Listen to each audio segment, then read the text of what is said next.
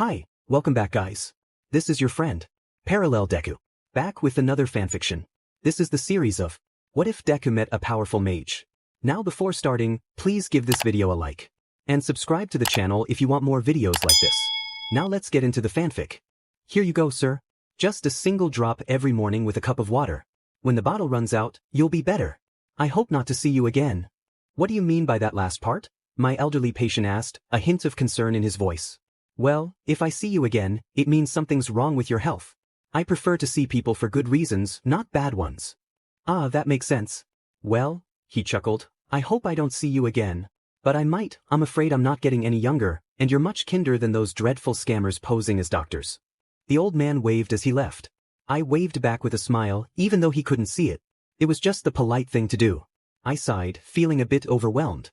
So many people came to see me, and I could really use a break. That man had come in with a persistent cough. His immune system was weakening, so I prepared a mixture to help boost it. As I began to tidy up my workstation, the soft clinks of vials and beakers created a soothing rhythm. It was messy, and constantly cleaning for the next patient was tiring. It would have been nice to have some help, but I had little to offer in return. I had a lot of beakers and glasses that needed constant washing, and I cleaned them as soon as I could since I had to reuse them quickly. Content with my cleaning, I checked my supplies. I needed to go on another supply run.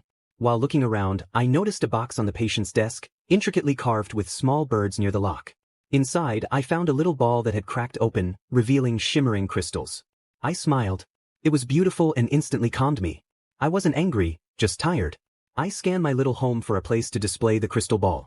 After searching through my storage, I found a small stand made of fine wood. I placed it on one of my emptier shelves, a gift from a previous patient who was a carpenter. He had crafted it for me when he noticed I had little space for my herbs. Everyone in this small village was kind to me, which was expected since I provided free medicine and treatment without payment. I had even helped cure some seemingly incurable diseases. Carefully, I removed the ball from the box and placed it on the wooden stand. It felt like it belonged there. I wondered about the stand's origin. It was an odd item to have, but it had found its purpose, so I didn't mind. I took a few steps to the other side of my house to grab a vial of red liquid sitting beside my herbs. Many bottles needed refilling, but I could ask one of my previous patients for help. I could refill the one in my hand myself, though it was a lengthy process.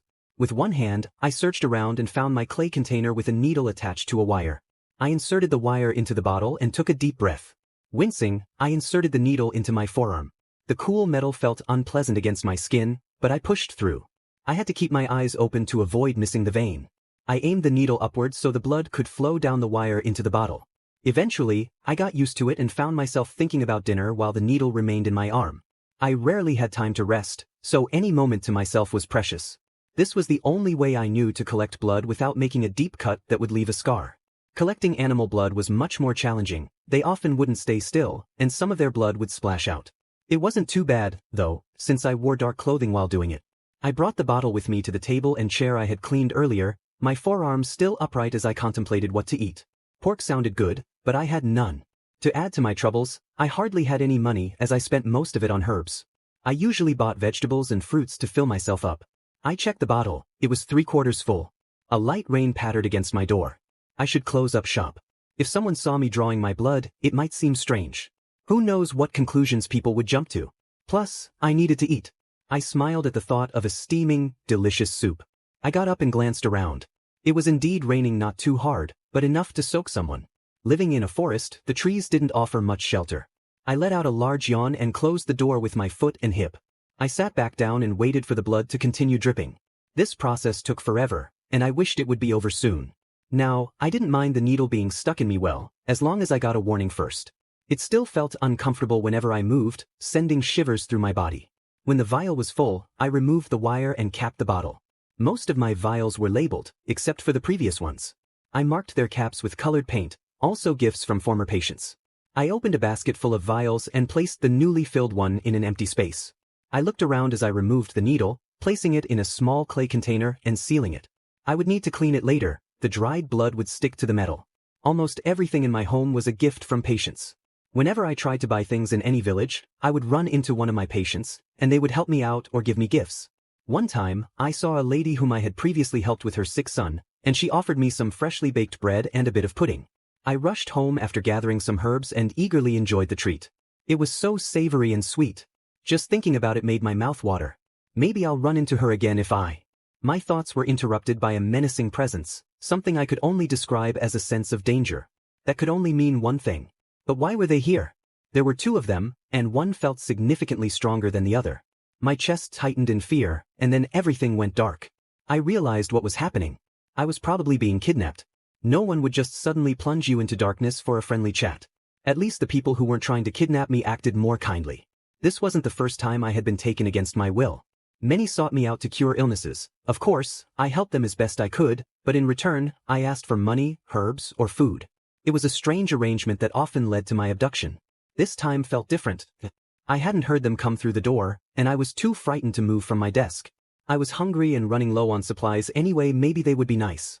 It was a bit sad that I was excited about the prospect of being fed through such an ordeal.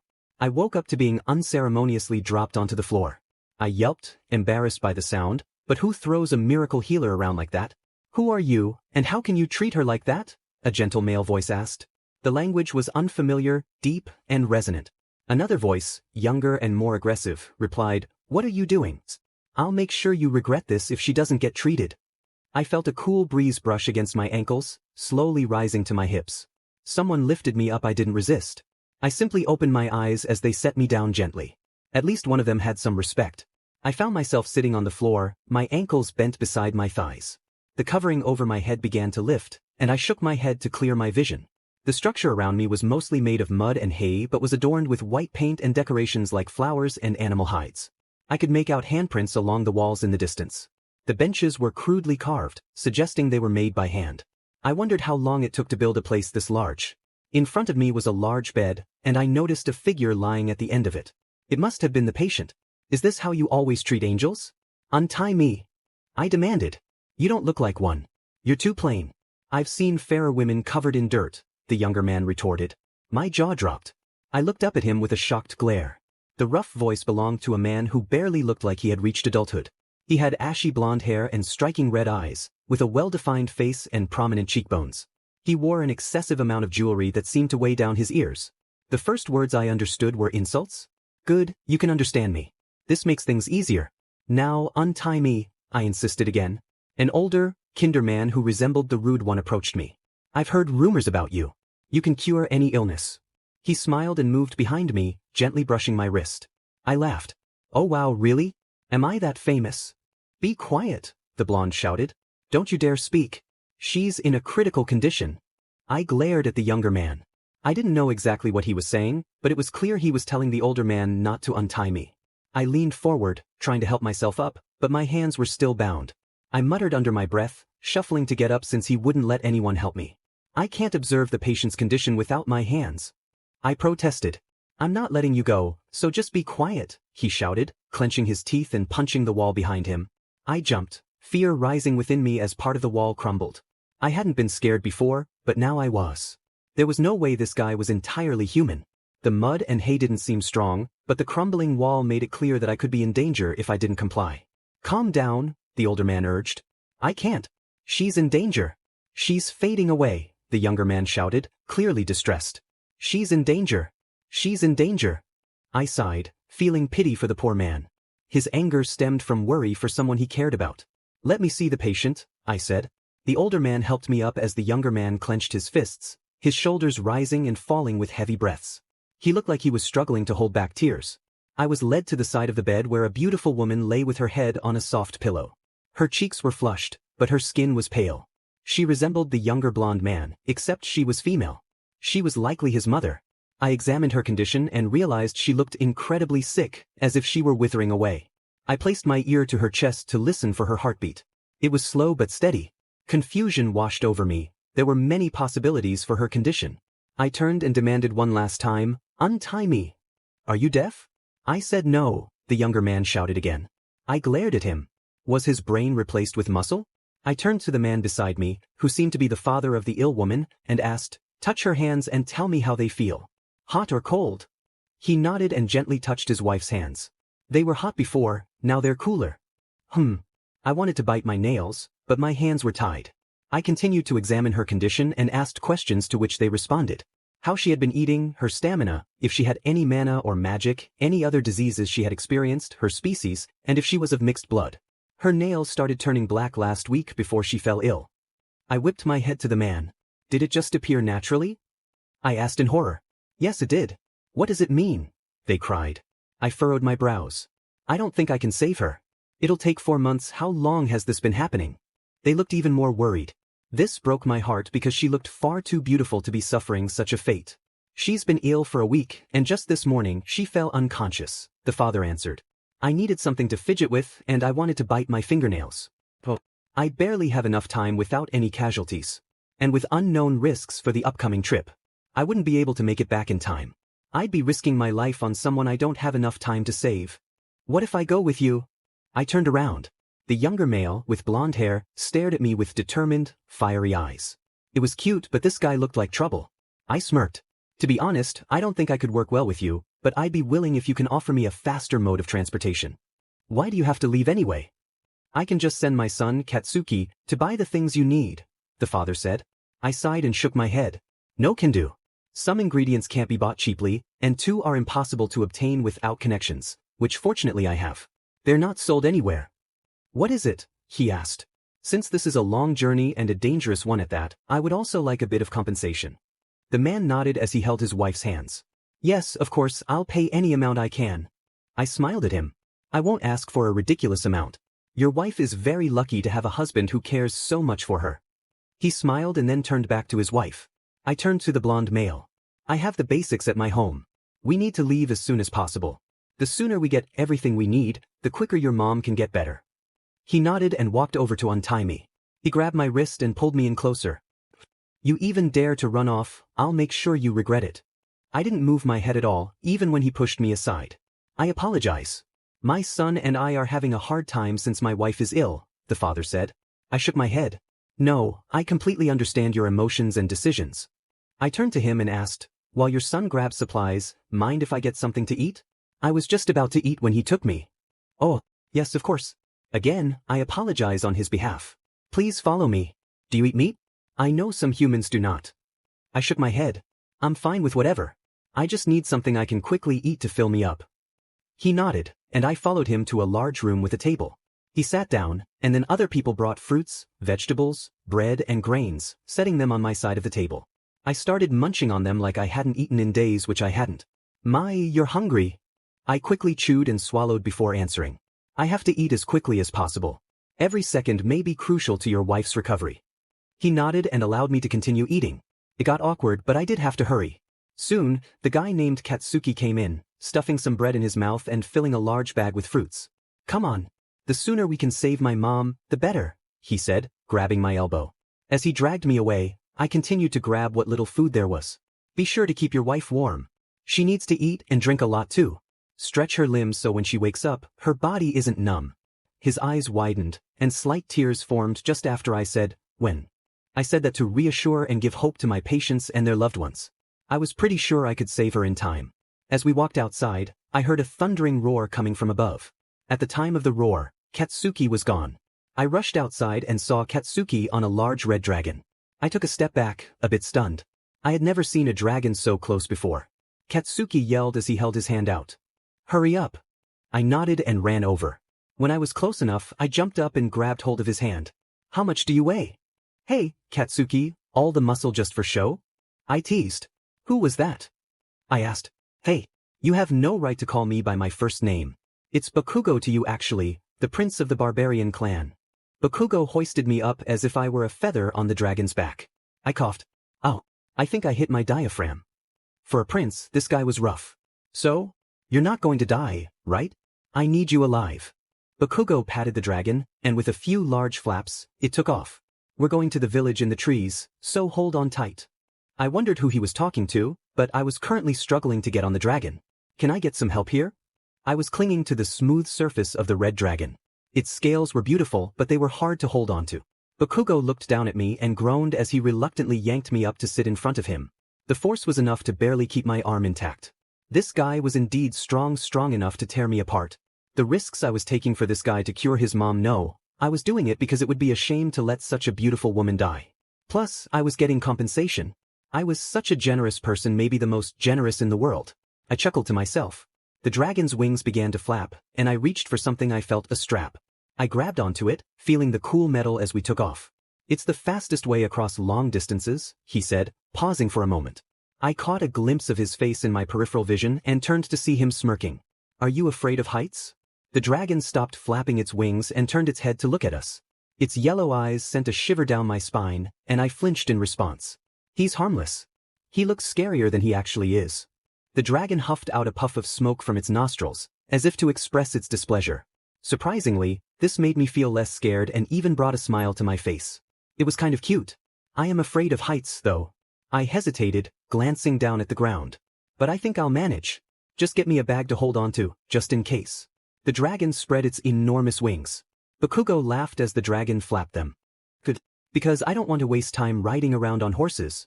With a sudden, powerful push, we were lifted off the soft, safe ground and into the brisk winds of the sky. My stomach sank as we ascended, and I loathed the feeling. I mentally groaned, realizing I would have to endure this sensation more than once. My breath quickened as I adjusted to the air pressure. The air is thinner up here compared to the ground.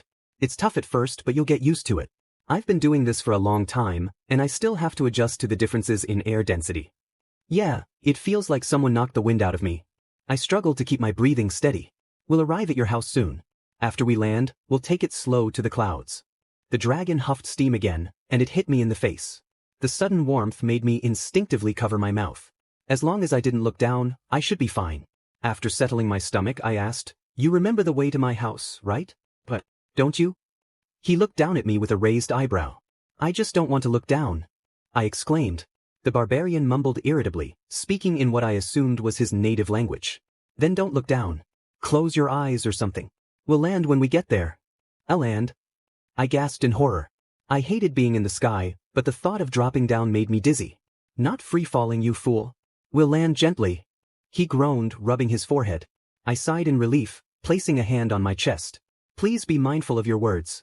I'm only on a dragon because it's the fastest way to travel." "Here we are. Hurry up and grab your things," Bakugo said, jumping off the dragon. I carefully slid my foot and leg over the dragon's side and gently lowered myself until my feet touched the ground. I held my stomach as I looked back at my home nestled in the tree.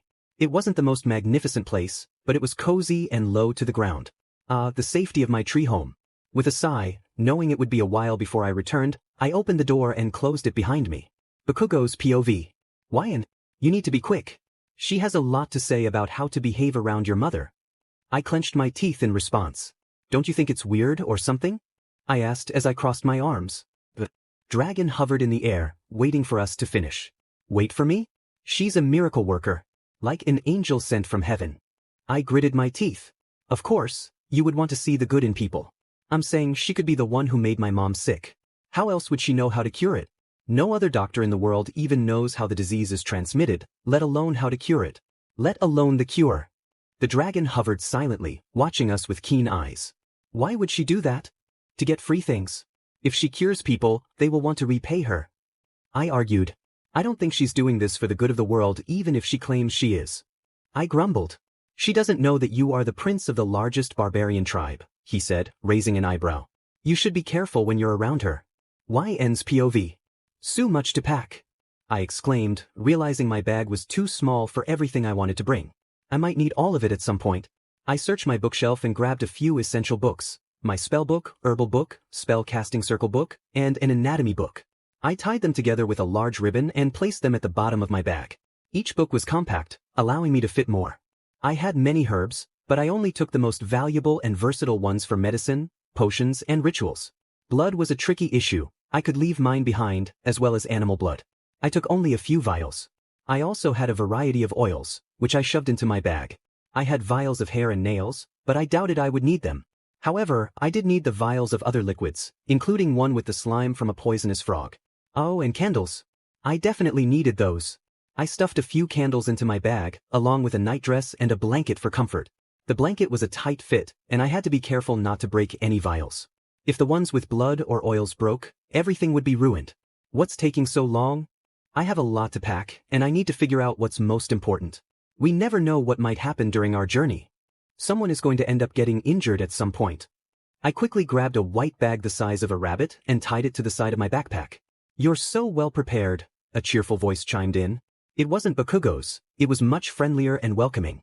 I could take a good look at them later, right now I needed to pack. Excuse me, but who is he? I asked Bakugo as I packed some crystals into my bag. He's the dragon we used to get over here. How do you do, Ms. Angel? I'm quite alright, thank you very much. How are you? I replied. I'm alright, he responded happily. Thank goodness I wasn't going to be stuck alone with a hothead for a while. The friendlier voice chuckled. She's a funny human. I like her. She's so nonchalant about me. She doesn't even look at me. Bakugo grunted and replied, why would you want her to look at something so ugly for a pet? There's prettier women in the village. It's very rude to talk in a language someone can't understand, I said, glancing through my flower collection. I didn't think I needed them since flowers were everywhere, so I stopped rummaging through my own home. Sorry, the friendly voice said. I slung my bag over my shoulders and hurried outside. I didn't have anything else, so it was time to go. All is forgiven. Now that I'm finished, we can go. About time. Bakugo groaned as he got up from the ground. He walked over to me and picked me up. My stomach landed hard on his shoulder. Could you be gentler? I coughed a bit. It's not like you're going to die, so calm down. I felt something rising in my throat. I went to cover my mouth, but I was suddenly thrown back onto a hard surface. What am I, a rag doll? This is just unfair. I shouted as I grunted and tried to cling to whatever I was on. The barbarian jumped up and landed perfectly on what we were on. It was red. It was the dragon again. The boy I was talking to earlier had transformed back into a dragon. I hadn't seen what he looked like yet since I was packing during our short conversation. Bakugo, help her. She's going to fall off, the dragon cried. The barbarian grumbled as he picked me up by my bag and positioned me in front of him. He wrapped one arm around my waist. I leaned forward to check through my bag. Hey, what are you doing? Since you threw me, I have to check to see which vials are broken. I shot back. I took off my pack and complained under my breath as I looked through my things. I began to mumble. The blood vials are mixed and some of the empty vials are broken. Do you know how hard it is to get some of these? And some of them are on my blanket. I checked my dress and only saw a light stain on the side. I glared at the uncivilized barbarian. You owe me new things. Whatever. I clenched my bag. Some of those vials contained rare ingredients, and now they were smashed. We had just started our journey, and this was already happening. Don't throw me around like that, you hear? I glared at him. So what? What are you going to do about it? You're weak. One of the vials you broke had an ingredient I needed to make a cure potion for your mother. He furrowed his brows and looked down. He raised a hand and tugged at his hair. Sorry, he mumbled. He looked back at me. Can you get them back? That requires a detour, I said, grabbing a small yellow flower. Is that it? Why can't you just leave it be or put it in another container? Just as his sentence ended, the bright yellow flower that I had just taken out of my backpack withered and crumbled away like dust. That flower can't survive more than a few seconds in normal air after being picked. It requires a nymph's breath sealed inside its container. Never heard of that before. What kind of flower is it? The dragon asked. I began to pick some of the shattered vials out of my bag as we started to fly. Its name is deceptive. It's known as the flower of everlasting life. Oh, I've heard of that. It doesn't grant eternal life but can be dangerous. Never knew it could die if exposed for too long to normal air. Correct. It doesn't make anyone immortal. All it does is cure the gravely sick. If a healthy person consumed it, the flower would harm the healthy cells since there are no harmful cells to target. So it's like a poison to the healthy but a cure for the sickly? I nodded. If prepared correctly. How many ingredients do we need for the cure? 5 main ingredients, with a couple of common ones. Since the everlasting flower is gone, now I only have one of the main ingredients. What's the main ingredient? The dragon asked. What's your name? I can't just call you dragon the whole journey. Ijiro Kirishima. You can call me Kirishima. Or spiky hair. Why are you so rude to a dragon? I bet you're jealous. Sorry, Kirishima, I'm YN. Anyway, we need an everlasting flower, a cannibal flower, pearl dust which I have the pearl for it, some lionfish spines and... Lionfish spines? We don't put them in the potion. It's just in case the everlasting flower harms some healthy cells. We just prick your mother with the amount she needs. So you're saying the cure can still backfire even after that man-eating flower nullifies the harmful effects? There's a possibility, yes. It depends on how much the cannibal flower has consumed. It gives off a certain amount of toxins. So how will we know how much it has consumed? Simply by the color of its petals. The color? More specifically the shade of purple, but even then, sometimes it's hard to estimate the amount of blood it's taken in. It doesn't take human lives? Kirishima asked, a hint of concern in his voice. My smile began to widen. It can. The larger the amount of blood, the healthier the blood, or the larger the sacrifice, causes the color to deepen. You can't drown the flower in blood either. It will slowly absorb what it's given or consume from the inside out until it finally makes its way to the surface. Man, you sure are a good storyteller. Kirishima seemed a bit nervous, no, frightened. It's true though, I told him with a gentle smile as I tucked some hair behind my ear. The wind made me feel light and refreshed. Anyways, we need to head to the island where the first ingredient is found. Hold on. I noticed Kirishima was the one doing most of the talking. The barbarian was more of a listener, which was fine by me. I preferred someone who talked too much over someone who said too little. Silence would drive me crazy. Is there a special way to contain the cannibal flower? Not really. Just keep it away from living things. It can be quite painful if it gets to you. Just place it in a sturdy container so the roots can't reach out. We need to feed it some meat now and then to keep it alive. But don't worry, it moves slowly, so you have a chance to escape. But once it digs in, you're on your own. That's somewhat reassuring. If it digs into your skin, it plants its seeds in your muscles and they sprout from there. Depending on the blood flow, they'll grow quickly. It can be removed, but it will hurt a lot since the roots may have burrowed deeper into your muscles. Will you die?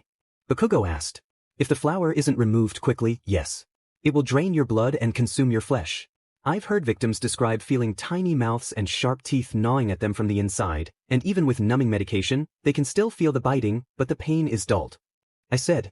Sometimes, victims are relieved because doctors can't remove the flower. By relieved, morally killed. Kirishima shivered and we could feel it too.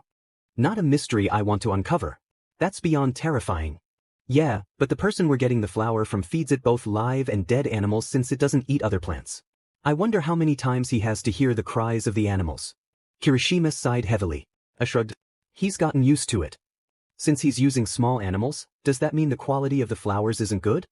Yeah, but that'll be fine. I began to think about how the potions would be used. The cannibal flower potion would consume the blood first before going for the woman's. Then, the life flower in a separate potion would be consumed after she starts to feel significant pain. She would get worse before she got better. The life flower would attack the cannibal one since it's considered bad. My thoughts were interrupted by Bakugo. What are you thinking about? How the cure is made. Kirishima chimed in. There's no point in you staying awake, go to sleep. Bakugo and I have got this. You know the way, right? I asked Kirishima. I looked around. The sun was close to setting, maybe an hour or two left. I stretched and Bakugo complained with a grumble. Get your arms out of my face, I can't see. You know you're being rude, right? I sighed. Shut up, he yelled. You don't even need to see when Kirishima's the one flying, not you. I grabbed my backpack and took out my blanket. It still had damp red stains and glass from the vials. I groaned in frustration and put my backpack back on.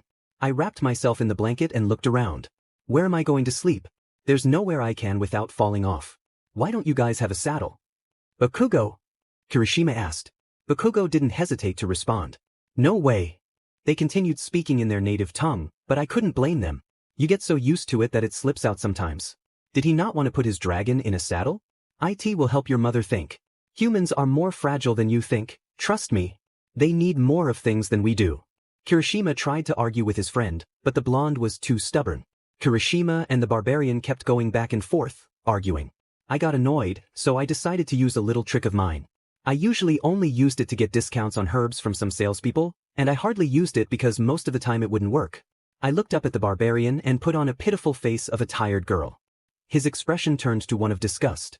Fine, I'll let you sleep on me. Just don't ever look at me like that again. Your face is enough to make me want to GG. I glared at him. Okay, the cute eyes didn't work how I wanted them to, but I still got what I wanted, I guess. The urge to punch him didn't fade, though. He honestly deserved it. But I was too tired to act on it. Sure, I did sleep when he knocked me out, but I had pulled an all-nighter the night before. As much as I wanted to change into my soft and comfy pajamas, I didn't want to risk falling off while changing or letting this guy get a view. I hugged my bag and pondered my question. So, where is the least bothersome place for me to sleep on you? You can rest on my left arm, he said. I nodded and leaned over slowly. When my head finally touched the barbarian, he flinched. This was going to be awkward without a saddle. I could see it now. I probably wouldn't get any sleep. Well, I hardly did anyway. Not a good thing to say, but it was true. I was too busy experimenting with medicine and potions. If it was silent, I didn't think I would breathe because it would be too awkward. I also had this habit of matching my breathing with whoever was beside me. Great, now I was holding my breath. I shook my head to force the thought away. What's wrong with you? Nothing. Sorry. I sighed and leaned back, closing my eyes. I tried to relax and eventually it worked, but the wind was a bit loud in my ears, so it took a while. I tried to go to sleep but I just couldn't. The situation was far too awkward. I should have taken the sleeping medication I packed. My heart was racing so fast I was sure this man could feel it. Why aren't you asleep? The barbarian asked. I didn't think the situation would be so nerve-wracking. I admitted. Guess you're not sleeping tonight. Bakugo. Humans need sleep. Kirishima cried. I explained. Human children need sleep. If they don't get enough, they get tired and aren't at their best. A grown adult human can get through the day with only 4 hours of rest. I hadn't slept the night before, so I was tired, but I couldn't seem to fall asleep. Should I knock you out? The man suggested. His serious expression made me even more anxious as he held up his hand. No, that won't be necessary. I laughed nervously and waved my hands while looking up at him. He was dead serious and that scared me. I couldn't see him very well, but I noticed his hair moving in the wind. His eyes were striking too. If I saw those eyes in a dark cave, I would assume they belonged to a predator and run the other way. If it weren't for his intimidating demeanor, I might have thought he was handsome under the moonlight. I'll try to sleep now, I said, moving abruptly, startling him. I was definitely taking sleeping medicine for the rest of the nights in the sky. There was no way I could function properly without sleep. I didn't want to pass out at the worst possible time. Imagine falling asleep while trying to make medicine. But I might burn my entire face off. I felt someone rummaging through my bag. I opened my eyes to see the barbarian's hands searching through it. What are you doing? I asked. Don't you have a blanket in here? He asked. I nodded. Why don't you use it? You stained it. I complained. He glared at me and I fell silent. I quietly grabbed my blanket from my bag and wrapped it around myself. It was large but thin, so I had to fold it in half and hug it close. It was hard to keep it from flying away, and I was afraid it would while I slept. This guy wouldn't care at all, and Kirishima wouldn't notice. I decided to tuck a bit of the blanket into my skirt to keep it from blowing away too easily. I felt less nervous than before.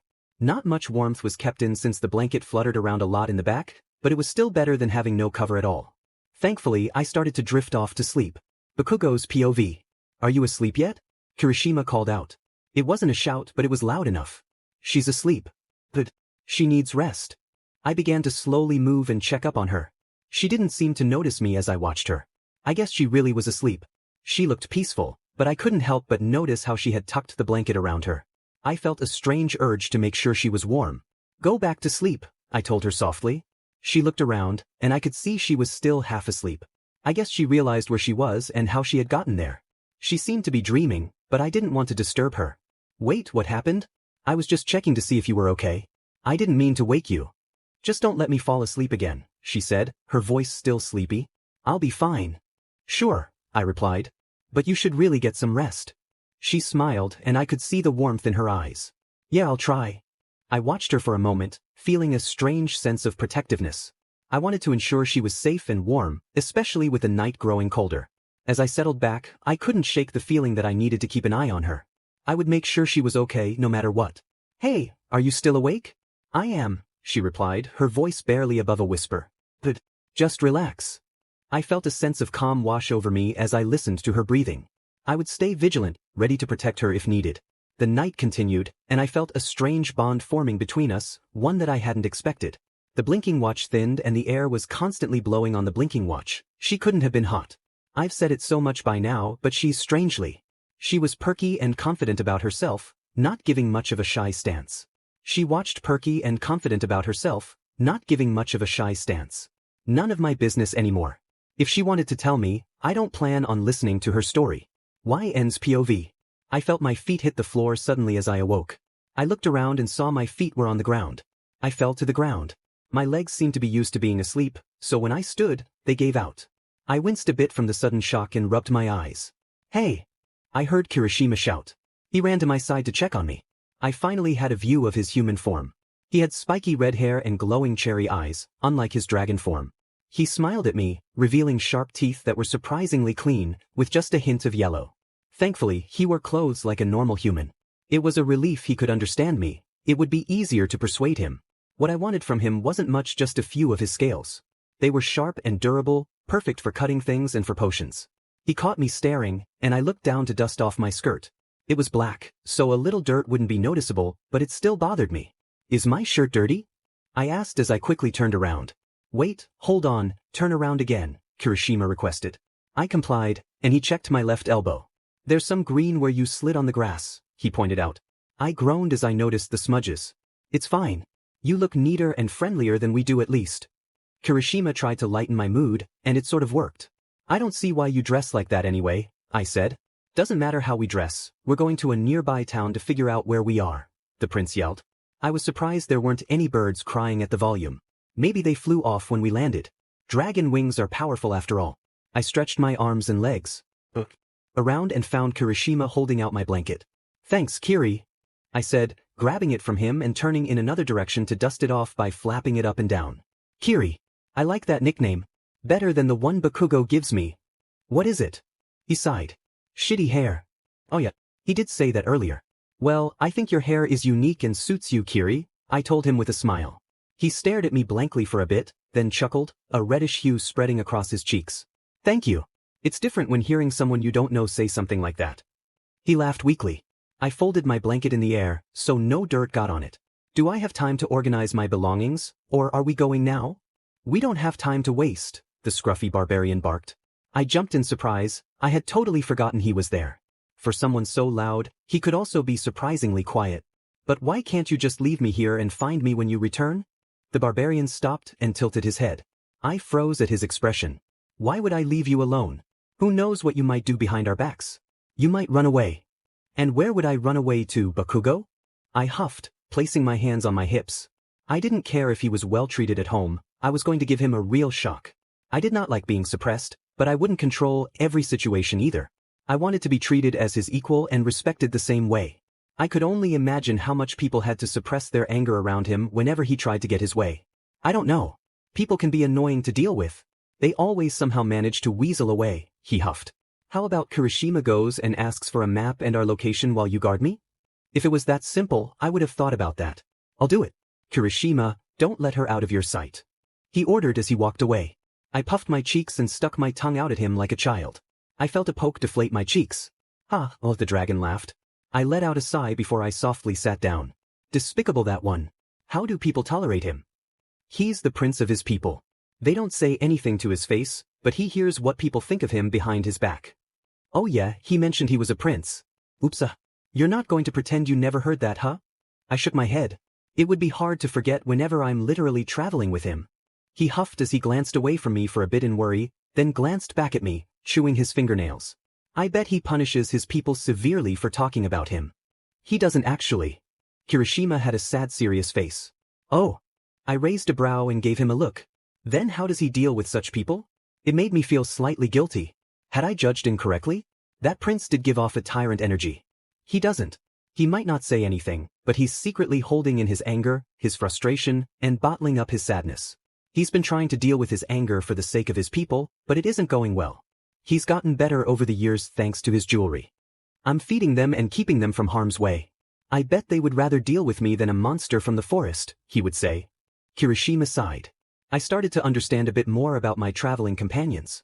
How much and how detailed the dragon explained his partner's difficulties made me feel guilty about judging the prince, but he was the one who gave off such an impression in the first place. He seemed to know the prince very well. You seem to know a lot about the prince, Kirishima, I mentioned. Well, we're in this contract, a link you could say. Our minds, bodies, and spirits are connected, he explained. So you can sense what the other is thinking? I asked. We get a general idea. We feel and think similarly, but we still have our own thoughts and emotions. I felt a pang of sympathy for the dragon, having to share the burdens of a rude and angry person. What happens when he dies? The contract ends, and I lose my connection with my contractor, the prince. Well, not entirely. He raised a hand to his chest and closed his eyes. When one of us dies, their spirit transfers to the one who remains. They can feel the other's presence but can't communicate. You can't bring them back? He shook his head, and the mood grew heavier. I decided to change the subject. Why is your prince so rude to me when I'm only trying to help? That's classified information, miss. He smiled, raising his hands in mock surrender. I bit my lip and looked away. As much as the prince is right about protecting his people, he is still in the wrong, I said, crossing my arms after picking up my bag. I began to organize its contents, pulling out broken vials and setting them aside. Do you think he's going to get food? I asked. He's not planning to. He would hunt with me, but since he's not here, it's up to us. I placed my blanket at the bottom of the bag, followed by my nightgown and ingredients. I felt a bit awkward. I don't hunt. I usually get food from the village near my house and cook it at home, I admitted, feeling a little like a freeloader. Alright, you're cooking. And since Bakugo would be furious if I let you out of my sight, you're coming with me. I'm fine with that. I prefer being with you than with that prince. I closed my bag and slung it over my shoulder. Just to be clear, I can be very quiet on my own, but not with my current shoes and bag. Can you try to keep it to a minimum? I can, but please wait a moment while I arrange my bag. He nodded, and I sat down again. I opened my bag and carefully placed the noisy vials and anything that could make loud sounds around my nightgown and blanket, putting more fragile items underneath. I then untied my boots and took them off. I hesitated to remove my socks, imagining walking barefoot and shivering at the thought. That was a definite no. I knew I would have to wash my socks later, but I also needed to clean my blanket and nightgown, so it didn't matter. I just disliked the idea of walking without shoes. What's the matter? Kirishima asked. I don't want to cut my feet, so I'm keeping my socks on, I complained, feeling like I was being too whiny. Alright then. I gently placed my shoes in my bag and closed it up. It went back on my shoulders and we set off. Kirishima took out a knife from his holster and began to move stealthily, crouching low. I figured nearby animals would have already fled from our voices, and since we were near a village, I wondered why any animals would be around. I thought it might be better to walk a bit before sneaking, but he seemed to know what he was doing. I felt awkward crouching, so I just followed Kirishima. Dragons had a better sense of smell and hearing than humans, so I watched where I stepped, trying not to crunch any leaves or twigs. This continued for a while until Kirishima eventually caught a boar. He carried it effortlessly as if it were a bundle of leaves. Dragons were strong, of course, but it still made me feel a bit weak in comparison. We returned to our camp by midday to find Bakugo had already built a fire and prepared a place to roast the boar. I guess they were indeed linked. I let them handle the cooking. Kirishima didn't pressure me to help, which made me a bit uncomfortable. She can't cook? The prince asked. Just because I'm a woman doesn't mean I can't cook, but for your information, I can, your highness. Bakugo shot me a glare. Whatever, just eat. I sighed and settled down near the fire. Food's ready. Kirishima soon handed me a large leaf with a chunk of meat on it. I accepted it gratefully and began to eat slowly. It was hot, so I blew on it before tearing it apart, as there was no silverware. The first bite was dry and lacked flavor. The prince devoured his food aggressively, like someone who hadn't eaten in days, while Kirishima seemed to have more respect for the meal. They were like night and day. I wondered how they managed to form a contract. The only conclusion I could come to was that Kirishima had been forced into this link. I wouldn't willingly connect with someone so crude. Does he always eat like that? I asked. Not when his mother or important people are around. He keeps himself clean and proper. The poor animal isn't being appreciated. I sighed. Just eat. The animal's dead. It doesn't have feelings anymore, the prince snapped, his mouth full. I stared at him, feeling a mix of annoyance, disgust, and sadness. Hey YN. Kirishima called. Here's the map.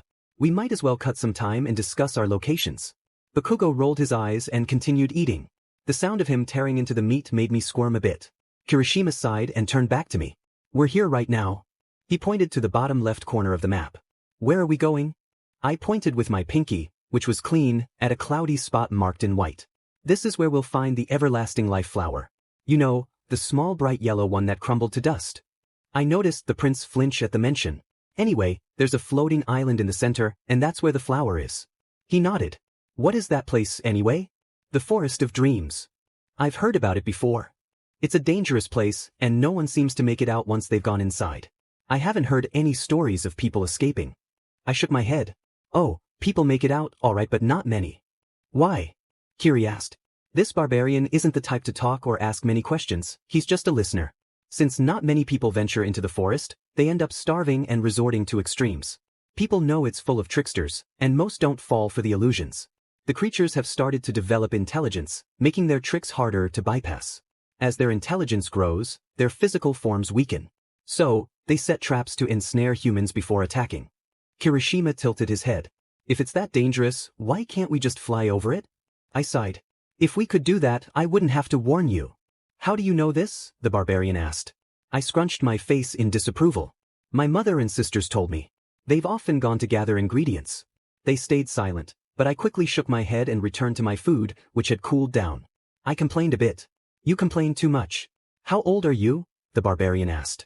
I'm 20 years young, thank you very much. I huffed. Grow up, he shouted. I could say the same to you. You yell and argue too much. You're like a child in a grown man's body. I shot back. I could hear Kirishima chuckling. We both turned to him and shouted in unison, what? He wiped away a tear. Two things. 1, you look like a couple arguing. 2, I'm older than both of you combined. I'm 180 years old. You're a dragon, so that's understandable, but how are we a couple? I wouldn't date him if he were the last man on Earth. I exclaimed. She's annoying and childish. I'd rather face a dragon than court her. Say something like that again, and I'll make you regret it. Wow, you both are so scary. He chuckled to himself as I and the prince continued our playful bickering. Kirishima soon sighed and shoved his fingers in his ears, acting like he was stuck with 2 squabbling children. He shouted over us, by doing this, you're not making your points any clearer. We're just wasting time. The barbarian stopped, but I crossed my arms. Oh come on, it was funny, I laughed. You're wasting time when we should be focused, the barbarian accused. I furrowed my brows and uncrossed my arms, being careful with the piece of meat on a leaf. First of all, we're just sitting around a campfire and eating. Second, I wouldn't let someone like your mother die. It would be such a waste. She's like an angel, I said, clasping my hands together. He gave me a bewildered look. She is anything but an angel. I sighed and got up. Could someone help put out the fire? Kirishima called out. I started gathering our things. Can we wash our clothes? I asked. We don't have time to waste. But we could save a lot of time with Kirishima. Like a month's worth of travel time. He crossed his arms and raised an eyebrow. Fine, we'll take today off as a break, then get back in the sky for a couple more days. I groaned and let my head droop. Quit complaining unless you want to face Bakugo. Bakugo? Would it kill you to call me by my name? Kirishima cried. He doesn't even have a nickname for me. He keeps changing his insults. It's ridiculous, I said, crossing my arms. You're ridiculous. I placed a hand on my heart and looked away dramatically. Oh my, I'm so offended. You better take that back. The barbarian grabbed my wrist and lifted me slightly off the ground. Say that again? Let go. It's not that big of a deal. I cried in frustration. He finally released me, and I stepped back to regain my balance. My arm throbbed and I checked it. Thankfully, there were no bruises, but my wrist was a little red and warm. Why and are you okay? The dragon? No, I'm not okay. I shouted. Honestly. I glared at my wrist, realizing this prince really had anger issues. Sorry about him, Kirishima said. His emotions are all over the place. I'm barely keeping him calm with my own feelings. Just be mindful of his situation. I can't fully understand what he's going through since I've never lost anyone close to me, but I'll tone it down. Is there a nearby water source? I need to cool down my wrist, wash my clothes and bathe. I said. He pointed in a direction, and I took off, not wanting to take too long since the guys probably needed to bathe as well. I soon heard footsteps behind me. I turned around, and the prince was just a few steps behind. I told you not to follow me. Do you not understand? More like, do you understand? I'm not giving you the chance to run away. This guy. I huffed as I turned to face him. Do I have to keep saying this? Where would I run off to? How am I supposed to gain your trust? He stared at me for what felt like an eternity, contemplating. You come right back, he pointed to the ground, or I'll hunt you down day and night. And when I find you, in a sincere tone I said, I got it, Your Highness. I'll be back in half an hour. Start shouting for me if I take too long. He just stared me down as I walked backward a few steps before turning and walking away. You have to show me proof that you washed your clothes. And I can tell if you just dumped them in water, so no point in lying. I know. I'll try to be quick. It took me a few minutes to reach the river. I knew I was close when I started hearing the sound of running water. I set my things down and took out what I needed to wash. My nightgown, 3 rags, my large olive-colored blanket, and empty vials. It wasn't much, but the stains would take a while to get out. I started by washing my items first so they could dry while I bathed. I began with the vials, cleaning them and placing them on the ground. I didn't have anything to dry my belongings on, and I was a bit too forgetful to bring my clothing line. I simply laid them out on the grass. Washing my nightgown was a challenge, but my blanket and black socks were easier. Unfortunately, I had washed the blood off too late, and the stains had already set into my things. My lovely chemise dress was ruined. The dark reddish-brown of the blood had taken away the gentle aura the soft pink fabric once had. It was quite disheartening. I realized I hadn't brought any cotton with me. I turned around and rummaged through my bag. No luck. I would be in trouble if my MNSTRL cycle started. I would figure it out once the guys finished bathing. We could head down to the village quickly to grab what I needed. Simple enough. The prince was the only concern. I could already picture his reaction. We're wasting too much time. Although, I might be wrong and he could get flustered and relent. I really hoped he would get flustered and give in. Kirishima was easier to predict. He would definitely get flustered and do his best to help. He was more chivalrous than the prince, at least. Once I finished washing my things, I finally took a bath. It was very peaceful. I could hear the birds singing their tunes, which was quite pleasant. As much as I wanted to take my time, I knew the prince would probably start urging me to hurry up. I touched the ends of my hair. It was growing longer, now reaching my shoulders. I thought it might be time for another trim. I put my clothes back on, but they were still damp and clung to my skin. If I wrung them out, they would end up wrinkled. I had nothing to dry them quickly, so I relied on the sun. I shuffled back to the little campfire and found the meat completely gone. The bones were tossed aside with small bits of meat still clinging to them. "Oh hey Xueyun, are you done yet?" Kirishima called out, holding a large piece of meat in his hands, his face smeared with grease. Maybe these two were more alike than I thought, just one was more modest and considerate. I couldn't help but smile. Dragons eat a lot, don't they? I laughed. Of course.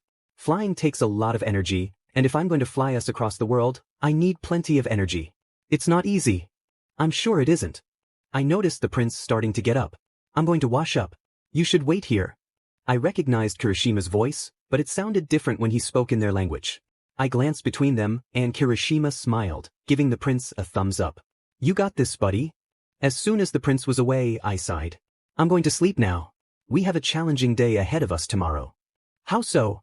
Kirishima asked. "I'll tell you in the morning as we head out," I replied. "Yeah, it would be better if Bakugo was here to hear it too. I couldn't ask you to stay up just to wait for him when you're so tired." "Exactly.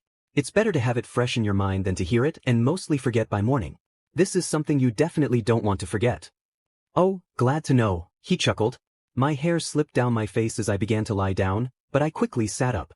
"Hey, Kirishima, could you grab my bag?" He handed me my bag, and I rummaged through it until I found my scissors. I started to slowly cut my hair. I had been doing this for a while, so I was getting used to it. I still had some trouble sometimes, but I managed to cut my hair more easily now. "Your hair's pretty." "Not sure why you cut it," Kirishima commented. I looked at him. My hair gets in the way a lot, so I find it better to cut it off. If I could, I would go bald. But if I did that, my head would get cold all the time. I laughed at the thought. I would have to wear a woolly cap to keep warm during the sudden chills. My house was small, but it was basically a lamp. If I had too big of a fire, everything would catch fire, and the whole village would be in danger. "Do you really dislike your hair that much?" "Just tie it back," he suggested. I frowned at him. "I do tie it back, but only when I'm working on potions and medicine, especially while cooking. My hair keeps my ears warm." "Why cut it in the first place?" he asked. "Simple. It gets in the way, and it's a hassle to maintain all the time. I have to brush it thoroughly every day and add products to it. I just got tired of it and decided to cut it all off." "Oh, well, continue then." I laughed as I continued to cut my hair until I was satisfied with the length. I ran my fingers through it to measure it against the rest of my hair. For extra help, I asked Kirishima to be my eyes from behind. "Are you sure it's the same length?" I shouted. "I'm sure," the dragon chuckled. "You're laughing. Are you absolutely sure? Because I can't see from behind me, and I can't tell if you're messing with me or not." "It's fine, Xueyun. I have to make sure." Kirishima was a big help. The back part of my hair was always difficult to measure.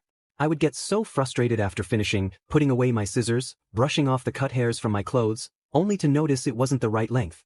"Are you positive?" I asked one last time. Xueyun just put the scissors down. Kirishima groaned as he lay on his side. "I don't like it when someone points out my uneven hair." "I get it, but it looks fine. And look at my hair. It's all uneven."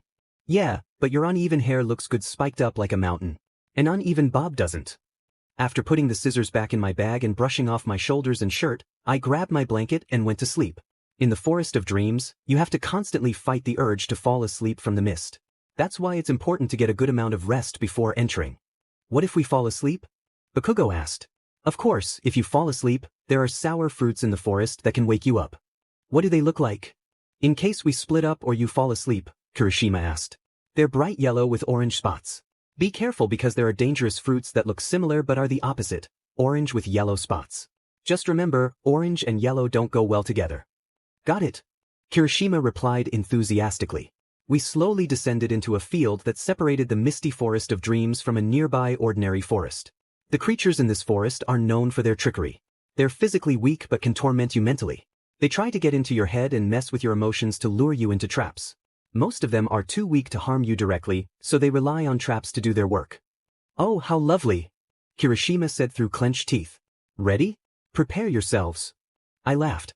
"I've never been inside myself, but it doesn't sound too tricky." The prince shouted, "What?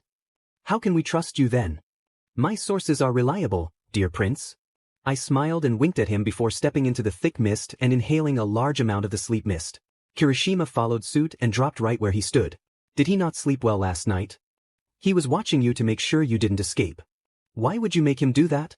I groaned, rubbing my cheeks and blowing out a frustrated breath. I threw my hands up in the air and then placed them on my hips, tapping my foot. "Now I have to find the fruit to wake him up." The prince sighed. "Get back here soon." Did he trust me more to be alone than to be with his unconscious dragon? It didn't matter. I didn't trust him to resist the creature's lure. With his friend in danger, he would likely be more alert. I nodded. "Of course. I can handle myself, but I'm not sure about you. Stay with him, and don't believe anything you see or hear. Remember, we're in the forest of tricksters. How will I know it's really you when you show up? The creatures could pretend to be you with the fruit. You attack everything. But you're weak. What if I accidentally hurt the real you? The creatures can't dodge very well since they're extremely weak from hunger. I'll do my best to avoid any attacks. Just keep your eyes on Kirishima." "I know that. Now go get that fruit," he shouted. I walked deeper into the forest. Bakugo's POV. I could hear voices echoing in my mind, but I couldn't make sense of them. I felt trapped in a haze, unable to escape. I shouted, "Get out of my head," as I pulled myself out of the fog. The voices grew louder and I struggled to focus. I had to fight against this mental torment. I couldn't let them win. I needed to break free from this illusion. I pushed against the weight of the fog, determined to find my way back to reality. YN's POV. The fog was thicker than I had expected. Searching for that sour fruit in this eerie forest was going to be challenging. "Hello." I heard a whisper. Great, now it starts. I gritted my teeth. "Hello, can you hear me? I need your help." "Don't respond. Just ignore it. Please, I really need your help. There are dangers lurking here." I sighed, looking up at the trees and down at my feet. It was normal for there to be holes and traps on the ground. I had to stay focused and keep moving forward. I clenched my fists and shouted up at the sky, "Leave me alone. I won't give in. I refuse to let you control me. Stop trying to manipulate me. I know what you're doing. Enough. Just stop talking. If you react, they only become more relentless. They're desperate. Leave me be. I won't fall for your tricks. You think you can scare me into SBMSN? You're mistaken." I spotted a tree with sour yellow fruit speckled with orange. I began to climb it but hesitated, wondering if it was an illusion or a trap. To test it, I grabbed a large rock and threw it beneath the fruit. Nothing happened. I resumed climbing, getting closer to the tree. I glanced down for just a moment, and that brief second filled me with dread. "Help. Someone please. I can't hold on much longer. I won't let these memories drag me down." I was dangling high above the ground from a tower, my legs swinging beneath a tattered nightgown. The drop was so far that I knew I would be shattered if I fell. I felt myself slipping and caught myself just in time. These monsters were dredging up my fears to make me fall. I looked at my trembling hands and smacked myself to regain focus. I slowly inched toward the fruit and grasped it firmly. With all my strength, I pulled and it snapped from the branch. I smiled and carefully climbed down the tree, jogging back the way I had come. I couldn't call out for the prince. I might lead myself into a trap. I just followed the path I had taken. When I returned, I saw Kirishima being attacked by tiny creatures, and an illusion was embracing the prince, disguised as his mother. "That's just wrong." Without wasting a moment, I shouted at him. "That's not your mother.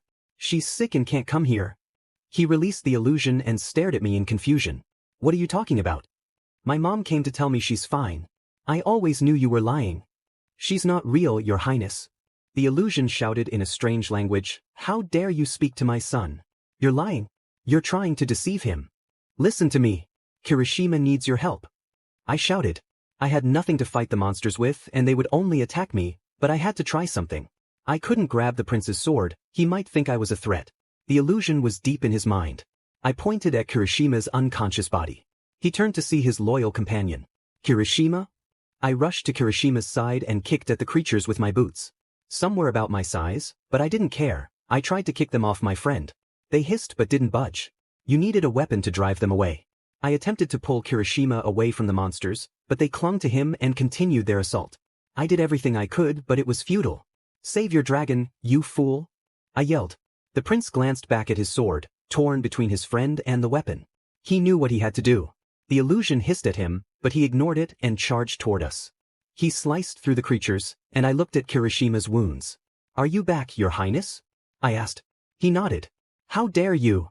The beautiful illusion glared at us, continuing her tirade. You're not my son. My son wouldn't betray me like this. You will regret this. Bakugo pointed his sword at the creature posing as his mother.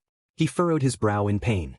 He didn't seem injured, but it was clear he was wavering under the creature's influence. You'll regret this if you think you can threaten my mother, he shouted, his voice filled with determination, though his arm trembled slightly. The creature lowered its chin, staring us down. How cruel the prince is. You will pay dearly for your defiance. Bakugo's POV for a moment. I walked closer to the illusion. It looked, sounded, smelled and felt like my mother, but it wasn't her. It was a trick. I felt the weight of the illusion's presence, but I knew I couldn't let it control me. I had to fight against it. Leave. I commanded. The beautiful illusion glared at me, but I stood firm. Move. I rushed forward, the sword ready in my hand, determined to cut through the illusion and save my friend. I could feel the weight of my resolve as I charged through the creatures, slicing them away from Kirishima. Stay back. I shouted, pushing through the haze of doubt. I was here to protect my friend, and I wouldn't let anything stop me. I felt the adrenaline surge as I fought, determined to save Kirishima and break the illusion's hold. I wouldn't let my fears dictate my actions. I was stronger than that. It's okay, I reassured Kirishima. It wasn't real. Your mother is safe at home, resting comfortably in bed. I could see the doubt in his eyes, but I knew I had to keep pushing forward. I wouldn't let this illusion win. I didn't know they could delve into memories. That illusion was speaking in your language as well. She held out a hand, a gentle smile on her face. I wondered how the forest could twist the truth and bend reality to pull me back to my past. How did your family manage to navigate in and out of the forest each time? She asked, glancing at him. I have no idea myself. Not like I can ask them right now anyway. She reached for the fruit hanging nearby, its vibrant colors catching her eye. She took a bite, and her expression quickly soured. This fruit is quite something, she said, trying to mask her distaste. How did it get its name? She laughed lightly. Are you all right? The dragon asked kindly. Oh yes.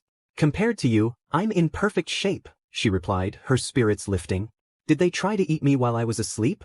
He exclaimed, his eyes wide. And this is why you should get a proper night's rest before entering this forest, she teased. How did you know to wake me up? He asked, still a bit bewildered. My sisters told me, she replied with a grin. Did your sisters move out when you came of age? He inquired. The girl shrugged. We're not technically allowed to leave without our mother's permission. She must be very protective of you all. I'm sure it's because she loves you. My mom doesn't like it when I get hurt, but I tell her I'm getting stronger that way. She chuckled softly. She has a strange way of showing her love for us. You know, I always try to talk to Bakugo whenever we go out, but he just hits me on the head, she said with a playful pout. That's because you were being foolish. You had it coming, he replied with a smirk. Poor you, she laughed. That's what I'm saying. I'm glad you agree with me. We all finally made it to the waterfall. With a bit of help from Kirishima's playful complaints, I managed to get the prince curious enough to taste the sour fruit. He spat it out dramatically, his face contorting in disgust. This tastes awful, he shouted. Kirishima nodded, grinning widely. I know, right? Using context clues, I assumed they were still talking about the fruit. I smiled mischievously at the prince as he shot me a glare.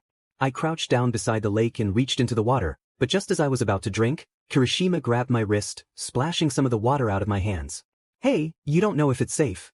You need to boil it first. Kirishima exclaimed. I pouted for a moment but then let the rest drop back into the lake. You don't have to worry about that.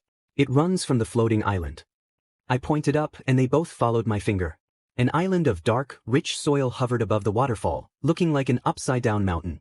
The water flowed freely from it and grasses and vines hung down, creating a lush scene. Flowers of many shades bloomed beneath the vines, some soft and gentle, while others were deep purples and vibrant reds. The prince approached us and asked, without a way to fly up, how could we get up there? I pondered for a moment. Without magic, I haven't heard of a way. It looks impossible. The vines aren't strong enough to carry a person. Good thing we can fly up. Should we go now? Kirishima suggested, pushing himself off the ground. I glanced at the prince. His expression was tense, and I could see his hands trembling slightly. Want to take a break? I think His Highness is still a bit shaken, I suggested. Kirishima looked at the prince, who was trying to compose himself. I'm fine, the prince insisted, clenching his fists. I knew better than to ignore the signs. At least wash your face, you're all covered in sweat. Take a minute for yourself. Kirishima needs to clean his wounds anyway. Kirishima took off his boots and rolled up his pants. I rummaged for bandages and a bottle of healing cream. His clothes took most of the damage, but his arms were scratched and bruised. I grabbed my diary and began scribbling notes while Bakugo helped Kirishima with the cream and bandages. I expected them to know basic first aid, given their combat experience. I looked up from my book to see the prince watching me. What are you writing? He asked. I was noting how to make the potion to cure your mother. Just in case something happens to me, you'll have a guide, I explained. Can we read it? Kirishima asked. I nodded and handed it to him as I stood up. Be my guest. I smiled. Kirishima nodded as the prince carefully took my diary and began flipping through it. Oh, I'd appreciate it if you only look at those 3 pages. It's personal. You can only look if I'm not around. Kirishima nodded again. Wasn't planning on it. I might as well cool off, I said, stretching my arms. We promise not to look, Kirishima assured me. I nodded and began to undress as I walked into the water. My notes were detailed with drawings and descriptions of various herbs and plants that could be used in potions and medicine. There were many herbs under the floating island that could be useful. They cost a lot too, so I could save money if I picked them myself. The chill enveloped me, but after swimming around in the deep water, I managed to push it aside and gather a lot of weeds and plants. I placed them on the shore and noticed the guys were still looking through my diary. I turned back and went down to grab some more plants. Bakugo's POV. I think we should look through it, I said. Kirishima nodded. But we shouldn't take too long, we're not supposed to be here if she finds out. I glanced back at the beach and made sure she wasn't watching. When she dove under the water, I dropped the book and flipped it to the next page. Well, we should definitely check it out now. Hey! I shouted as I heard a splash. I peeked over the edge and saw her swimming back up, her hair glistening as she emerged from the water. She looked determined and I couldn't help but admire her spirit. YN! I called out, trying to get her attention.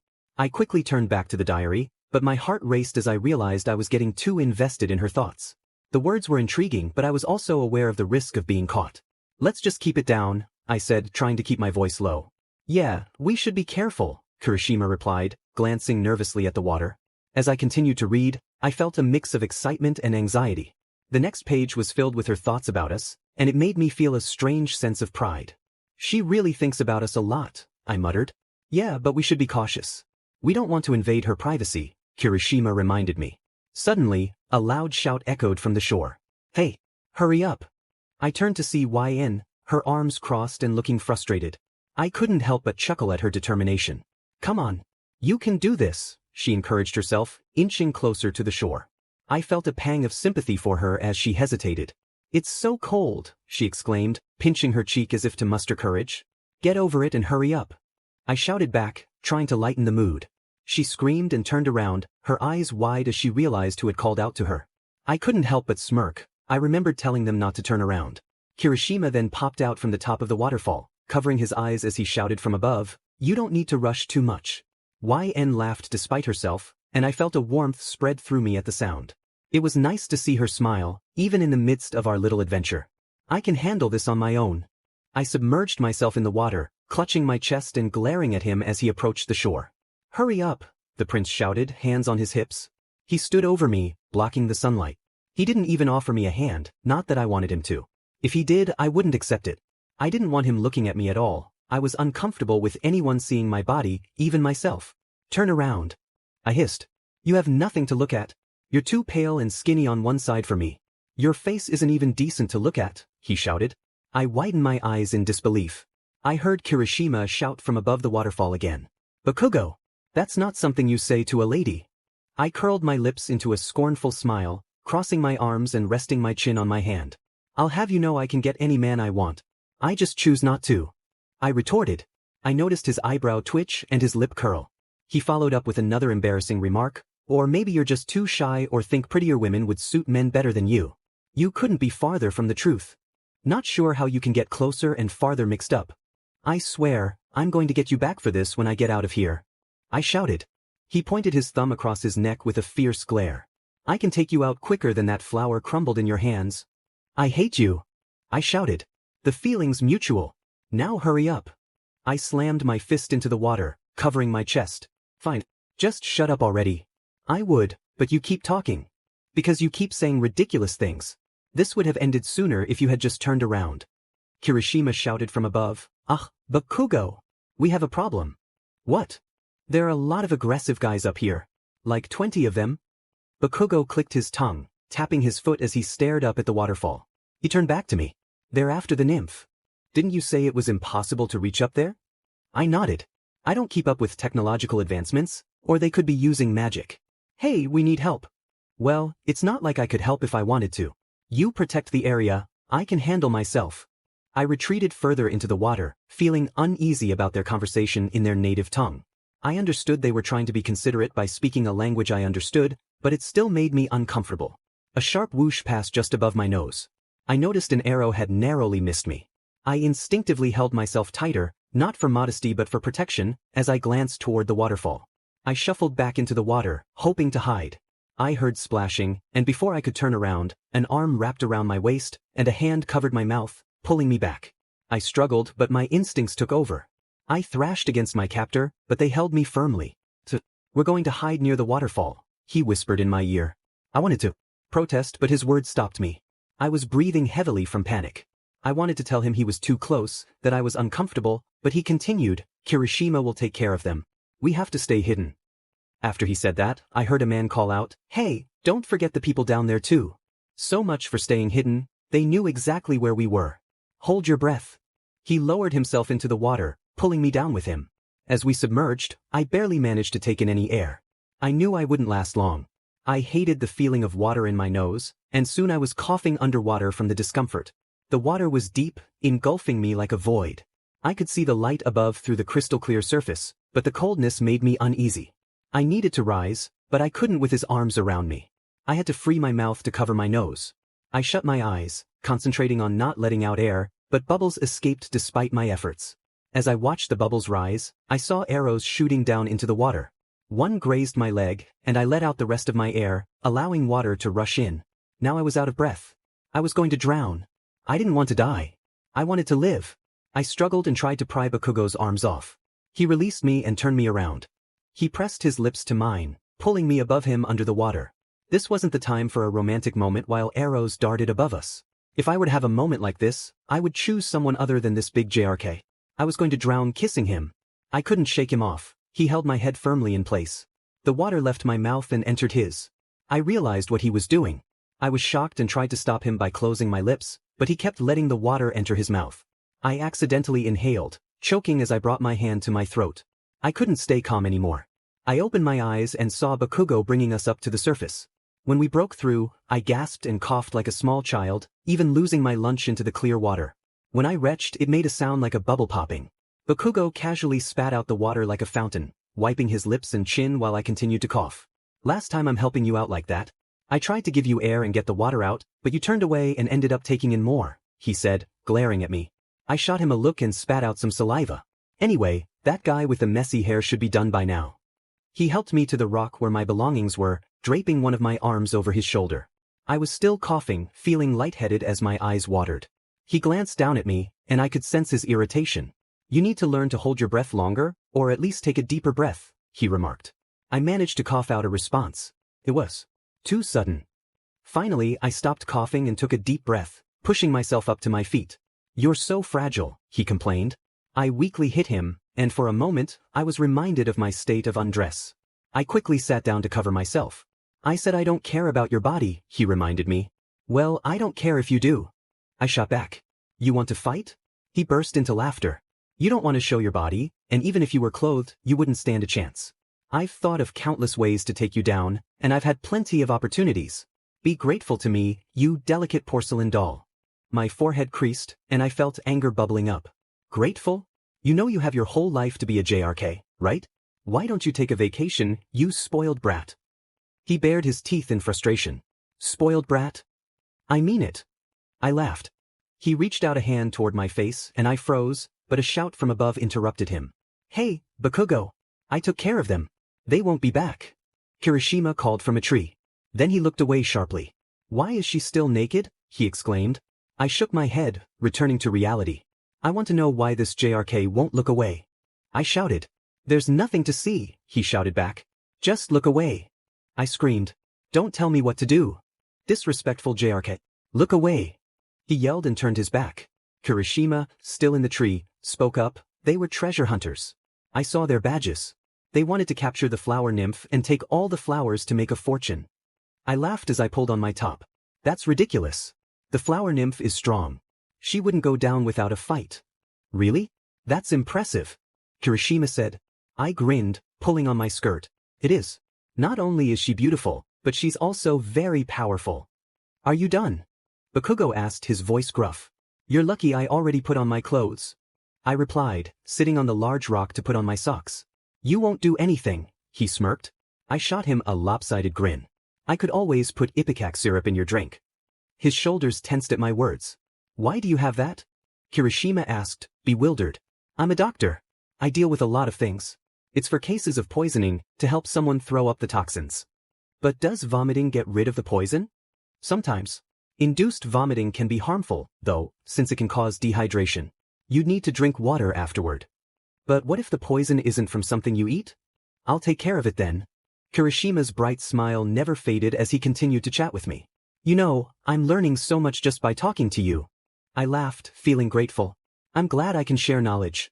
It's fun to talk about medical stuff. I find it fascinating. I hopped up and twirled around. Well, we need to get to the island. Let's grab our things and get going. Kirishima said enthusiastically. We know that, Bakugo scoffed under his breath. Kirishima walked beside me, and I caught a glimpse of his arm. Your Highness, how could you let an injured man fight alone?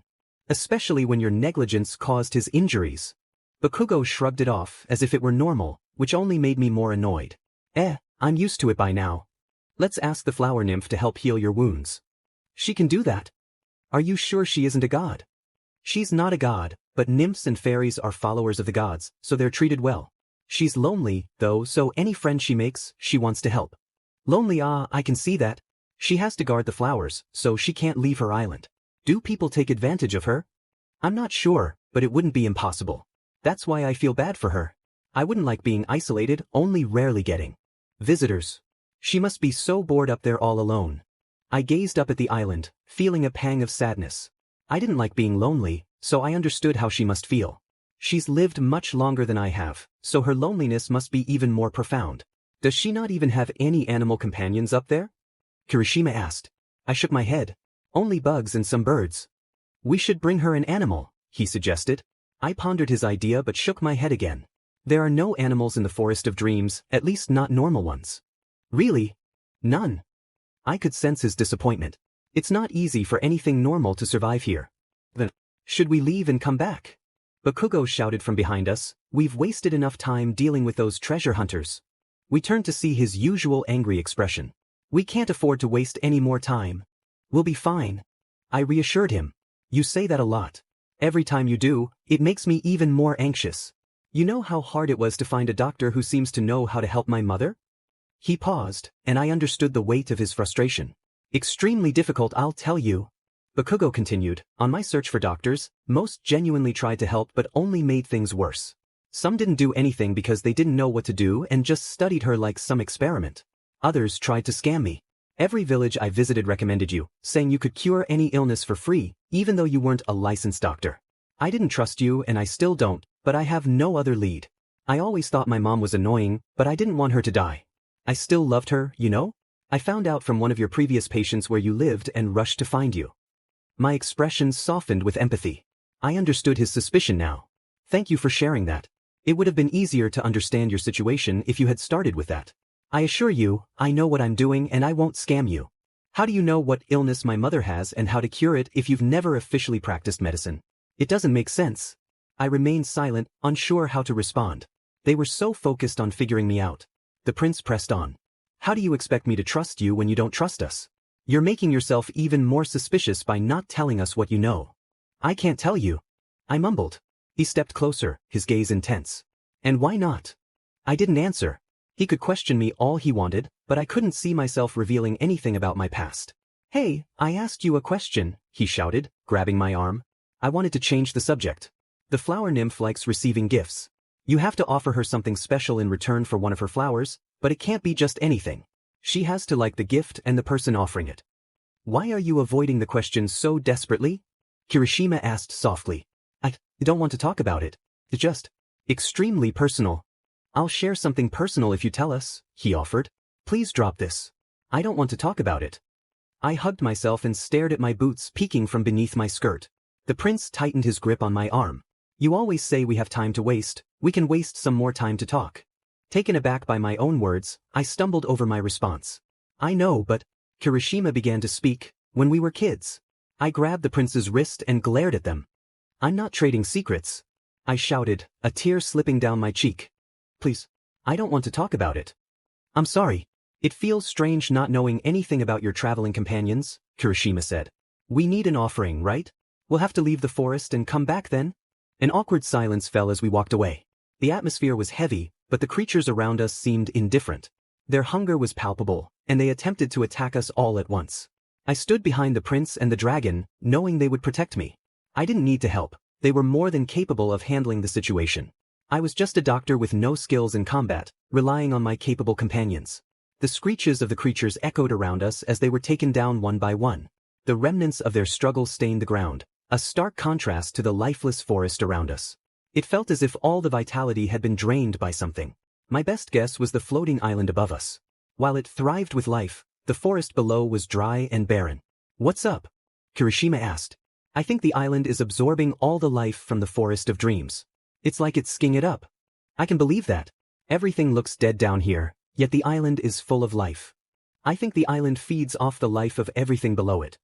We should go before more creatures show up, the prince said. I nodded and stood up. The more there are, the more troublesome they are to deal with.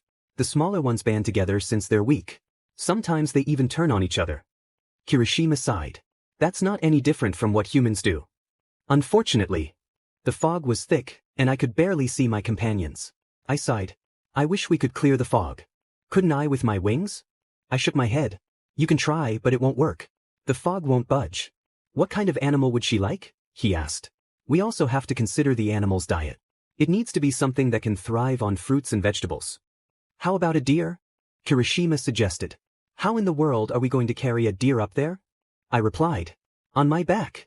Yeah, that will totally work. How about a rabbit? They're small, and women and children find them cute. Their diets consist of fruits, vegetables, and hay. That's actually a good idea, Your Highness. The only problems are where we find a rabbit and how we're going to catch it. A trap would be a good start. Kirishima suggested. We need it alive, I reminded him. A trap that doesn't harm it.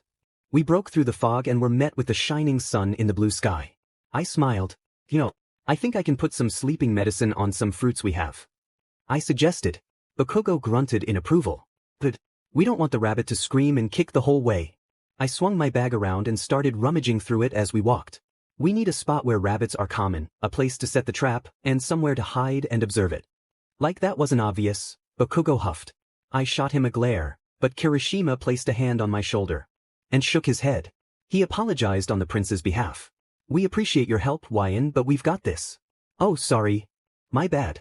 I felt guilty now, like I was being rude. I didn't mean to be, I was trying to help. Of course, it was silly these two had more survival experience than I did. I guess I was used to being in charge. Oh no, it's fine. I'm impressed by how much you know. You have a lot of medicinal knowledge. I wouldn't expect you to have expertise in other areas. Living near a town that has everything nearby, I wouldn't think you'd need to do what a man usually does. Speaking of men, why are you single? You seem lovely, and I personally think having a doctor as a partner is quite handy. I laughed, feeling my cheeks warm. Sorry, no man can handle me. And dating is just such a hassle. They would only slow me down. At least all the men who have tried to court me. They always want attention, but I have a lot of work to do. Plus, I can barely feed myself. I can't take care of another eater. Kirishima chuckled. Sorry to hear that. I don't have much luck with dating either. What's your type? I asked out of curiosity. He gazed at the sky, rubbing his chin. I don't mind what race or gender they are or how they look, as long as they're kind and hardworking. What about your type? Surprised by his words, I paused, unsure how to respond. I hadn't ever thought about dating, so I don't really have a type of person I would like. I want a strong, dependable person, someone who's kind, gentle, funny, quick-witted, and someone who doesn't care about who I am. I found the sleeping medicine in my bag and swung it back around my body. Ah, so everyone's daydream that stays a daydream? Bakugo interrupted. Kirishima glanced away, then looked back at me. I'm sorry. I crossed my arms. How about you tell me your type of woman or man, your highness? Gladly. I snorted at the thought of his type. This guy would be lucky to find someone who thought his personality was even slightly attractive. Would it be more of a human-like creature or beast? Because no normal creature can handle you, your highness. What did you say? He shouted, holding his sword over his head. Thankfully, Kirishima stepped in and held Bakugo back. I simply glared at him. You'd be lucky if a boar thought your scowl was attractive. You'd be lucky if he paused. This is just a waste of time. Your shouting is driving away the rabbits. You're shouting too. I argued. Both of you stop shouting. Kirishima groaned. Why do I have to be the one to separate every argument between you two? I swear it's as if I am your mother. Mommy Kirishima to the rescue. I teased and he shot me a glare, making me giggle. Sorry. Bakugo suggested, we should go into the trees. I'm not sure if you can be stealthy. Since we are in an unknown place, we don't know the conditions of the trees. Carrying you will just complicate things. Yeah, I can't jump across trees. How about I stay here while you guys look for rabbits? Well, I don't see why not. The dragon looked at its master for approval. Bakugo observed me for a moment before finally asking, why do you want to be alone? I'm going to get the fruits ready while you search for rabbits. Do you have fruits and a knife? Bakugo should have some fruits, I have a knife. He unclipped his holster and handed me the knife, blade pointed towards himself. Bakugo, keeping his eyes on me, pulled back. Why do you want a knife? I sighed. I want to cut some fruits so I can let the sleeping medicine soak in them for the trap. Also, if I was in any danger, at least I have a weapon. I use this knife for a lot of things. The rabbits won't care. They'll mostly be tasting the sugar from the fruits. Kirishima lightly brushed Bakugo's hand aside and lifted the knife again. I gently grabbed it and smiled. Thanks for trusting me, Kirishima. You can't earn trust if you aren't given opportunities, he said. Oh my gosh, can I quote you on that? Because this prince of yours needs to remember that. I asked. He laughed. Sure. Bakugo tossed me an apple. Don't cut yourself. We'll be right back, so don't go anywhere. I won't. Not unless I find something interesting at least. I didn't think about this until now, but what if the rabbits notice there's something on the apples? They shouldn't notice it. It's odorless, tasteless, and doesn't alter the color of the apples at all. Alright, I'll trust your words. If it doesn't work, then we'll have to put the rabbits in a bag. I would like to avoid doing so since rabbits get scared easily. You can tell if they breathe too heavily and if their eyes are wide. Yeah, knocking them out is a better solution. I'll be back then. The prince turned and began to walk toward the forest across the dreamlike landscape. Go on, hurry, your highness, I said as I crossed my legs. Titich. He expressed his annoyance for a moment before turning away to hop into the branches of a tree. I wondered how they were able to camouflage with their outfits. Wouldn't his cape give him away? His intense gaze would scare off even predators within a 5-mile radius. I took the knife out of the holster and inspected it. The edge was dull and had a few chips here and there. I raised the apple and slowly began to make cuts into the center of the bright red fruit. It didn't matter how large the slices were. Rabbits can chew through many materials and shapes. I just thought it would make it easier to soak the medicine in the fruit if the pieces were smaller. It was easy to cut the apple since it was soft. I had to resist the temptation to pop a slice in my mouth. Who knew what kind of germs were on this knife? I shuddered at the thought. All that was left of the apple was its core. I gently put the core down and grabbed the sleeping medicine. With a twist, I freed old air and allowed new air to flow into the bottle. A slight tilt, and the medicine began to drip into the bowl of freshly cut fruits. I fastened the cork back into the neck of the medicine bottle and stared at the bowl, feeling a mix of anticipation and indifference.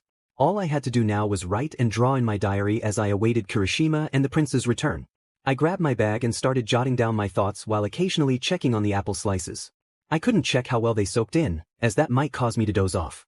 It wouldn't be wise to sleep here without Kirishima and the prince. I would be in a vulnerable state, and if a passerby were to take advantage of me. Why do I keep thinking such negative thoughts? Time for a change of topic. How about looking up at the clouds? I placed my diary on my chest, laid back, and stared at the sky. There were a few clouds, some thicker than others, some thin and wispy. One looked like a thumb, another like a person with long hair, and there were fish and random blobs scattered about. The sun on my face felt warm, like a hug from a friend. When you share someone else's body heat, if they are living, you feel warm or at least warmer. Sometimes you feel cooler. I've met a few people who naturally have cool bodies even during the summer. I put my hands on my cheeks and compared the warmth. My hands were cooler than the heat on my cheeks. I sat up again and began to write about how the warmth of the sun made me feel happy and comfortable. I paused, realizing I was also excited about this adventure. I felt like I had made some friends. I wouldn't consider the prince much of a friend, but it felt oddly nice to have someone to argue with all the time. Of course, I had to argue with patience now and then, but this was different. I also experienced a feeling of camaraderie. Well, I had a few women my age, but most were older or younger by a couple of years.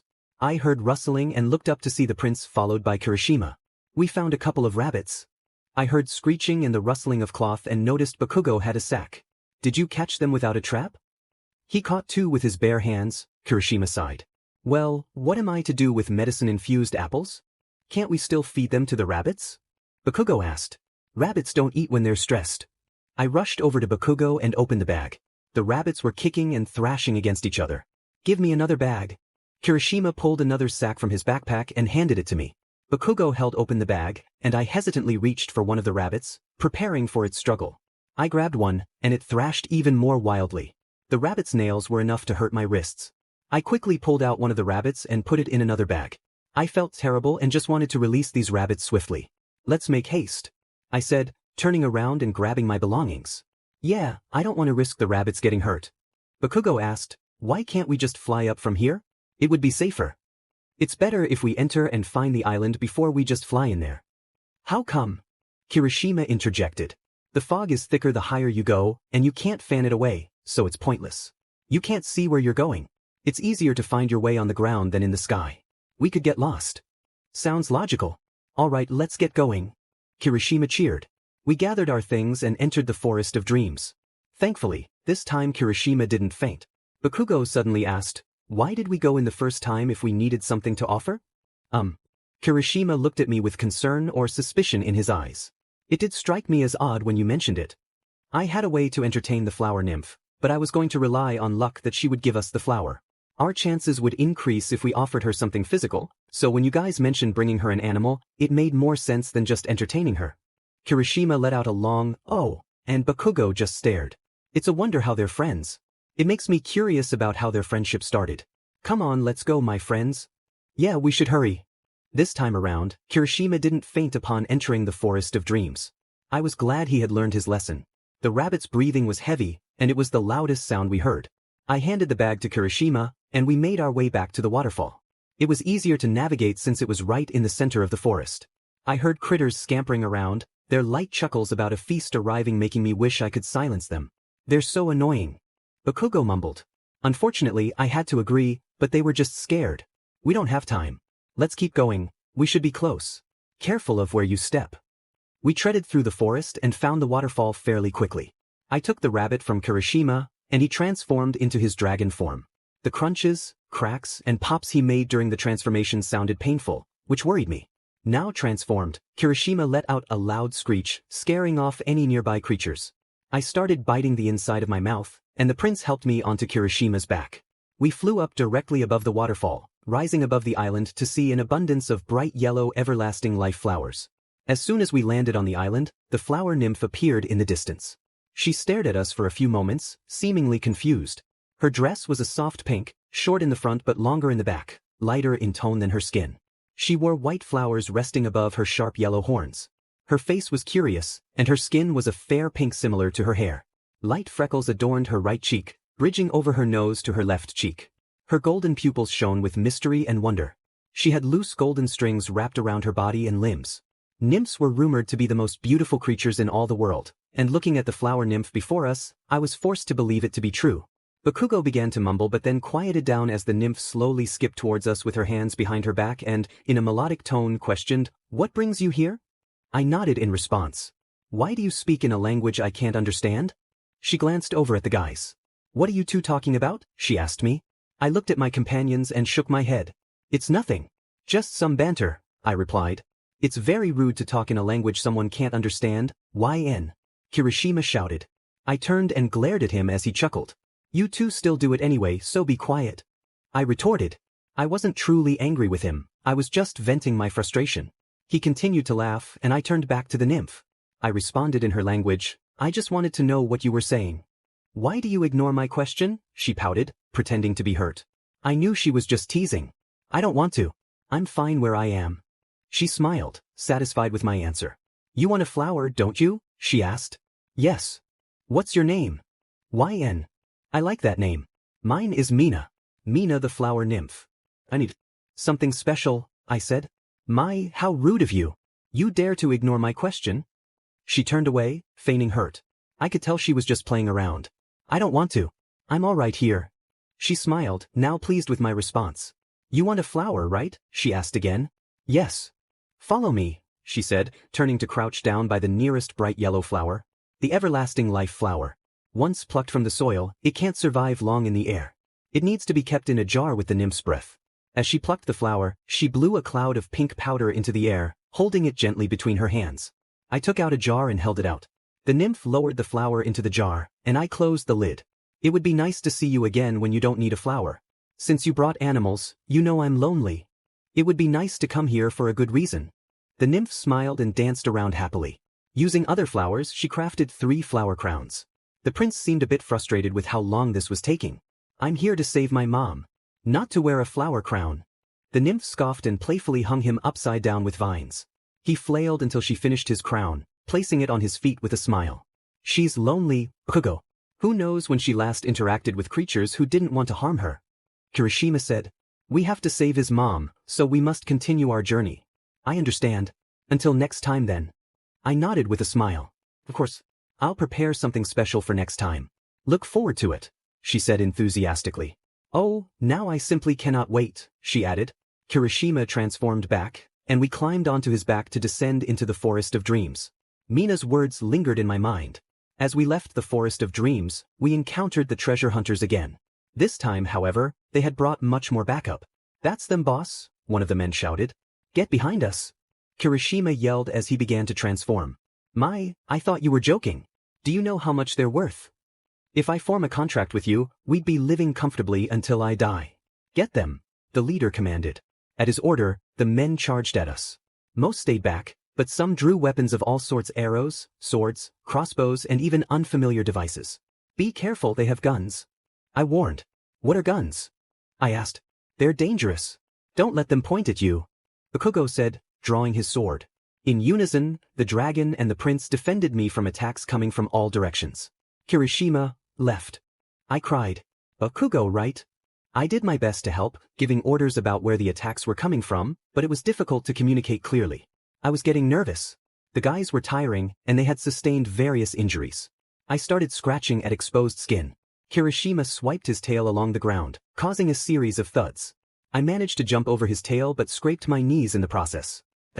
Bakugo coughed, and I rushed to his side. He pushed me aside and rolled over to get up, glaring above me as he swung his sword dangerously close to my head. Don't worry about me. Worry about yourself. Well, it's hard to do that when 2 idiots are risking their lives for me. We're friends. Of course.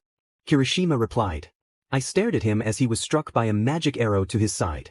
He didn't waver, continuing to fight as if the injury didn't affect him. He had already been attacked twice today. I wondered how much more he could endure. He needed to rest, but with these hunters, he couldn't. Bakugo was running on adrenaline, but that wouldn't last long. He smiled and laughed as he attacked, but I knew he wouldn't be smiling for long if this continued. You're taking too long, the leader shouted, tapping his foot impatiently. He crossed his arms and paced in anger. Beat the other 2 to near death. The male could be used as a labor SLV, and your reward is the woman. This new order gave his underlings a newfound strength. They all started to come after me. Their movements became erratic, attacking the prince without coordination. I hadn't seen many people fight with swords, but I could tell the difference in skill between the prince and the enemies. The prince had so many injuries because he was outnumbered, but their sloppiness gave him more chances to fight back. Come on. You can do it, Your Highness and Kirishima. I shouted. He's a prince. The leaders sounded flabbergasted. I felt like I shouldn't have said anything. He began to snicker, and that snicker turned into a grin followed by a low chuckle. The chuckling grew louder until he burst out in laughter. The Lord has been blessing me lately. Forget using him as a laborer. Ransom. I want to see how much his royal parents are willing to pay for their dear son. Nice going, the prince shouted as he took down another enemy. She was just trying to cheer us on, Bakugo. A large blue flame crashed near Kirishima, causing him to stumble as he fought to regain his balance. I stayed silent. What was wrong with me? Why couldn't I be more useful? Even though the enemies with swords were gradually decreasing, The mage was a significant problem. The battle was mostly one-sided because of him. At this rate, we were all going to be captured. I had to think quickly. I had never felt so utterly purposeless in my entire life until this moment. I had no magic like the elves, no combat abilities like the warriors, and I couldn't heal wounds like a magician. I was just a person who knew a little about medicine. Come on, let's go, my friends. We're friends. Of course. I swung my backpack around and started digging through it. I grabbed a white pouch the size of a rabbit and took a handful of the black powder inside ashes. I need you guys to cover me. I shouted as I began to make a circle using the ashes, big enough for 3 people. The prince didn't hesitate to state the obvious. We've been doing that this entire time, what's different now? I couldn't say anything or my plan would be thwarted. I couldn't risk anything interfering with my attempt to help my friends. They had risked their lives for me, even though my only value was my knowledge of medicine and where to acquire the ingredients. They could have chosen to abandon me, yet they didn't. They didn't always look at me with disdain. They treated me like a friend, and they didn't care if I was a bit strange. Even though Bakugo sometimes acted like I was holding him back, he eventually knew when to stop. Since I had no magic to offer, I mixed the ashes with pixie powder. It was a special powder that helped fairies fly, containing magic to compensate for my lack of it. The only problem was that I only had enough ashes and powder to make 2 circles. I had 2 chances to save my friends. I finished the circle, and the 2 stepped in. I backed out and let the magic do its work. It lit up with a bright and warm yellow light, beginning the process of healing my friends. It didn't work as I had hoped. It did heal them, but only slightly. When the circle's light dimmed, Bakugo rushed back out and continued to fight fiercely. He laughed even louder while I watched in worry. This helps a lot, thanks, Xueyun. Kirishima said as he stepped back out of the circle. Yeah, you do have some use after all, the prince laughed. But it didn't work properly. I wanted to mumble. I had 1 chance left. I rummaged through my backpack to quickly grab my diary and set it down in the middle of the circle. I began to erase some parts of the healing circle and made a teleportation circle instead. I didn't have much powder left, so I was relying on luck for this last chance. I shouted to Kirishima and Bakugo from inside the circle. Come on. We won't last any longer. We have to get out of here. Bakugo seemed hesitant. He was prideful but not foolish. I knew he would retreat and come back to fight later. Just as I had predicted, he ran back to me as quickly as he could. Don't let them escape, their leader shouted. They complied, and just when the circle lit up a bright green, we were about to be teleported. At the last second, I smiled and said, I know I'm not the strongest, but I'm trying. Thank you guys for being my friends. What are you saying, Xueyun? Of course. Kirishima smiled, despite his injuries. Don't worry about me, guys. Save your mom, your highness. Be safe, my friends. I'll always remember you. With tears flowing from my eyes, I voluntarily backed away from the circle's reach. No way. I heard the prince shout behind me. He chased after me, and I felt a light push against my hair. The teleportation spell finalized, and the light disappeared, but I could still hear loud stomps. A large blue light began to shine and grow closer as a shadow formed in front of me. The sun was in front of me, and it wasn't blue. They let my dragon run away. Get them. Hey, watch out.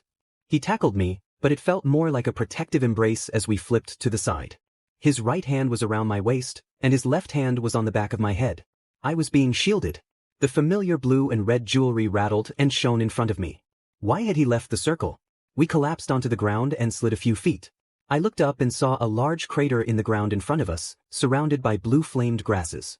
I froze. I was about to be caught in the chaos. Watch out, you fool. Now get up, the prince shouted. In a panic, I started to get up. You almost killed them.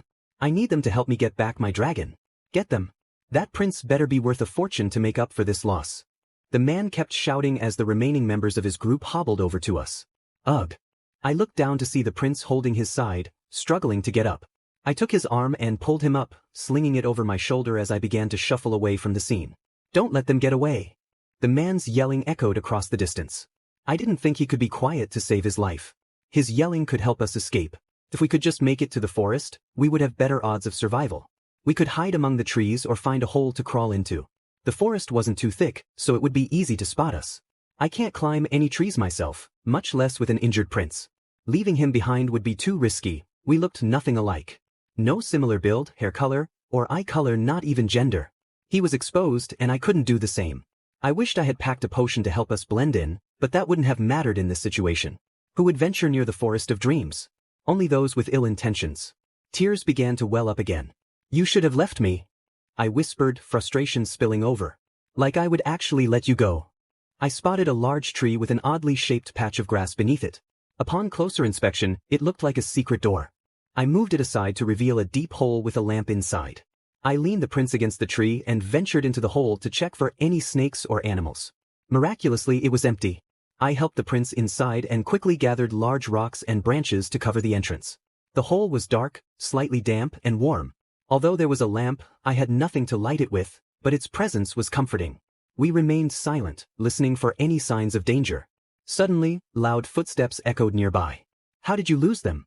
"You're all useless," shouted the leader of the treasure hunters. "We're sorry, sir," came the frightened replies. "Find them. If you don't locate them by sundown, just make sure you find them," he barked before stomping away, followed by the hurried footsteps of his crew. As I felt around the space, it seemed intentionally made. I rummaged through my backpack, realizing I hadn't packed anything for light. I racked my brain for anything that could create illumination, but came up empty.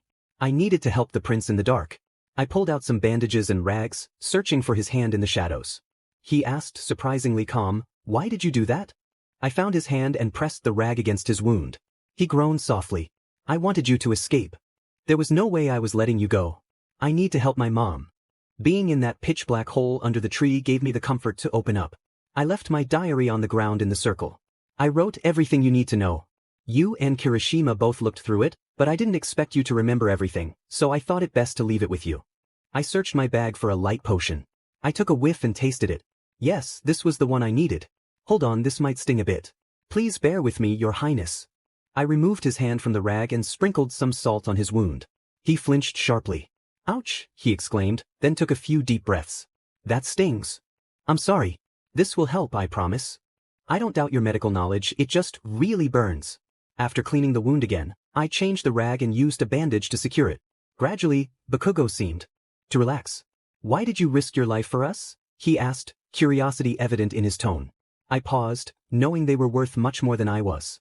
They had families who loved and worried about them, while I had no one. When Kirishima called me a friend, it warmed my heart. I made a decision. Using the remaining pixie powder, I began to create a teleportation circle.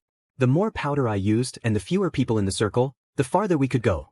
"You're my friends," I admitted, feeling a bit embarrassed but more comfortable since I couldn't see his face. I creaked open the door and peeked outside. The coast seemed clear, so I helped the prince out of the cave. His wound wasn't bandaged properly, so I set him against the tree to fix it. The injury looked deep but should heal quickly. The salt had turned a shade darker from his blood. "You're weak," he remarked suddenly. "I'm a woman," I retorted, a bit offended. "The women in our kingdom are especially strong. That's not an excuse." "Glad to see you're well enough to tease me." "I'm not teasing. I'm just saying you have more potential than you realize." I looked up to find him gazing at me, his calm expression revealing how handsome he was. I felt my cheeks warm and quickly diverted my gaze to his shoulder, where a K tattoo caught my attention. "So what does the gate stand for?" I asked, panicking slightly. "The tattoo," he replied, confusion lacing his voice. "Yeah. What does it stand for?" I pressed. He gave me a bemused look. "My name? Katsuki. You're really dense." I laughed more than the situation warranted, making things awkward. I must be." I turned around. "We should get further away from here, just in case they come looking again." "Can you walk?" "I can walk, I just need help getting up." I nodded and used all my strength to assist him. "Weak," he muttered under his breath. "Shut up. I'm trying." He leaned against the tree for support. "The tree was more useful than you were, and it just stood there. Your kindness is short-lived." I rested the prince against my side, and he seemed to be careful with his weight. He was heavy, and I knew he could easily topple me over if he wanted. We hobbled as far as we could, taking breaks along the way. Occasionally, we heard a group of footsteps but didn't take any chances, avoiding them. The treasure hunters could still be searching for us. I was sure we were safe, but we needed to find Kirishima. "Where the hell did you teleport him to?" "I don't know." "You don't know where your teleportation circles send people?" I clenched my eyes shut. His shouting was even more intense when he was so close. "He should be within 15 miles. I think." "You think?" The amount of pixie powder in the circle and the number of people determine the distance teleported. There's no way to tell exactly where he went, but I know a general area radius. It was supposed to give you two a chance to escape. I wasn't going to leave you behind if I had a choice. "Why?" I asked. "You are temporarily one of my people, so I have to protect you." I turned my gaze to him, and when our eyes met, he looked away. He shouted, "And I don't like anyone risking their life for me." I can fight my own battles. I smiled. I'm glad we're on better terms now, Your Highness. Whatever. I laughed. He wouldn't look at me as if he was embarrassed. It made me relieved he was okay. Soon after nightfall, it started getting colder. Fortunately, we met up with Kirishima soon after. He called out to us as he jogged over. Oh, thank the gods. I was worried about you too. Did you get your wounds treated, Kirishima? I asked. I woke up that morning feeling refreshed. I stretched and saw the prince and Kirishima already finished with breakfast. You guys already ate and didn't wake me? I thought you would have liked to rest. Kirishima said. Sorry. No, it's fine. Can you grab me a meal I can eat on the way? I'll take a look at His Highness's wounds. Kirishima nodded and rushed out. The prince sat on the bed without me telling him, and I grabbed a chair to sit on as I unwrapped his bandages. His wound was healed. It looked like a light scratch now. I took out some cream and applied it gently. I don't need bandages anymore? He asked. I shook my head. It just looks like a light scratch, so it will heal soon. He nodded. Thank you, he told me. No, thank you, Your Highness. If you hadn't chased after me, I would have been in a lot of trouble. Who knows what those men would have done with me? You're temporarily one of my people. Even if it's temporary, or even if you had no choice, I looked up to meet his eyes to show him my sincerity. I still have to thank you, Your Highness. I smiled and put the cream away. I stood up from the chair with a huff. I need to go change now. I'll be back. I grabbed my bag and walked to a restroom. There, I changed back into my clothes. I looked at myself in the mirror and brushed my hair with my fingers. Having my hair short makes it easier to manage. I checked my face and washed it clean before leaving the restroom. The prince and Kirishima were waiting for me at the end of the hall. Ready? I nodded with a smile as I walked over to them. My wings will take a while to recover, so I got us a wagon we can rent. Where's our next destination? Kirishima asked as he handed me a map. I looked at the map and pointed at our next destination. All right, there's a wagon drop-off near there. Yeah, but after that we need to go to the coast. I pointed to the map where we had to be. It would be better to keep the wagon until then. There's another drop-off point there, so it'll be fine. But, sounds like a plan. We walked out of the hotel to where the wagon was waiting for us. The wagon had a white tarp over it, with 2 horses carrying it. The prince helped me up and handed me a few snacks. We decided to take the road because it would be safer and easier to locate on the map. I made sure to mark simple erasable marks to show that we had already crossed an area. The snacks they had gotten me were sweet desserts and bread covered in sugar apples, oranges, bananas, and some other easy-to-eat foods. I decided to keep the apples and bananas for the horses. After eating, I got bored. Let's play a game. Why? Why not, Your Highness? I think it'll be fun, Bakugo. Kirishima said. I'll play. Okay, I spy with my little eye something green. I was fairly confident he wouldn't expect what I saw. Oh wow, the prince scoffed. We're literally in a sea of green. Trees? Kirishima guessed. Nope. Bushes? Nah. It has to be grass. If it's not, I'll turn this wagon around. I smiled widely. Hey, it's not my fault you can't guess it. Did we pass it? No, it's with us. What is it? Kirishima shouted. It is that bug you got on your bag? The prince shouted. I started to giggle. Hey, that's not fair. I can't see it. Kirishima complained. It's a green stink bug. Wanna smell it, Your Highness? I moved my hand over to his face and he swatted my hand back, sending the green stink bug flying out of the wagon. That poor bug. The prince sighed. It can fly, right? Don't worry. It was cute. What it was smelly. I crossed my arms and glared at him. Stink bug. It's in the name. Anyway, who wants to go next? There aren't many color variations here. Kirishima said. You still couldn't guess a bug. Well, I'm sorry. I'm trying to keep on the path. The path was bumpy, and the wagon provided no comfort as I rattled and swayed in the back. You know, it's always so boring traveling with Bakugo. He's no fun. Always so strict and stiff. Doesn't know how to live a little, you know? I know how to live, you idiot. There's just always a time and place to be carefree. Right now isn't one of them. Those hunters could still be searching for us. Well, we're traveling for days. We should at least have some fun. Make it more enjoyable. Yeah, she's right, Bakugo. Fine then, maybe I can send you both to get the rest of the ingredients. Do you know how far away the kingdom is? Do you really want to waste time just going back? Xueyun can just teleport me. Sorry, but I can't use your magic to teleport you. I don't have enough pixie powder either. It's really expensive, so I only had enough for 2 spells. Well, that's a bummer. Kirishima hummed. Guess you're stuck with us, Baku bro, he laughed. I heard grumbling in response, and I couldn't help but grin. A feminine voice erupted from ahead. It was loud and sounded annoyed. Nice going, you dunce. How are we going to make it to the city now? Another friendlier male voice spoke after. Don't worry, I can fix it. The rough female voice scoffed. You better. This is your creation after all. Bakugo looked past Kirishima's shoulder, and I did the same on the other side. Ahead of us was a trio beside a large object. I couldn't quite make out what it was. The trio consisted of 2 males and a female. The female had short purple hair, the taller guy had short black hair, and the other had yellow hair with a black streak. The yellow-haired man spoke, more cheerful than the others. Come on, Jiro, Siro's trying his best. Without failure, you cannot rise above the stars. Kaminari. If you... The lady noticed us and smiled. You guys need to let me do the talking. She began jogging toward us, and Bakugo placed a hand on Kirishima's shoulder. Go faster. Your Highness, if you want to start being nicer, you have to help others in need. Kirishima, stop the wagon. Kirishima nodded and tugged on the reins to bring the horses to a halt. The woman smiled and waved at us. I'm so sorry to trouble you, but our mode of transportation has broken down, and we need to get to the city for repairs. We can try to help, Kirishima said. She beamed at him. Thank you so much. I'll let my friends know. She ran back down the trail to speak with her friends, who sighed in relief. We moved closer to them and dismounted from the wagon. I examined what they referred to as their mode of transportation. What is this? Bakugo kicked the side, and it let out a clank. The black-haired boy, named Siro, gasped in surprise and rushed to the side of the vehicle, hugging it protectively. I'll have you know this is the future right here. How dare you kick it? The prince scoffed and crossed his arms. Looks like a hunk of metal stuck to more hunks of metal. Hunk of metal? Siro's pride seemed wounded. This vehicle was clearly his prized possession. I approached him with my hands behind my back. What's it called? He looked at me and laughed triumphantly. It's called a car. Its purpose is to provide a quicker and more comfortable way of traveling compared to a wagon. Oh, that sounds interesting.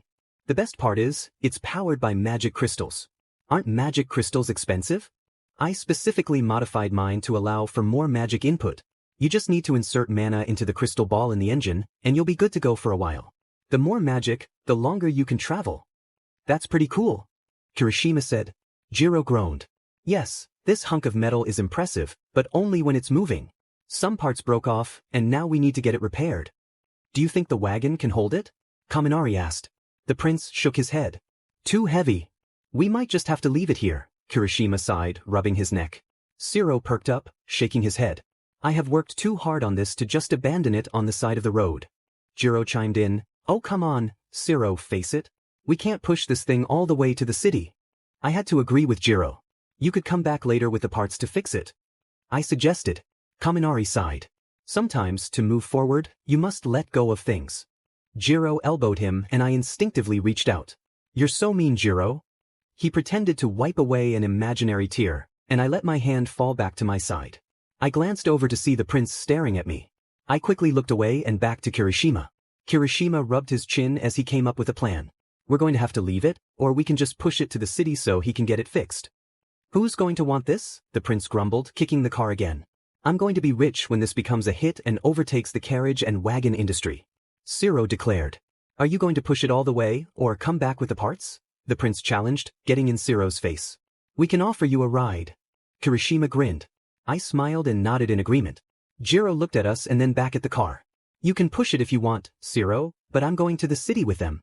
I laughed a bit as she hopped into the wagon. Jiro, you traitor! Siro cried. I said to make sure everything was fine after getting hijacked and abandoned. You didn't listen to me. Siro groaned. I mumbled. Kirishima and Bakugo could probably help push the car to the city? We'd be leaving you alone. We can't just trust strangers so easily. We can keep the same pace as you guys. Can we do it? I looked to the prince, who flinched at eye contact and turned away. He raised a hand to his mouth and grumbled, whatever. I smiled widely and cheered. This stubborn prince was learning to help those in need, and it filled me with joy. Siro perked up, grinning widely, showing all his teeth. How he kept them so perfectly straight was beyond me. Siro climbed into the car, and the prince complained, why do you get to sit down while we have to push it? Siro sighed. If someone doesn't steer, it's going to go off track, and it'll be even more work to get it back on course. Last I checked, I created this, so I'm the only one who can steer it properly. The prince grumbled but turned away, placing his hands on the metal of the car. We're lucky it's not too hot today. Jiro commented. I turned to the guys and said, you all get a head start. I'll feed the horses some treats. I smiled. Kirishima seemed hesitant but agreed. The prince, however, appeared much more reluctant. I reassured them we wouldn't be too far behind since the metal was heavy and the wagon was functioning. Fine. He turned away. All right, everyone ready? Zero asked. Everyone nodded and placed their hands on the car. All right, you can push now. I watched as they combined their strengths to push the metal car further along the path.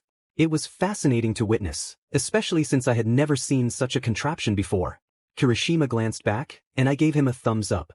He chuckled and spoke to Bakugo, who had buried his face into the car. The vehicle seemed to be moving even quicker than before, and Kaminari remarked, "Whoa, you guys are strong." The prince shouted back, "Of course, I'm strong. I'm not like you city people." I could hear Kirishima chuckle and apologize. I grabbed my bag of fruits from the wagon and walked to the horses. "What did you say before about the heat?" I asked as I approached the horses. "Oh, that they're lucky it wasn't too hot outside today. Metal gets hot under the sun, so we couldn't push the car if it was too hot to touch." "Oh yeah, that would cause some problems." I handed her an apple and gave a banana to one of the horses. It was adorable to see them devour the fruits. "Thank you so much. I really didn't want to walk to the city." "Oh, I didn't catch any of your names." "Oh, I'm YN. Nice. I'm Jiro, a bard." "Oh, that's cool. I'm just a doctor." My horse finished the banana, so I grabbed an apple. "Only 2 fruits for now since we had a long journey ahead." "Why are you traveling?" she asked.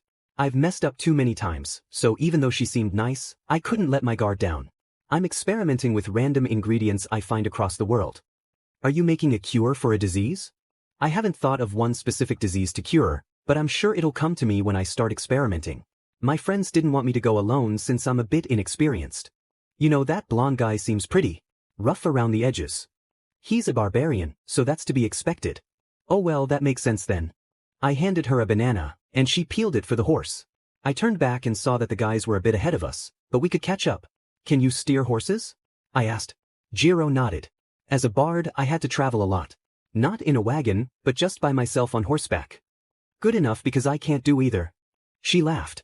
"Unless you're a traveling doctor, you wouldn't know much about traveling." I nodded. "Yeah, I was just studying and practicing indoors all the time, so I never went outside or traveled much." "All right, this one's done eating. Let's catch up." I nodded, and she hopped onto the seat in front of the wagon. She held out her hand, and I gladly took it with a smile. She pulled me up and I sat next to her. She pulled on the reins of the horses and they began to move. It was a steady and slow pace, but we eventually caught up with the guys in the car. I laughed and waved when we made it to them. "Hey guys." "Hey YN." Kirishima laughed.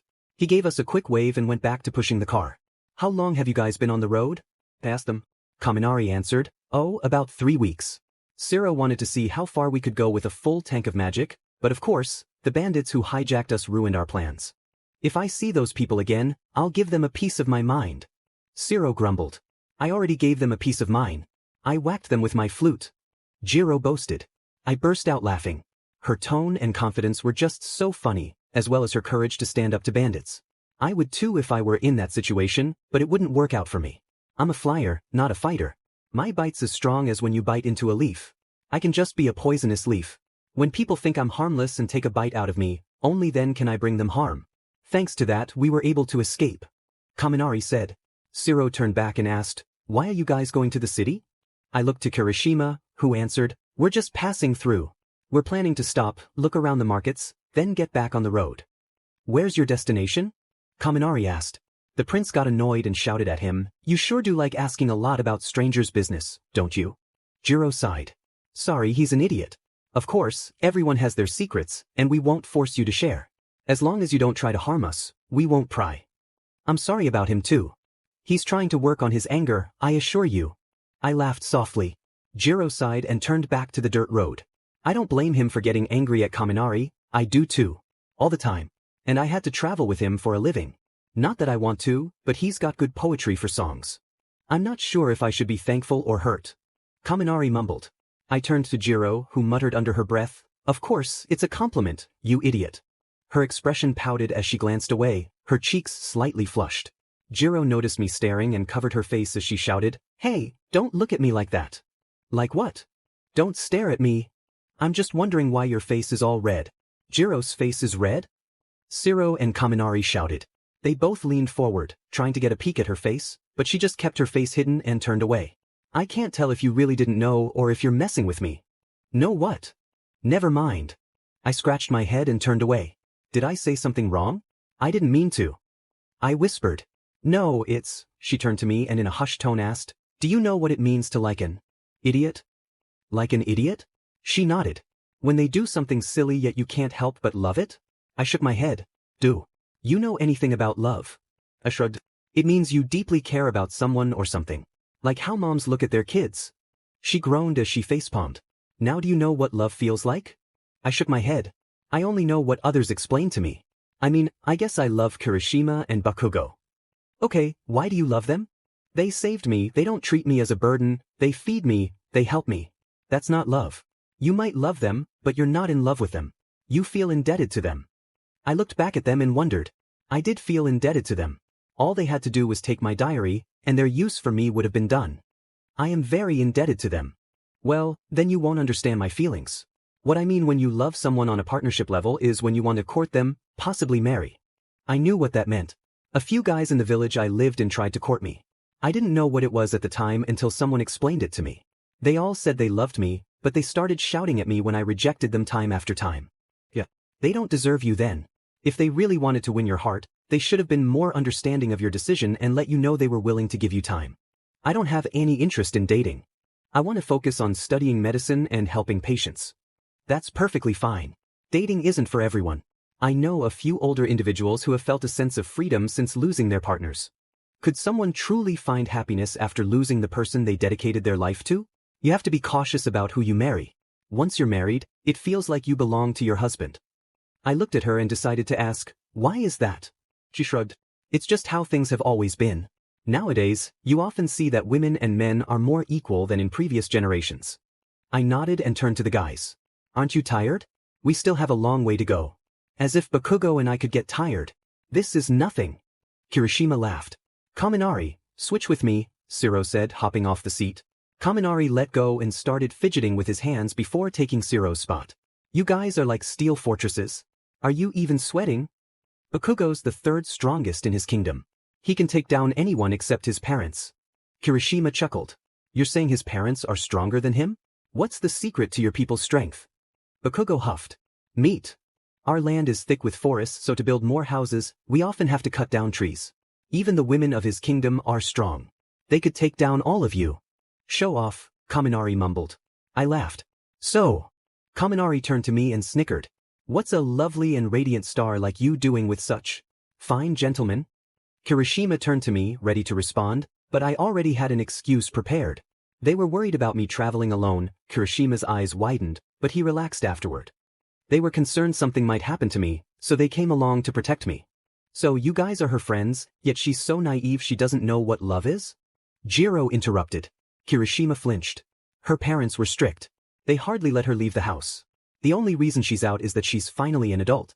She never asked us what love was. Wait, how did we even get on that topic? Jiro shuffled in her seat and stuttered. It just came up suddenly. You know, girl talk. Anyway, any song recommendations? I can play them on my lute. She dropped the reins and suddenly had an instrument in her arms. Her face was bright red, and her eyes were wide. I took the reins and decided to follow Jiro's lead. I glanced back at her, and she had a huge grin that was almost comical. Surprise me, Kirishima said. Oh, that narrows it down. Jiro rolled her eyes, her smile fading. I'll just play The House of the Rising Sun, if no one minds. She began to adjust the knobs on her lute. Go ahead, Kirishima encouraged. The bard started to tune and test each string, some more than others as she struggled to get them in the right pitch. It was exciting to watch her work diligently. Some strings she tested but didn't quite fix. She hummed softly before leaning in to strum a string. Another pluck followed, creating gentle notes as she continued to weave a lovely melody. She began to tap her feet in rhythm. I glanced at the horse's back as I absorbed the soothing tunes. This was the kind of music I would love to listen to while soaring through the sky. I could picture it playing as my friends and I glided across fluffy clouds, watching the sunrise. The music was that peaceful. The prince interrupted my daydream with a teasing remark. You're smiling like a fool. Without opening my eyes, I frowned slightly. I imagined pushing him off Kirishima. Now that was a perfect fantasy. Just keep pushing the car, I shot back. A click of his tongue was all I heard in response, and I returned to Jiro's music. I don't even want to do this. I finally heard him argue. You agreed to help. It wouldn't be honorable to back out on your word, Bakugo. Jiro stopped playing and looked at us. Her lips pressed together tightly as she returned to her music. I turned back to the road ahead and could barely see a large wall in the distance. Well, you guys are in for a long ride. I said we should have left it behind and come back with the parts. Well, we're almost there now. Kaminari smiled. Jiro giggled. Hey, Zero. How are you holding up? Well, holding on, he panted. Jiro laughed. I was concerned about the guys too. Zero was tired, and he hadn't been pushing the car for as long as the others. How about you two? I asked. They looked at me, and Kirishima flashed a smile while the prince smirked. You think this is tiring for me? Who do you take me for? Bakugo yelled, raising a hand and gesturing dramatically to the sky. Kirishima laughed. Also, you know us, we're pretty strong. We have a hard time controlling our strength more than anything. I didn't have to worry about them too much. Kirishima was a full dragon, and Bakugo was a half-dragon and a strong human. They healed quickly and had incredible strength and stamina, much more dependable than I was. You guys are beasts.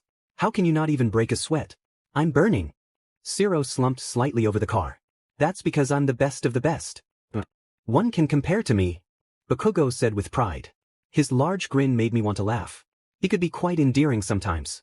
His personality was rough around the edges, but the river was slowly smoothing him out. I think His Majesty, All Might, is the best. I don't think you can top him. Kaminari pointed out. I'm going to surpass him one day. Just you watch, the prince declared. You sure do like to shout, Bakugo? Kaminari complained.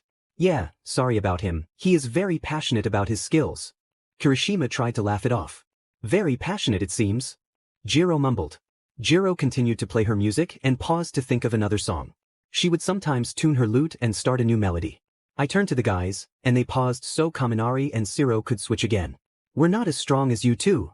Zero shouted at Bakugo, probably in response to Bakugo's earlier comments about their strength. I watched expectantly, knowing Bakugo would have been in serious trouble if he revealed he was a prince. I anticipated Bakugo shouting and throwing a punch at Zero from behind, and Kirishima seemed ready to intervene, putting an arm out. But Bakugo merely glared at Zero, no shouting or punches thrown. I let out a tiny sigh of relief, at least he understood the importance of keeping his identity a secret. I hadn't been so careful during our encounter with the treasure hunters. Hey, Kirishima, Bakugo, should we take a break? You've been at this for a while. Don't your arms and shoulders need a rest? I suggested. Kirishima smiled. Actually, no way, we're not that weak. We can keep going. Bakugo interrupted. If you push yourselves any further, your arms might cramp up. I can help push the car while you guys take a break. I offered. Kirishima laughed. That's sweet, but I don't want to discourage you. It wouldn't be proper for me to let a woman do something like this. What kind of man would I be if I allowed that? I frowned slightly. I was trying to help and be more useful to them. Why wouldn't they let me assist? I didn't want to bring this up in front of strangers. It wouldn't be good to argue in front of people who didn't understand the situation. I just wished they could rely on me a little more. It was amusing. Many people depended on me for help, but when someone needed assistance and refused it, it left me feeling disappointed. My purpose was to help others, and if I couldn't do that, I wasn't sure why I was here. Large walls stood firmly before us, unlike anything I had ever seen. They were enormous and grand. Oh, thank goodness. We just need to push the car a bit more, and we'll reach the workshop. Zero chuckled in relief. As we approached the gates, some guards stopped us. State your name, business, and visitation PRD. Bakugo pulled out a small badge-like item, holding it out as if this was an annoying interruption. The guard grabbed a list and began scanning through it. He found something and shouted, "Open the gates." At his command, the gates creaked open, the gears turning with a series of clanks that piqued my curiosity. Kirishima chuckled, and I laughed as I followed them into the village. They kept glancing back and forth between us. Finally, Kaminari mustered the courage to ask the question everyone was thinking. Wow, I've never seen the gates open that quickly. Who are you guys? The guard began to shout, "You've been traveling with," but Bakugo interrupted him with a fierce glare. The guard froze but nodded in understanding. I smiled as Kirishima responded, "I'm afraid we can't disclose that information." "Oh, what if you're a runaway prince?" Jiro joked, half correctly. Bakugo turned around and pocketed the badge. "Think what you like," was all he said. I observed my companions as they pushed the car through the gates. Kirishima was more obvious about his sore arms and hands than Bakugo, who kept clenching and unclenching his fists, stretching them out. Kirishima bent his fingers back and stretched not only his arms but his legs as well. "Can you push this the rest of the way? They need a break," I suggested. Zero nodded. "Oh yeah, I couldn't ask you guys for more help than I already have due to my selfishness." He walked up to me and extended his arm. I slowly reached for it and he clicked his tongue. He shook my hand and raised it to his forehead as he bowed. Should you ever need my assistance, I will be at your service. You can find me at the Bronze Spoon on Swinster Street. I felt a bit flustered by his sudden formality, but he was just expressing his gratitude. Oh, I didn't do anything. They deserve all the credit, I replied. Zero nodded, released my hand, and turned to the guys, smiling as he bowed to them as well. Thank you both very much. Again, should you need assistance, I will do my best to help, he told them. Anytime, man. Kirishima laughed, giving him a firm handshake and a friendly smile. Bakugo was a bit different, though. He huffed but shook Zero's hand. Don't back down on that offer whenever I need it, he said. Zero chuckled, a hint of nervousness escaping. Of course. Bakugo pulled him in and whispered something, staring down at his neck, as if issuing a silent warning. Bakugo! I shouted. He glanced up and brushed past Zero, walking over to me. He stared at me for a few seconds, and I playfully glared back. He glared in return, and I ended up laughing. He was an angry person, but he still had his charm. Kirishima apologized and I waved at Jiro. Your music is beautiful, I whispered. She smiled and turned away, embarrassed. I laughed. Goodbye, I hope to see you again, I said, waving to them. They waved back, and we rode our wagon through the village streets. There were so many buildings, it felt like they went on forever. I hoped they had a map for visitors because I was getting confused by the number of streets we passed. People and children ran around in the sun, laughing and enjoying themselves. A variety of shops, stands, restaurants, and services filled the area. Some buildings had multiple levels, housing different stores entirely. It was a clever idea. If a popular store was on the top floor, the ones below would attract more visitors. It could be a great way for less popular stores to thrive. Kirishima spoke. This village isn't the capital of the Luminous Kingdom, but it's very well known. It's rumored that it may become the capital one day. Oh, that's interesting, I replied. Bakugo added, this place is a major income source for Luminous because of all the marketing and trading happening. With so many jobs and success, people flock here from all over the kingdom. I can see why. There are so many shops and buildings being renovated or constructed. Kirishima agreed. Yeah, there are always jobs available. This place looks amazing. I wish we could stay here for at least a day. Too bad we're just passing through. Yeah. I'm sorry, why? Hey, maybe when his mom's cured, we can come back later. I perked up and smiled widely. Really? Do you really mean it? He nodded and gently ruffled my hair. It felt oddly comforting, though it also made me feel a bit childish. He seemed older, yet looked about my age, young, strong, tall, and undeniably handsome. He was a skilled flyer, brave and confident. It must be nice to have such good genes. Why are you giving me that look? He asked, catching me off guard. I hadn't realized I was furrowing my brows. I rubbed my forehead and looked away. Sorry, I didn't mean to. It's all right. Do we need to switch horses? I inquired. Yeah, we need to head to the nearest drop-off station to switch. It's also a chance for a checkup on the horses. Sometimes they get sick or injured along the way, and we need to report it and cover any costs. If we don't, they'll eventually find out what happened. Oh wow. Music floated in from a distance, and I closed my eyes to listen. It wasn't as beautiful as Jiro's playing, but it still had a calming effect on my soul. It wasn't a lute, but something deeper. I didn't want to leave, but we had a mission. I realized I had been wanting to take many breaks, and I was probably slowing us down. I opened my eyes and frowned at my fingers. I'm the problem. We soon noticed guards patrolling the area. They stopped us frequently to check what we had in our wagon, but since I was in the back, I waved at them each time. They let us pass and we continued on our way. They're just making sure we're not doing anything illegal or that you're not being kidnapped, he explained. Do people get kidnapped often? Bakugo answered, there's a black market somewhere around here, but it's hard to find. You need a specific invitation, and even then, they blindfold you so you can't reveal the location. You didn't fully answer her question, Kirishima chimed in. He flashed me a smile before turning back. The black market is just as rumored. They sell rare, unique, and often illegal goods. You usually see people or rare species being auctioned there. How do you know this? I asked. Remember when Bakugo mentioned we were taken by treasure hunters? You were kidnapped? I gasped. They nodded. Yeah. I noticed Bakugo clenching his fist tightly. I reached out and placed my hand on it. Turned to me, surprised. It's over, so don't hurt yourself. He turned away, hiding his expression. I withdrew my hand, and he faced me again. I spotted a medical shop and shook Kirishima by the shoulders. Hey, can we stop for a few minutes? I want to restock on some medical supplies. He sighed and nodded, bringing the horses to a stop. All right, the wagon drop-off is close by, so you stay here and wait for us. I nodded, feeling like a burden. I would do as they said. Got it. I was running low. I'll be waiting in front of the store. I hopped off the back of the wagon with my bag in hand and entered the store. A young man stood behind the counter, smiling at me. Hello, do you need anything specific? Yes, I need quite a bit. Bandages, cotton ball, rags, and if you have any honey, aloe gel, and some thick rope. I can find everything, but for the syringes, you need a medical license. I sighed. Then leave out the syringes. That's fine. All right, I'll gather everything and ring you up. I nodded and began browsing the shelves for anything else I might need. He gave me the total, and I realized I barely had enough money. I sighed, stuffing everything into my bag. At this rate, I would need a bigger bag and stronger shoulders. I thanked the man and stepped back outside. I looked up at the sky. The sun was to the east. Night would fall in a couple of hours. I glanced around, waiting for my friends to return. I wasn't sure when they would be back, but I hoped it would be soon. The wagon station was likely up ahead, and I wanted to meet them there. I didn't want to be a bother if something happened to me. I crouched down and began picking at the weeds poking through the concrete. I was bored, but I could manage if I waited. A young voice called out to me. Excuse me, miss. You came out from that shop, right?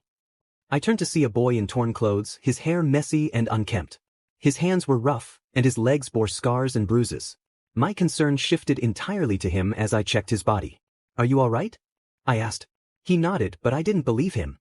I scooped him up and carried him to a nearby bench. He let out a small cry of surprise. The bench was close enough that the guys should be able to see me.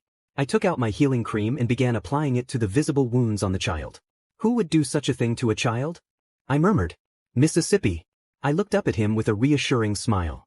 Yes? Does anything else hurt? Where are your parents? He stared at me for a moment before tears welled up in his eyes as he pointed to an alleyway beside the medical shop.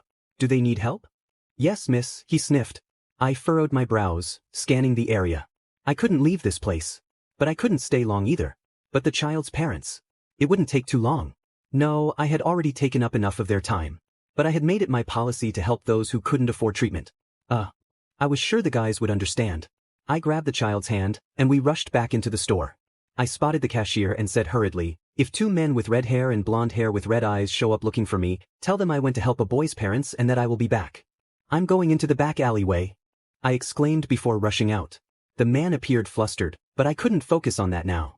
I entered the alley and said to the boy, okay, lead the way. He sniffled and nodded, avoiding eye contact as he guided me through the narrow passage. It was as if he knew every turn by heart. Kiro, a girl shouted, suddenly appearing in front of us.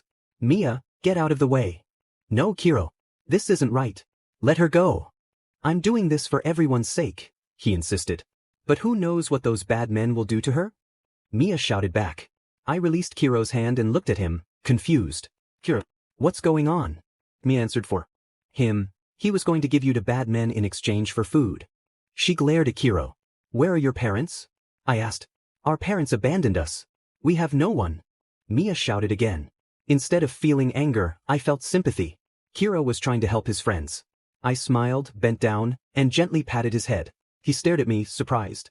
You wanted to take care of the people you care about. That's kind of you, Kiro. Even if what you were doing was wrong, I understand why you did it. I said. Kiro began to sniffle and sob, and I hugged him as Mia came over to pat his back. No one's helping us. So we have to take care of ourselves. Kiro sniffled. I stroked his head. I know. Stuff. But hey, at least you have friends to help you. Maybe you shouldn't carry all the burden alone. I'm sorry, miss. I'm sorry, he said, and I hugged him even tighter. It's all right. Everything is going to be okay. I remembered my friends and jumped. Oh, I left the shop. My friends might be looking for me. I rummaged through my bag and handed Kiro the new healing cream I had just bought. Use this for small cuts, bruises, and burns. Okay? Mia's hurt too. Kiro held the container in his hands and nodded. Mia rushed over and playfully smacked Kiro on the head. That hurts. You're no better than those nobles if you don't know when to be thankful. Mia scolded. Kiro rubbed his head and mumbled. He glanced at me for a moment before shyly turning away and saying, Thank you, miss. I smiled and rubbed his head. Suddenly, rough stomps echoed behind me, followed by a voice. Well, you took a while, so I thought you were going to run off with my money. But this isn't the place we agreed upon, son. I recognized the voice immediately. I had to run. But where? If I ran alone, these kids would be in trouble and I couldn't carry two kids on my own. The stomps grew closer. I felt a small pebble in my hand and turned around, throwing it at the treasure hunter leader. The rock hit the edge of his nose and rolled up to his eye. He yelled in pain, giving me the chance to grab the kid's hands. We had to escape. I needed to find my friends. Mia, Kiro, do you know where the wagon station is? The place with the horses? Mia asked. Yes, please. My friends can help us. They're strong. They've defeated those guys before, and they want. I had to stop abruptly, and the kids nearly fell forward. In front of us stood 3 more treasure hunters, the same badges Kirishima had remembered. I pushed the kids behind me. Miss, leave us. Kiro begged, tugging on my skirt. What? How could you say that? Mia added, we're just beggar children. You're too kind to be taken away by the bad men. I took off my bag, crouched down, and hugged them. I'm sorry, guys. I felt like a burden once again. A bag was placed over my head, and I was tied up. After that, I was taken somewhere else. Even though I knew the area, they spun me around while carrying me, making it impossible to tell which direction we were going. They were taking every precaution. I felt nauseous in the dark bag. After what felt like a long time, I heard a heavy knock followed by the creaking of a door. The stomps continued inside, and I started to hear more sounds. Soft cries, cawing, screeching, shuffling, clanks, thuds, low growls, barks, snarls, and other noises filled the air. Where was I? There were sounds of birds, yet sobbing could be heard nearby. Is that her? Yeah. We'll let you know the outcome, the leader said. All right, I'll get it ready. What were they talking about? Well, I guess it was better me than Bakugo or Kirishima. They had already been kidnapped by guys like these before. I didn't want them to go through that again because of my foolishness. I started to fall, squishing my hands between my body and the ground. Someone yanked the bag off my face and I found myself staring at the leader. I glared at him, and he responded with a kick to my rib. Ugh. I'm only going to ask once, the leader began. You came with the dragon and that prince. I want to know where they are. As if I would tell you. You can go shove a stick somewhere else. I coughed. He kicked a box and walked out. Get her examined and prepared. Let me know how much she's worth. Yes, sir. I saw 5 men enter the room after he left. They had unsettling looks on their faces. As they approached, I tried to shuffle back against the wall. Stay away from me. Don't touch me. Everyone always acts as if we'll listen to what they say. What gives? One said. It's pretty funny actually, said another. I like screamers but not the ear-piercing ones. Those types are annoying. They chuckled and one man grabbed my leg, pulling me toward them. I cried out as they reached for me, trying to grab hold. I silently cried, imagining how frightened 2 children must have felt in a similar situation. I looked up at the light, internally pleading with any higher power to let this nightmare end. I felt paralyzed, wishing for it all to stop. My thoughts were a jumble as I screamed, overwhelmed by the violation of my personal space. I looked down and saw one of the men invading my privacy in a way that was completely wrong. Stop, please, stop, I cried out.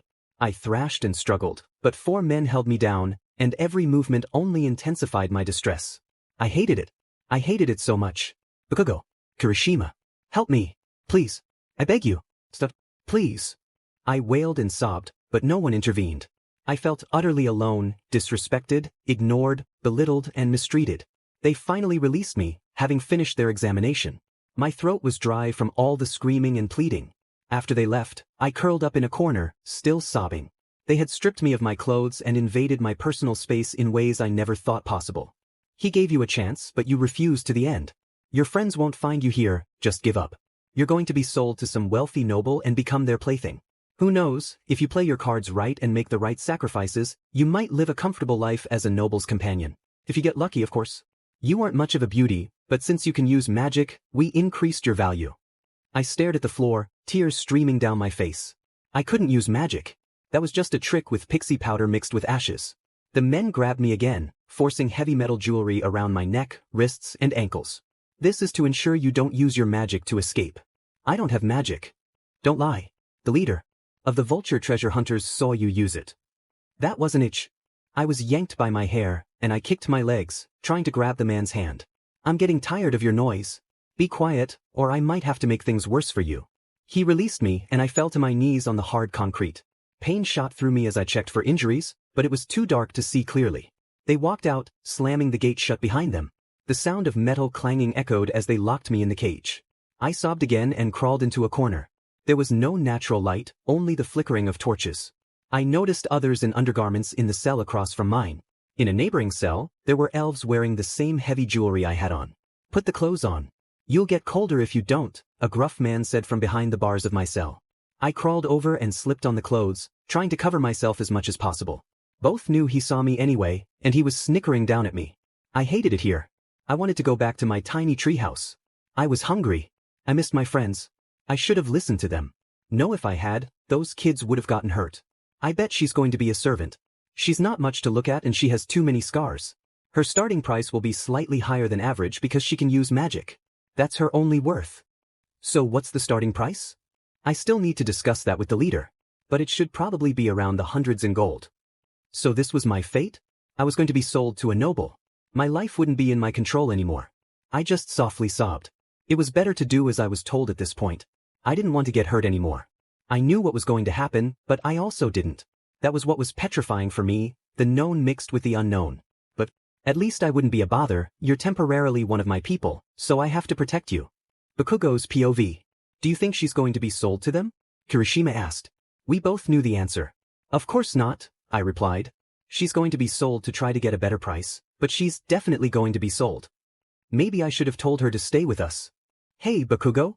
What? You like her, don't you? I didn't even want to deny it. My heart felt heavy if I did. Yeah, I do. Oh wow, you actually admitted it. That's unlike you. That's a good sign. You should tell her. You might even get a chance to save her. I don't know. I can't let her get hurt again. She deserves to be happy, Bakugo. You should at least try. I felt a surge of determination. I had to do something. I couldn't let her be sold off like that. I had to find a way to protect her, to make sure she was safe. That's them. I turned around and saw a group approaching. I felt a rush of adrenaline. How could I let this happen? I had to act fast. I couldn't let them take her. Hey, stop right there. I shouted, stepping forward. The tension in the air was palpable as I prepared to confront them. I had to find a way to change her fate, to ensure she wouldn't be sold into a life of servitude. I wouldn't let her down. They were almost at the door of my cell. What do you want? I asked, feeling a mix of fear and defiance. They held out a book, and I wondered where it had come from. I thought it was a trick, a distraction. Where did you get this? I demanded. Kiro, who had been watching from a distance, exclaimed, Whoa, what's going on? The kid has it. Where is she? I shouted, trying to keep my composure. Don't shout. They're not friendly, kid, he warned, turning to me with a serious expression. Ignore him, he's just grumpy. Now, that book belongs to our friend. Do you know where she is? Bad men took her. I replied, panic rising in my chest. Flashback to Kiro's POV. I felt something slip into my hands as the woman whispered, Find my friends at the wagon station. A kind red-haired man with sharp teeth, and a loud blonde-haired man. They both have red eyes. Tell them they don't have to worry about me and they can continue on their journey. I looked down and saw she had handed me a book. Give them this book for me, okay? She let go and slowly stepped back. But miss, I shouted, desperation creeping into my voice. She only smiled. You all take care of yourselves, all right? Just then a group of men appeared, and before I could react, they covered her head with a black bag. Miss, I cried out, don't do anything foolish. Here's your reward. One of the men tossed a pouch of money at my feet, but guilt washed over me. She didn't deserve this. She was so kind. I don't want the money. Just give her back. I shouted, my voice breaking. We already made a deal. You can't take it back, kid. They turned away, leaving me feeling helpless. No, give her back. I cried, starting to run after them, but Mia held me back. Kiro, we can't do this alone. We have to find the people she told us about and ask them for help. I nodded, determination flooding my veins. Come on. She said they were at the wagon station. Flashback and Bakugo's POV. The little boy held out a small pouch. Here, it's not much, but you can have it if you can save her. Kiro shook his head. No way. You keep it. Buy some food for yourselves. Just tell us who took her. They were tall. I laughed at the boy's enthusiasm. Oh, that sounds like a lot of trouble. I grinned. Kiro nodded. I know you're worried about her, but you need to calm down. I could feel my heart racing as I thought about the situation. I wanted to help, but I also needed to stay focused. Hey, do you guys know where they might take nobles in secret? The boy looked thoughtful. I think so, but we'll need to ask the other kids too. I nodded. Please. We don't want her to get hurt. The boy's determination was contagious. Come on, mister. We'll ask the other children. They're all over the village, so someone had to see her. I nodded and decided to follow them. Kiro led the way, and we moved through the village, determined to find any clues about her whereabouts. We followed the trail through the alleyways of the village. There were so many people and animals trapped in here. I felt a sense of urgency to help them, but we had to focus on finding her first. Please be safe. I whispered to myself. Why ends POV? I looked up as a man opened my cell and approached me. My screams echoed off the stone walls. Get away from me. He ignored my pleas and grabbed me, dragging me behind him. I struggled, trying to slip out of his grip, but he was too strong. Shut up. It's me, he said, and when he turned around I froze. I recognized that familiar angry face and blonde hair. Bakugo. He was here. He really came for me. I looked down at his outfit. He hadn't changed since we parted. How had I not noticed? I must have been too terrified to think straight. Bakugo shook my shoulders and I couldn't help but cry. My legs gave in, and I leaned on him for support, tears streaming down my face. I wanted to escape this place. I want to leave. I don't want to be here anymore, Bakugo. Take me away from here. I begged. His expression softened for a moment before he pulled me into a tight embrace. I felt safe, protected. I know. We're leaving now. I nodded, wiping my tears. He took off his cape and draped it over my shoulders. It felt warm. He held my hand as we hurried down the hallway, passing by others who were trapped. I felt helpless. Bakugo's cape swished around us as we ran. Suddenly, I heard someone shout, "Hey! What are you doing?" I froze, panic washing over me. Bakugo turned back when he noticed I had stopped. I stared at him in horror. He gave my hand a strong tug, and I stumbled after him as we resumed running. We reached the back of the auction hall, but we were cornered. Boxes were stacked high, blocking any escape. Bakugo pulled me behind some boxes, cradling me close. Why and be still? I think they found us. My heart raced. Was it the leader? Would they capture Bakugo? Without warning, Bakugo rushed out from behind the boxes. I stumbled, knocking over a vase, which alerted the guards to our location. My breath quickened. Hurry up. I looked up to see Kirishima throwing a rope down to us. Bakugo extended his hand to me. Let's go, he urged. I glanced back to see the guards closing in. There was no time to hesitate. I wrapped my arms around the prince's neck as he began to pull us both up. A loud voice echoed through the hall, announcing, "Sold to number 43 for 3,000 gold. Next up, a rare necklace that once belonged to Princess Erida of the fallen Nikon Kingdom." Guards struggled to climb the rope but were met with little success. It was rumored that this necklace was gifted to her by the 16th Emperor of the Luminous Kingdom when he was still a crown prince. Starting bid is 3,200 gold. We reunited with Kirishima, who started to crawl over thick bars. I felt uneasy about the precarious situation. The prince had untied the rope, sending the guards tumbling down. 3,400 gold. We have 3,400 gold. The prince led me to the bars, and I realized we were directly above the auction hall. I was about to be sold on that stage. My fate would no longer be mine to control if Bakugo hadn't saved me. 3,600. 4,000. I'll bid 4,500 gold. Come on. Let's go. I began to crawl. The metal was cold, and my cape was a distraction. If it fell, we would be discovered. If I fell, everything my friends had endured would be for nothing. The prince removed the cape from my shoulders, and I started to shake the bars. They rattled as my body trembled. He grabbed my wrist, forcing me to look at him. "Look at me," he said firmly. "Don't look down. Don't look up. Just focus on me." I nodded and began to shuffle across the bars slowly. I tried to avoid looking down, but panic surged as he urged me on. His expression remained serious, pushing me to continue. "Guys, we need to move," Kirishima whispered from the other side. "Come on, you can do it. Look, I'm shuffling backward. It's tough trying to keep you from falling." I sniffled and nodded. "You can turn around now. I'll follow you." He narrowed his eyes but eventually turned around. He glanced back to ensure I was following closely. Moving forward was challenging, but we were making progress. "I've got 4,500. Any other bidders?" "Going once, going twice, sold to guest 362. You may collect your reward at the end of the auction." Just then, a frail woman was dragged into the light, and I gasped as I noticed her scars. Next item is another SLV. Unfortunately, she is not a virgin, but she is fertile. Starting bid is 400 gold. 430. We have. Her scars are terrible, but with enough clothing, you can hide them. 450. 500 gold. 570. The bids continued to rise. I could do nothing but watch helplessly from above. She isn't worth that much. She's not beautiful enough to command such a price. 580. No way am I bidding more than that for her. She couldn't possibly be worth that much. It seems like a waste of money. Maybe 500 at most. Then you have to pay for food and clothing. No, she'd be too much of a burden for little reward. Not a smart investment. We have 580 gold. Going once, going twice, sold to guest 129. Congratulations. Bakugo. I whispered. Kirishima was growing restless. We need to look out for ourselves if we want to help others. Let's go. I nodded and made it to the other side of the bars. The prince draped his cape over me again, and the three of us began to run. We burst through a door and found ourselves in an elegant hallway. There were stairs to descend, guards to evade, and nobles who had no interest in buying anything. There they are. I was pulled through a door leading to a balcony, where nobles were trying to push their way out. Good timing, Kirishima sighed. He looked down and jumped over the balcony. I rushed to the edge and saw he landed safely. It's fine. Just jump. I'll catch you. Hesitant, I was suddenly tossed over the railing by the prince. Kirishima caught me barely and nearly stumbled in the process. He adjusted the cape around me again. Out of the corner of my eye, I saw Bakugo leap down to join us. How did they still have the strength to do this? Their resilience was remarkable. Kiri handed me to the prince's arms. He was warm.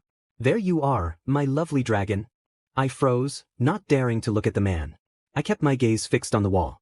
The guys remained silent, but I could sense their intense glares directed at the leader.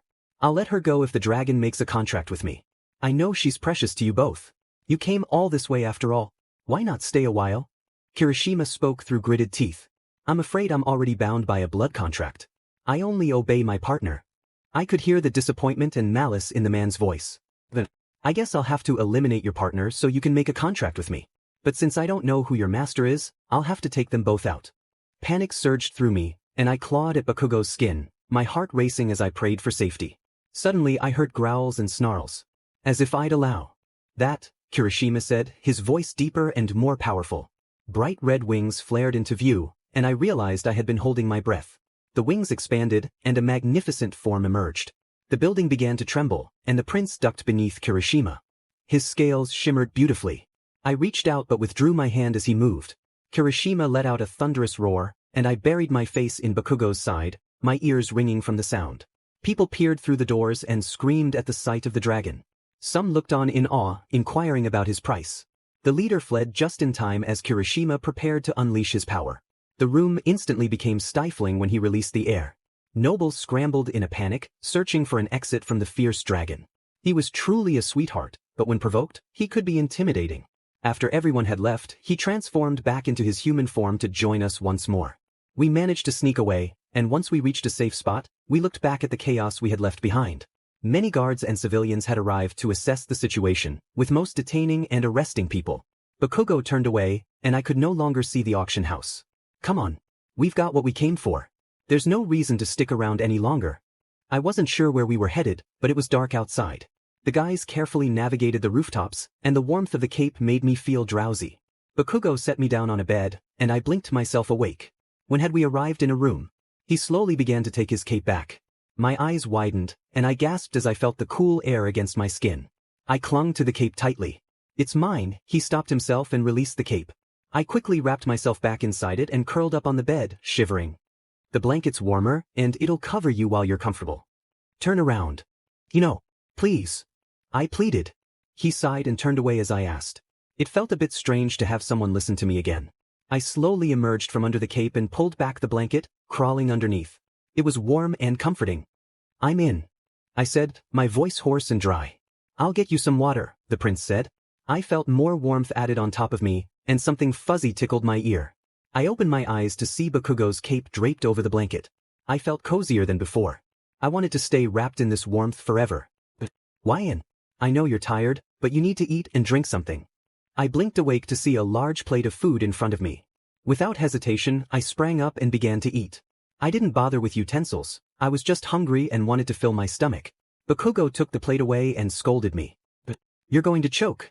Do you want to hurt yourself? You always act like the food's going to be taken away from you, he glared at me. I felt a shiver run down my spine. I shook my head, and he handed me a glass of water, which I gulped down. He sighed, signaling his defeat, and handed me the plate again. He sat beside me watching as I ate.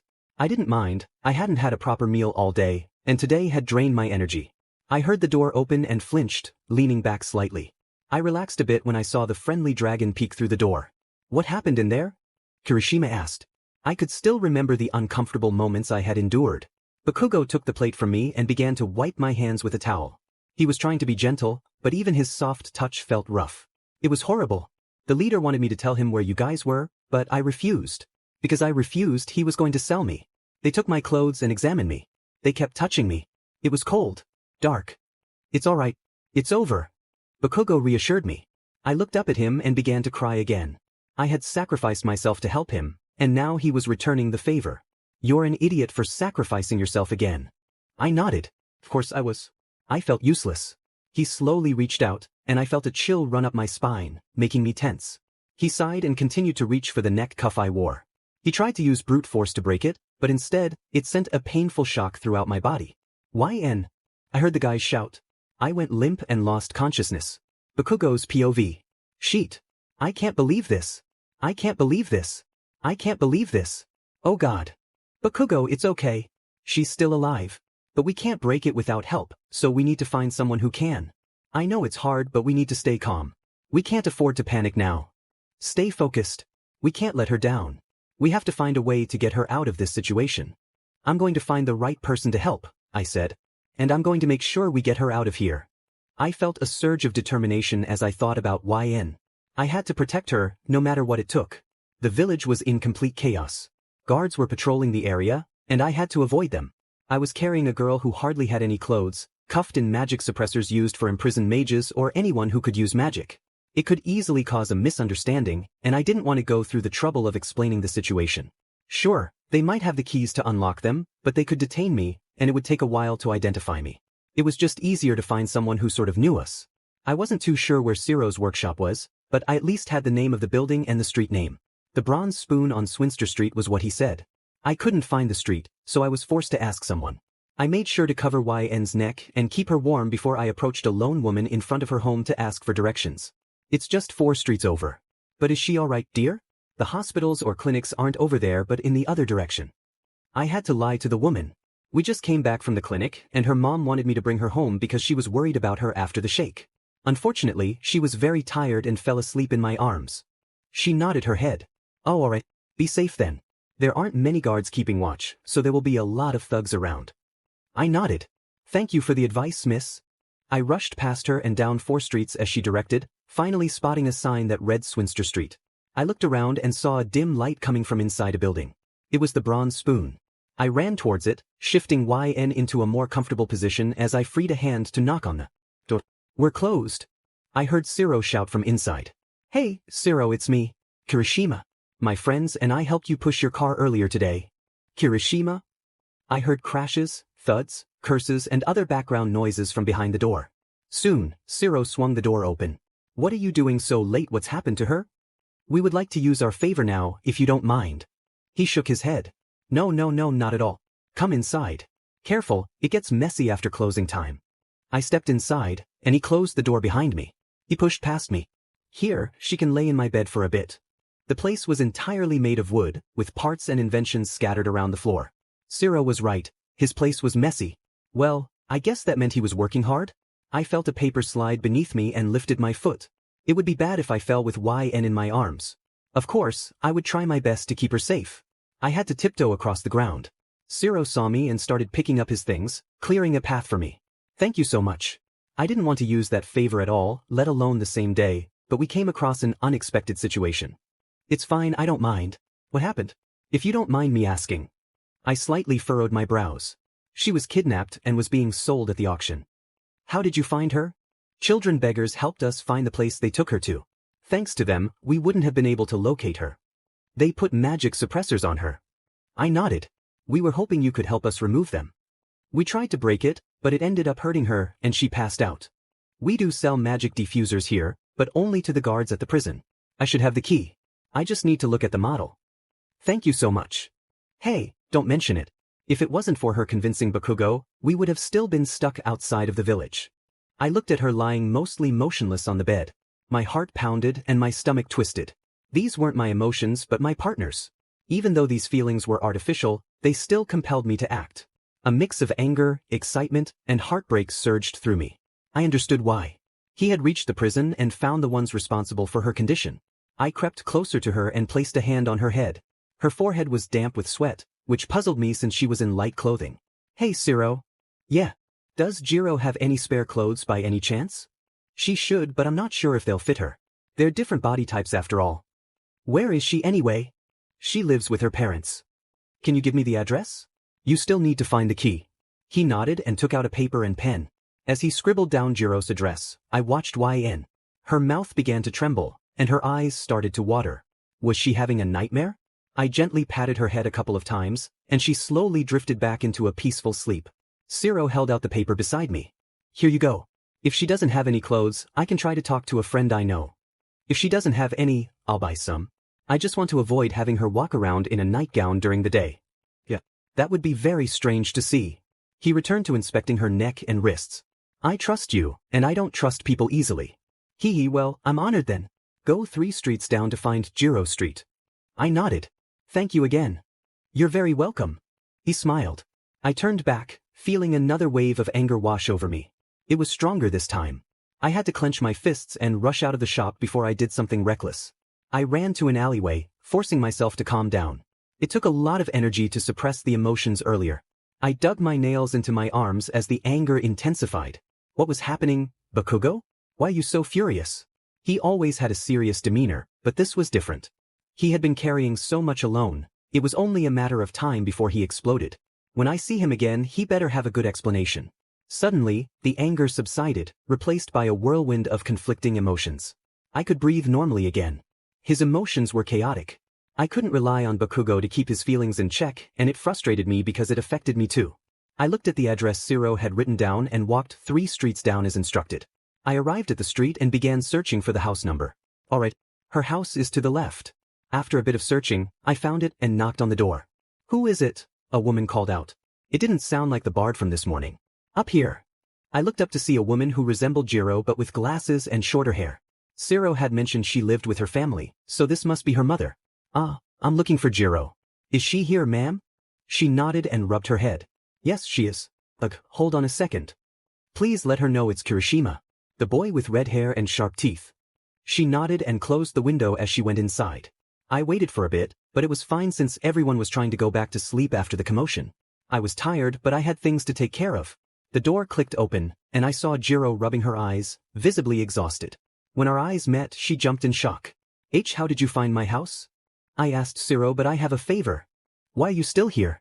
I thought you guys were just passing through the city. It's a long story. Look, I need clothes for Xueyun. We're different body shapes. I know. I said louder than intended. I sighed and apologized. Sorry, it's been a long day. Do you have anything that's very loose? I'm not too sure. Come inside. I'll check through my clothes. I followed her inside. She held a lit candle that illuminated half the room. Her house was cleaner and more organized than Zero's workshop.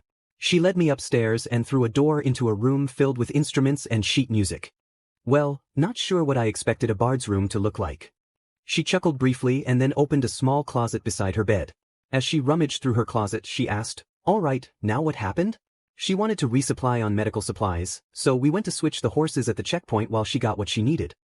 Jiro turned around and glared at me. First mistake was leaving a girl alone. I mean, I hate having someone with me, but it's safer. She placed her hands on her hips as I lowered my head in shame. I know. But, continue, she said, placing clothes on her bed. She wasn't one to mess. But, I sighed as I continued, some child beggars tricked her into an alley where she was taken. The kid did it for food, so I can't blame him. They regretted what they did and came to find us, and with the help of them and their friends around the city, we were able to discover where she was taken. The auction. The people after her knew who she was because we had encountered them yesterday. She dropped the clothes she had in her hands and gasped sharply at the mention of the auction. The one in the rumors where nobles bid on rare goods and slaves? I nodded in shame again. And you ran into them yesterday? You could have put us in danger. You guys need to leave the city immediately, they will try to find you. I could tell she was more concerned about herself and those around her than us. I didn't blame her, we were mostly strangers. I shook my head. You don't have to worry. The auction's location was destroyed. She widened her eyes. Was that what that quake was from? I nodded. The guards went and arrested as many people as they could. What did you guys do? I knew you were suspicious from the moment we passed the gates. Hey, we didn't plan on invading the auction. We just wanted our friend back. She took a step toward me. Who are you guys? I looked away from her. I can't tell you. I'm sorry. And why not? Are there more people after you? I shook my head, trying to calm her down. No, at least not that we know of. That you know of. You're risking our necks. We heard a knock on the door, followed by a woman's voice. Kyuka, is everything alright? We can hear you from upstairs. Sorry, I'll speak quieter. Good night. Jiro groaned and tugged at her hair as she looked at the floor. She looked back up at me, anger in her eyes. Where is she? Ciro's. Why is she there? She had magic diffusers. Those are only used in prisons for those who have magic. Does she have magic? No, she doesn't, but they thought she did. We used our favor with Ciro to find the keys to unlock them. We tried to use raw force, but it ended up shocking her and she passed out. Oh my god. And why does she need clothes? I let out the loud sigh. They tore them off her, and she only had a nightgown in her bag. She looked at me with worry and fear. They tore them off her? I nodded. Those sick individuals. My heart ached again, and I nodded in agreement. Yeah. Okay, I think I found something. She pulled out a large, loose black dress with long sleeves. This fitted me like a dress, but it's a shirt. Thank you so much, Jiro. You guys better be thankful. I nodded. Now we need some pants. I looked up and had to stop her for a moment. I don't mean to be picky, but she wears skirts. I felt bad, but I wanted Xueyun to be as comfortable as possible. I think skirts are more likely to fit her than the pants I have since the bands on the skirt stretch. She continued to look through her clothes and I said, Bakugo wanted to leave her with you. What? She turned around again. You know, at this point I shouldn't be surprised you've been saying a lot of surprising things tonight. He didn't want to put her in any more danger.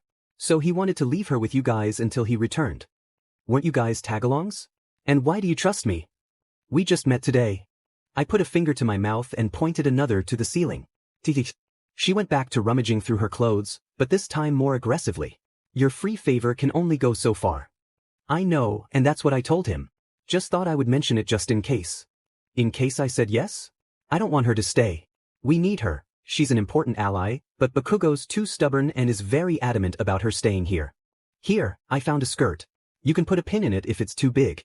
If it's too tight, she'll have to use it to go out and buy bigger ones. Thanks. Really? We don't have many people to trust right now. She stared at me and sighed. You're not making a random medicine, are you? I understand. You can only trust me with so much information. No, it's fine. I mean, I don't trust you guys either, but with what you're already trusting me with, I feel like I owe you information as well. Not that I have any to offer. I mean, I'm not an informant after all. I was speechless and guilty. She led me out of her room and back downstairs to her clean house with neat furniture. I'll tell you guys about us when our journey is done.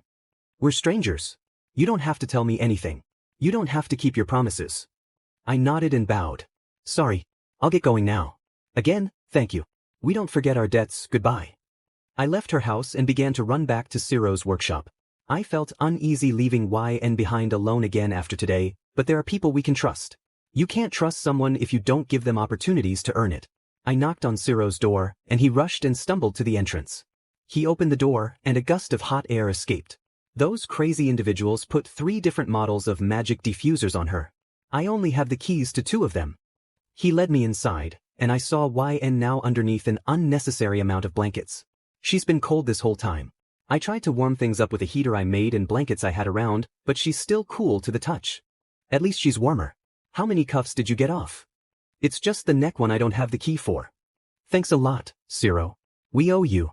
Don't mention it. I'm sorry I can't help you guys anymore. No, you've helped us a lot. The best shot you've got at removing it is going to the guard's tower at the prison. We can't really go there. Me, Kaminari, and Jiro can be witnesses. I'm sure they'll agree to give you guys the key afterward. We don't have a choice then. I mean, there's the option of just leaving it, and she walks around with constant stares. It's heavy and she's weak. Plus the unwanted attention. It'd be like advertising that she's a prison escapee. She isn't, right? I stared at Ciro. He did not just ask that. I'm joking. I saw her without the braces. He looked back at her and asked, Where's Bakugo, by the way? He's coming this way. Oh, did you see him on the way? I puckered my lips as I hummed. Yeah. He was taking care of some business. Oh, you're so convincing, Kirishima. We'll go to the guard tower in the morning then. Alright, I'll get Kaminari and Jiro. We can meet up there. I'm sorry. This is a big favor. Dude, it's fine. Taking us out to eat would be fine. We won't be able to treat you to a meal now, but we will when we get back to our families. Yeah, of course, no rush. I started to take the blankets off Xueyun, and she slowly started shivering again. I took her in my arms and wrapped her in Bakugo's cape. Thank you for everything. See you tomorrow. He nodded and escorted me out of the shop. We walked back out of the prison and made our way back to the village. The sun was warm, and as I felt the change in the texture of the ground beneath me, I was reminded once again that I didn't have shoes. I clutched the brown skirt I wore and tried to adjust it to cover my bare feet.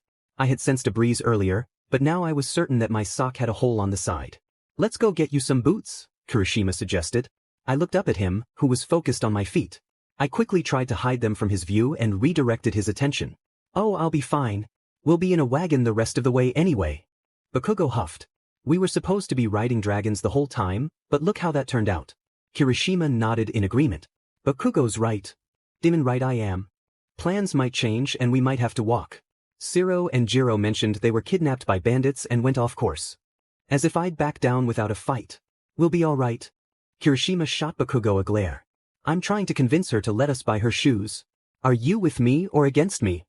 Bakugo grumbled, folding his arms across his chest and turning away. "You don't have to. I'm sure you don't have much money anyway. Don't worry about that. Come on, let's get you some comfortable traveling boots." He grabbed my hand and started to run. "But do you even know where you're going?" "I'm sure we'll find something," he chuckled. "Let's see if we can outrun the prince." I whipped my head around to him. "No way you think we actually can. His arms never tire, and his legs must be the same." Kirishima laughed as I looked back in horror. Bakugo was shouting and sprinting after us at full speed. I let out a cry and started running faster. "Get back here. I have no clue why I'm running when I didn't do anything. I'm innocent here. Kirishima, I swear." "Oh come on. This is fun. I'm in socks, and we have an angry prince on our tails. We're goners. Goners, I tell you. Why am I still running?" "Kirishima." Kirishima continued to laugh as I reluctantly followed him, with Bakugo hot on our heels. My stomps grew harder, and my feet began to ache. I stepped on some rocks and had to stop. Kirishima yanked me back just in time. He grinned and placed his hands on his hips. And here we are. I was huffing and panting, while he looked proud of himself. My feet were killing me. What if we had to run away from a threat? What would I do if my stamina was so low? Finally, I jumped and turned slowly to see Bakugo huffing, not from running but from anger. Kirishima pulled me along. "I'm innocent," I cried, hiding behind him. The dragon grinned. "Oh come on, it's not like you wouldn't catch up to us." Bakugo swung his fist at Kirishima's temple. I gasped in horror and leaned over to check if he was all right as he complained. "What? It's not like I want to be here." The prince frowned at the store. "Do we have to come here? He's a bit rough around the edges, but he's good at what he does. Even you can agree with me, Bakugo." He clicked his tongue. Bakugo glanced at me and then nodded toward the store. I followed him inside, which was cozy and inviting. Bakugo seemed to know the shoemaker, who raised an eyebrow and smirked at our entrance. The shoemaker was young and had an air of confidence about him. He had slick blonde hair and striking blue eyes. His outfit was more formal than one would expect for his profession, with a light blue tie that matched his black suit. I couldn't see the lower half of his body as it was hidden behind the counter. Bakugo grumbled, and I patted his back as I stepped in front of him. "Hello, I'm looking for some boots. Do you have any in my size?" The shoemaker glanced at me and smirked. "Oh, what do we have here? Do you have any particular style in mind, miss?" he asked, leaning over the counter. I shook my head, feeling a bit uncomfortable. A pat on my shoulder made me shudder, and I looked up to see Bakugo giving me a calm expression. I didn't have to be intimidated by the shoemaker. I turned back to him.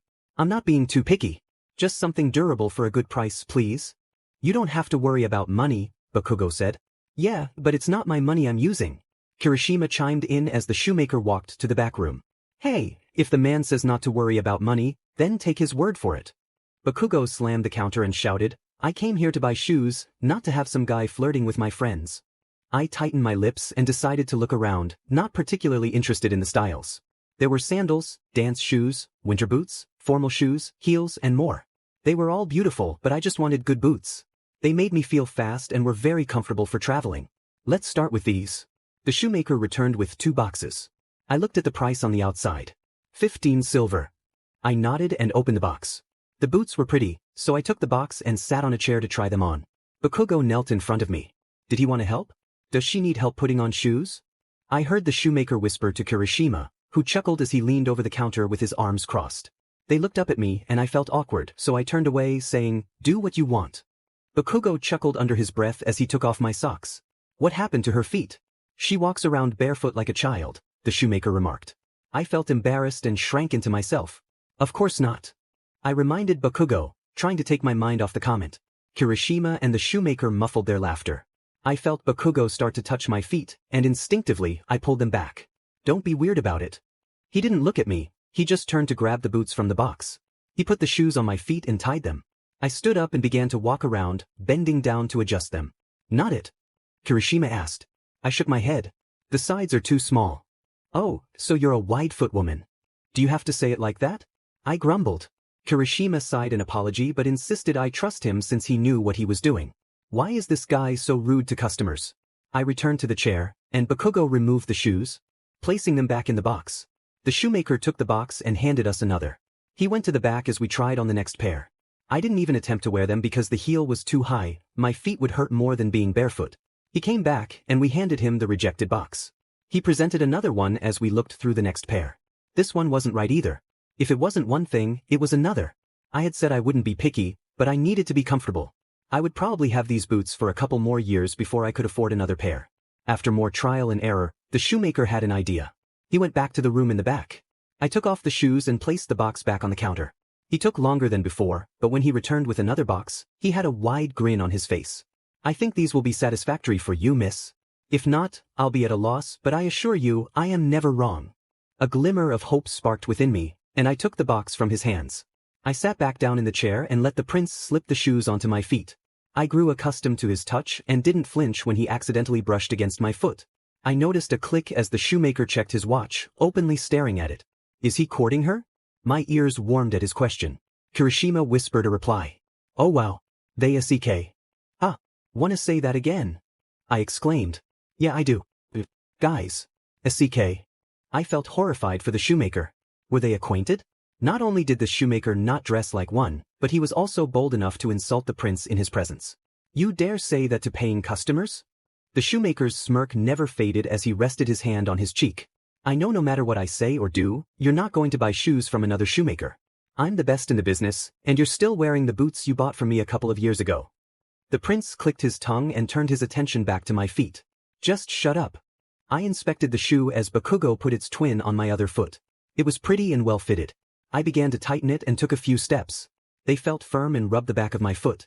Those might be stiff at first, but once they're broken in, I assure you, you'll feel like you can run endlessly in them, the shoemaker said. I had fallen for these boots. The heel was wide, making it easy to walk in. They reached my ankles and were a lovely deep black, the shine twinkling as I lifted my skirt to twist my ankles. The clacks on the wood excited me. They sounded deep and professional, making me feel like I could walk in and command respect. They were firm, but a comfortable kind of firm. Kirishima chuckled. We'll take them. How much, Monoma? Those are 20 silver, my dear friend. I flinched a bit, but before I could protest, Kirishima had already handed him the money. The shoemaker smirked as he pocketed it. Pleasure doing business with you. Thanks, Monoma. Good to see you. Give my greetings to Tetsu for me, will you? Oh, for sure. Goodbye. The shoemaker waved weakly as we left the store with my new boots. Do you like your new shoes? Kirishima asked. I tried to appear angry, but my excitement and happiness about my new boots kept getting in the way. Yes. I pouted. Kirishima burst into laughter, ruffling my hair. I raised my hands to stop him from messing it up any further. I groaned as I brushed my hair with my fingers. Anyhow, we need to get our stuff at the inn. If we're any later, our things might get thrown out. I nodded, now comfortable enough to start running behind Kirishima. He smiled as he spun around while running. The sun highlighted his cheeks, making them appear red. He was really handsome. I mean, dragons are powerful, so it would be no surprise if they were also gorgeous. I twirled along with him, picking my feet up higher to jump. Everyone was looking at us, but I honestly couldn't care too much. I was busy having fun with my friends. I stopped to look for the prince, who was grinning at me with a hand on his hip. I smiled widely, but his smile dropped slightly, making me feel like I had done something wrong. I quickly turned back around and ran to Kirishima. We grabbed our bags and walked out, handing the keys back to the inn. I was still giddy about my boots, loving the sound they made on the wood and cement. I took more steps than usual because I enjoyed how it sounded. Are you really that happy about those boots? The prince asked. I laughed, feeling a bit embarrassed. Yeah, kinda ridiculous. Everyone gets bubbly and cheerful over small things that aren't that meaningful. Well, if they weren't meaningful, then they wouldn't be exciting. Food is easy for us to access, but if we gave a meal to those children on the streets, they would be grinning from ear to ear. What's small to one is huge to another. You sound like you've lived for years. I laughed. Do I really? They looked at me worriedly, their expressions overwhelming. What? How much have you suffered to say things like that? Unless you're not human and are older than you look. No, I am human. Half human, but still human. Elderly patients tell me things like that, just kind of passing along the message. They seemed convinced, so they didn't pry any further. I let out a quiet sigh as we continued to the wagon station. The guys did their thing and we got a wagon. I slowly walked behind Bakugo and gave his cape a light tug, looking down at the ground like a child. What do you want? His tone was harsher than he probably intended. Thank you guys. He stared at me longer than I was comfortable with. He scoffed and gently removed my hand. Don't thank me. I'm not as kind as I may seem. I hurt people. That's all I'm good at. I looked up at him, knowing that wasn't true. In fact, it was the opposite. He wasn't as mean as he appeared. That's not true. You've helped me and others during difficult times. You don't want to hurt people, you just didn't know how to treat them. It's okay to not know things, you just need to learn. He turned his body fully toward me. I wouldn't have saved you if you were anyone else. I don't save people I don't need. I looked down, a bit saddened, but then met his gaze again. You say that, but you have a heart and a conscience. You have pride, a huge ego floating above your head. You don't like admitting your feelings. Your actions and words don't align, which makes it hard for others to understand. He started to frown, and I grinned as I continued. You turn away. When you're embarrassed, you don't want to show anyone your expressions. You also clench your fists and grind your teeth when you're genuinely mad. You care about others, you just don't know how to express it. I turned on my heel and walked to the back of the wagon. Bakugo followed and reached out a hand to me. I was perplexed but grabbed it hesitantly as he helped me into the wagon. I smiled, thinking how he was becoming such a gentleman, starting to. I set my backpack down and sat next to it, rummaging around. I might as well grab the cream and apply it while we moved out of town. I looked at my hands. My black fingernails had dried remnants around them. They were dirty and dusty. I found the cream and rubbed a bit on my fingers, lifting my sleeves to apply it to any visible scrapes. I did the same for my legs and noticed they were starting to grow hair. I should probably find a paste to remove them, but I was wearing a long skirt, so it shouldn't be too bad. I had a few scrapes and loose skin that I picked off, but no serious injuries. I checked my neck, wrists, and ankles, applying the cream there too. The cuffs had rubbed and peeled my skin, but the wounds would heal quickly. I frowned, remembering how the cold concrete had scratched my back. As much as I didn't want to, I was going to have to ask someone for help. I looked up and saw my companions getting on the seat of the wagon. Kirishima grabbed the reins of the horses while Bakugo just stared off. Hey, Bakugo. Upon my call, he perked up and pet his head back. I think I have some injuries on my back. I need help, I said. He nodded and started to maneuver his way to me. Kirishima playfully hit his back, and Bakugo responded with a light smack to the back of Kirishima's head. I gasped at the suddenness, but Kirishima seemed fine as he burst out laughing again. I let out a sigh of relief, knowing he was okay. We were in a much more desolate part of the city, and I pulled my shirt up and over my head, keeping the sleeves on. Bakugo took the cream, and I focused on the wood of the wagon. I clutched my skirt and closed my eyes as my body tensed under the cool paste. It's okay. He's just helping you. Kirishima is here too. Nobody is going to do anything to you. You're safe. I tried not to shuffle or flinch, and just like getting used to my new boots, I grew accustomed to his touch. His fingers were rough against my skin. My hands weren't the kind you'd envy, they were worn and scarred. I had tried many ways to refresh and moisturize my skin, managing only to remove a few layers of roughness.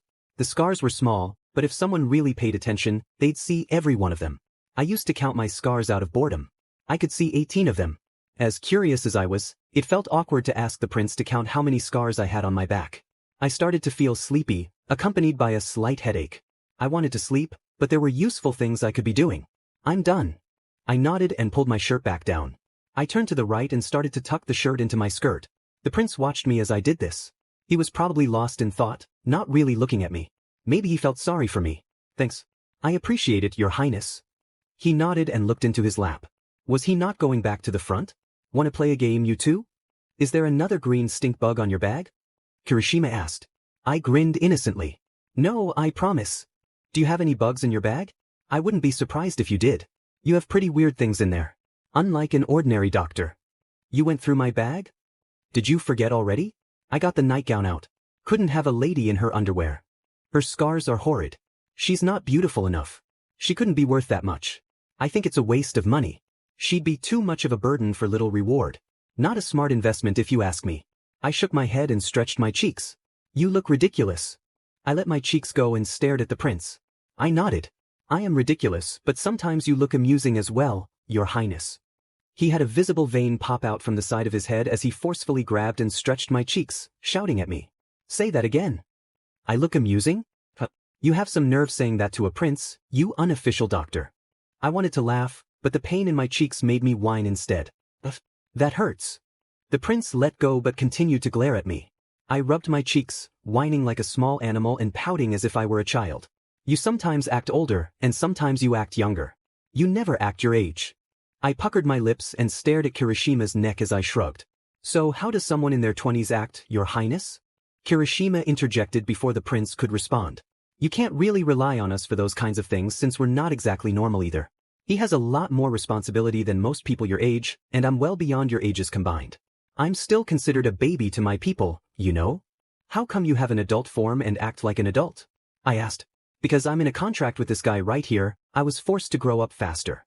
Not too long ago, I completed a debut ceremony for dragons, which is exactly how it sounds. He continued, preempting my next question. The ceremony is more of a test for a dragon, but since I wasn't younger than most dragons who take the test, I was allowed to bring my contractor to help me pass. It was quite challenging, let me tell you. What was the test about? He paused.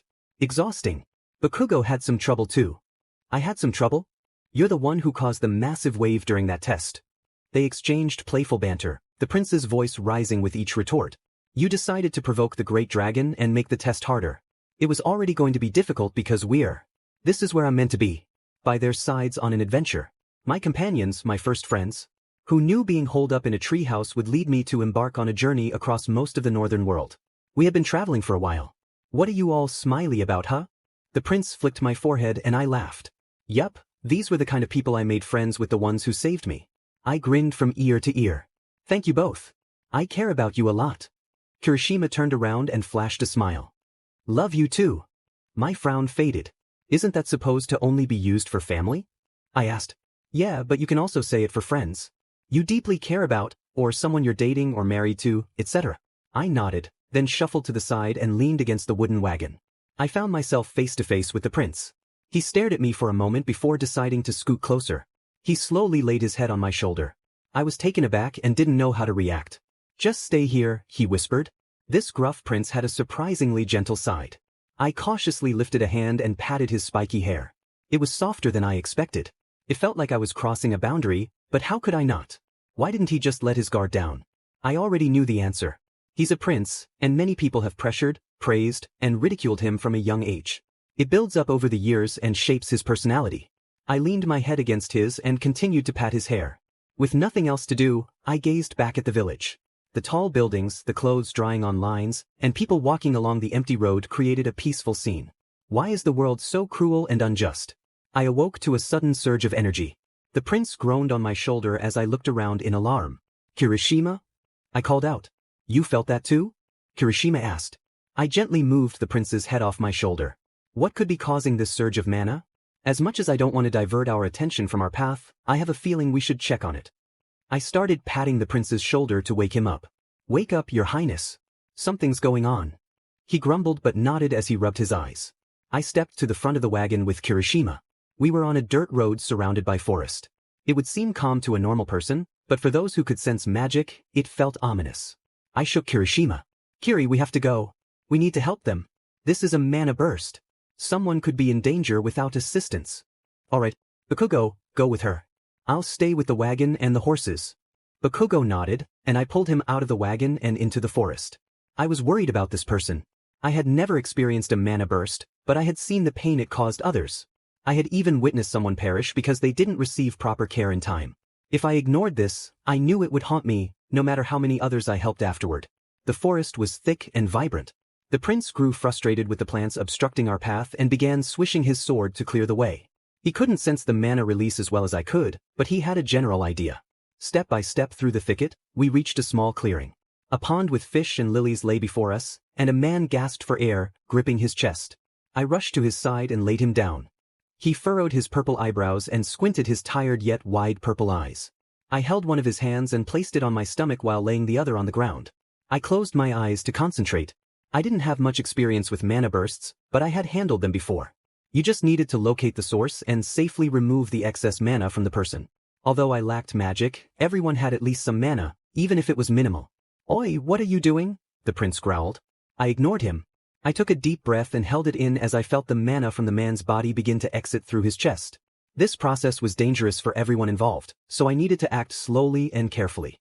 I gradually drew his mana into my body, forming a circle of mana in my abdomen before releasing it through my fingertips, dispersing it into the ground. This man will not have any mana left, but he will regain it fully once time passes. I would rather be alive and unable to use magic for a while than face a painful fate from a mana burst.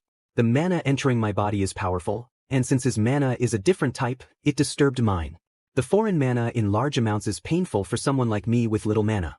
My insides felt like they were on fire, especially my hands and chest. I needed to focus, to stop trembling and regain control. I felt a hand on mine and had to force myself not to open my eyes.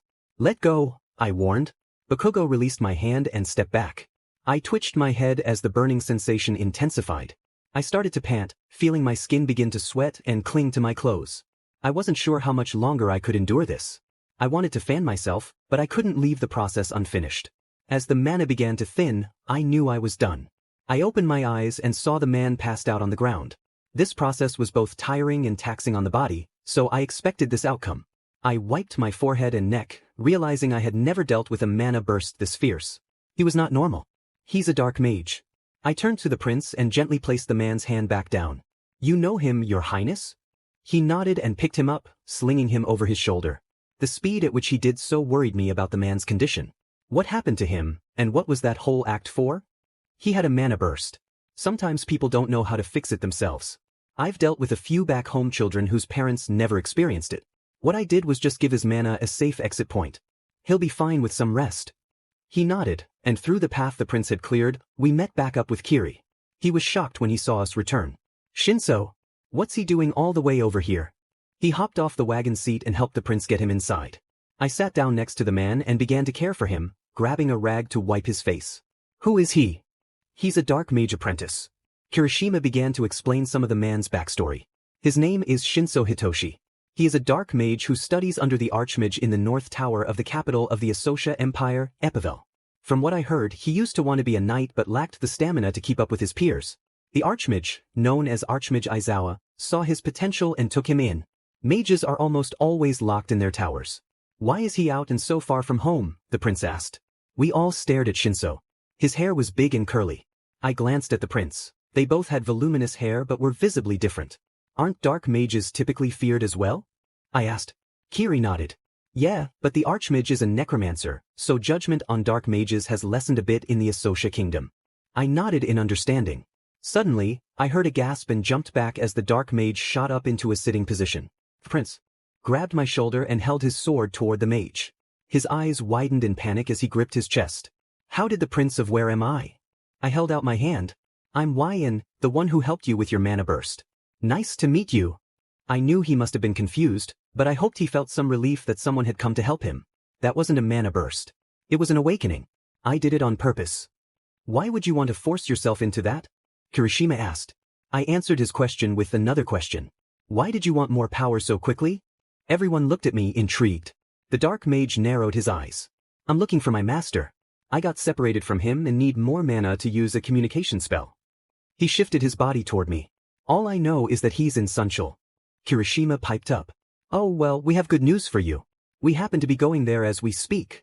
Shinso stared at Kiri's wide smile with a frown. You wouldn't mind if I tagged along, right? We don't mind.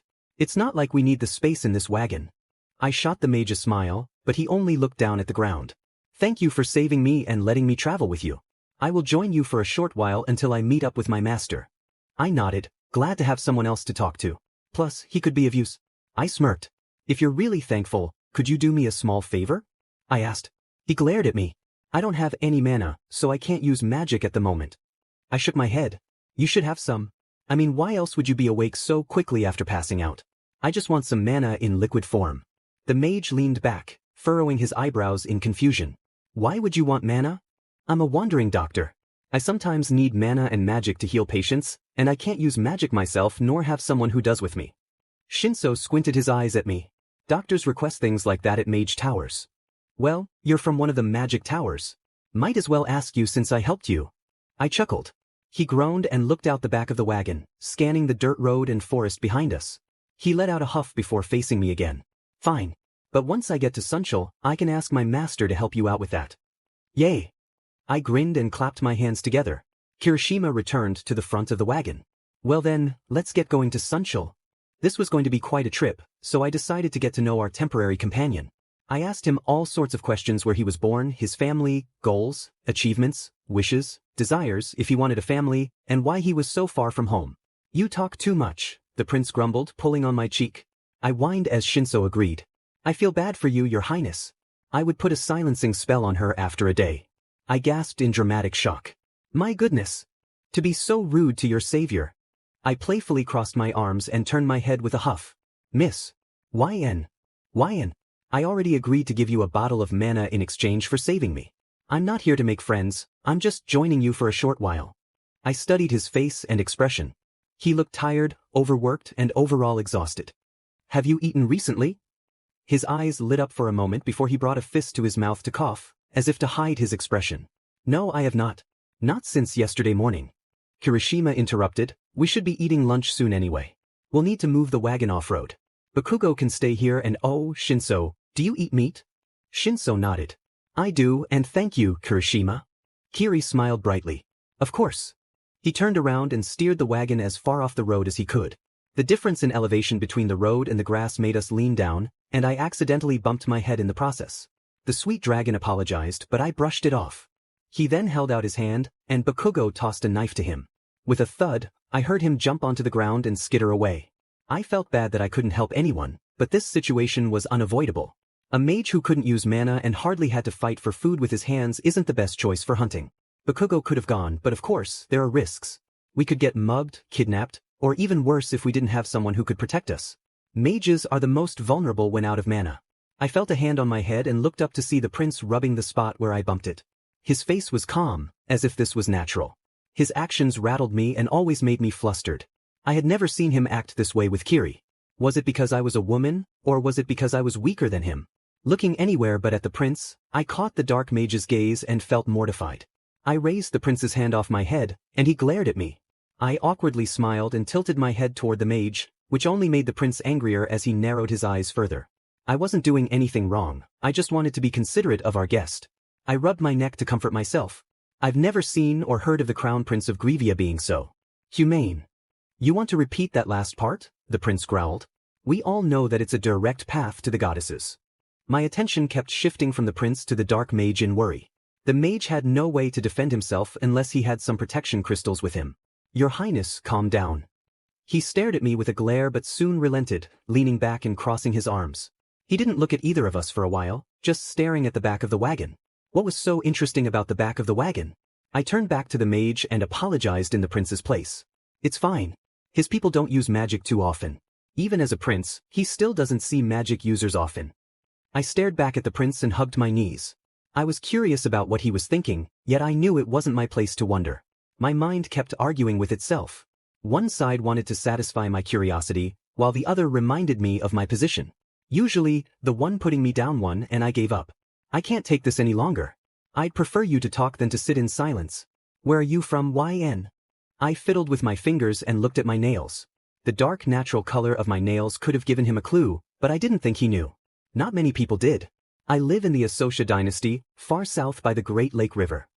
The Great Lake River connected 3 lakes, each belonging to a different country. He nodded. Another silence followed. It was obviously not the type to keep a conversation going. It was funny and admirable that he was trying. How's it like in the capital? He and the prince let out long sighs. Was it something I said? What happens in the capital? It's noisy, the prince said. People act like they lack common sense, the mage added. The prince laughed and slapped his thigh. Glad we both agree. I was pleased to see them talking and getting along. You know, I would prefer to stay in those stuffy rooms in the castle than to go outside and interact with those nobles. I know, right? They all talk as if everything isn't a major decision. I just listened to them complain about the capital. It felt lively again. This was the part of the adventure I cherished the most. I hugged my knees and listened to their complaints. Was the capital as bad as they said? I had heard stories of it being an amazing place you never wanted to leave. How does the castle look? I asked. They stopped talking, and Shinso explained, it's grandiose.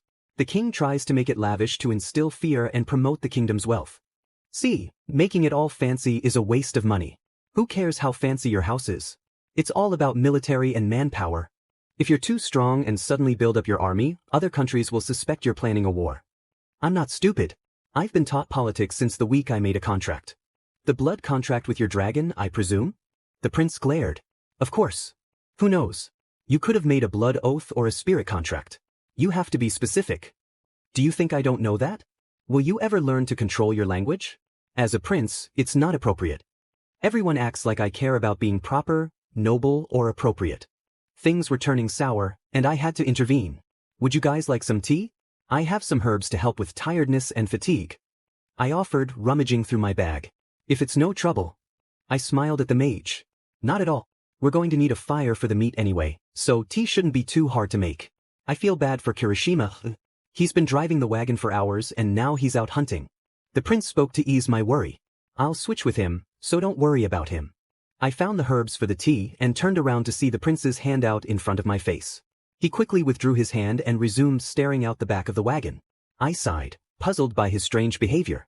When would Kiri return? I grabbed a rock bowl and the grinder, placing the herbs inside. Everyone must be tired, so I decided to use the entire vial. I can help, I heard the mage say, his hand slightly extended but not fully open. I smiled and was about to pass him the spice grinder when the prince interjected. I'll do it. Okay, your highness. Do you know how much to grind? I asked. He shot me a glare. Of course I do. He began pounding the herbs into the bowl vigorously. Why, your highness, the herbs are getting everywhere. I reached for the grinder, but he stubbornly held onto it. Why was he acting like this? I'm helping you, he shouted. I glared back at him. There's a specific way to grind herbs, and all you're doing is scattering them around the wagon. Stop acting like a child and hand it over. The prince stared at me, hurt, and reluctantly returned the spice grinder. I sighed and handed it to Shinso, who ground the herbs gently. I gestured for the prince to observe the mage. See? You do it softly. You're not hammering it down like it's a tent, just press it down with a bit of force.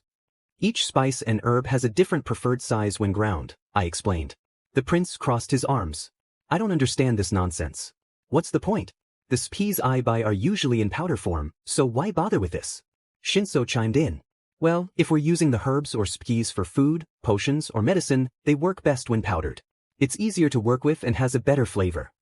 The prince glowered at Shinso, who then handed back the grinder. Hey guys. I caught an elk. Kiri called out. I peeked over the wagon and saw the cheerful dragon approaching with a large elk on his back. I want the horns, the prince shouted, rushing out of the wagon as Kirishima dropped the animal to the ground. I smiled. Thanks, Kiri. We can handle the rest, you should take a break. Kirishima complied, stretching out on the ground, looking content. No need to ask if he was okay. I smiled and stepped out of the wagon with Shinso. The prince was already skillfully cutting away the skin and bone. I placed the herbs by Kiri and motioned for Shinso to follow me. Let's go gather sticks. The prince turned to me, opening his mouth to protest, but I cut him off. I'll stay close. I promise. He glanced at Kirishima and sighed. Check in every few minutes. I nodded, and Shinso and I went our separate ways. The ground was covered in grass, with plenty of twigs scattered about. Shinso's voice startled me. Are they keeping you captive? That's a rude assumption. He's obviously possessive of you.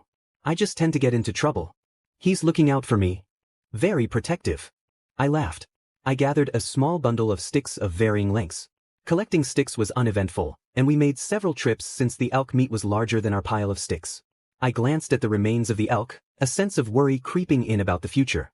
I felt like I was being watched, uncertain of when I might be captured. All I could do was enjoy my freedom for now. Hey! Shinso nodded toward the fire, and I returned to Kiri to grab the herbs for the tea.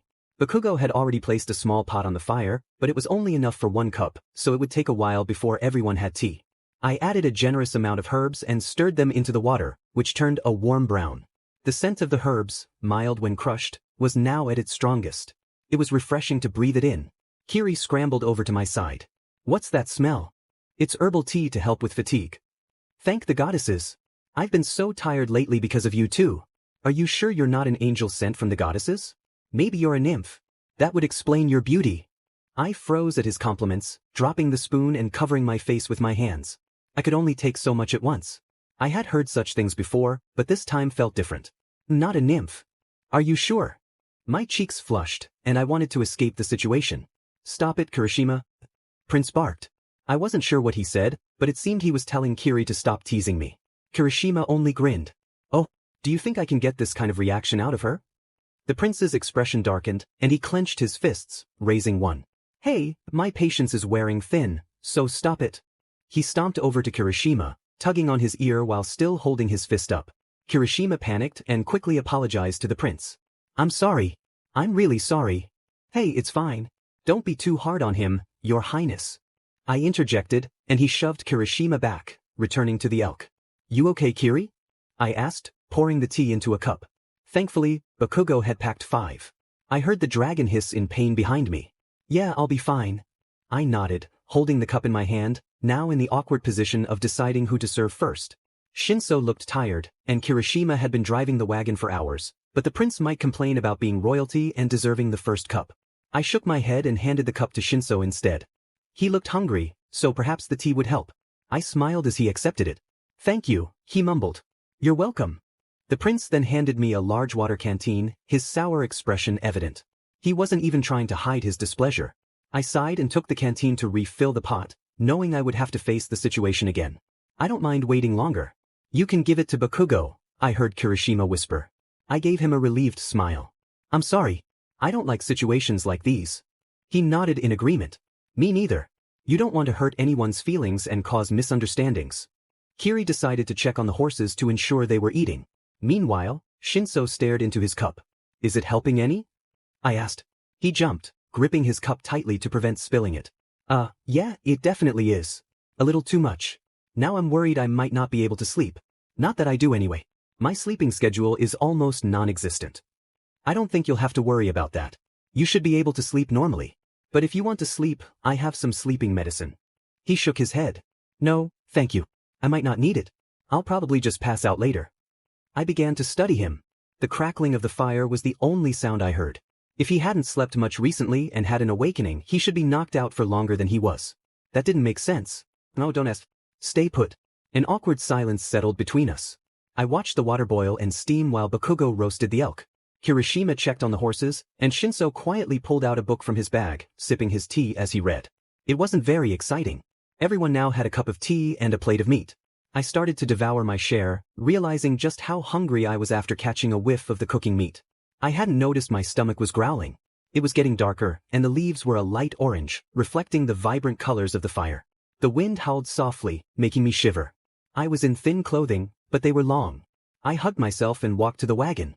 Kirishima helped me up, and I settled into the inner right corner of the wagon. I wasn't going to change into my nightgown, so I just grabbed my blanket and covered myself. I couldn't sleep unless my back was against a wall. Facing the other direction made me feel as if someone was watching me.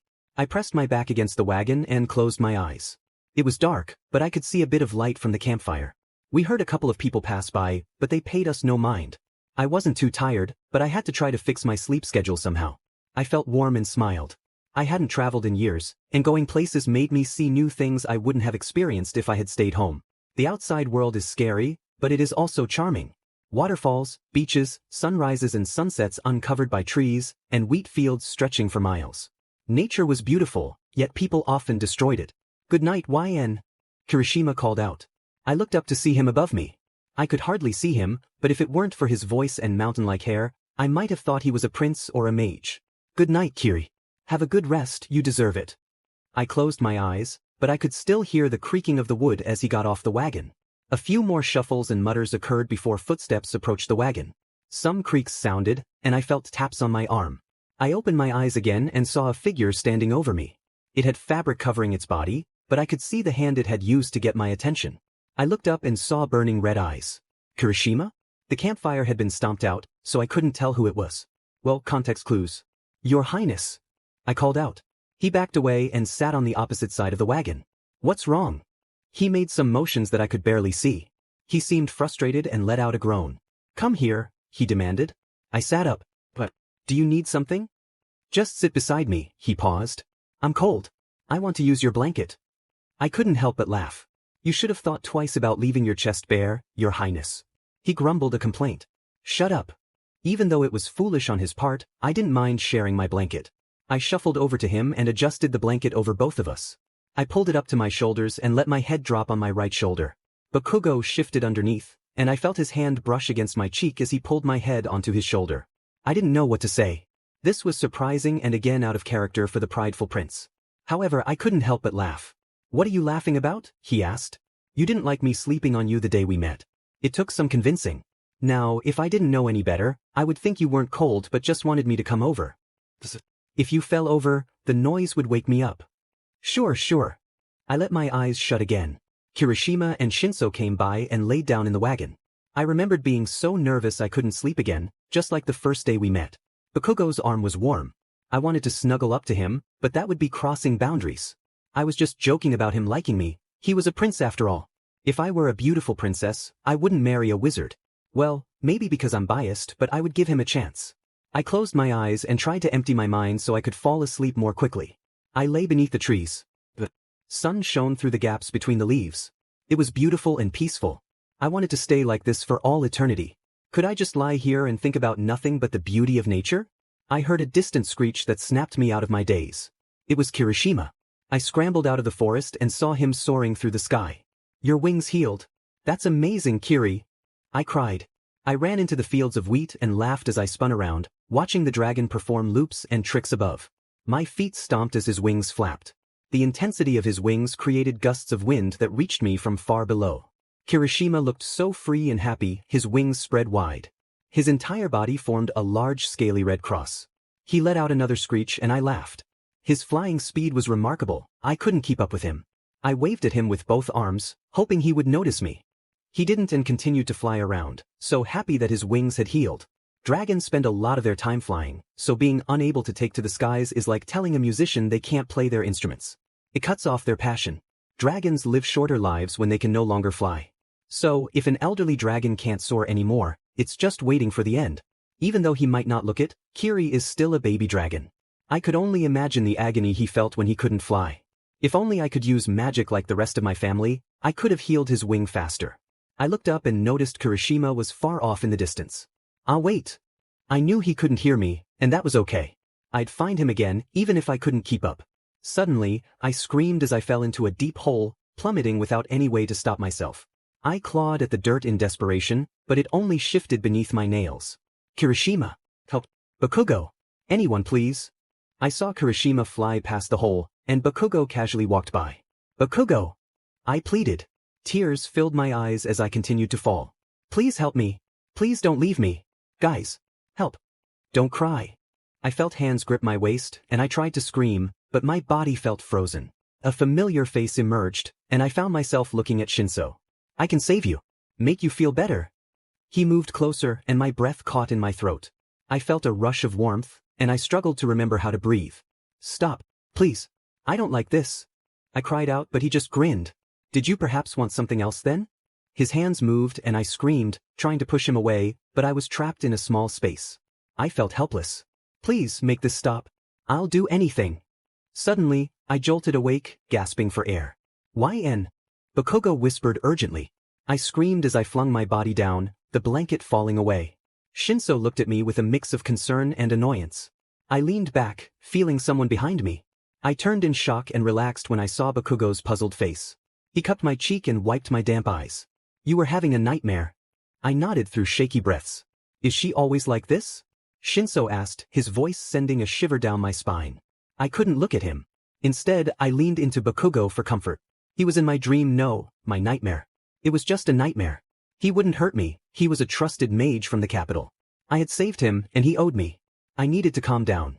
"I see," I heard Shinso say. Bakugo stroked my hair, comforting me.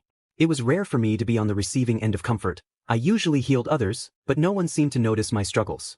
I remembered how my friends had overlooked my cries for help in my nightmare. If they ever gave up on me, I didn't know how I would keep fighting for my life. I would feel useless. I couldn't imagine living without their support. Slowly, I moved my hands from my body and hugged Bakugo tightly, grateful for him. To my surprise, he returned the hug. This time I felt a flicker of fear. Why was I scared of a trusted friend? After a few moments, my anxiety began to fade, and my shaking gradually stopped. "I'm sorry," I whispered, feeling like a burden. The sun hadn't even risen, and I was causing trouble for those around me again. Why couldn't I be useful or at least pull my weight? Kirishima approached from behind and rubbed my back. I tensed slightly at his touch. Why was I scared of my friends? Hey, don't be sorry. You went through a lot. Just try to focus on being happy and not letting your fears get in the way. I shook my head, pulling away from both of them. I grabbed my blanket and avoided their gazes as I folded it. We should get going. The sooner we depart, the sooner we can see Sunshul along the horizon. I grabbed my diary and pen, stuffing the blanket into my bag, which bulged awkwardly. As the carriage began to move, Bakugo and Kirishima spoke in their native language. Kirishima spoke softly, even though he knew I couldn't understand. I couldn't imagine what she went through. She had trouble sleeping before, but she never complained. Yeah. She would try to push through, but sometimes it's hard to see the light, Kirishima replied. I feel bad for her. If she couldn't sleep before, I don't think she'll find peace now. Her nightmares will haunt her too often, Shinso added, standing beside me. It made sense that mages would know multiple languages. How do you know our language? Kirishima asked, concerned. I travel a lot. It comes with the territory, Shinso replied. Kirishima looked worried, while I felt a wave of frustration. What were they hiding from me? No, I needed to stop being stubborn. I should be grateful for what I had. They continued their conversation, and my frustration grew, but I remained silent. I didn't want to be a bother. I flipped through the pages of my diary, feeling an urge to tear them out, but a part of me resisted. I imagined burning the book, throwing it into the ocean, shredding the pages completely. I wanted to forget, so why couldn't I bring myself to let go? I turned to an empty page, my anger simmering. I stared at the empty page, unsure of what to write. I wanted to appear busy, to show that I didn't care, but the truth was, I had no idea what to put down. Maybe if I looked deep in thought, they would sense my frustration and switch to Xueyun, a language we could all understand. I began tapping my pen absent-mindedly while gazing off into space. So, how far are we from Sunshul? Shinso asked. I turned to Kirishima for the answer. It's a bit of a distance. If we have no interruptions, we should arrive in 2 days, Kirishima replied. Shinso frowned. You don't really know how far it is, do you? Kirishima shook his head. No, I do. It's just that. We have someone with us who tends to attract distractions, Bakugo interjected bluntly. It was clear who he was referring to. Why you? I started to protest, but Kirishima cut in. Thanks to that last distraction, she saved Shinso's life. Bakugo scoffed. But before that, she got herself captured. Hey, I'm sorry. You saw the condition of those kids. I defended myself. I had left the store, but who knew what could have happened to them? I looked down at my hands, rough and with dull black nails. Those kids had been starting to develop calluses. I could still feel the small bumps on their fingertips and palms. A hand rested on my head, and I looked up to see Bakugo staring at me with an unreadable expression. You did well protecting those kids, he said. I continued to gaze at him even after he removed his hand. Kirishima's chuckle earned him a playful elbow from Bakugo. I smiled, my cheeks warming. Thanks. He glanced at me, his brows furrowing before he turned away. Whatever, he muttered. You guys are so hopeless. Shinso murmured under his breath. I barely caught it and replayed it in my mind. I knew I was hopeless, but I wasn't sure how the prince could be. He had so much going for him. He was a caring prince who just needed to learn a bit more compassion. Suddenly, an unfamiliar voice called out, Hey, look what we have here. Another wagon. Wonder what's inside. Let's take a look.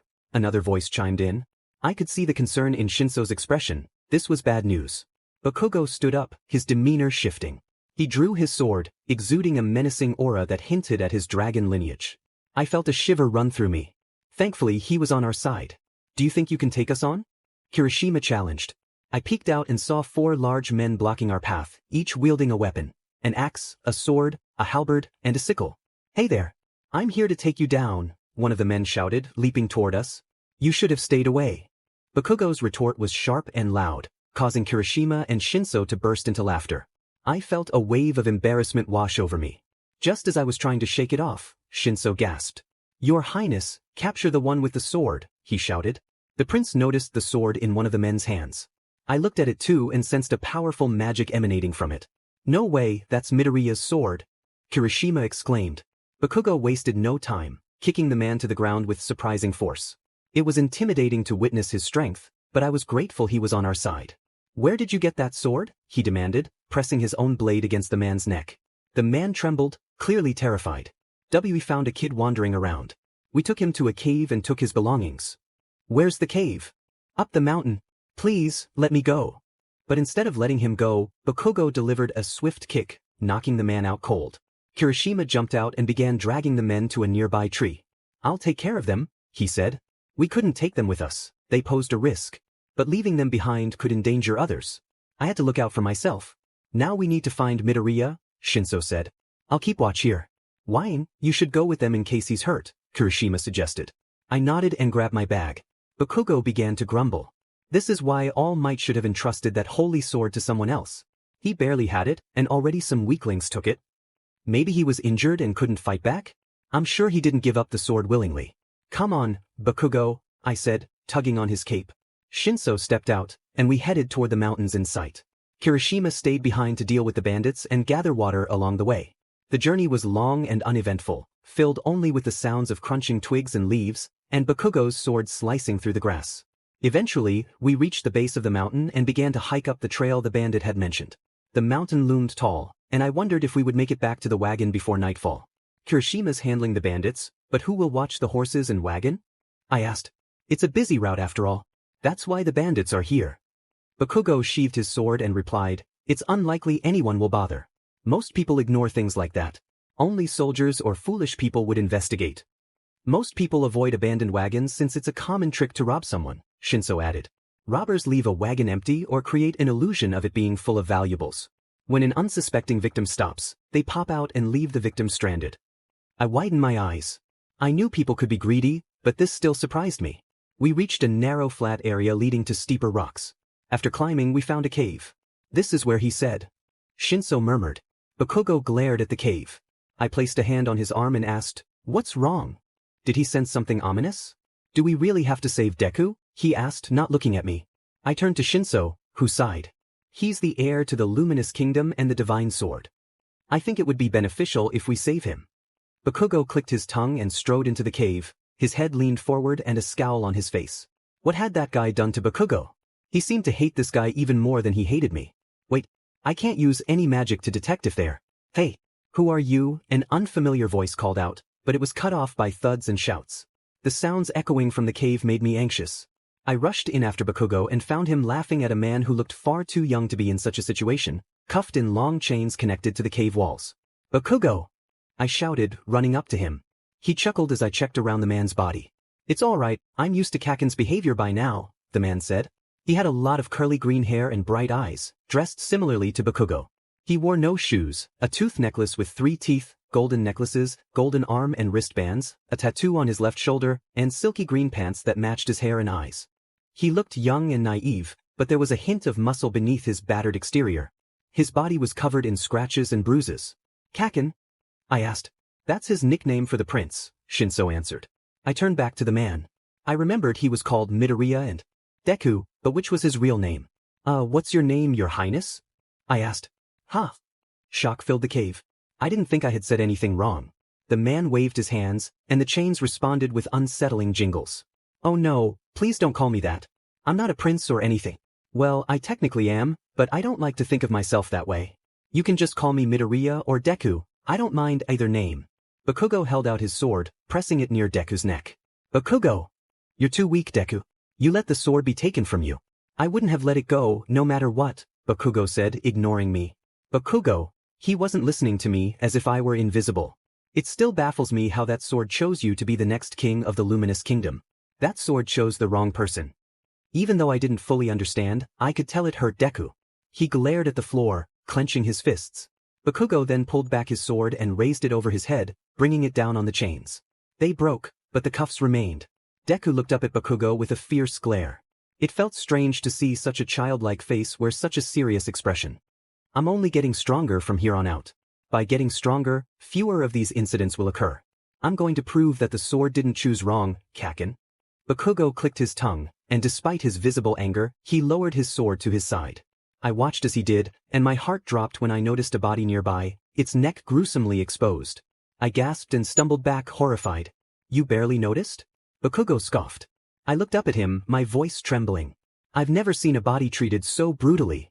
Deku chuckled softly behind me. He stood up and extended his hand. "Yeah, it took me a long time to get used to it." I looked at him with pity. I scanned the faces around me. They seemed unfazed. Had they all seen such things at a young age? I had faced my share of hardships, but I had only seen a dead body once. We were surrounded by death, and I was the only one panicking. Do I have to dissect these bodies? I asked, feeling a cold sweat trickle down my temple. The cave fell silent until Shinso broke it. What? That's just weird. Doctors only do that for surgery, and the patients have to be alive for that. I covered my eyes and stood up on my own. Sorry. I'm not sure why I said that. Please forget it. I knew everyone was suspicious of me now, but Bakugo was the only one to voice it. That's not something you could easily forget. Why say it if you'd end up taking it back? Just forget it. It was a stupid comment, and I'm not even sure why I said it. Kirishima's probably back at the wagon by now, so we should head back. Kirishima can wait. I want to know why an unlicensed doctor who hasn't had professional training knows how to cut up a body. The prince wasn't going to let this go, but I couldn't tell him I had dissected a body at 12. I would look at someone with wide eyes if I were them. It was just something out of context and unnecessary. I just wanted to know if you wanted to check if they had something in their systems. Shinso cut me off. You just said you didn't know why you said it. I gritted my teeth and uncovered my eyes to glare at him. Why are you asking me questions when your friend was just kidnapped, robbed, and beaten? I could hear Deku nervously fidgeting, but he spoke up. I'll tell you all about it, Shinso. Let's just get to Kirishima, huh? It has been some time since I last saw him. Shinso narrowed his eyes but turned to exit the cave. I wanted out of there too, my lungs felt starved for air. I jogged outside and smiled at the warm colors of the sunset. I just wanted to sleep. Deku came back out with a bag and pulled out a mirror. But there goes my luck. Why did I even bother checking? Is that a communication mirror? Did that female mage give it to you? Shinso asked. Deku nodded. Uraraka gave it to me to call her, but those guys broke it, and the shards are scattered inside the bag. I saw a few back in the cave. But once completely shattered, those things don't work anymore. Not to add salt to the wound, but they're also pretty expensive. Bakugo began to laugh at the poor man's misfortune. That's funny. I glared at the prince and put my hands on my hips. That just means he's coming with us, Bakugo.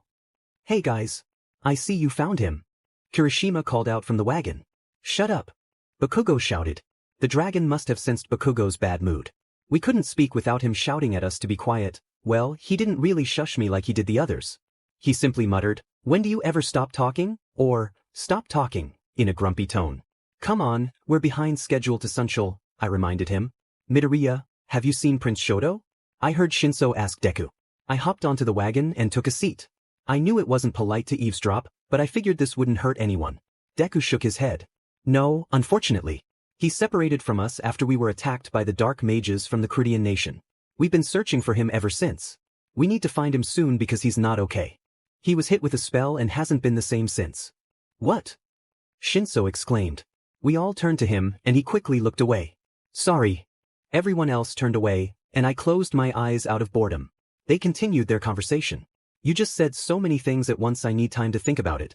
King Enji hired me and Master to look for the prince, and you're saying he was hit by a spell from a dark mage from the Crudian nation. Why are they here? Why did they attack the prince? What spell did they use? We're not sure. He just said everything made him angry. I did notice some dark scales or spikes appearing on his body whenever he shouted at Uraraka. I perked up. No spell makes someone form spikes when they're angry, Shinso said. He must have caught on as well. I didn't expect any less from the mage studying under the Archmage of the Ashoka dynasty. I leaned my head against the wagon and listened as the two guys theorized. It has to be a curse. Deku asserted. I smiled, he was right. Of course, but what curse could it be? Shinso asked. Our best bet is to find him and take him back home. There he can at least get help to discover what the curse is and, at most, get rid of it. Why would the Crudian nation put such a curse on the prince instead of just eliminating him? If someone allows you to live, it could mean a few things. You're needed, pitted, or they didn't have the resources to kill him just yet. Or this is the first step to killing him. Or maybe they wanted him to cause chaos in the inner palace before they eliminated him and took over the Ashoka dynasty. Shinso glared at the boy and shushed him. No way. The prince would never allow such a thing. He'd rather sacrifice himself than be the cause of his kingdom's destruction. I didn't know much about the third prince of the Ashoka dynasty, but he seemed to care for his people. I pulled out my diary from my bag and started reviewing the potion recipes, checking off some items. I was just trying to distract myself from boredom. I had only brought one book from home, an herbal guide. I didn't need it much, but it was a good backup in case I could help the guys. Herbs of the world. Interesting, Shinso remarked, staring at my book, and I nodded. I want to make smudge sticks to light up at night. Hopefully they'll help us all sleep better. I smiled, but he didn't shift his gaze. I don't suggest you do that. We'd be attracting unwanted attention, Kirishima said. Oh yeah, we would. I frowned. I enjoyed making and lighting smudge sticks. The way the air transformed from a moist wood scent to something reminiscent of a candy apple made me smile to myself. It wouldn't hurt to make them for nights in hotels. Deku suggested. I talked about the herbs and flowers I used for smudge sticks. There are many flowers and herbs you can dry for this purpose. I was just trying to keep the conversation going as long as possible.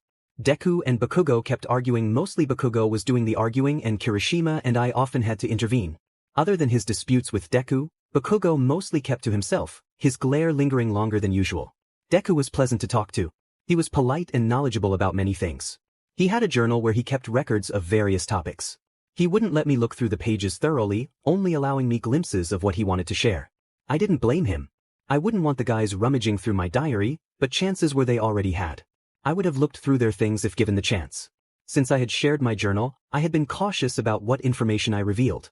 I should have torn out the pages. Well, if I removed them now, I could prevent others from seeing them. I set my herbal book down and grabbed my diary.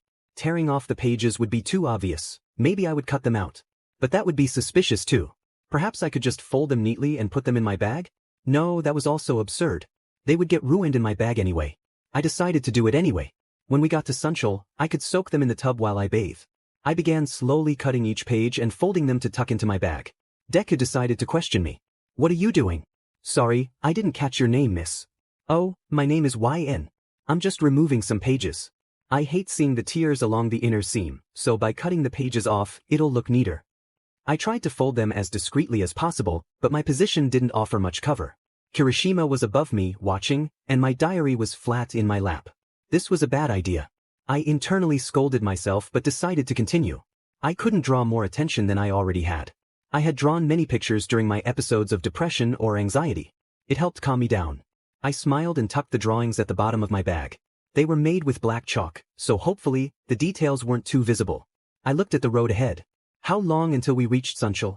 I glanced back at Deku. His bruises looked bad. I reached back into my bag and grabbed my rags, healing cream, and some water from Kirishima's bag. We should take care of your wounds, Deku. Oh, thank you. I couldn't believe I had forgotten to treat a patient first. That should have been my top priority. Deku shuffled over to me, and Bakugo started to grumble. Get away from me, Deku. I'm just trying to take care of his wounds. I argued. That bookworm is fine. He doesn't need any treatment. Kirishima sighed.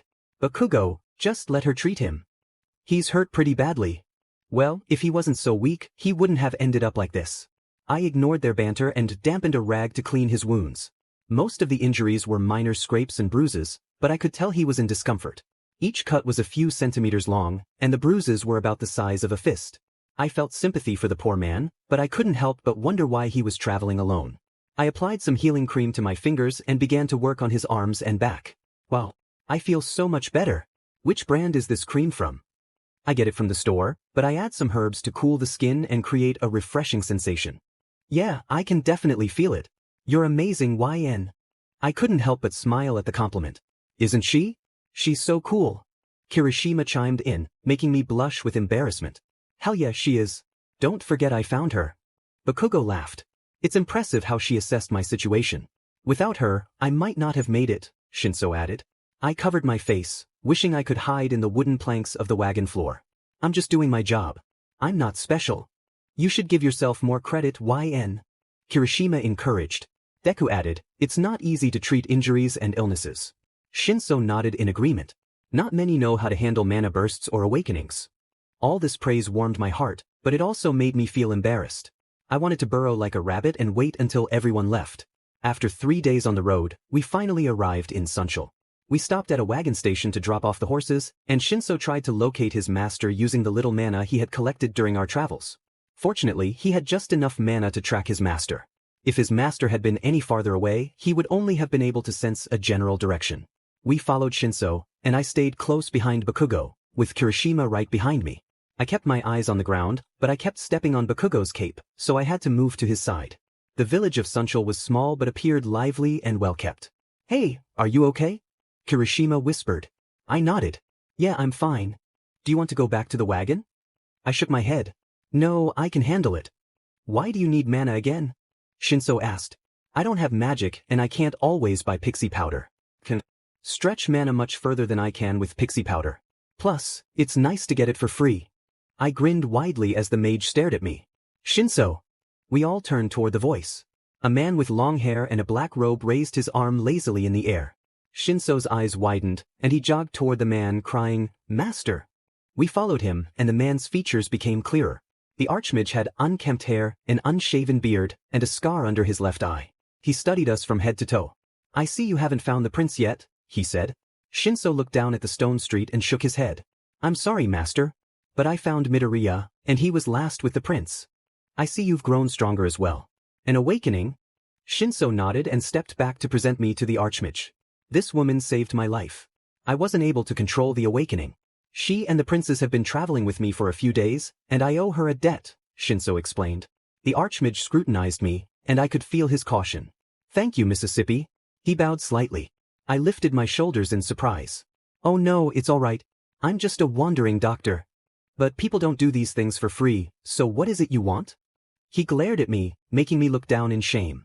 I felt guilty. I usually helped others without expecting anything in return. She wanted a bottle of liquid mana. "I currently don't have any mana, so I was hoping you could assist with that, master," Shinso said with a nervous smile. The Archmage glared at Shinso and lightly smacked his head. "Why you forced your awakening without knowing how to handle it is beyond me, but to make such a deal with it. Archmage Aizawa, we've been traveling with her for a while. She means no harm." Kirishima interjected. Aizawa stared at him, and then Deku spoke up. Archmage Aizawa, while I haven't known her long, I can assure you she poses no threat." The Archmage sighed and furrowed his brows. "I'm only agreeing to this because it's a favor. Follow me." His demeanor made me uneasy for some reason. He seemed familiar with everyone except me, so perhaps he was just cautious of a new face. I couldn't blame him for that. It was fine. Kirishima nudged my shoulder and mouthed, "Are you okay?" I nodded and gave him a smile. It felt uncomfortable, but I hoped it didn't look forced. Thanks to the mana I'd be receiving from one of the most powerful people in the world, I could use powerful magic circles to protect my friends. The thought made me genuinely smile, though it still felt odd, as if I were trying to convince myself. My smile faded as I stared at the back of the Archmage's robe. The Archmage led us to a hotel where many people greeted him. "Hey, Mr. Archmage Aizawa."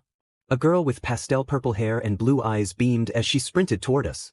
"Oh my, what a sight the prince is from," she gasped when our eyes met, then started pulling my cheeks and squealing. "Oh my, who's this cutie? She's so adorable. I love your hair. What are you?" "Oi, hands off." Bakugo grabbed her hand, and she looked at him without fear. "Oh, I see what's going on here." She grinned as she let go of me. "Nijire, that's private information." A shy man with a hood approached. I couldn't see his face because he pulled his hood down low. Nijire pouted and balled her fists. "But Tamaki, this is the Prince of Grievia. He doesn't act like this toward just anyone. That makes me wonder what kind of person she is." She stared at me for a moment until the prince covered me with his cape. "Sorry. Did I make her uncomfortable? What's with everyone staring at me? Do I have something on my face?" I touched my cheeks and forehead, but felt nothing unusual. Kirishima shook his head. "No, you look fine." "Well, you are kinda ugly," the prince remarked. I couldn't help but smile and laugh, surprising everyone around me. Even I was taken aback by the sound of my own laughter, which felt a bit forced. Kirishima groaned, but I noticed the prince's expression soften as I teased him. "Oh come on, Bakugo. You know you care about me a little."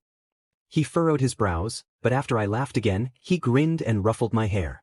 Just then, someone burst through the door calling out, "Archmage." A tall, well-built man with blonde hair and blue eyes stepped forward. "Yes. The suspect only bought medical supplies at the market. He hasn't been seen outside otherwise," the man reported. The Archmage nodded. "Good job, Mirio. Is someone hurt? Maybe I can help." I offered eagerly. Bakugo scoffed. He said suspect. The guy's probably a criminal. The Archmage turned to me, narrowing his eyes. "I'll let you all in on what's happening." Mirio raised his hand to speak. "The owner of this hotel mentioned seeing a suspicious guy around here lately. He arrived a few days ago with an elf girl who looked young and terrified. She wore a cloak, but we could see the bandages wrapped around her." Aizawa crossed his arms. "What's odd about this pair is that he uses magic we haven't encountered before. He isn't an elf, as he lacks the pointed ears, but he isn't human either." "Have you tried getting closer to him?" Deku asked. The others shook their heads. Nijire explained. "He has a raven on his shoulder that alerts him if we get too close. After we try to talk to him, he becomes very cautious and vague," Tamaki finished. I furrowed my brows and stepped forward to ask, Were his fingernails black? Everyone looked at me, puzzled by the question. Mirio shook his head. We're not sure. He wears gloves all the time and keeps them on tightly. My suspicion deepened, but why would he be a criminal? That didn't add up. I want to try to get closer to him, I declared. Everyone's eyes widened. YN, you can wait until they rescue the girl to treat her, Kirishima said, patting my back. But I believe I'm the only one who can rescue her. I cried out. Nijire laughed nervously, her smile tinged with worry. Look, I'm sure you want to help the girl as much as we do. Come here, the Archmage commanded. Nijire pointed to herself, but he shook his head and nodded at me. She stepped aside, and I followed the Archmage to a corner of the room. You're a witch, aren't you? My body froze, and I looked at him in alarm. What was he going to do? Would he tell everyone? Did he have a cross ready? Please, I haven't done anything wrong. It's rare for your kind to leave the islands, and not many know about your natural traits. Don't worry. I won't tell anyone. Everyone seems to trust you, and you saved my apprentice. However, do anything suspicious, I won't hesitate to send you to the plaza. I nodded, releasing a breath I didn't realize I was holding. I understand. Thank you, Archmage. I just want to be seen as a person. I mean no harm. Your race has a bad reputation, but I try to judge based on experience. I apologize for misunderstanding you. I shook my head. No. It's completely understandable. My family has done terrible things to your people. I don't blame you at all. He nodded and then asked, do they know? I shook my head. No, they don't. If they did, I wouldn't be standing here. He nodded in understanding. So, what do you know about this guy? I frowned. I'm not too sure. This is just a suspicion. He wears gloves, has powers and abilities we can't recognize, and always has a raven on his shoulder. I would think he's a wizard. If that's the case, the girl is probably not in danger, and this is all a misunderstanding. He's not a good person. Whenever someone aggravates him, he later brings misfortune upon them. That's unlike a wizard. They're supposed to be kind to other races. That doesn't make sense. I don't know much about your kind, but you might have a better chance at gaining his trust than anyone else in this room. One feels more comfortable with their own people. I nodded. I don't, but if it means saving that poor girl, I'm willing to take the risk. He patted my head as if I were a child. Shouldn't he realize I might be older than he is? That settles it then. You're going in. Could I bring someone with me? I can't defend myself, as I am a magicless witch. I specialize in medicine. He nodded and turned to the group. I added, Bakugo's anger issues might complicate things, and Kirishima's presence could make him more wary of me. Dragons and witches don't mix. How far should we let them go? I can sense his magic, but I'm sure it's different for wizards and witches. I know they won't willingly go far. Can you mask their presence a bit? Just for a while. I'd say about 2 hours max. I'll try to hurry. But who should I take? Midoriya is cowardly and obedient, but also physically strong with the holy sword in his possession. He can't bring his sword. But can he keep my secret and not be wary of me? Aizawa nodded. He doesn't judge someone based on race, as I do. He'll be surprised by how much you differ from the rumors. You help humans instead of enslaving or harming them. Is that all? I nodded. He walked back to the group. All right, YN is going in with Midoriya, and the rest will watch from above and below. Everyone immediately began to voice their disagreements. Bakugo's booming voice silenced them as he approached the Archmage. Why is that bookworm going with her? He pointed at Deku, who looked at me with concern. Kirishima raised his voice above the others. Mr. Aizawa, please reconsider. I'm not doubting Midoriya's skills, but what if they're separated? She can't defend herself. Aizawa raised his hand, and Kirishima fell silent. My decision is final. Midoriya. Why yes, Archmage Aizawa? Deku asked, gripping his pants nervously. You can't bring your sword. Are you confident you can protect Miss YN without it? The Archmage asked. Aye. Deku glanced at me, concern etched on his face. It seemed he didn't trust himself to keep me safe. You cannot always rely on that sword to protect your people. While it is extremely useful in battle, you must be just as strong without it. The Archmage scrutinized Deku, his gaze intense. All Might was able to do it. As the new owner of the Holy Sword, you must strive to be as great, if not greater, than all the other kings combined. Mario stepped forward, trying to intervene. Hey, Mr. Aizawa, I don't think you should. No, he's right, Deku interrupted, his voice steady. He looked up at the Archmage with determination. Turning to me, he bowed slightly. I promise I will protect you to the best of my ability. I widened my eyes but smiled, reaching down to take his hands. I'll be in your care then, Deku. Let go of her, you Bakugo shouted as he suddenly pulled me away, wrapping his arms around me protectively. He rested his chin on my head, still glaring at Deku. Don't you dare touch her again. If you do, I won't hesitate to make you regret it. His actions were endearing but also a bit uncomfortable.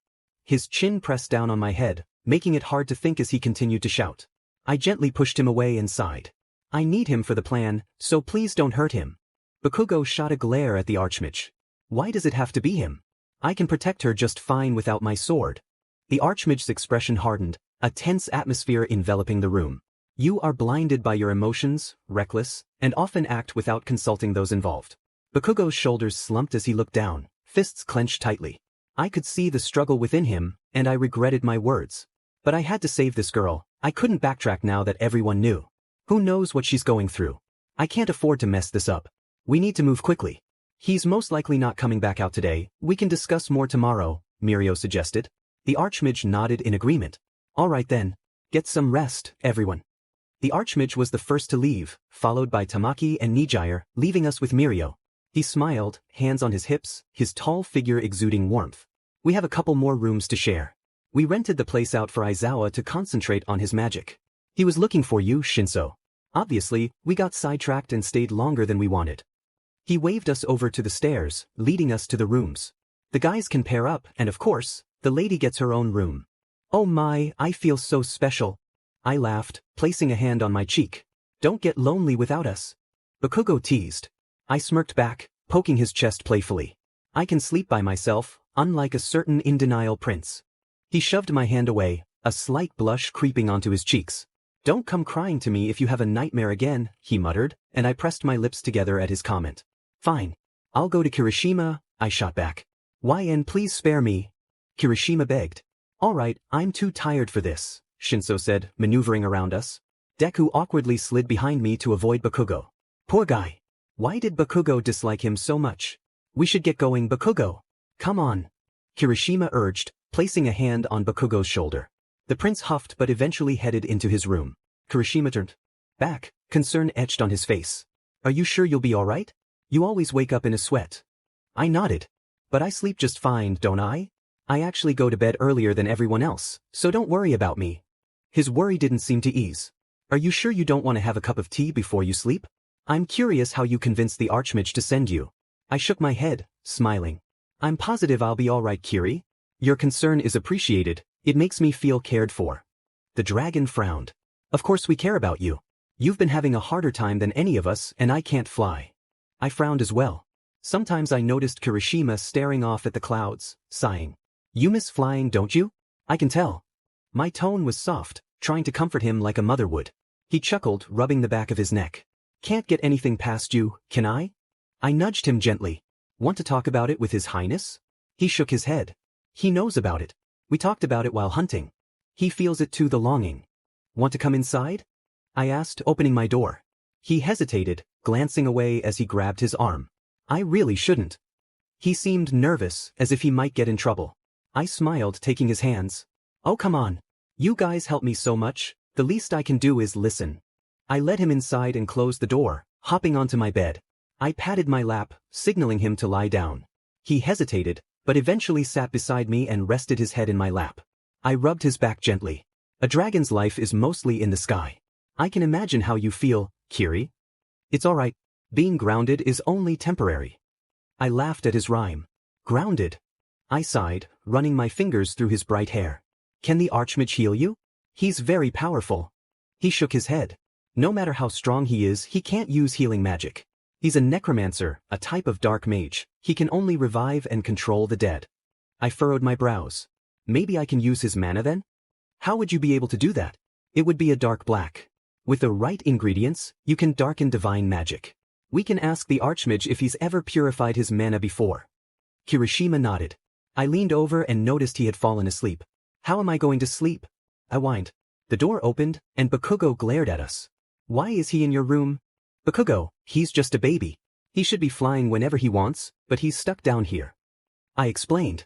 He sighed and closed the door behind him. He sat next to me and stared at his dragon. At first, he was glad to have a break, but he soon started gazing up at the sky more and more often.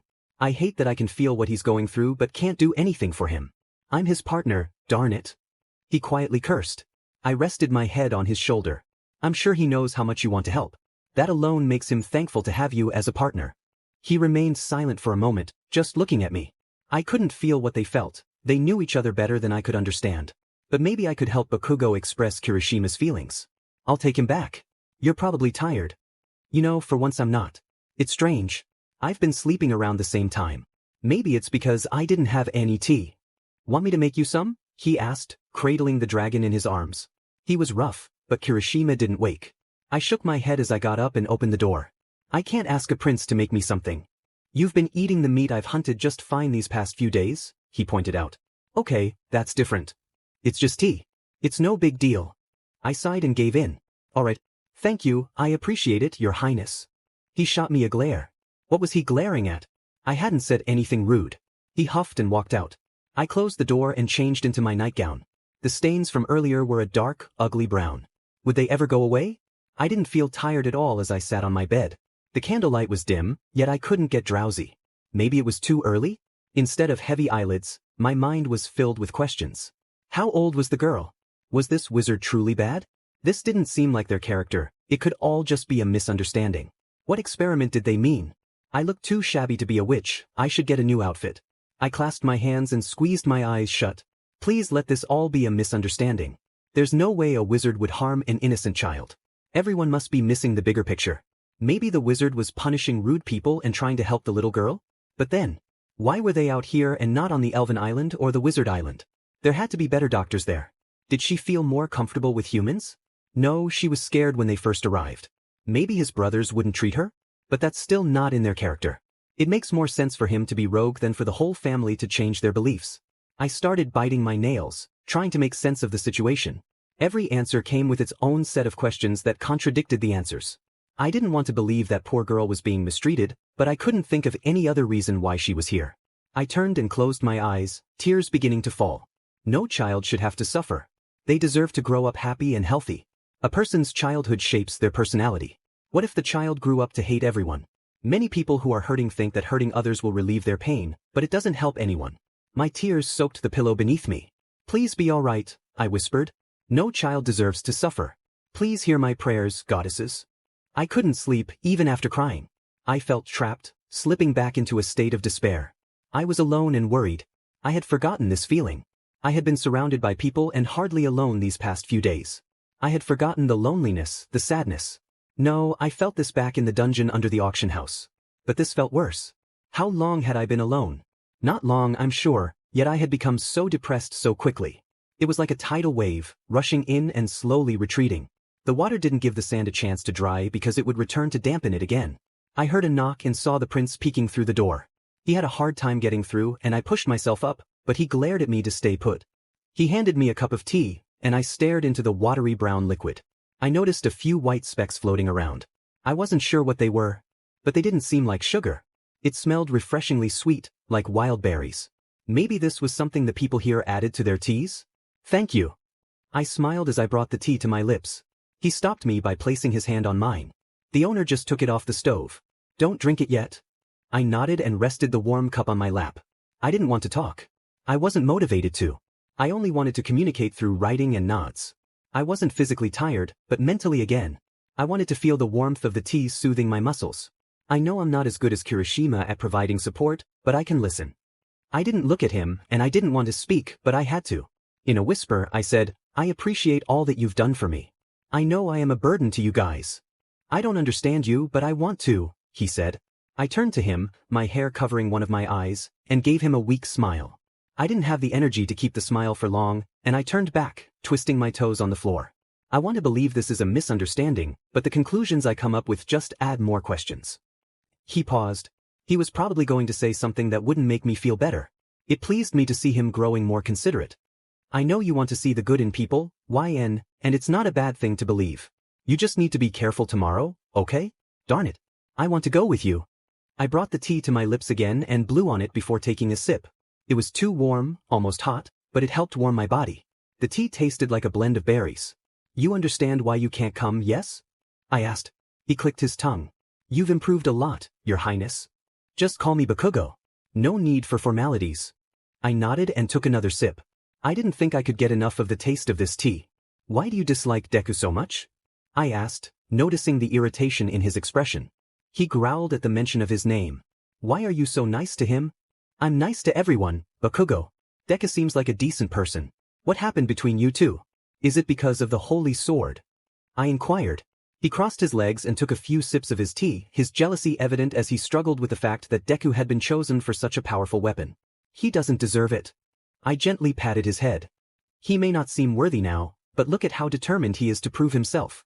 I'm confident he will become a great ruler. You can't let your jealousy cloud your judgment. He shoved my hand away. Why is everyone on his side? Even you. He had a knack for making me feel sorry for him. What if the goddesses have something greater planned for you? Something that only you are meant for? I believed there was no grand sword waiting for him, but I was sure the goddesses had a purpose for everyone. Everyone had a role to play, otherwise, why would they be here? Really? I smiled. Your purpose must be to rule a strong kingdom. A strong ruler creates a strong kingdom, after all. He grinned widely. Absolutely. My kingdom will be richer, stronger, and better than that bookworm's. Being a bookworm isn't a bad thing, Bakugo. Knowledge can be a powerful tool. I smiled and took another sip of my tea. My eyes began to feel heavy, and fatigue washed over me. He rubbed my head, and I instinctively leaned into his hand. My grip on the cup loosened, and he quickly caught it. As he shifted, I unexpectedly found myself in his lap. Man, you're such a klutz sometimes. Just set it on the... I rubbed my eyes and stood up. I'm sorry. I'm just so tired. It's funny how tea can make me feel this way. He sighed and got up, not looking back at me as he complained. I'll take this back down. You should get some sleep. His movements were stiff as he walked to the door, and I could hear him muttering under his breath as he left. I crawled back into bed, blew out the candle, and let my eyes drift shut. I woke up feeling drowsy, having had a restless night filled with nightmares. Despite my exhaustion, I had an important mission ahead. I got out of bed and changed, glancing out the window to see the village bustling with activity. After ensuring the hallway was empty, I stepped outside. YN! I screamed, startled to see the archmage covering his ear while holding something hidden beneath a black hat. I'm sorry for startling you. I clutched my heart and shook my head. I apologize for yelling. It's all right.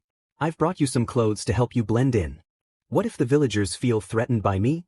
I asked, concerned. Not many people know about witches since their last appearance was decades ago. You needn't worry, he assured me. I nodded and took the clothes from him. Thank you. I'll do my best. He nodded and walked away. I examined the long black dress, which had a mermaid tail style. It covered my entire body but was quite stiff, making me wonder how I would run in it. I hoped Deku would be there to protect me. The outfit came with tall black stiletto heels, a large black hat adorned with a bow to partially conceal my face, and some jewelry, a necklace with a leather band holding a shiny red crystal, and a bracelet for my left arm. Looking at my reflection in the mirror, I felt a bit disheveled. I searched for my bag, using water and rags to clean my face. With my face now fresh, I brushed my hair with my fingers, trying to fluff it up, but it didn't look quite right, so I brushed it again. I practiced my neutral expression, hoping to appear indifferent. I folded my hands in my lap and attempted to walk as gracefully as possible. I opened the door and stepped out, making sure to straighten my back, roll my shoulders back, and lift my chin.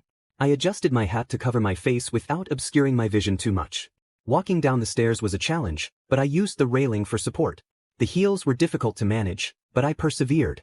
I could feel everyone's eyes on me, which made me uncomfortable, but I reminded myself to act normally for now. Why, you look so elegant. I didn't recognize you. Kirishima exclaimed. I laughed as I approached him. How could you not? Well, first of all, it's just us and the hotel owner here.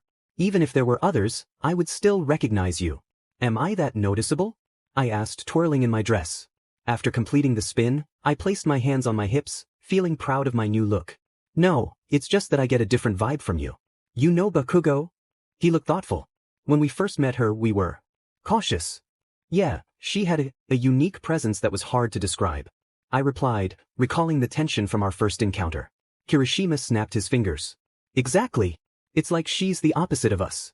You guys are dragons, so of course, we'd be different. I laughed. Why, and make sure you eat before you head out, Shinso reminded me. I brightened at the suggestion and nodded enthusiastically, almost causing my hat to fall off. I adjusted it and sat down next to the prince. A woman with long, silky green hair approached, dressed in fine clothing. She smiled as she handed me a plate of food, her beauty making me feel somewhat inferior despite my nicer attire. I shook off the feeling and focused on eating.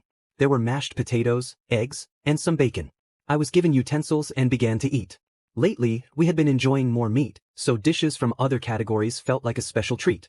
The creamy, well-mashed potatoes mixed with cheese, bacon bits, and chives were a delightful combination. The sweet and savory flavors made me feel as if I were running along a beach under the warm sun. That might have been an exaggeration, but it brought me close to tears. Everyone started to laugh, and soon a loud voice approached me. "Oh my goodness, Xueyun, you look amazing!" Mage exclaimed. I turned around and smiled at her as she playfully squeezed my cheeks. "We should put some makeup on you. You look like a mysterious creature of beauty and elegance." "Are you sure you're human?" she asked. "Thanks, Mage. But all I did was change clothes." Clothes can make or break a person. You'd be looked down upon if you wore rags to a festival, or you'd seem like a show-off if you wore a ball gown to a kid's birthday party unless it was a noble event, but those are boring. Just then, Mirio burst through the hotel door. "He's out." I wanted to finish my breakfast, but this was something that couldn't wait. I got up and rushed to the Archmage's side. "All right, make sure the dragon and Grievous crown prince are kept at a distance. I can't mask their presence for long. Nijire and Tamaki, stay low. Mirio, you and my pupil go up high." The Archmage nodded at me and Deku. "Follow me." He pulled his hood up and we stepped outside. There was no time to waste. We didn't know how long the wizard would be out, and once he left, he wouldn't return until the next day. The Archmage began explaining everything to Deku.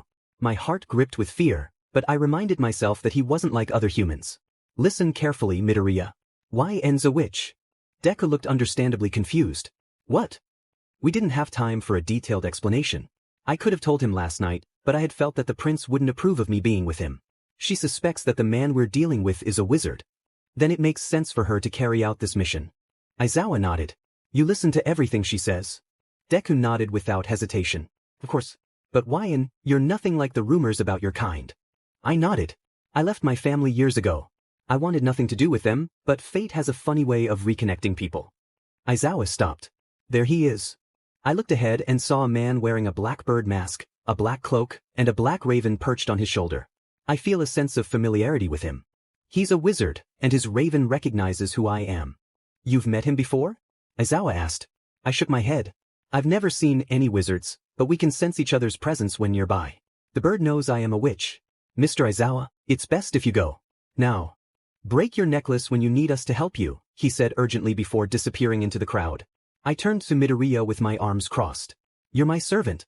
You will do as you're told, walk behind me, call me miss or ma'am, do not speak unless spoken to, and absolutely do not look anyone in the eyes unless you want to risk serious consequences." The poor man nodded and bowed. I frowned slightly. "I'm sorry for anything I do from here on until we rescue the girl." He smiled kindly, fiddling with his fingers. "I know you won't actually mean anything. You heal, not hurt. I won't take offense to anything. But try to go easy on me, please." I smiled back. I wanted to laugh, but I knew I was being watched. "I'll try. Now come on. We might as well look for magic cream. I'm running low." He nodded and followed behind me. I could feel the wizard's gaze on me. It felt odd not to look at him since we both sensed each other's presence, but I could always pretend I was too busy running an errand for a mother to care about one of my kind being here. Just act stoic. Show no emotion. You're a heartless witch. You obey mother and have her best interests at heart. It physically hurt to remind myself of these things. Fate has a funny way of bringing the past back to the surface. "Why, miss?" I heard Midoriya call out. I felt an arm grab me, and I yanked it back, glaring at whoever had touched me. It was the wizard. "How dare you?" I huffed. The wizard's eyes were blank. He spoke in our language, Ikathi. "Why are you here?" I gave him a look of disgust. He took off his glove to reveal his black nails.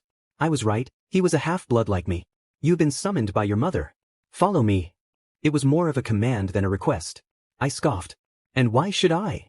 His eyes narrowed, clearly insulted. "You were given orders by your mother, weren't you? Follow me." I clenched my fists and followed him down the road into an alleyway.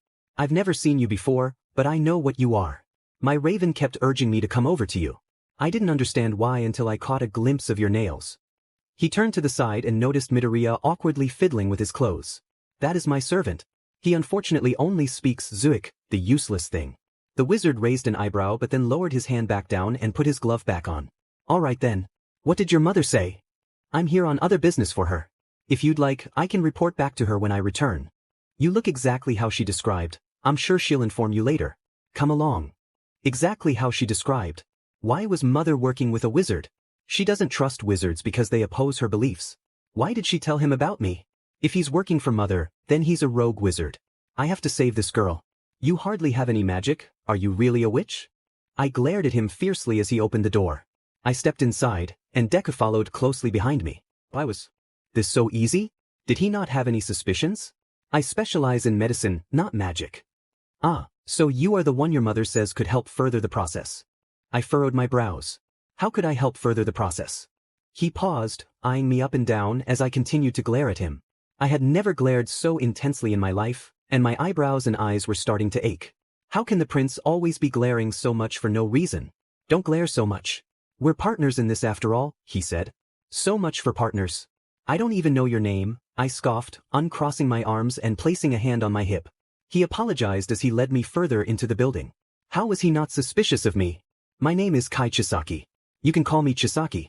He can just call me sir. I turned to Deku, and he nodded. My name is Xueyun. Your mother already told me. You know it gets tiring on my tongue to speak Zuic for so long. It feels much better to talk to someone in Ikathi. He opened another door, revealing a lab filled with bottles of liquid and herbs in various containers. I am very close to solving the formula for eternal life. His eyes squinted into a grin. This guy was crazy. I looked down, trying to fix my expression. To defy death is very bold, I told Chisaki. I hadn't spoken in my native language this much in so long, I was afraid of slipping up and speaking in Zuic unintentionally. He held out his hand. Now I will show you the creature that made all this research possible. I kept my hand to myself as he turned and walked us to the back of the lab. Miss, what's going on? Deku asked. Chisaki here believes he can defy. Don't show emotion. Don't. The lights came on, and I saw a young girl strapped tightly into a chair. Her limbs were bound by thick leather straps. Her messy hair was a pale blue, and her petrified eyes, bright red, reminded me of the rock on my necklace. At least she had some fight in her. I noticed her mouth was gagged, and as she thrashed against her restraints, the skin beneath was bruised. I began to feel my lungs tightening, limiting my oxygen intake. I was starting to panic, taking deeper breaths while trying to keep quiet about it. Chisaki stepped over and grabbed a needle. I never knew how to extract blood from someone, but after observing my brothers, I was able to figure it out. The girl had purple bruises on both her elbows. He didn't apply enough pressure, causing the blood to seep into the tissue. I watched as he approached the girl and attached a tube to the needle. The poor girl shook her head, her muffled screams barely audible through the GG. I just stood there watching. I felt a jab on my side and saw Deku clenching his fists tightly. He was restraining himself. If I didn't do something, he would act out of line and get in trouble. Nobody but me could help her. I looked back at Chisaki and decided to take action. Well, you're still doing it wrong. The point needs to be upwards, I said, trying my best to steady my shaky voice. That's unfortunate. I thought I was doing very well, he said, backing away from the girl. I was handed the needle and tubing. Anger furrowed my brows as I examined the needle's condition. This is unacceptable. You should never reuse needles. How did you know I already used it? I laughed and held the needle closely to his face. The end of the needle is bent. It looks like you've used it multiple times already. Reusing needles can spread germs. You should always use a new needle every time you extract blood or inject medicine. If you reuse needles, it's harder to get through the skin, and it hurts a lot more. Ah, I didn't realize. A human doctor knows this much. You could have bribed one to help you. Xueyun, Deku put a hand on my shoulder, pulling me from my wandering thoughts. Sorry, what were you saying? I asked. Aizawa stared at us and said, I don't think she would like to leave your side, and by the looks of it, you don't seem to want to leave her either. I was in a predicament. I can't take her with me. I shook my head. She has to go with someone else. She absolutely cannot come with me. Is it because of your mother? The Archmage asked. I nodded. I explained why I was with Bakugo and Kirishima in the first place. I had to return home to get my mother's blood to reverse a curse she or my siblings put on Bakugo's mother. If I had Eri with me, I knew she would force me to continue the research. It's best if she's as far away from the wintry islands as possible. She needs to be protected, and I cannot protect her if she is with me. I'm begging you to take her. The Archmage folded his arms. She won't like that. I looked down at her. I would like to take her and show her the beauty of the world, but she will be put back in danger if she comes with me. Think of this as a favor for saving Shinso. Please. I held her head, beginning to tear up at the thought of what my mother might do to the poor child. She might treat her kinder than she treated me, but she was not of the witch race. I heard a knock on the door, and Deku opened it. The owner smiled as she held a plate of food. I thought about how to wake Eri without startling her. Shaking her wasn't an option. I brushed her hair away and patted her back. Eri, it's time to eat, sweetie. I whispered. She rubbed her eyes and looked at the plate of food. Her eyes lit up and I grabbed the plate. Holding it in one hand, I took a fork to feed her. She stared at the food for some time, but I knew she was drooling. I picked up some eggs, blew on them and held the fork to her mouth. She slowly opened her mouth but hesitated before closing it again. I heard a small gasp followed by a soft, eh. I laughed and continued to feed her. Her hair often got in the way as she ate. I didn't have anything to tie it back with, and I didn't own a brush since I just used my fingers to comb my hair. Here, take this, I'll move your hair out of the way. She took the plate, and I used my fingers to sweep her hair away from her face. I twisted it into a low bun, but since nothing held it together, it fell apart.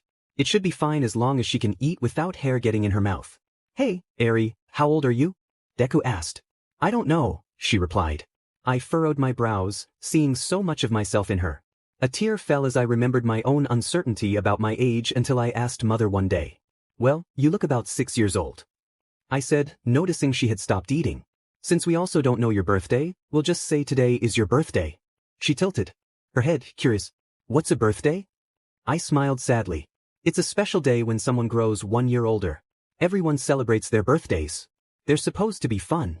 You eat cake, get presents, and just have a good time with friends and family. She looked down, poking at her food. I don't have those. I can be your friend. Deku exclaimed, his large smile lighting up the room. He had a special way of making others feel comfortable. Eri turned to me. Do you want to be my friend too? Aizawa chuckled. You treat her as if she were your child. I think a motherly role would suit you. I widened my eyes, glancing at Eri as she turned to Aizawa. My mom. I have a mom. She turned back to me, and I looked at the Archmage in panic. I can't be her mom. I'm not mom material. I don't know how to take care of kids. I can treat injuries, but raising them? Eri looked up at me with a bright smile, and despite my fears, I felt myself agreeing. If you'd like. But I glanced at the others, unsure how to explain that I couldn't bring her with me. She's going to have to leave for a while. Aizawa said. Eri turned to me, nearly knocking her plate off the table.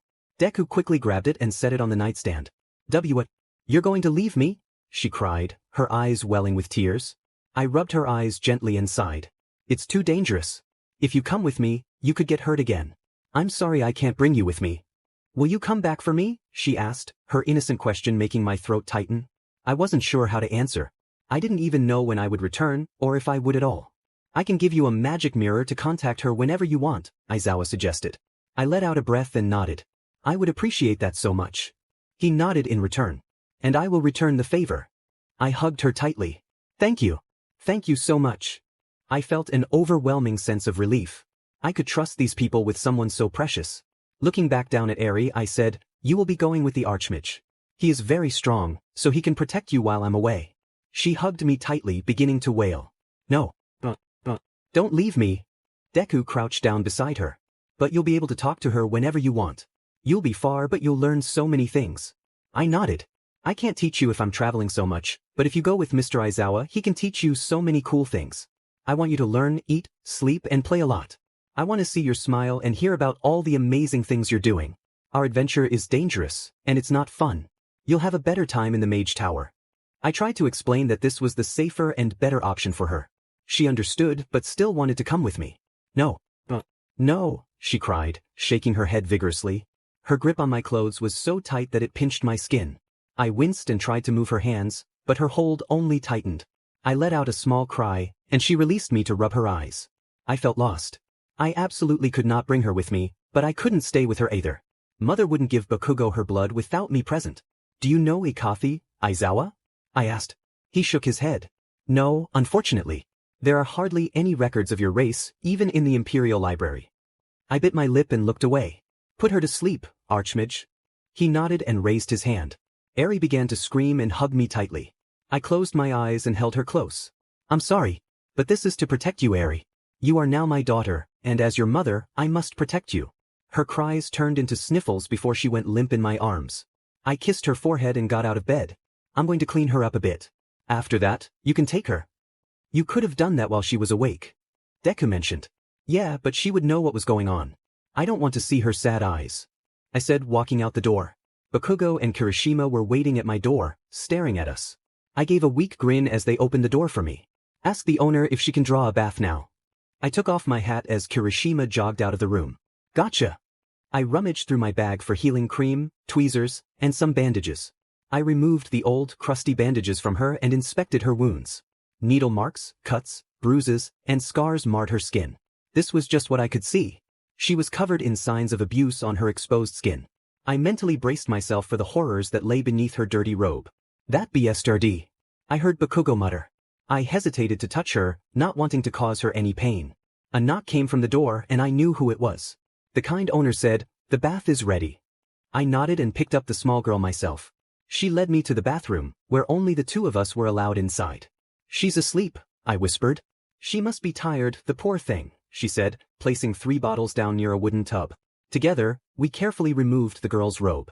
I gasped at the sight of the grotesque wounds that had been hidden. How could anyone treat a child this way? My sadness crashed over me like a wave. A tear fell onto her sleeping face. I sank into the tub as the owner suggested, "If it's too hard for you, I can wash her." I nodded, propping Eri against the tub's inner wall. I looked away, hugging myself. Did my scars look as bad as hers? No, it couldn't be worse. Bakugo had probably seen my scars. I needed to erase as many reminders of her past as possible. The only way to do that was to keep Mother away from her. I felt a heat rise in my skin, my sides, arms, and legs burning, while a dull ache settled in my back. My body was recalling the pain. I began to tremble. "You're okay. She's not here. You're stronger. Bakugo will protect you. People care for you now. You've grown. Forget. Forget." But I couldn't forget. Ever since I left, everything reminded me of my past. Why couldn't I escape it? Why couldn't I move on? Was I as powerless as I had been back then? "Miss," I gasped, a bead of sweat trickling down my forehead. The shop owner smiled at me, concern in her eyes. "She needs new clothes. Maybe you can go buy her some." My panic must have been evident. I gulped and nodded slowly. I rose and walked toward the door, my body feeling cold. My legs quaked with each step. If I didn't relax, I might stumble in my heels. I locked eyes with Nijire. She said nothing, her expression filled with pity. Yes, I was weak. Someone to be pitied. Someone who needed protection. I couldn't protect anyone. Eri shouldn't get involved with me. I was related to the people who had hurt her. "Hey, Nijire. Can you help me pick out clothes for Eri?" I asked. She beamed and nodded. "Oh, I know just the place. I'll go right now." She turned on her heels and skipped out the door, her enthusiasm palpable. I didn't even have a chance to tell her anything. How would she find clothes that fit perfectly? "Don't worry. She has a good eye for clothes. She actually picked out your clothes." I turned to see Mirio. Did she pick out my clothes? Did she know too? "Thank you, by the way, for risking your life for the girl. Oh, and how's your arm? I heard you had an incident." I looked away from him, feeling small. He was more muscular than Bakugo and taller, making it hard to meet his gaze. "Can you follow me? I have something to give to Mr. Aizawa." He eagerly nodded and walked quickly behind me. I knew he was nice, but his build made me uneasy, and I instinctively moved to keep a distance between us. He could overpower you. He could take advantage of you. No. He wasn't like that. He was a kind man. He would never do such a thing. You haven't known him long. He could be pretending. When you close the door and it's just the two of you, he might change. I pushed my thoughts aside and opened the door, stepping inside. "Should I close the door?" he asked. I shook my head. "Oh no, it'll be quick." I grabbed my bag and rummaged through it. She's going to have trouble sleeping. She might have nightmares and refuse to sleep. I brought some sleeping medicine you can give her. A full pill is for adults. For children, just split it in half and mix it into their drink. She shouldn't rely on this to sleep, so only give it to her if she absolutely needs it. "Thank you. You've helped us so much. You saved her life. If you ever need..." I cut him off. "Why can't I find it?" I started taking everything out, searching through each item.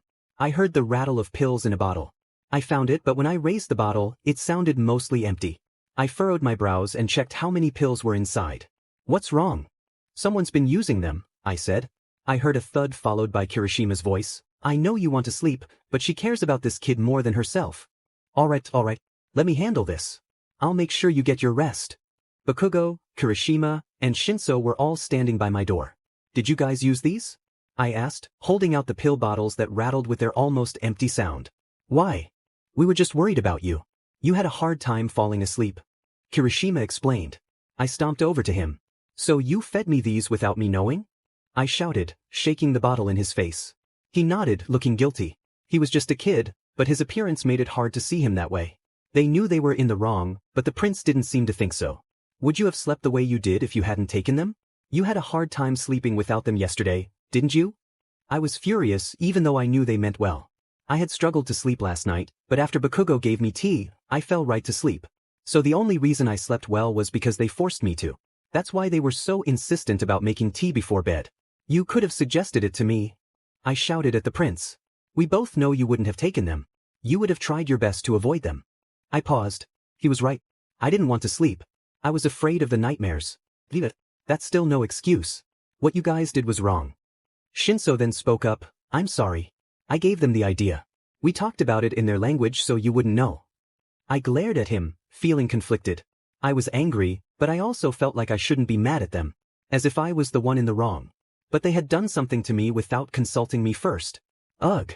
I opened the bottle and began to count the pills I had left. 13. I huffed in frustration. My eyebrows and eyes hurt from glaring so much. I put the pills back inside and handed them to Mirio. I'm sorry there's so little. I'll make more when I get the chance. Oh no, it's alright. But are you okay? I nodded. Yeah. Just give them to Aizawa. He nodded. I am so sorry you had to see that. He shook his head. Oh no, you're alright. If you ever need my help, just send a letter. He smiled brightly and waved as he walked away. I smiled and waved back, then frowned and folded my hands in my lap. The three. Inside. They didn't complain. They all knew they had messed up, except Bakugo. Shinso avoided my gaze, Kirishima kept his head down, and Bakugo held my eyes with his. Shinso closed the door and I crossed my arms. Now begins the interrogation. So how long have you been giving me those pills? 4 days, Bakugo replied. Even when I did sleep, I still had nightmares. Once I woke up, I struggled to fall back asleep, even with the medicine still in my system. We noticed. So whenever it was still dark, I would help you get back to sleep, Shinso said. Does Deku know about all this? I exclaimed, throwing my hand to the side. They all nodded. My anger flared and I felt my heart race. Kirishima added, he thought we were taking advantage of you, but when he first saw you wake up all sweaty and screaming, he understood. I don't know why you're so mad. You would be passing out at the most ridiculous times if we left this alone. We're losing sleep because of this too. Bakugo argued. I'm angry because everyone keeps secrets from me. When I went to save Eri, I felt so useful. I was needed. That's why I'm a non-profit doctor. I want to be useful. I shouted. And you know why I'm really angry? Because this is the 3rd time you've gone through my stuff. I know you went through my diary, you too. I glared at Kirishima and Bakugo, knowing they had seen the drawings. Technically, this is the 4th time. Bakugo muttered. And this is the 3rd time. I told you it was rude to speak in a language not everyone can understand. I let it slide since you're probably comfortable with it, but I hate not knowing if you're discussing slipping pills in my tea or planning a festival. Sometimes I even heard Deku speak that language. Apparently, everyone but me understands it. My frustration boiled over. You know what? Get Deku in here, I have a few words for him. I shouted. They fell silent as Shinso shuffled to the door. Deku was right outside and jumped when our eyes met. He heard me. I was sure everyone in the building did. She wants to talk to you, Shinso, whispered to him. He looked down and slowly walked into the room. Shinso closed the door, and I immediately turned my attention to Deku. I told you my secret, and yet you keep a secret from me? He squeaked. I didn't want to keep it from you. Then why did you? He fidgeted and began to pop his finger joints while he thought. They knew you better than I did, so I believed them when they said you wouldn't take the medicine. Bakugo scoffed. We had your health in mind. Is that so wrong? You risk your life unnecessarily. I cut him off. Unnecessarily? I think it was very necessary. Nobody asked for your help, he shouted. Now we were both shouting, arguing over my desire to be useful and his insistence that it was unnecessary and that he could handle everything himself. Bakugo! Kirishima shouted, trying to calm him down, but it was no use. Leave me alone. I didn't do anything wrong. The prince roared, yanking his arm away from Kirishima and shoving him against the wall. Kirishima glared at Bakugo and began to yell. You know what, Katsuki, I'm sorry. I'm sorry I have a hard time keeping up with you. I'm sorry I'm always the peacemaker. I'm sorry I have to adjust to every rash decision you make on your own. I'm sorry you change your mind so often. I'm sorry I can't do any better than I already am. I'm sorry, I really am. He was just a kid. He shouldn't have to deal with so much anger. He suddenly exploded, and everyone fell silent. The only sound was Kirishima's heavy breathing. His hands twitched, and I noticed he had grown claws. He looked back at me, and I took a step back in fear. He could easily hurt me if I said anything wrong. I'm sorry to you too, Xueyun. I'm trying my best, but I'm not perfect. He hunched his body and dragged his feet to the door. He opened it and slammed it so hard that splinters flew from the frame. I wanted to be angry, but I was too scared after Kirishima's outburst. I sighed and sat on my bed, holding my head. Let's leave tomorrow, Shinso said as he walked out. Deku glanced back at me once more before following. Now it was just me and Bakugo. You're a horrible friend, Bakugo, I said. He remained silent. You messed up if you ever push Kirishima over the edge. The poor guy. He doesn't need to go through this. Everything's my fault, he whispered. I wasn't going to comfort him, he didn't deserve it right now. He was so frustrating. Why couldn't he keep his emotions in check? I'm going to check on Eri, I said, pushing myself off the bed. My head throbbed, and I couldn't look anyone in the eyes. Thank goodness we had this place to ourselves. We would have caused many problems for the owner. Hey YN. I looked up to see Nijire with a couple of bags in hand. Can you give me something to put Eri in? I asked. She nodded and rummaged through her bag. I could tell she wanted to discuss what she bought for the girl, but after hearing our yelling, she just handed me a random bag. It contained a white dress with gold and deep violet accents, along with a matching pair of boots. Thank you, I said. She nodded and stepped aside. I knocked on the bathroom door, and Sue opened it. Are you all right? I nodded as she opened the door wider for me to enter. Eri was sleeping in the tub, and I laid the clothes on a rack. I noticed a brush on the tub's edge. I picked it up and gently set Eri down on a chair. It was challenging to dry someone while they were asleep, but I preferred it this way. I used the towel Sue had given me to dry her as best as I could. Her face and hair looked much cleaner and brighter. I reached up and felt her scalp. It seemed well washed. Her hair was very unhealthy. I had to use scissors after I scrubbed it. I nodded. It looked a lot healthier and slightly shorter. I grabbed the healing cream from the floor and applied some to my fingers, lightly grazing over her skin before rubbing in the cream. I applied cream to the areas of skin that were usually visible first. Once I finished, I gently spread some on her back and legs, taking care to cover her wounds and bruises before addressing her scars. After applying the cream, I returned to wrap her in bandages. Sue assisted me in helping her get dressed. Her hair was a bit unruly, so we decided to braid it into a long plait. She looked so adorable that I couldn't help but smile. Are you okay? Sue asked. I felt my smile falter slightly. I'm fine, I whispered. I used up all the healing cream, so could you please throw the container away for me? She nodded and started to gather everything. I carried Eri back to the lobby where Aizawa was waiting and handed her over to him. Don't you want to say goodbye, YN? Deku asked. I shook my head. Saving her was my way of apologizing. She shouldn't be involved with me anymore. I clenched my fists tightly, trying to focus on the physical pain rather than the emotional turmoil. She's not going to like this. Aizawa sighed. It doesn't matter what she thinks, please don't bring her to me. He nodded and handed me a mirror. You can call me whenever you wish to speak with me or her. It's a gift for helping us. I looked into the mirror and saw my eyes, which seemed devoid of life. I said I didn't want anything except for her well-being, I mumbled, shaking my head before glancing at Eri. Will she contact me? I'll keep her busy so she won't disturb you too often.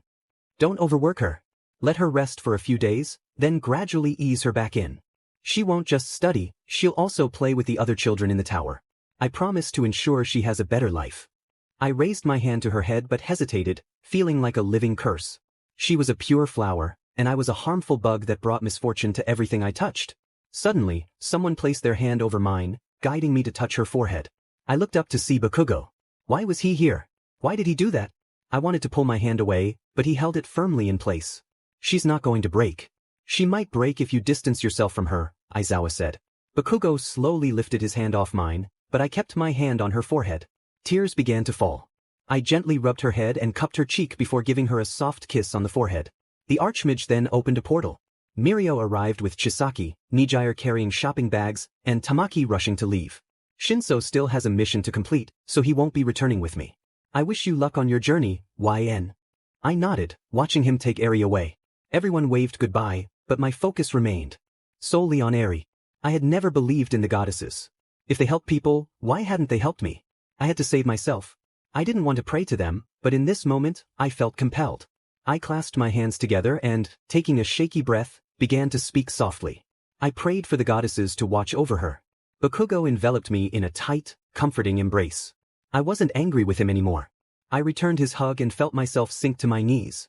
I hadn't known Eri for long, but she reminded me of myself. We were different, though. Someone had come to her rescue. No one had come to mine. Bakugo gently patted my head. I felt a mix of sadness and relief. I was sad that she was leaving me, but happy that she could finally leave her troubled past behind. I couldn't be with her, My presence would only bring misfortune again. She had called me mom, but I couldn't be her mother. She deserved someone who could truly love and protect her. I could only offer her love, but if I couldn't protect her, what good was my love? You can see her again. I promise. I'll personally take you to see her after we help my mom. He lifted my chin, cupping my cheeks with his rough hands. It was uncomfortable, but it provided the comfort I needed. He wiped my tears, but they kept flowing. I can't. I pressed my forehead against Bakugo's shoulder. You can. I said I'd take you there, a minute. You don't understand, Bakugo. He tightened his grip on me. Then help me understand. I couldn't. I was afraid. You don't like being kept from secrets, but you do the same to us. He pushed me back to meet his gaze. I can't tell you. But you told that. You told that powerful mage too. You've known us longer than them, yet you trust them more? I had no choice. Did they force you? He pressed. No. It was to help save Eri. I explained. He glared at me for a long moment, and I struggled to meet his intense gaze. I eventually looked away. He sighed. You're never going to tell me, are you? What was the best way to handle this? I had been fortunate that Deku and the Archmage hadn't turned against me. They believed I was a good person. They should believe I'm. They might feel threatened by me. Dragons and witches have a complicated history, after all. What if they thought I had caused this on purpose? What if they discovered that his mother's illness was actually a curse and believed I was responsible? I shook my head. I couldn't tell them. Keep it in, don't tell anyone else. I had been lucky. I'd share all my secrets, embarrassing, traumatic, disgusting, horrid. Why won't you share yours? Bakugo! I told you to leave her alone. Kirishima shouted. We turned to see an angry Kirishima, fists clenched, shaking with frustration as he stomped across the room. I just want to... His dragon form interrupted him. Mind your own business. What she chooses to share is her decision. We need to get back on the road. We can't linger here. Don't forget why we left Grievia in the first place. The prince clenched his jaw but eventually walked away from me. Kirishima approached and extended his hand. I'm really sorry about him. I don't know why he's so insistent on knowing your past. I shook my head. He has the right to want to know. I haven't talked about myself much, and I know very important details about you guys. Next time he asks, tell me. I'll handle it, he said. I placed my hand on his cheek, and I could feel his breath catch as his face flushed. You are far too young to have to deal with this, he sighed. That's the price I paid to be his partner, but I was willing to take it. Do you regret it? He chuckled softly. I don't regret being Bakugo's partner. He's something, but he's also an amazing prince, and I respect him for it. What I regret is not waiting at least another century. I grew up quicker than I was supposed to. I rubbed his head. I can treat you like a child if you want, I offered. My heart felt heavy, as if I were searching for someone to fill the void left by Eri.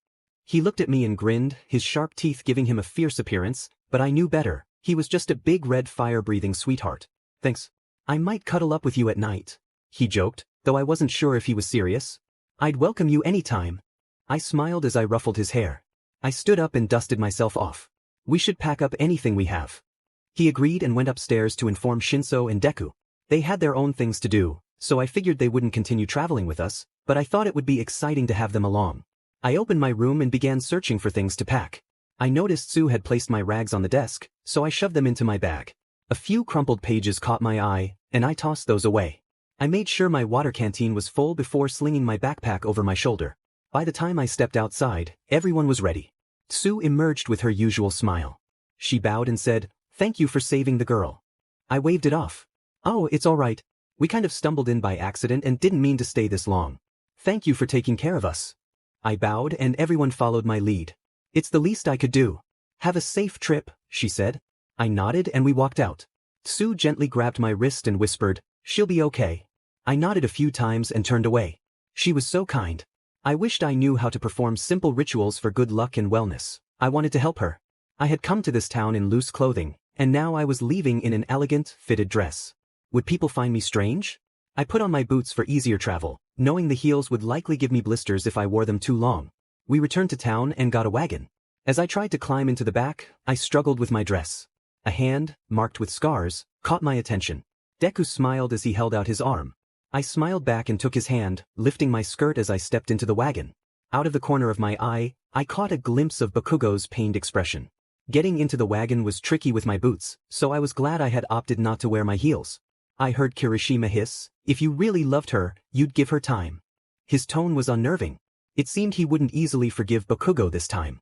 Deku turned around and said, Kirishima, she's just trying to figure things out. Did she really kill someone?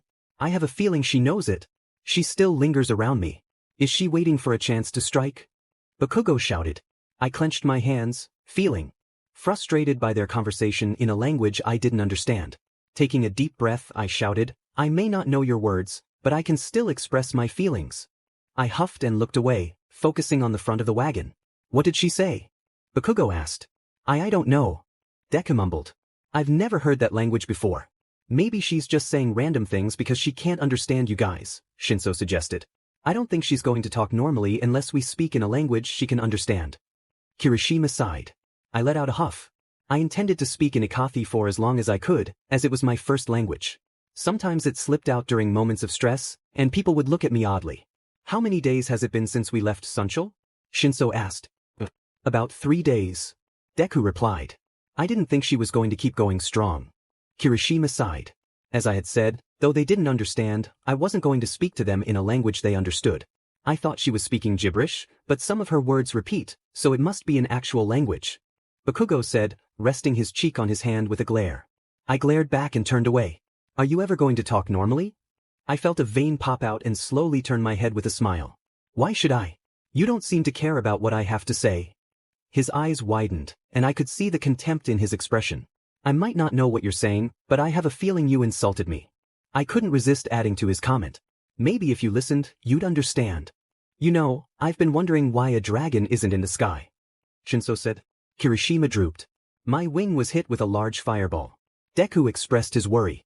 Was Xueyun not able to treat it? I shook my head. If she did while I was in my dragon form, then I wouldn't be able to switch back. It would be quicker, but we need to move. I can feel it's almost healed, now it's just a bit sore. I smiled.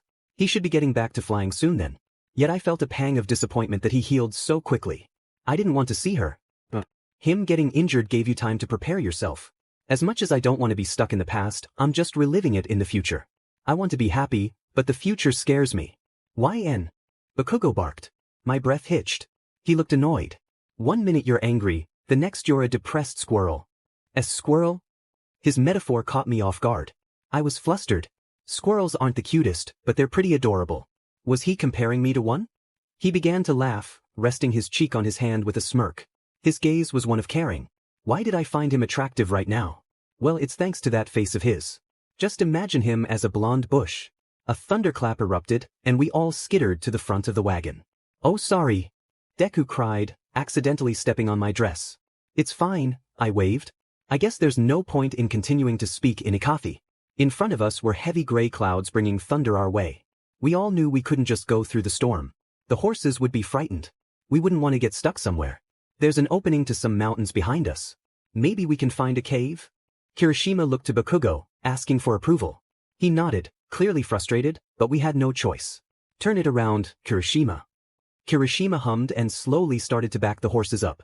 It was a long process, as the horses had not been trained for such maneuvers. The storm began to make its presence known with loud booms. They startled me at first, but I got used to it by telling myself it was normal.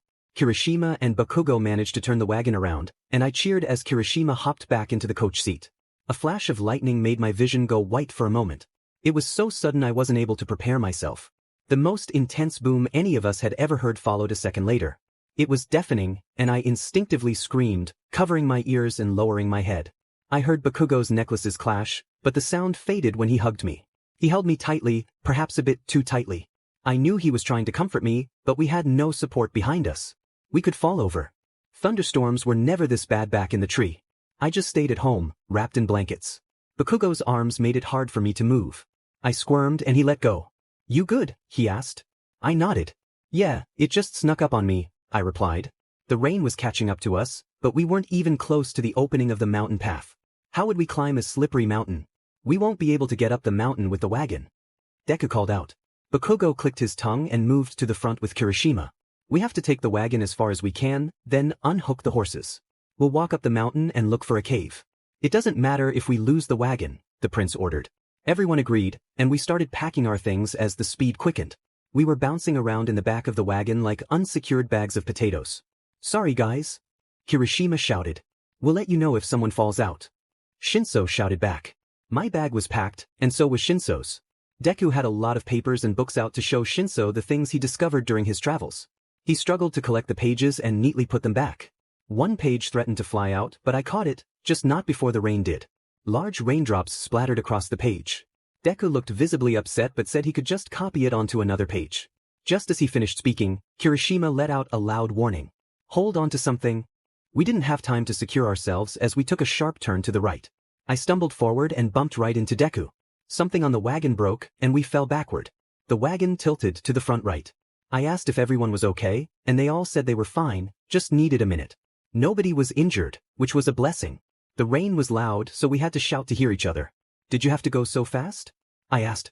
I was trying to avoid the rain, but by the time it caught up, we were already going too fast. I don't know how to stop horses. Kirishima explained. Shinso was picking himself off the floor of the wagon. How do you? Oh yeah, you dragons fly everywhere. Bakugo got off the wagon and started fiddling with the horse's straps. The rest of us grabbed our backpacks, and I started to get off the wagon. I had my dress on because I liked it so much, but now I regretted not changing. I don't want to mess up the dress. I complained. Then go without it, Bakugo said. I blushed and covered myself. What do I have to cover myself up with? I'll give you my cape. That's what I did for you last time. I shook my head and looked at my bag. Should I just change? I asked. Be quick about it. We'll just unhook the horses, Bakugo said, turning his back. I hurried and took off the dress. I didn't have time to care about who was watching. I grabbed my skirt and shirt and put them on. They were loose and easy to wear, and the part that took the longest was putting the dress in the backpack. I didn't want to wrinkle it, so I had to take care of it. I put my backpack on and hopped off the wagon. The rain was rough and I was glad I changed. Bakugo was waiting for me while everyone else began to trek up the mountains. I ran over to him, and we rushed to catch up to the others. The rain kept getting in my eyes, causing discomfort, so I kept my head down. The problem was I couldn't see the prince. I reached for his cape. He noticed and took my hand, holding it in his own. His hand was moist and a bit cold. He made sure I was behind him and helped me up any steep rocks. He was amazing, climbing the mountain with ease. I felt like I was slowing him down, yet he took the time to safely guide me. My hair was wet and clung to my face. I used my hand to brush it back. Bakugo stared at me while I did this, so I stared back at him. His eyes softened as he reached out for my chin. He grabbed it and pressed his nose against my cheek for a brief moment before running away. Was he embarrassed? What was that about? I held my cheek and chased after him. We soon caught up with the others, who had discovered a cave. We rushed inside and saw everyone settled. We're going to have to stay here for a while. Kirishima sighed, tossing his jacket and boots onto the ground. That's when I noticed a large tattoo across his back. I realized I had never seen his back before. Kirishima, you're back, I said, and he perked up. Ah, this is the Blood Oath signature tattoo. Every dragon with a partner has one. I glanced at Bakugo, who had removed his cape. He didn't have any mark on his back. Bakugo doesn't have one, even though he's a half-dragon. He's still considered human since he can't transform, so you can't tell if he has a Blood Oath contract, Kiri explained. Shinso added, the downside of that tattoo is that it's an obvious sign he's a dragon, so he has to hide it. Kirishima nodded and plopped down on the ground. He stretched back, and I could see his ribs slightly protruding from his skin. Our eyes met, and he grinned a mischievous, almost flirty smile. He tousled his hair, and I quickly looked away. What was I thinking? He's so young. I need to stop this. I caught Bakugo staring at me and he turned his back, starting to stretch as well. I moved to the wall of the cave on Bakugo's side, keeping my distance. I took off my backpack and rummaged for my pajamas. I pulled out my blanket and wrapped myself in it as I changed. Everything was damp and my light pink pajamas would have to do. I couldn't wear my dress. I laid my clothes out and huddled in my blanket. Looks like you'll be the warmest. Kirishima chuckled. Can't you dry some sticks to burn? I asked. He sighed and looked out of the cave. I mean I could, but I can't control my fire that well, so they might just turn to ash, he complained. I have a tool to start fires, Shinso announced. Deku added, we need something other than sticks to help ignite the fire. I have a couple of herbs we can burn, I said. Deku stood up. Great. I'll go get the sticks then. You can't go alone, I protested. Shinso stood behind him, pulling a hood over his head. I'll go with you both then. Kirishima grunted. Thanks guys, I said. They nodded and left the cave. Bakugo sat down next to me, and I seized the opportunity to ask him, why do you always stay behind with me? To keep my eyes on you, he replied. But now I just want to apologize. I looked at him, listening out of respect. I'm sorry I keep pressuring you to tell me about your past. I smiled and rested my cheek on my knees. You're just suspicious of me. I know very serious information about you, yet you know nothing about me. I wouldn't easily trust you if we swapped places. He shook his head. That's not it. I trust you. This made my heart warm. Thanks for trusting me, Bakugo. Everyone else trusts you as well. It would be strange not to. You never did any harm to anyone. I felt happy. My eyes watered, and as I shut them, tears slipped down my cheeks. I was smiling but crying happy tears. I remembered feeling this way when I ran away. The relief. The happiness. Hey, what are you upset about now? He grabbed my shoulders and gently wiped my eyes. People misunderstand me. I sniffled. He hugged me, resting his chin on my head. Yeah. It's not a good feeling, he whispered. I hugged him tightly. We misunderstand people, judge them, and ridicule them. Others do the same to us. Why are misunderstandings so normalized? Why are negative things more common than positive ones? Did I change the world a little by ridding it of Chisaki and saving Eri before she turned to the dark side? I just want to help people. I just want to be a good person. I want to be useful. You know, sometimes even as a prince and half-dragon, I feel useless, he said. I tried to look up at him, but he kept my head down with a firm hand. You're more useful than I am, at least. He shook his head. Everyone has their own strengths and weaknesses. Some have more of either. Even weaknesses can be useful. How so? Here's an example. I've been distracted by Kirishima's awful dancing before. He managed to hit me because of that. I laughed and he chuckled afterward. His voice was deep and smooth, comforting. I had been scared of the rain and thunder before, but now it was comforting background noise. I felt like I could sleep right about now. A chilly breeze swept through the cave, and I wrapped myself securely in my blanket. I can warm you up, Bakugo offered. I thought about it. He was very warm. Dragons have high temperatures. I agreed and he pulled me onto his lap. This isn't what I had in mind. I mumbled, feeling awkward. We're both warm, so I don't see the problem. The problem was that I didn't have anything underneath my pajamas, and his pants were cold and damp. My legs faced the opposite wall, causing my body to lean against him. To press my hand on his chest to stabilize myself, but it felt too embarrassing to touch his bare skin. It might feel nice, but it was too awkward. I hesitated to adjust myself for comfort. I flinched as he leaned his head against me. How do I breathe? Can I breathe? How do I do human things again? I never thought I would need a manual for basic actions. Eventually, the discomfort became too much, and I had to move. Bakugo let out a groan. I froze, unsure if I had shifted too much. Was I too heavy? I felt like I had been eating more lately.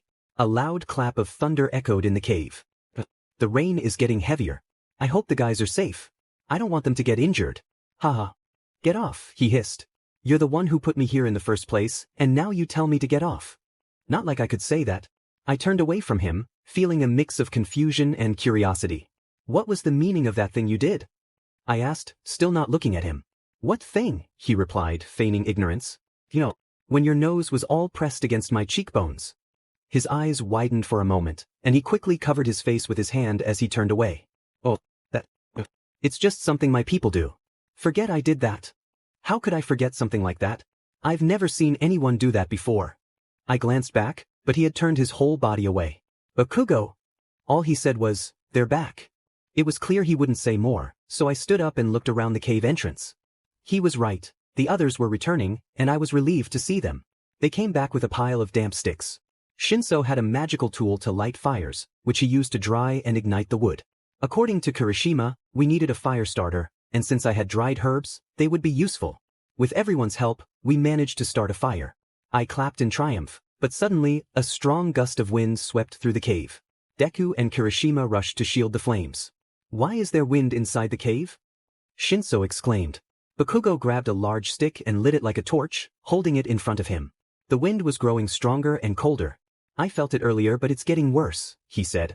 Well, since we're going to be here for about a day, we might as well explore. Kirishima said, running into the darkness, seemingly unaware of the potential danger. Shinso groaned. We have no choice, do we? He asked. I shook my head. Bakugo walked over and took my hand, leading me after Kirishima. I appreciated the gesture. The darkness was unsettling, and having someone with me made me feel safer. As we ventured deeper into the cave, the air grew colder and the passage narrower. At one point we had to crawl through a tight space. I felt an inexplicable urge to go deeper, as if something was calling me. The cold intensified, and the winds howled around us. There didn't seem to be an exit, which made us wonder about the source of the wind. Guys! There's ice! Kirishima shouted, his voice echoing loudly. Ice? It's not winter, and this mountain isn't high enough to be cold. Deku murmured. This wind must be the reason the ice is here. Bakugo illuminated the area with his torch, revealing a shocking sight. A handsome man encased in ice, dressed in elaborate clothing. His hair was split evenly down the middle in 2 colors, and a terrible burn scar marred his left eye. Todoroki? Deku gasped. Ah, how did that half-and-half prince end up stuck in ice? The prince mocked. I glanced back at the man in the ice, wondering why I kept encountering princes. Oh wow. The third mysterious prince who ran away was found deep in a cave, sheltered by ice, Shinso laughed. He ran away? I asked, intrigued. What happened? I'll explain as we melt the ice. Let's hope he's not dead. Shinso sighed. We returned to gather our supplies, leaving the horses at the entrance since they couldn't fit through the narrow paths. We needed a large fire to free the third prince from his icy prison. Why was he trapped in ice anyway? I wondered aloud. Man, I never would have found him myself. Shinso muttered, his voice low but echoing in the confined space. Don't you have a tracking spell? Bakugo scoffed. Yeah, but it's limited. Everything is limited, your highness, Shinso retorted. We built the biggest fire we could and found some rocks to chip away at the ice. It was tough work, the ice barely chipped or melted. As we worked, Shinso began to recount the prince's past. The king of the Asosha dynasty had married Todoroki's mother, the daughter of a powerful ice mage, hoping to create an unstoppable heir by combining fire and ice abilities. After 4 attempts, Shoto Todoroki was born, the perfect blend of his parents' powers, but at a great cost to his mother's health. She had nearly died twice during childbirth, and now rarely left her room. The king hardly visited her, leaving a sad tale of a queen trapped in a loveless marriage. So, what happened to the other princes and princess? I asked. The first prince left after Todoroki was declared the crown prince. No one knows where he went, some say he left out of envy. A few years later, the third prince also vanished, Shinso explained. Deku sighed. He started traveling with us, but then he just disappeared without a word. We searched for him for days, but without any leads, we had to give up. You must be relieved to have found him. I whispered. Deku nodded, while Shinso continued to stare at the frozen prince. We all focused on one spot, gradually making progress. After a long time, the fire began to dim. The guys took a break to gather more sticks and larger branches. I was left alone to keep chipping at the ice. My hand slipped and the rock cut my palm. Ah! I gasped, dropping the rock and clutching my hand, which was shaking from the cold. I needed a moment to rest. Doubt crept in that he might not be alive. I balled my fists to restore warmth and picked up the rock again, determined to keep going. I wouldn't stop until he was free. He had siblings and friends who were worried about him, more important than my own discomfort. As the fire continued to fade, I let go of the rock to poke at the flames. I wasn't careful enough and burned myself slightly, but the fire barely flickered to life. I rummaged through my bags for more herbs and found some sage and lavender. I had intended to use them for smudge sticks, but they would serve a purpose now, even if they were burned. I tended to the fire, managing to keep it alive despite the winds. Attempts to extinguish it. It seemed the cave was not fond of warmth, much like the prince who had once found himself here. As the wind calmed, I took a moment to gather myself before returning to chip away at the ice. The rough rock scraped against my skin, forcing me to pause. Searching through my bag, I found a rag to wrap around the rock, which eased the pain slightly as I continued to hammer at the frozen water. Still, the stinging in my hands was becoming increasingly difficult to bear. The hole was growing larger, and we had made significant progress. I felt it was time to leave the rest to the others. If only I could use magic. I settled down near the fire, trying to warm my hands, but the chill was relentless. I glanced at the prince's face. Had he suffered as well? Our lives were so different, yet we both had fled from our families. His clothes were tattered, suggesting he had been on the run before succumbing to the cold. The temperature was dropping, so I moved closer to the cave's entrance, where the rain provided a bit of warmth. I waited until the others returned with logs and a bundle of sticks. We ventured back into the inner cave, where the wind had extinguished our small campfire. No one blamed me, they simply rebuilt it in silence. As the fire ignited once more, the wind picked up again. It felt unnatural, as if magic were at play. With the addition of the small logs, the fire grew larger, warming the cave. It became so intense that it began to melt the ice. Kirishima took a deep breath and blew a stream of fire at the base of the ice, hastening its melting. He proceeded carefully, mindful not to harm the prince as we all continued to chip away at the icy prison. As the heat intensified, the guys shed their extra layers, feeling the warmth. With 2 sources of heat and our collective efforts, the ice finally gave way, freeing the prince. He was damp and shivering, so we placed him next to the fire, and I draped my blanket over him. I approached the prince to check on him. Listening closely, I could faintly hear his heartbeat. I brought a finger to his nostrils and felt the warmth of his breath. A wave of relief washed over me. He's alive, I announced, and everyone but Bakugo seemed grateful. If he was dead after all that work, I would have been furious. Bakugo exclaimed. No one cultivates those due to their risks, Bakugo stated, unaware of the information I possessed, prompting me to explain. Some do. There's a farm of them in a forest to the east, I replied. What's the purpose of the cannibalistic flower? Kirishima asked. It counteracts the everlasting flower's powers. Consuming the vampire flower releases toxins that can make someone ill. Then why do we need them? Why not avoid both if they nullify each other? Bakugo shouted, his voice echoing. I covered my ears. He was loud enough without being right in front of him. I sighed and clarified. The everlasting flower produces far more toxins than the cannibalistic one. The excess toxins that don't harm the bad ones will instead affect the healthy cells, like those that keep your mother well. After 2 days apart from the two princes and the dark mage, we finally reached the area where another ingredient awaited us.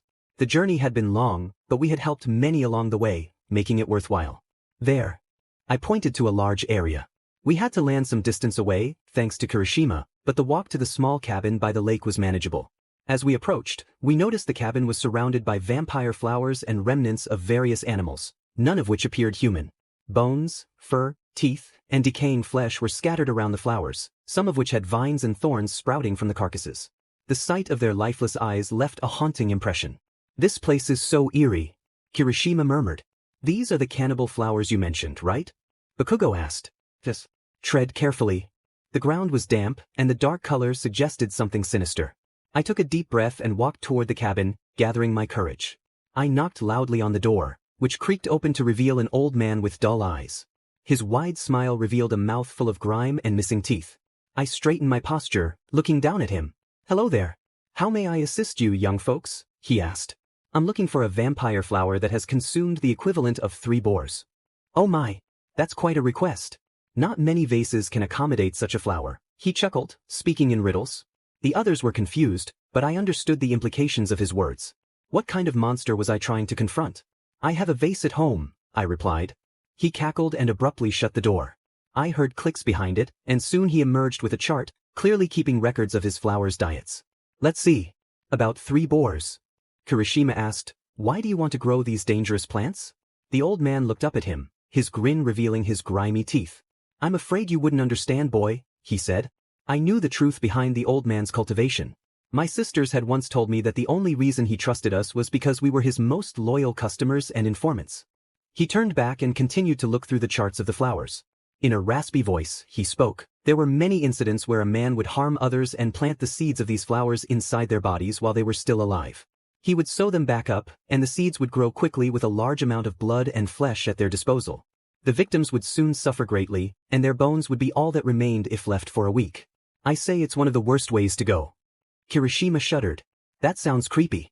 Did they ever catch the guy? The old man shrugged. Folks say he died, but no one knows for sure.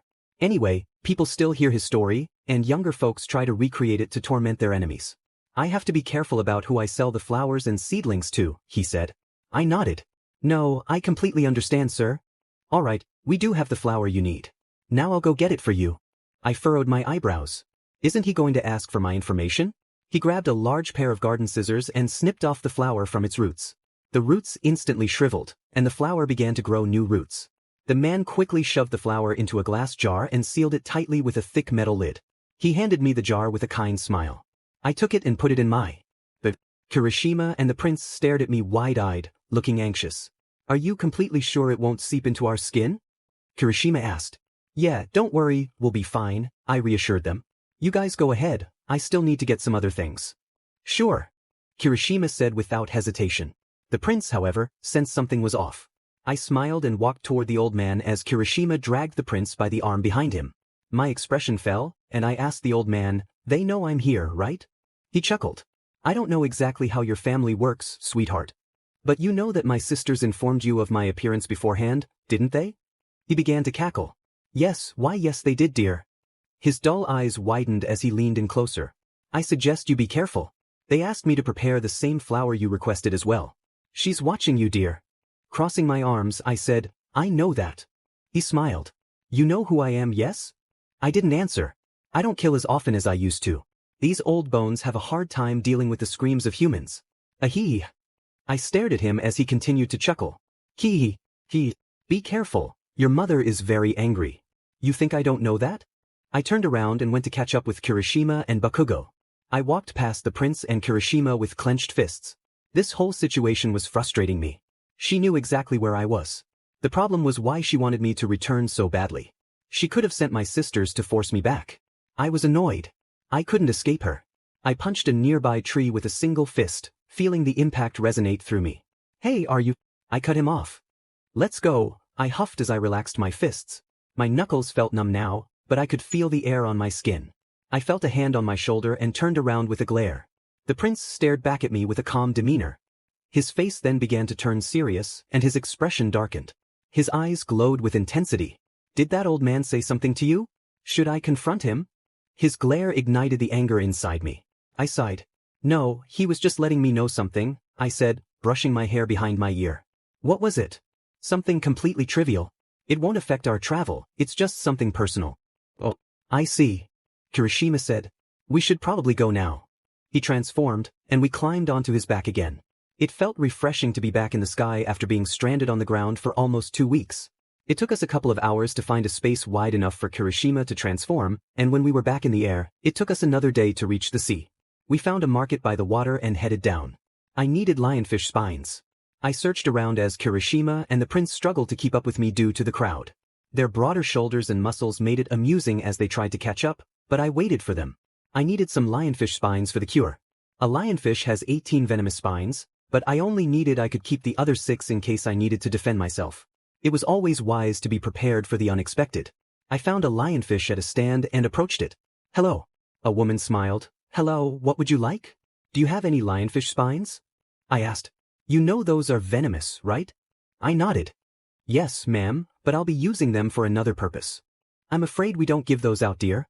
There have been many incidents of people harming each other with the spines. It's just to prevent more tragedies, I'm afraid. I stared at her, wide-eyed in shock. I'm not going to harm anyone. I plan on using them to find a cure for a disease. Oh my, using poison to cure the sick. I've heard of people using unconventional methods to help heal swollen areas. Yes, but at least those are proven to work. Then where can I find someone willing to sell me the spines? Anyone who cares for their lives won't sell any spines, dear. You'd have to either find a lionfish in the sea yourself, pay someone a lot of money to give them up, or resort to stealing them. I sighed in frustration, placing my hands on my hips. We don't have time to find them in the sea. Kirishima sighed. How much do you want? I heard the prince say. The lady crossed her arms and stood firm. I don't want to be linked to any crime. I value my life, sir. The prince grumbled. Kirishima took out a bright red scale and held it out to the lady. We aren't planning anything harmful. And we won't tell anyone about the spines. I don't even know what that is. Trying to scam me, aren't you? The prince pushed us aside and leaned into the stand, speaking softly to the woman, his voice barely audible over the crowd's chatter. Soon, the woman was scrambling underneath another table and carefully pulled out something. She rushed back to us, exclaiming, "There's more than enough." The prince took the bag and handed her a gold coin. He then handed me the bag, and I looked inside. The lionfish spines. I smiled and tucked them into my bag. I leaned to the side and smiled at the woman. Thank you. Have a good day. She sighed and crossed her arms. We turned around and started walking to the docks. How did you convince her, Bakugo? Kirishima asked. Just a few words. Did you intimidate her? I laughed. He placed a hand on his chest with a smirk. I'm hurt you would assume such a thing. Where to now? Kirishima asked. You can't fly the rest of the way, it's too far to the nearest landing spot, and you need to rest. So what do we do? He asked. We're going to have to find a ship captain who's willing to take us to our final destination, I said. If we're going on a ship, we at least need a room to ourselves. They explained that the crew lived under the main deck a few floors below. Captains and high-ranking members had rooms to themselves. We needed a room mainly for me since I was a female. They said I would definitely feel uncomfortable unless I was with them, but there were still issues. Each crew member had an assigned hammock, and the chances of us being near each other were slim. They were concerned that the crew members might not be respectful, so it was better to avoid the situation entirely if possible. We could bribe a ship captain with one of Kirishima's scales. I nodded. Everything was perfectly fine the last time I went on a ship. The prince raised an eyebrow and Kirishima added, they must have been respectful pirates, or the captain made it clear not to bother you. Bakugo chimed in, or you weren't much to look at. You are the meanest. I shouted. You're going to blow my ears out. I scoffed and put a hand on my hip. You always yell in my ears. It hurts, doesn't it? Everyone was looking at us, so I kept my voice down for a while. We made it to the docks and started looking around. For a dragon scale, I doubt they would mind changing course, Kirishima chuckled. I've met so many greedy people, I don't even know where to begin. We all looked together, but unfortunately, most of the ships were small. We needed a large boat and had to ensure it had a room for us. We found a ship that seemed large enough, so we approached one of the crew members and asked for the captain. He nodded and ran off to call his boss. Soon the man came out. He looked like a typical pirate, with long hair neatly brushed back into a ponytail. A long scar ran across his left eye down to his chin and up to his forehead. He wore several rings and a large hat adorned with a feather. As he stepped down, I got a closer look at his face. He looked like he hadn't shaved in a while, and his eyebrows were particularly thick. He didn't smile, but when he spoke, his 2 gold teeth gleamed. What do you want? He asked. We need a ride to the island of witches. He laughed. The villages near there are strange, and if you plan on sneaking into the portal trees, good luck. Unless you're allowed entrance, you can't get through the door, and even if you do, you won't survive. They don't like humans, you see, he informed us. I know, but I have business with them. I was so close, I just needed a ride across the sea. What do I get in taking you? You're at a disadvantage because you want something I can offer. Kirishima pulled out his dragon scale. You're a pirate, so you've probably been to auctions as well. Do you know how much those are worth, boy? The pirate yelled. He nodded. Yet you give it away like it's nothing. The captain huffed, but he took the bait. You don't want a hammock since you have a woman with you, right? We nodded. He sighed. All right, he began as he plucked the scale from Kirishima. I have a room. Follow me, he said, waving for us. We followed him, and along the way, people were running around carrying things, obviously preparing for departure. He led us to a room and opened the door. It looked very nice. My room is down the hall. I'll send someone to call you for dinner later. We'll be at the island in about 4 days. I nodded and walked inside. Now I don't want to hear any inappropriate noises, all right? You two keep it to yourselves. This isn't a hotel. I turned around, confused, but the door had already closed, and Kirishima was smirking at Bakugo. Yeah, Baku. Shut up. What did he mean by that? You don't gosh, you're innocent. Kirishima sighed. Did your parents never explain it to you? I shook my head. He sighed and turned away. I'm not going to talk about this with a girl. Can you show me then? I asked. They both started choking on nothing and we were laughing on the floor. What? If Kirishima can't explain it, why can't he show me? Like, draw it out maybe? Or you two can demonstrate together. It's not something we can just show, Bakugo coughed. Why not? We can find a woman to explain it to you. But why does it have to be a woman? Please stop asking. I don't want to discuss this with the opposite gender. Kirishima begged. I sighed and relented. Don't go asking random people because it'll be awkward for them too. We unpacked and soon we felt the ship depart. With not much to do, I stayed in the room and laid on the bed while the guys went to look out at the docks. They told me not to leave until they returned. All I had planned was to rest for the next 4 days. I began to try to count the days of our trip, but they merged together and I lost track.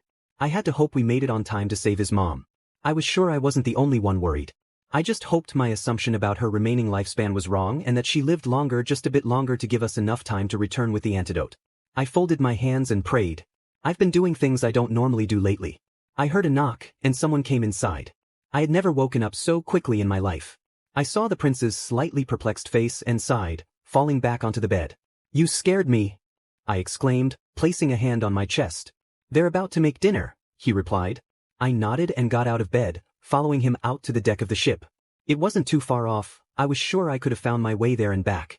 A few whistles and chuckles echoed around us, and I felt the stares of the crew on the ship. I stayed close to the prince as he guided me to the chef, who was serving lunch. The meal consisted of grilled fish and mashed potatoes. At least they have something edible, I heard the prince mumble. He waited for me to grab my food, and we made our way to where Kirishima was sitting.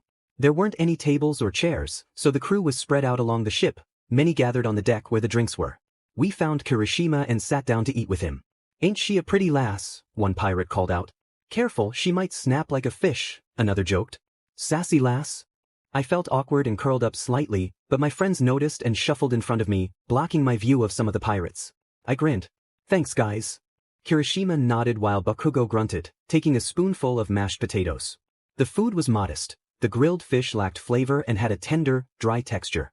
I struggled to pick out all the bones, and the prince had to help me with the ones I missed.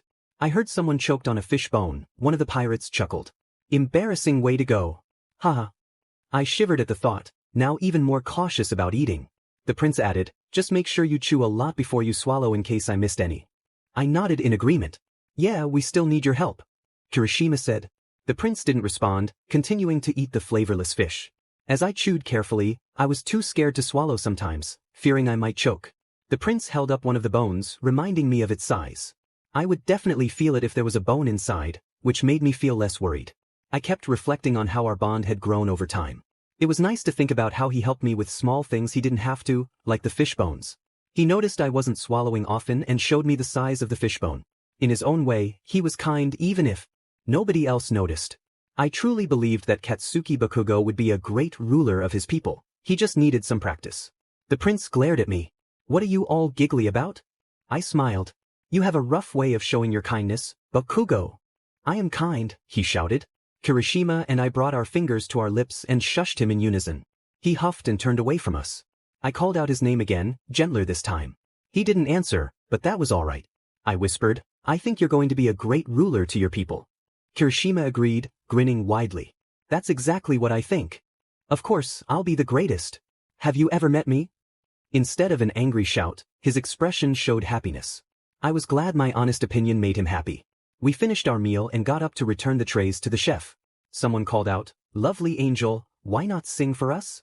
I hesitated as a large, warm hand patted my head. I looked up to see the prince staring at me. I lightly shook my head. I want to hear your voice. Kirishima cheered. Come on. We're going to be here for the next 3 days. Why not have fun? I twiddled my thumbs and nodded. Cheers erupted, and soon there were stomps and tambourines. Kirishima began to clap, and Bakugo soon joined in. I started thinking of a song, wanting it to fit the theme of the sea. I remembered a song from my last time on a ship. She seemed nervous but then perked up as if she had an idea. She opened her mouth and sang. There once was a ship that was put to sea, and the name of the ship was the Billy of Tea. The winds blew hard, her bow dipped down. Oh blow, my bully boys, blow. Soon may the wellerman come, to bring us sugar and tea and rum. One day when the tonguing is done. Did you hear about the goblin? Goblin, another replied. Yeah, goblin up these cheeks, the pirate laughed, banging the table. The prince found himself annoyed by their remark. Someone slammed down a large mug of beer. Hey, angel. Chug, chug, chug, hey. I reached out for the mug, but Katsuki swiped it and chugged it down in 7 large gulps. Chug, chug, chug, hey. Someone in the background was chanting, hey ho ho. The chants continued until the prince let out a loud belch. Whoa, that was a good one. I laughed. Bakugo smirked. Ah, that ain't nothing, angel, someone called out. I continued to sing, clearly enjoying myself with the crew. The prince watched how much fun I was having, smiling as the captain of the ship chuckled. Pretty, ain't she? Why not ask her for a dance? Katsuki shook his head and chugged down another glass of beer, watching me dance with Kirishima and other crew members. Some of the crewmates chuckled. I locked arms with a random man and started skipping around the deck. Then I changed partners, and he grabbed my waist and hand as we began to spin in circles around the deck of the ship. His hand would occasionally lower, but he would correct himself. Katsuki gritted his teeth and stood up abruptly, striding toward me and bumping the crewmen back. They were about to exchange insults until they noticed his clenched fists and glaring eyes. When he reached me and the crewman, he grabbed my arm and stood there. Mind if I dance with her? Katsuki's face was stern, showing no emotion but slight annoyance. His question felt more like a demand. The crewman let go of me and backed away. I looked at Katsuki sideways, surprised that he had intervened, but now that he had to dance with me. So, are you going to dance with me or not? Xueyun asked. Katsuki hesitated, unsure of how to proceed. He was about to wrap his arms around Xueyun for a waltz, but this was a ship, not a ballroom. His face flushed with embarrassment, and he felt a bit dizzy. What do we do now? I've never seen this type of dance position, Xueyun said. Bakugo stumbled over his words, his embarrassment growing as he began to pull away. This is a formal dance meant for respectable people in formal situations. This isn't really the right setting for that. And without music. He let go of Xueyun's hand. I'm going to our room. Be careful. Don't get too close to them. He turned and walked off the deck. Xueyun's POV. I stared at his back, confused. He approached me, asked to dance, and then left. What was going on in his head? I walked back to Kirishima, the only person I felt comfortable around. He had stopped me from drinking rum and instead offered me peach tea. It was a bit bitter, but there was no sugar to spare. When night fell, we returned to our room and found Bakugo sleeping on the ground with just a single blanket. I gave him a quick glance before changing into my nightgown, while Kirishima respected my privacy and turned his back as he set up his spot on the floor. I pulled the nightgown over myself, just in case. I was grateful to the captain for giving us a room to ourselves. I wouldn't want to change in front of many men. I glanced at the bed, feeling bad that Kirishima and Bakugo had to sleep on the ground. We had already discussed this when Bakugo was injured. They insisted I couldn't sleep on the floor unless absolutely necessary. I picked up the only 2 pillows from the bed and walked over to my friends. Kirishima was using his arm as a pillow. I gently lifted his head, and he opened his eyes. "What's up?" "Here's a pillow." "There are 3, I said, lying a little. "Really? I thought there were just 2. I shrugged. He smiled and took the pillow. "Thanks." I nodded and moved over to Bakugo. I brushed his hair out of his face, but it fell back down again. I carefully lifted his head and moved his arm aside, sliding a pillow underneath. I set him down gently and tucked his arm into the blanket. I wasn't sure if he was pretending to be asleep, but I hoped he wasn't. I smiled and poked his cheek, stifling a laugh before getting back to my feet and returning to bed, snuggling into the cool sheets. The next few days and nights were uneventful. It was boring staying in the room doing nothing. I counted the wooden planks on the floor but lost track and couldn't bring myself to start over. After the first day, I decided to help out around the ship. It made me feel more useful and productive. I assisted with making food, passing along messages, and anything that wasn't too taxing. One night, I woke up with a dry throat. I got up to grab some water from my bag. As I put it back, I noticed Bakugo was missing. As a friend, I felt I should check on him, so I went out to find him. He must have something on his mind. I fastened my boots and began my search. The hallways were dimly lit by lanterns, and the ship creaked gently as I moved quietly, not wanting to wake anyone. After spending the past few days on the ship, I had a better sense of its layout and found myself on the deck. The sky was beautiful and I couldn't help but exclaim, "Oh my," as I stepped onto the deck. I twirled around to take in the enchanting view of the stars. The moon shimmered on the water's surface. Even though we couldn't see the details of the stars, they brought life to the night sky. "Why are you not asleep?" I turned to see the prince leaning against the railing, gazing out at the sea. I walked over to him, hands behind my back. I wouldn't be here if someone had stayed in the room. I stood beside him, looking out at the water. We fell into a comfortable silence. I wasn't going to pry. I just wanted him to know I was there for him. "Why are you here?" His voice was hoarse, different from his usual shouting, and somehow more appealing. "I thought I already told you." He nodded and pushed himself off the railing. "I'm fine. I can get back on my own." "But it's so peaceful here," I said, resting my head on my hands. The soft creaks of the ship added to the atmosphere. "Yeah, but we're getting off the ship in a couple of hours. You could have stargazed yesterday, so you'd have time to rest today. You're my friend. I want to be here for you. No one just leaves in the middle of the night to stare at the sea and sky without deep thoughts." He remained quiet as I looked back out to the water. "It's fine if you... I'm sorry for everything I did to you. I was angry at everything and everyone for no reason. I know it's not all right." I turned to him with a smile and extended my hand. He looked at it, confused. "I'll forgive you if you show me that dance." He smiled and took my hand, placing his other hand behind his back.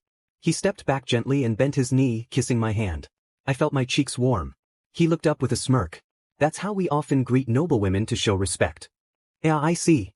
But I'm not a noble. I'm just a common woman." "Well, we do this before dancing." Then, he rose and stepped closer, still holding my hand, and placed his hand on my lower back. The woman places her hand on the man's shoulder while the man rests his hand on the woman's lower back. Their free hands are held in the air, with the man's hand on the bottom holding the woman's. "Since you've never danced this way, I'll teach you a beginner's dance. Just step forward when I step back. I'll be moving back and forth, so I won't step on your toes. I'll take it slow," he said. I nodded, feeling a bit uneasy. Would I even grasp the dance? I just needed to follow his lead. It shouldn't be too hard. He stepped back and I stepped forward, trying to keep up with his movements, but I was a bit slower. When he shifted his foot to the right, I was caught off guard. I quickly regained my balance, but perhaps a bit too quickly, as I accidentally stepped on his foot. I apologized and he chuckled in response. He guided me in circles, which was both confusing and exhilarating. It was stressful yet fascinating to learn something new. "You know, Bakugo," I began, "I used to think you were uncivilized, but I'm glad I was proven wrong. Right now, I feel a bit uncivilized and naive myself." "You thought I was naive?" he asked, surprised. I shook my head. "We both have our naivete, but we're intelligent in different ways. It all depends on how we were raised. I grew up with protection, while you were thrown into the wilderness." Nothing wrong with being sheltered, he replied. Unfortunately, there is something wrong with being sheltered your whole life. You miss out on how to interact with others, how to react quickly, and you might not recognize when something is wrong. You can easily be taken advantage of. Were you taken advantage of? He asked, curiosity piqued. Yes, quite a lot. Especially when I first left my mother's house. I didn't understand the value of money, and I was scammed on everything from payments to purchases. It would be hard to find those crooks, but I'll find a way to track them down. His expression was fierce, but it wasn't directed at me, it was for me. I felt a warmth in my chest. No. Don't do that. Okay. I've learned from my mistakes.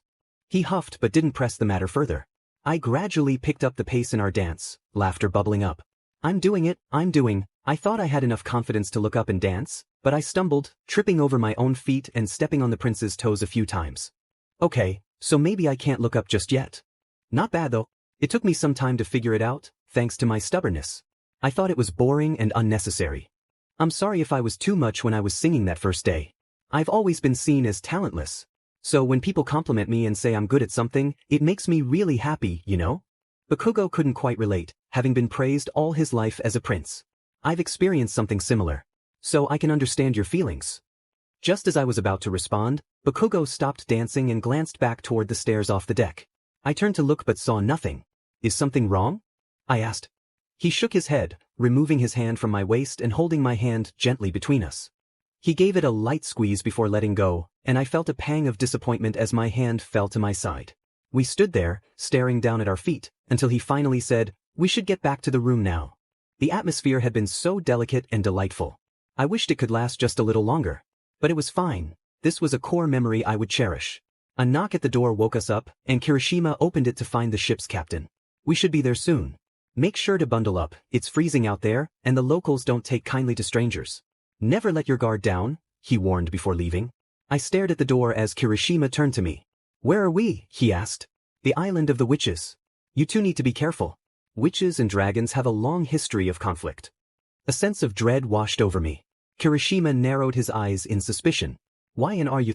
Did you guys pack warm clothes? If not, we can find some," I interjected. Kirishima might be a bit naive, but he wasn't foolish. He knew I was a witch, but I wanted to steer clear of that topic. I decided to put on my black dress and offered my blanket to Kirishima. He didn't smile or thank me, he just stared at me. I forced a sad smile and turned away to pack my things. I knew the trust one had built was crumbling, but if they could at least pretend to trust me and be my friend for a little while longer, it would mean a lot. Bakugo seemed unsettled by the tension in the air. It felt heavy around us. We stepped onto the deck, and the captain instructed us to board a small boat for the rest of the journey with one of his crew. "The water is too shallow to go any further," he explained. Bakugo helped me into the boat while Kirishima continued to watch me closely. Once we were safely in the boat with our belongings, the captain bid us farewell as the crewmen began to row us to shore. I faced the cold island, vowing never to return, yet here I was. Back in this desolate place. Back to my roots. Back to my personal hell. "Yn?" Bakugo asked, breaking the silence. I looked at him and smiled weakly. "It's cold." To my surprise, he used his cape to help keep me warm. I felt tears welling up. I didn't want to be here. I wanted to go home, or maybe to Grevia with Bakugo and Kirishima. I wanted to keep my secret and remain their friend.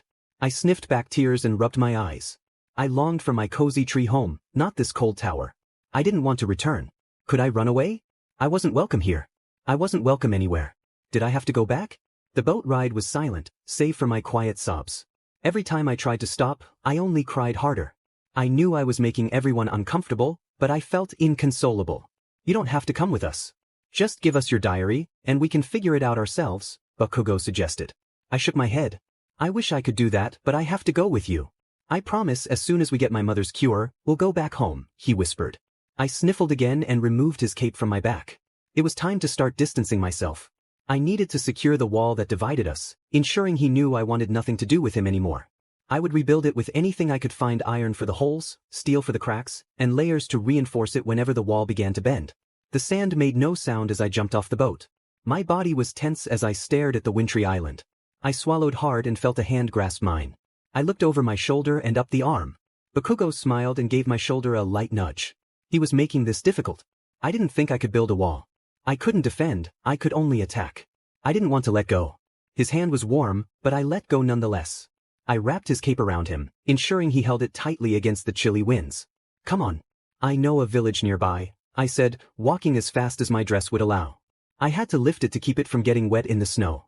We walked along a snowy path, and soon we saw smoke rising in the distance. It was too large to be from a chimney, it was a bonfire. I knew where it was coming from and why it was lit. There was a festival going on, one the villagers held to honor my family, as if we were their gods, serving us unknowingly. As the village came into view, I anxiously scanned the crowd, feeling all eyes on us. "What are you doing here?" a man shouted, lifting a pitchfork and pointing it at us. Kirishima looked at me worriedly, and Bakugo seemed ready to draw his sword. I raised my hand to stop him, forcing a calm yet commanding tone. "You need to show respect. We are here on important business." The man was taken aback and dropped his weapon immediately. He bowed and cupped his hands in a gesture of prayer. "We welcome you. We are honored by your presence." I scoffed and crossed my arms. "I need warm clothing for me and my companions. We will be staying in the offering house for about 2 days." The man nodded and bowed again before leading us further into the village. As we walked through, whispers spread among the villagers, curious about our arrival. In a small town, nothing goes unnoticed. They knew a witch was among them. Most spoke Inikathi, while others used Xueyun. The people here lived under my mother's rule. Every few years, one skilled man is offered as a sacrifice but is soon returned to the village, unharmed. It is considered an honor to be chosen by the witches. We arrived at a small house designated for witches. It was the neatest and most decorated in the village, similar to a church where offerings were made. A woman opened the door for us, and after we entered, she handed us the keys to the house. "Just go to the pub, and we will serve you food whenever you wish, madam. We'll bring you the coats shortly." I nodded and turned away as she closed the door. Once it clicked shut, I let my shoulders drop and rushed to the windows, closing them with the provided curtains. "Why does this place look like an offering site?" Kirishima asked. "My family is treated kindly here. We've helped the village grow and prosper." Bakugo glared at me as he approached an offering table filled with herbal essence sticks. "Well, you seem to own the place, bossing your people around like it's no big deal." He picked up one of the sticks to smell it. I rubbed my arm, chewing the inside of my mouth. I didn't want to act this way, but people only treated you kindly if you worshipped the witches or were one yourself. There was no inn in the village since nobody visited. It was closed off from the rest of the world, relying on the witches and the island for support. Another knock came at the door, and I opened it to find a little girl and her mother. They bowed as they handed us coats. "It is an honor to have you in our village, madam," the woman said. I nodded and accepted the clothes they offered. "Thank you as well for your hard work and dedication. Without the village, my family would be lost." The woman smiled gratefully. My family rarely visited the villagers, so when they did, they received the best service possible. "There's a festival going on, madam. It's my daughter's birthday today, and I was hoping you could give her a blessing." I looked at the small child, who gazed up at me in awe. I smiled and crouched down, reaching my arms out. I didn't know how to give blessings, but I would improvise. The little girl shuffled over, and I lifted her into my arms. I placed a hand on her head and pressed my lips to my hand. "Though it is not within my right to give blessings, I wish for you to have good health and eternal strength." I closed my eyes for a moment, then removed my hand from her forehead. She looked confused, but her expression made me smile. Her down, and she beamed at her mother. They bowed, thanking me and my family, offering blessings of good health before returning to the village. I turned back and handed Bakugo and Kirishima large coats to wear. I was given an elegant, soft fur scarf along with a long coat. The coat was heavy but much warmer than my dress. I put them on and peeked out the window. They donned their coats as I continued to watch outside. "Do you want to go to the festival?" Bakugo asked. "We have no reason to. It's just a waste of. I think it'll be fun. Come on. You're back home, YN." Kirishima encouraged. I hesitated. I didn't want to be seen by my sisters or mother, which seemed ridiculous since it was bound to happen eventually. The guys had gone out without me, and I watched them walk toward the village. I felt uneasy about leaving the offering house, but being alone made me even more anxious. I had nothing to fear, yet I was scared anyway. I left the keys in the house, knowing no one would dare take them, and chased after Kirishima and Bakugo. When I caught up, it was quite a sight. In front of the large bonfire for the festival, Bakugo and Kirishima were surrounded by the young women of the village. The women asked them to sing, and Kirishima happily obliged, though his singing was less than impressive. They quickly lost interest in him and turned to Bakugo, who looked uncomfortable, unsure of how to handle the situation. I couldn't help but laugh, thinking I should lend him a hand. As I began to sing, the women surrounded me, showering me with praise. I felt embarrassed but thanked them for their compliments. I hadn't noticed the boys staring at me wide-eyed. I smirked, wondering if they were captivated by my voice like everyone else. I walked over to the bonfire with the women, who asked to touch my hair. I mentally prepared myself and allowed them to do so. They wanted to enhance my beauty to captivate my friends, making spells unnecessary. Some girls returned with a batch of frozen flowers, common in these wintry islands, and they wove them together to create a flower crown. It reminded me of one that a flower nymph had made for me. Soon, music filled the air, and the little girl from earlier ran over, asking me to dance. She was too adorable to refuse, so I agreed and danced with her to 2 songs before my back began to ache from hunching over. The villagers cooked while the rest danced under the setting sun. The guys joined me, and we danced with a bit of rhythm. I wasn't the best dancer, but I was determined to have fun, and I did. The fire warmed us as we danced with partners or on our own. Just like on the ship, I danced with many villagers of all ages and genders. Eventually, the food was served on a large table, and everyone began to sit down. The variety was limited due to the weather, featuring deer, hogs, and lamb, along with some vegetables like beans, cabbage, spinach, radish, tomatoes, and beets. There were also fruits and other vegetables that couldn't be grown in this environment. My sisters must have provided them to the villagers for occasions like this. How are your people able to grow these fruits and vegetables? It's impossible during winter unless you store them after summer, Bakugo remarked. I looked at him, wide-eyed, realizing this might raise suspicion among the villagers. One man nearby spoke cautiously, "We do not grow most of the food.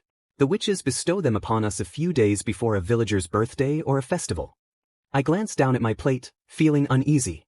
I didn't want to eat, I wanted to run away. The witches are very generous. They cure the sick and protect us from enemies, a teenage girl exclaimed. The man nodded. We are incredibly indebted to them. Indebted, huh? Bakugo said, looking at me. I met his gaze, feeling a wave of fear.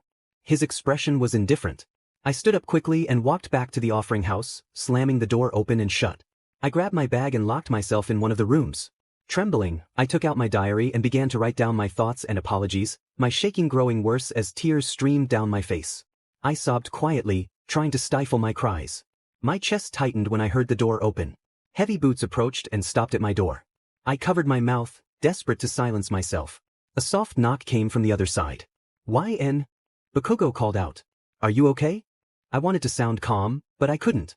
I was terrified. I imagined him forcing his way inside, and I held my throat, choking out, "I'm fine." We both knew it was a lie. I scanned the room for an escape, spotting a window beside the bed. I slowly stood up and crept toward it. "YN, let me see you." I froze, knowing what would happen if I did. I told him I was tired and just wanted to sleep, but that didn't satisfy him. He asked again, "I just want to see if you're okay. I don't want to have to force the door open." It would be bad for him if the villagers saw him breaking in. "Okay then, we can talk out here," he said. I turned back to the door, listening as he continued, "How are you feeling? Being back home? I don't know much about you, but you've been away from home for some time if you lived all the way in Asosha. I can tell you don't want to be here." I pressed my ear against the door as he spoke. "Kirishima's having a good time." I don't know what else to say. "I don't want to make you uncomfortable." I smiled and replied through the door.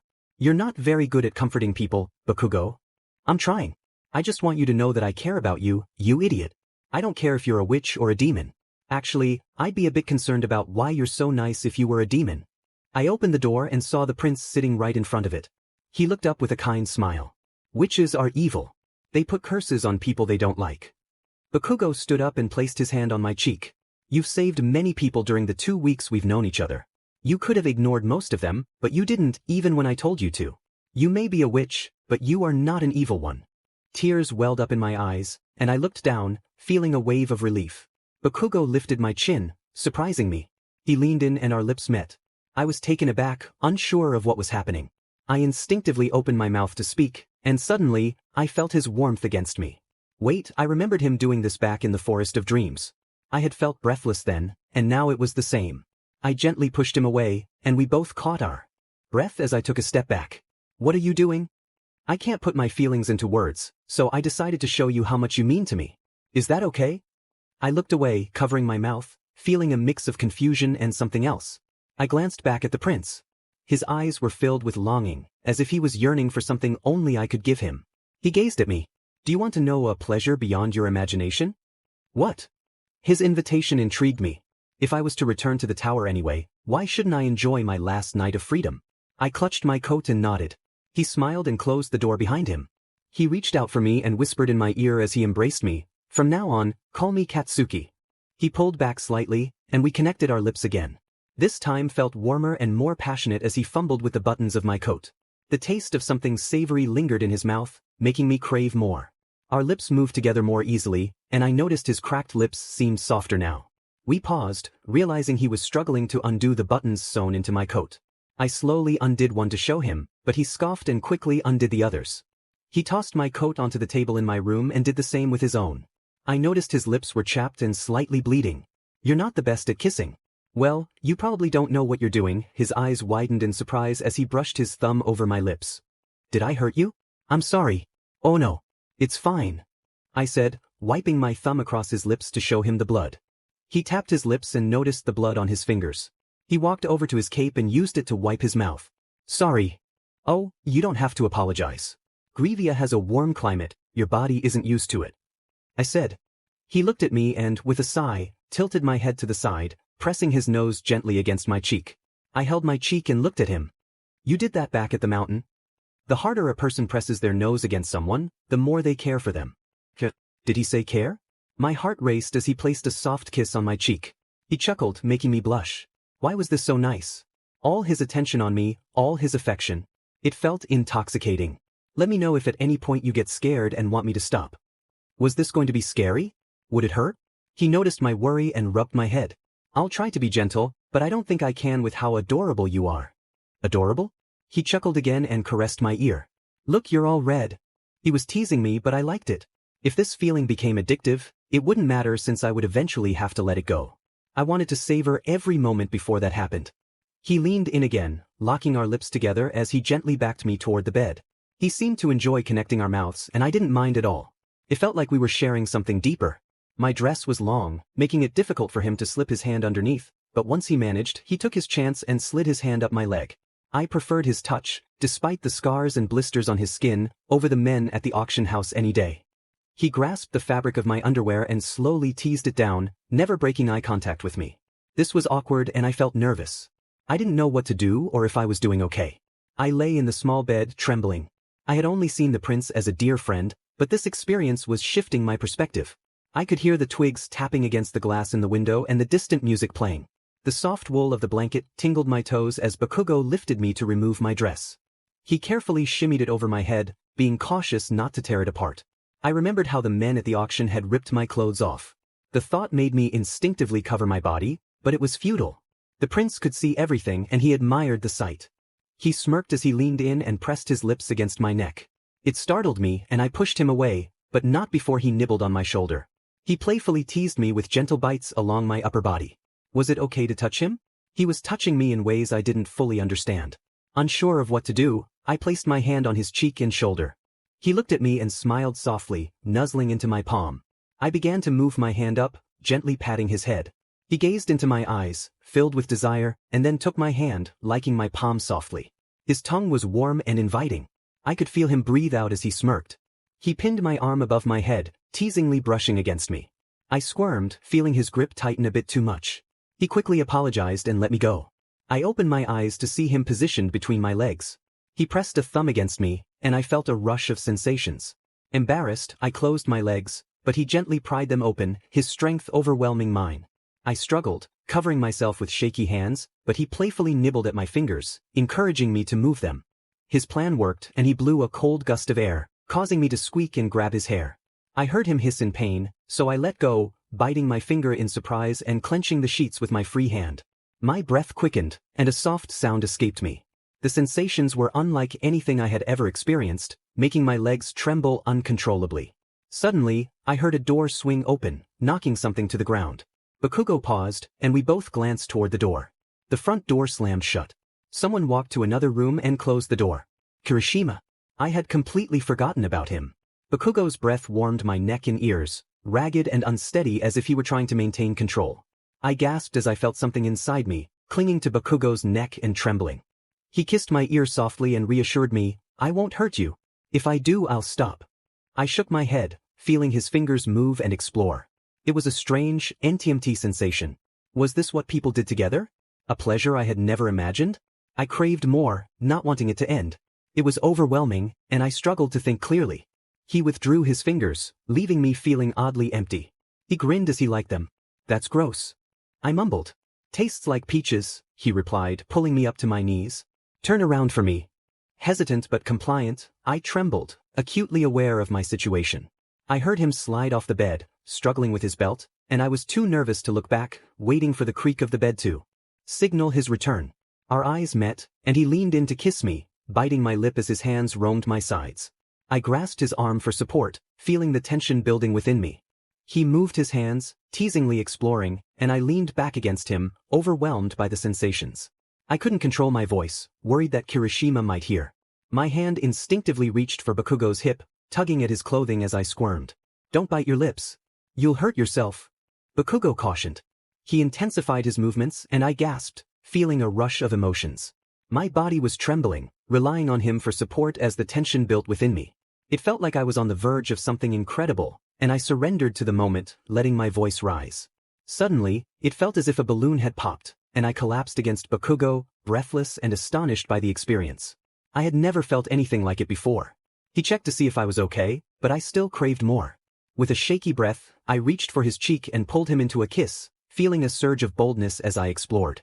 He smiled at me, kissing me again and continuing to tease me, keeping me on edge. I felt a mix of exhilaration and fear. What if I became addicted to this feeling? It was intoxicating. As he slowly withdrew his fingers, I felt an emptiness that I didn't like. Looking up at Bakugo, I pleaded, I want more. I never thought I would say that, but the sensation was too strange to ignore. He smirked, I have something even better. Please. I begged, feeling a rush of anticipation. He paused, staring at me before gently pushing me back onto the bed. He moved my legs apart and I blushed, feeling a mix of excitement and nervousness. I covered my face, unsure of what was happening. Don't look away, Bakugo teased, guiding my hands to him. I felt a rush of heat as I realized what he wanted. I hesitated, unsure of what to do, but he gently moved my hands, showing me how. I followed his lead, feeling his breath quicken against my skin. I started to gain confidence, moving faster as he groaned softly, his grip tightening on me. The sensations were overwhelming, and I felt a rush of emotions. I had never experienced anything like this before, and it was exhilarating. I could feel the tension building again, and I surrendered to it, letting my voice rise in response to the pleasure. As the moment peaked, I felt a wave of release wash over me, leaving me breathless and amazed. What had just happened? Bakugo made sure I was okay, but I still wanted more. I reached for him, pulling him into another kiss, feeling emboldened. I hoped I was doing everything right, and he seemed to enjoy it. He smiled at me, kissing me again, and I felt a mix of excitement and fear. What if this feeling consumed me? It was intoxicating and I couldn't help but crave more. He pressed it firmly, and I felt a rush of emotions. Come here, he said, pulling me into his lap. My heart raced as he spoke in a deep voice, making me feel exhilarated. I was overwhelmed with happiness. He gently placed a hand on my cheek and said, Take it slow, it might be uncomfortable. I was a bit confused but understood his intention. Though I wasn't entirely sure how to proceed, I felt a sense of trust. I slowly lowered myself, feeling his warmth against me. A small whimper escaped my lips as I hugged Bakugo tightly. He stroked my hair and encouraged me, making me want to do my best. You can stop if it gets too much. Or you could try something else, he suggested. I shook my head, feeling a mix of selfishness and determination. I wanted this moment to be ours. I found my way easily, and as I felt the initial pressure, I grew nervous. Do you need help? Bakugo asked, and I nodded. He placed his hands on my thighs, reassuring me. Just let me know if it's too fast. I nodded again as he guided me gently. I gasped softly as I felt him fill me, the sensation both intense and new. I gave Bakugo a quick kiss and he smiled back at me. It's not all the way in, he noted, and I looked down, feeling a rush of embarrassment. Why are you so big? I asked, meeting his gaze. He smirked, pushing me down gently. The bigger, the better, he teased. A shiver ran through me as I felt a wave of discomfort. I instinctively clawed at him, feeling overwhelmed. I was aware of the tension between us, and once the pain eased slightly, I communicated that I was ready to continue. Do you want me to move you, or do you want to take control? His questions made me feel valued and cared for. I hugged him tightly, whispering, Just don't let me go. I needed him to hold on to me, no matter what. He nodded, lifting me slightly before guiding me back down. He moved me up and down, and I felt a growing connection with each motion. My body responded, and I let out a soft giggle, overwhelmed by the sensation. We're connected. We've become one, I exclaimed, feeling a sense of unity. He paused, checking in on me. Are you okay? I was lost in a blissful haze, giggling uncontrollably. He leaned in, kissing me deeply, and I felt a rush of warmth. As he continued, I lost track of everything around us, consumed by the moment. I could barely form words, my thoughts muddled in pleasure. I love you, I heard him say, but it felt distant as I surrendered to the sensations. He turned me over gently, and I struggled to keep myself upright. After a moment, I melted into the sheets, feeling his strength as he held me. The intensity of our connection was overwhelming. Suddenly, he stopped, and I felt a warmth inside me. I looked down, surprised by the sensation. I was breathless, and the bed was a mess, my hair sticking to my face. Bakugo was still eager, and I felt a mix of anticipation and anxiety. Where do you think you're going? We've barely begun, he said, pressing against me. I panted, feeling overwhelmed. I can't. Please. All right then, he replied, pulling back slightly. I felt a strange emptiness and instinctively reached for him. No. I exclaimed. He smirked playfully. You said you couldn't, but now you can? Women are so indecisive. I felt a flush of embarrassment. How about this? If you do a good job, I'll reward you, he teased, holding himself confidently. I hesitated, looking around for something to help. How? I stammered, feeling flustered. With your mouth, he instructed. My eyes widened in surprise. Was he serious? I looked at him, and his expression confirmed it. With trembling hands, I moved closer, feeling a mix of embarrassment and determination. Deep breath and followed his guidance, trying my best to meet his expectations. It was a strange experience, but I was willing to embrace it for him. My fingers weren't as thick as his, and I had no idea what I was doing, but Bakugo said he liked watching me, so I continued. If he liked it, then I liked it too. It made me happy that he loved me. Nobody had ever loved me before. They appreciated and needed me, but not loved me. Bakugo tugged my hair and grunted. It's so good. I'm going to finish. You're doing so well, my princess.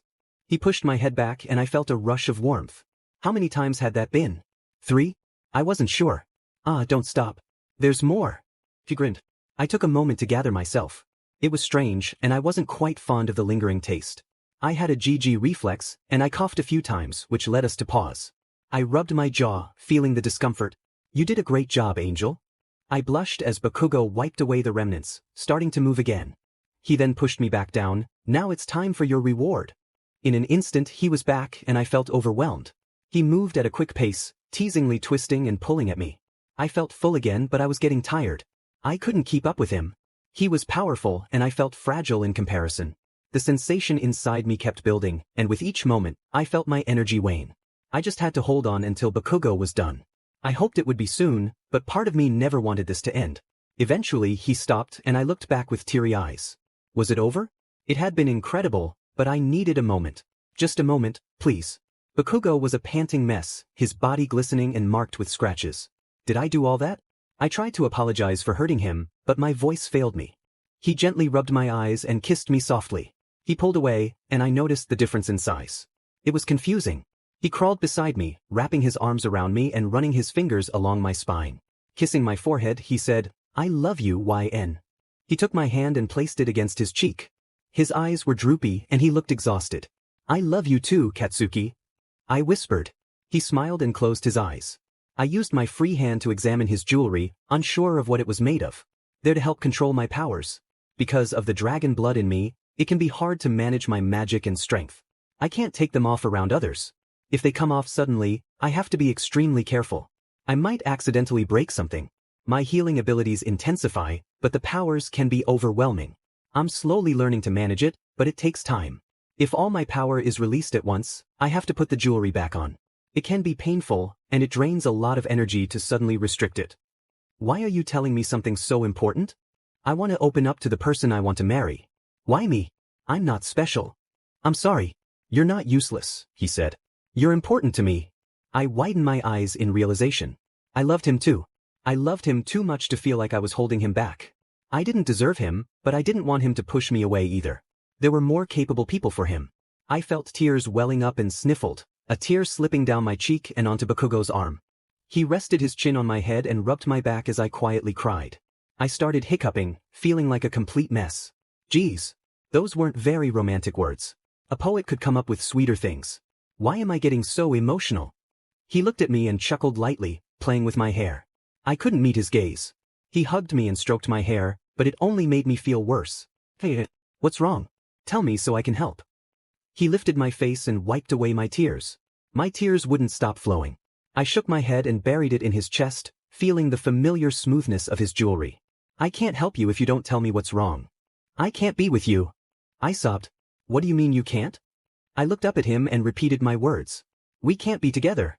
It won't work out. He sat up and stared at me. We can work things out, Xueyun. He rubbed my shoulder to comfort me, but I couldn't give in. I covered my face and wailed. Xueyun, we can figure this out. We can't, Katsuki. We just can't. I'm sorry. Just leave. Please. Forget what just happened. You really think I can forget that? I've never been with anyone before, you were my first. Why would he waste such a precious experience on someone like me? Did you hate it? Did I not do well? His tone was sad and hurt. Do you not love me back? I felt terrible, but I did love him. I repeated what Jiro told me, I love you, but I'm not in love with you. I sobbed. Don't let me push you away. I know this is what's best for you, but don't let me go. Then why didn't you? His tone was warm yet deep, revealing the secrets buried beneath the surface. His eyes held my gaze, glowing as he spoke. So you basically just played with my feelings. I continued to cry as he slammed his fist against the wall, creating a hole. I nodded and walked to his scattered clothes on the ground, biting my bottom lip. Alright, I see. And this is why I get hurt every single time. I couldn't bring myself to say anything. I just continued to sob as Katsuki got dressed and left without another word. My head throbbed from all the crying. I hadn't cried like this in years. I was happy until this night. I should have known better. I should have rejected him the moment he showed signs. I should have nipped it in the bud before it bloomed. I let it begin to blossom, so my only hope is that it was just the start of blooming and not an already fully developed flower. I hoped his feelings were shallow and that he could forget about someone like me soon. I wished his supposed love for me was the same as what Jiro had explained to me in the wagon. I hated the thought of our friendship being ruined, but I didn't want to give him false hope. I passed off his affection as him taking care of me because he needed me. I pretended to push it aside, but that was wrong. I was ignoring his feelings. I continued to cry for a while, and my hiccups made it hard to sleep. My eyes burned with the yearning to close. Even if he wasn't going to hurt me, I felt I had to hurt him to save him. I couldn't let him fall any deeper. I loved him, so I had to protect him by pushing him away. I'm doing this to protect you, please understand, Katsuki. I beg of you, forgive me. I didn't want to wake up today. I just wanted to lay in bed all day and sleep for the rest of my life. I had nothing to look forward to. What awaited me out of bed was misery and pain. I didn't want to face it. I was scared to. The future always frightened me. Not knowing what would happen, good or bad, filled me with dread, yet I hated the mystery. Just get over it now. It's pointless. At least you can save a great person by doing this. You dragged innocence into your problems. Time to make things right. For Bakugo's mom, I had to finish my mission. I slowly got up, feeling the blanket slide down my arm to my lap. I was still bare. I didn't want to forget last night, but I had to. I slid out of bed and felt my knees buckle. I hit the ground hard and rubbed my legs from the pain. I used the bed to stand up. My legs were wobbly and unstable. It took so much effort just to get back up on the bed. I had never felt so useless in my life. Xueyun, you okay? Kirishima asked. Yeah, got up too quickly. I pushed myself back on the bed and saw a white liquid run down my thighs. I was mortified. I couldn't just leave this. I needed my bag. Okay, so when are we leaving? He asked. As soon as I get dressed. I shouted, now looking around for my bag. He said okay and left. I found it all the way across the room and couldn't help but laugh in disbelief. I crawled to the edge of the bed and slowly crept down to the table. Grabbing my bag, I searched for one of my black rags. I used one to clean myself up. It was embarrassing. I didn't know where to put the rag. Panicked, I opened the window and threw it outside. I clasped my hands together and bowed. Please let the wind carry it out to sea. Please don't let anyone see it. After my pitiful prayer, I got dressed. My body was entirely sore. I wasn't sure how I would make it through the day. I would just have to endure. I was positive I wouldn't, but I would sure as hell give up trying later. I would just blame it on a hangover. I was definitely wearing my boots today. After a painful struggle, I was fully dressed, just not fully prepared to tackle the day. For weeks I knew this day would come, but I still couldn't believe it. It felt surreal. I took a deep breath as I put my backpack on. My body trembled as I fought with all my strength to stay upright. Suddenly, shouting startled me, and I rushed out of the room. At the front door were Kirishima and a villager. When our eyes met, the man outside smiled and bowed. I'm sorry, Miss Witch, if I have disrupted your rest. I glared at him, showing my displeasure as I walked up to the door. He lowered his head even further as I was greeted by the chilly winds of the island. I didn't say anything for a few seconds, only displaying my superiority. He looked up, and when he did, I furrowed my brows. He looked back down. The villagers were usually taught never to speak to a witch unless it was important. If not, they waited until spoken to and could not leave until dismissed or until after the witches left. "Who are you to yell at my guests and disrupt my morning?" I asked. "I'm sorry, miss," he squeaked. "What are you doing here?" I asked, crossing my arms. This man." He tilted his head toward Kiri but didn't look at him, just keeping his eyes focused on his damp leather shoes. He ignored my daughter. She came home crying after the festival. What kind of excuse is that? Maybe it's because I don't understand fathers since I don't have one. My guests aren't here for mingling. Leave. He nodded and hurried down the trail back to the village like a frightened animal. I grumbled about his ridiculous reason for shouting at a dragon. If he weren't a nice dragon, he could have easily caused harm. Ignore him. We're leaving right now anyway. YN. Kirishima's voice was soft and almost inaudible as I closed the door. You don't have to apologize for that, it's not your fault. He stood tall and balled his fists. I didn't mean to ignore her, but with you all so caught up in your own world, I couldn't focus and enjoy myself. My mind went blank from embarrassment. I had forgotten he was alone at the festival, but it slipped my mind that he could feel what Bakugo felt. I'm grateful it's limited to just emotions. Is it too late to just visit the afterlife? My cold hands pressed against my oven-heated face, failing to hide my embarrassed expression. I couldn't bear to ask how he was handling the situation. I couldn't even look at him. Just get the prince. We're leaving. We need to get the last ingredient for the cure. I hobbled against the wall to the table inside the main room. Oh, well, at least he held back some. I almost fell from my chair when I realized what the dragon had said. I stared at him in shock, and he flashed a smile as he dashed to the door to get the prince. I buried my face in my arms and internally screamed. The sound of footsteps signaled their return. I got up and kept my eyes fixed on the door. I took a deep breath, parting my lips as I tried to find the right words. We just need one more ingredient. I'll make the cure, and we can all return home. Bakugo stormed out of the house, and Kirishima looked disappointed. I didn't like that look. He loves you. A good deal too. You don't know how upset he was last night. Kirishima turned and walked out. I watched him follow after Bakugo and pat his shoulder. I would have preferred if they had gotten mad and hit me. I shook my head and walked out slowly, weighed down by both physical and emotional pain. Physical pain is much more tolerable than emotional pain. At the end of the village, my hopefully still friends waited for me. I approached them. This way, I said, walking past them. A trail lined with torches flickered softly, beckoning our arrival. They awaited the moment we would show. I remembered bits and pieces of my escape from the tower. I recalled this path, running barefoot across the snow. How I didn't get frostbite was a miracle, but I suspected it was planned. My feet were wrapped in bits of my old bed sheets and a single blanket. They got damp and my feet were cold, but I had stolen herbs to make a paste mixture. I crushed them, mixed them with water, and applied the paste all over my feet before wrapping them in a thin cloth. It wasn't this cold last time, and I was wearing less than before. You'd think I would be used to the cold after my time in the tower, but no. It wasn't a coincidence that I survived my escape. Mother let me leave. She helped me leave, in fact. She wants something, and the signs are too clear to ignore. I was lost in thought, talking to myself as the guys followed me in silence. My guilt kept me from looking back. He loves you. A good deal too. You don't know how upset he was last night. I took a sharp breath in embarrassment, shook my head, and quickened my pace for a few seconds. The road ended in a circular clearing, where a single tree stood, bare of any leaves. This tree had a door that could only be opened by a witch or wizard. I stared at the bottom of the tree and noticed footprints. My sisters had left and returned to the tree. I looked up and placed my hand on the door. The engravings shifted from pale wood to a dark, viscous substance. I let go and stepped back.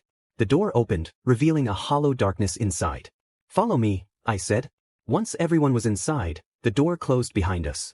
The hallway wasn't long, and we soon arrived at another village with houses in trees, on the sides of mountains, and some normal huts and cabins. A large castle loomed behind the village. Witches flew on broomsticks, accompanied by cats, frogs, owls, and other strange familiars. Most faces I recognized, but there were a few I did not know. They were young children. What now? Bakugo asked. We go to the castle and see the pure witch. I replied. 2 witches approached, both in long black dresses and hats. The pink-haired one had a mole under her left eye. I remembered her name was Melly. The shorter one with black hair had mismatched eyes, and her name was Haughty. They were Mother's loyal followers, always ready to obey her commands. Glad to see you again, little sister. Melly smiled. Haughty glared at me, clearly wanting to shout at me for betraying our mother, but she held her tongue for some reason. This was planned. Oh, these are your sisters? Kirishima asked. Nice to meet you. I'm Kirishima. He waved at the witches, but they frowned. Mother is waiting for you all, Hadi said, turning around. Melly watched us with suspicion and followed behind the guys. It felt like we were being held as hostages. The disapproving stares from everyone were heavy. Most knew of me but didn't truly know me. They knew I had run away, but they didn't understand why. Everyone saw me as a traitor. They wouldn't listen to me. Whispers floated around. Ugh, disgusting males. Humans are the worst. They're not ordinary humans. They have stronger magic. One of them has to be a dragon. I want their scales then. The witches at the castle entrance glared at us as they let us in. They couldn't touch us unless they wanted to face Mother's wrath. We entered the dark castle I had once called home. The old, tall tower remained unkempt. My sisters opened the door with their wands, and we followed them inside. Hadi turned around and eyed my friends as she said, "You too will follow me." "Why are they?" I started, but Melly cut in. "Mother missed you very much." She shot a side glance at the guys, never frowning. Having non-family guests intrude on a precious reunion isn't very nice. Mother must have instructed them to be courteous since it was me they wanted. I didn't have to worry about them. "You guys go. I'll be back." They understood and followed Melly to another room while I followed Hadi to where our mother was waiting for me. I couldn't find the original caster on my own, and none of my sisters who opposed our mother were alive. I had no other option but to ask Mother for her blood. Her blood was the last ingredient I needed to cure the prince's mother. Her illness isn't just an illness, it's a curse from a witch. Hadi opened a door and pushed me inside, closing it behind her. I saw my mother sitting at a small table by the window, sipping tea. She seemed to be expecting me. I had been in her room many times before, but it felt different this time, filled with rare and expensive items. She remained silent, so I spoke first. "I need you to help my friend's mother. You cursed her, didn't you?" Hadi's eyes widened as she tugged at my hair. "After living among humans for years, you seem to have forgotten the rules, little sister," she shouted. "Enough," Mother said. Hadi released my hair and lowered her head, eyes closed. Mother looked at me, setting her cup down and gesturing for me to stand. Mother was always taller than everyone else, with a beautiful figure that defied her age. Her long black hair flowed down to her knees, neatly arranged in a bun beneath her hat.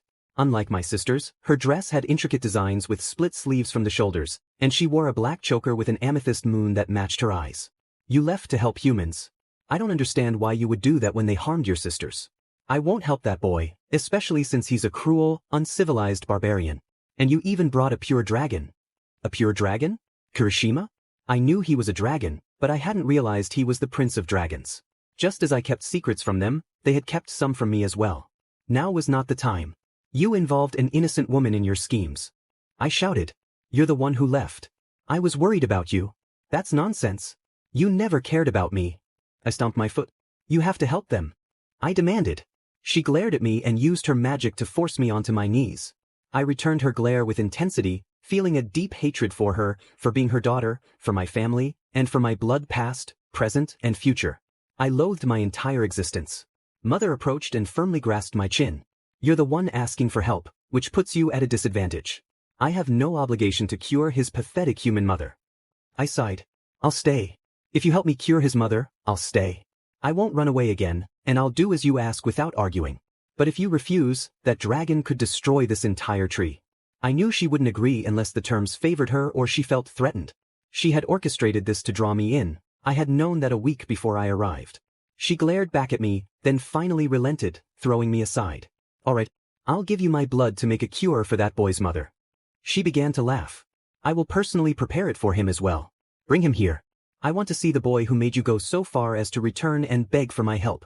She stood up with the biggest smile I had ever seen on her face. She rarely smiled, so this was a special occasion. "Take them to the potion room." Hadi bowed and grabbed my arm. "Yes, Mother." As I was dragged away, I felt defeated. I had originally planned to run away again after my recapture, but as my bond with the guys grew, I couldn't risk my mother seeking revenge and harming them again. No one deserved to suffer because of my selfishness. Hadi opened the door to where my friends were, and they seemed to be confronting Melly. She looked terrified. What had she said to make them angry? Bakugo glanced back at me first, followed by Kirishima. Hadi rushed to Melly's side and helped her up. "My mother will make the cure for yours, Your Highness," I said, turning to walk away. "Follow me." The door to the potion room was left open, and I stepped inside. Mother had everything prepared. Her crow was perched beside the cauldron, and we gathered around it in silence, watching her as she began to create the potion to reverse the curse. I took out the ingredients from my bag and placed them on the table. The cannibal flower went into the pot first, designed to consume the witch's blood that had been used in the curse. The vampire flowers would absorb the more potent blood first to grow faster. If there wasn't enough potency in the vampire flower or not enough blood for it to consume, the everlasting life flower would target his mother's blood, leading to blood loss. The life flower would activate once she began to feel significant pain, attacking the cannibal flower since it was considered bad. She'll get worse before she gets better. Just trust the process, little prince, my mother said. The illness wasn't natural, it was a curse, a witch's curse.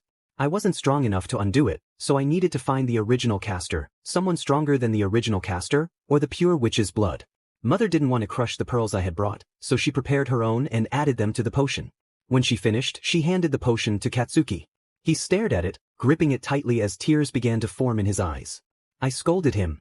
Hey, say thank you, you rude prince. She doesn't just give her blood to anyone, you know. He bared his sharp teeth at me, glaring as if to say, how dare I touch him? The witch remained expressionless. There's no need for thanks. I did it for my own benefit, she said. I frowned and turned away. I'm sorry.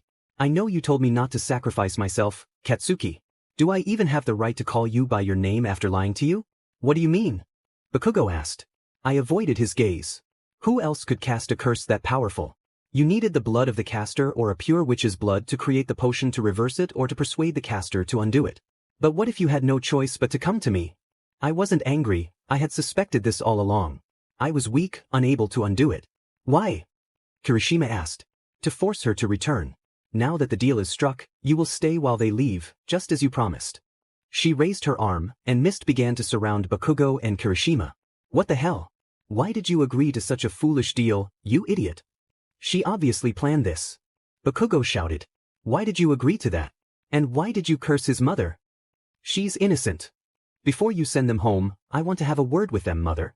She furrowed her brows but agreed, confident I wouldn't try anything. I turned to my friends and tossed my diary at them with all my strength. I smiled. I don't mind staying here actually, then I shouted, because you're such a JRK all the time, I don't want to see you anymore. What are you talking about? I still wonder why your parents care about you. I wonder if anyone else loves you. His expression softened slightly, confusion and hurt flickering across his face. Shut up. With wide, intense eyes I asked him, how many people do you think will genuinely mourn your death? They might say, the poor prince, he died young, but in their minds, they'll be relieved. What a troublemaker he was. A disrespectful man. I bet that's what they'll think. Can you please stop? His eyes began to glisten with unshed tears. I hated to do this to him. I regretted saying such hurtful words then and even now, but I believed it was for the best. So he would forget about me. Because of the way you are, people think you are a terrible person. They only tolerate you because they have to, you're a prince. Without your title, do you know how many people would speak their true thoughts about you? Tears filled his eyes. I'm sorry, Katsuki. But you are no match for her. They would get hurt for me again. I felt terrible as I saw tears stream down his face. It made me want to cry too. I began to tear up as a result. I knew better than anyone how hard he was trying. Trying to be kind, empathetic, compassionate. Hey YN, where's this coming from all of a sudden? Kirishima gritted his teeth. I turned around and said, leave me alone. We have nothing to do with each other anymore.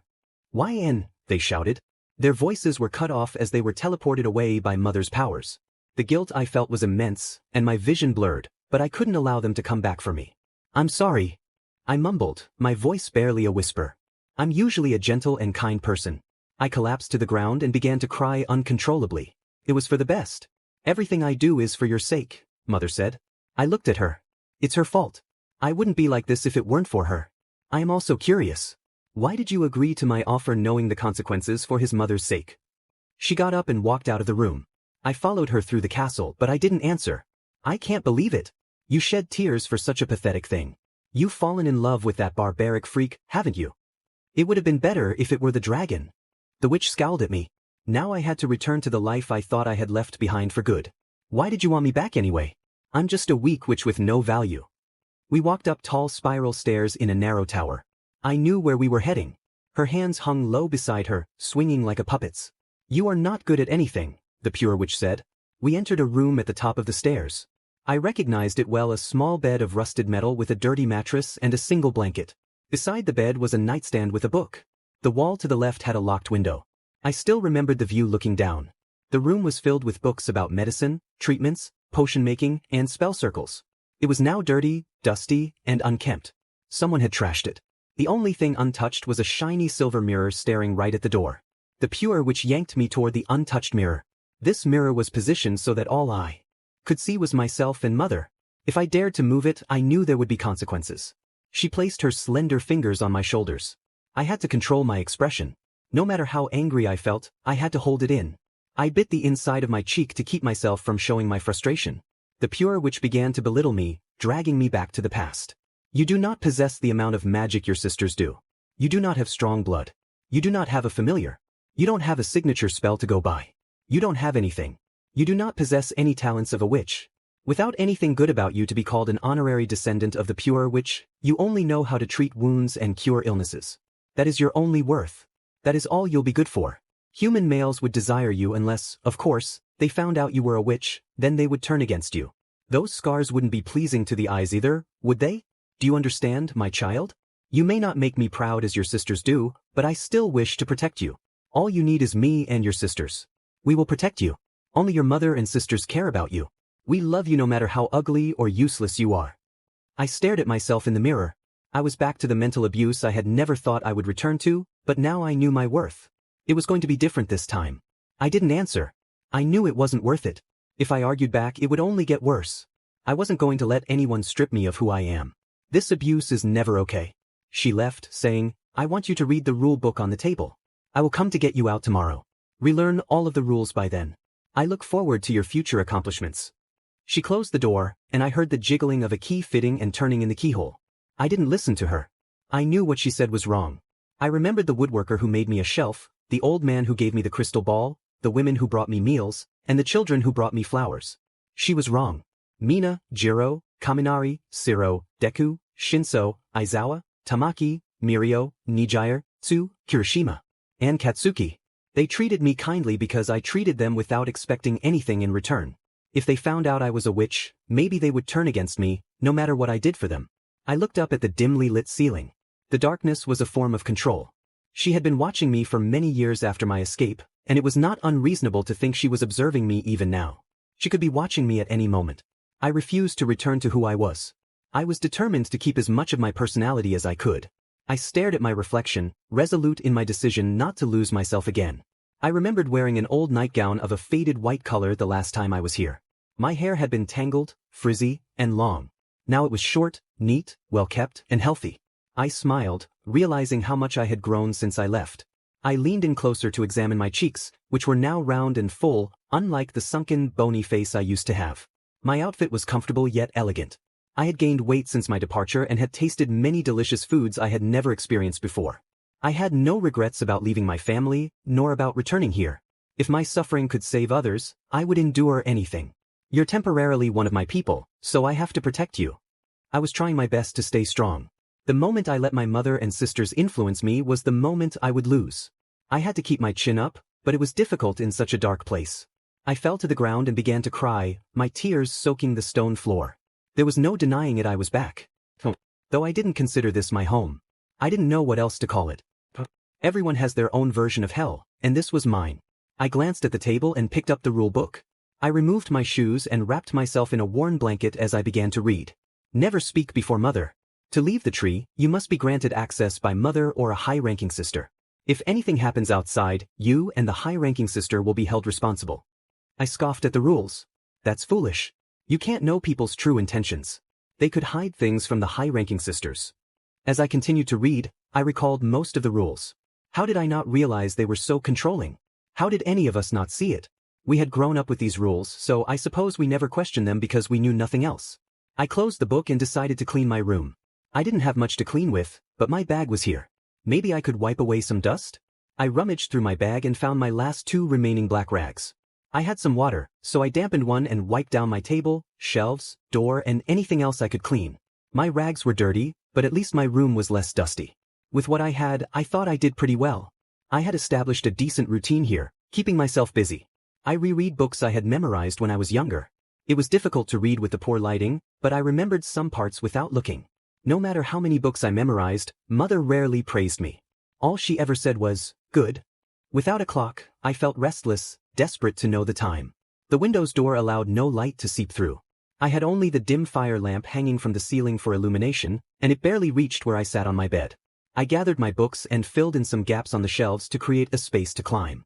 The bookshelves were tall, and I knew I could hurt myself. I wasn't sure if Mother would heal me or leave me to fend for myself. I hated pain. I climbed to the top, my fingertips barely grazing the lamp. Using my legs, I kicked it gently. The lamp swung, and as it came closer, I tapped it again with my foot. It swung again, and this time I managed to grab it. There was a hook connected to the chains, so I unfastened it and freed the lamp. How am I getting down with this? I looked around and carefully stepped down without the lamp. There was space to place the lamp on the second highest shelf, so I set it down there. I continued climbing down, placing the lamp in the spaces I had cleared. Some shelves were too short, so I had to keep going down. I scratched myself a few times on loose wood chips, but I was fine. With a hop, my boots thudded against the stone floor. Smiling, I took my lamp to the side table. Now it was brighter. Would I still be able to sleep with the light? I decided to move it to the front side of the bed. As I tried to fall asleep, misery and despair flooded my mind. I would cry every night whenever I went to sleep after escaping. I wouldn't be able to tell what time it was.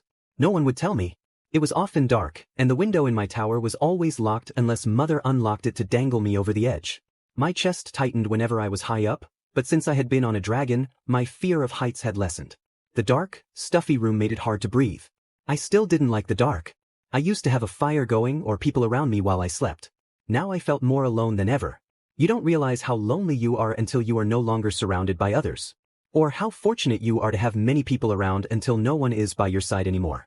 There were so many things I had been kept in the dark about. I didn't know how to function without Mother. Even now, there were still things I had never known. I just wanted to go home. This was not my home. The days had become bearable. Mother didn't visit me often.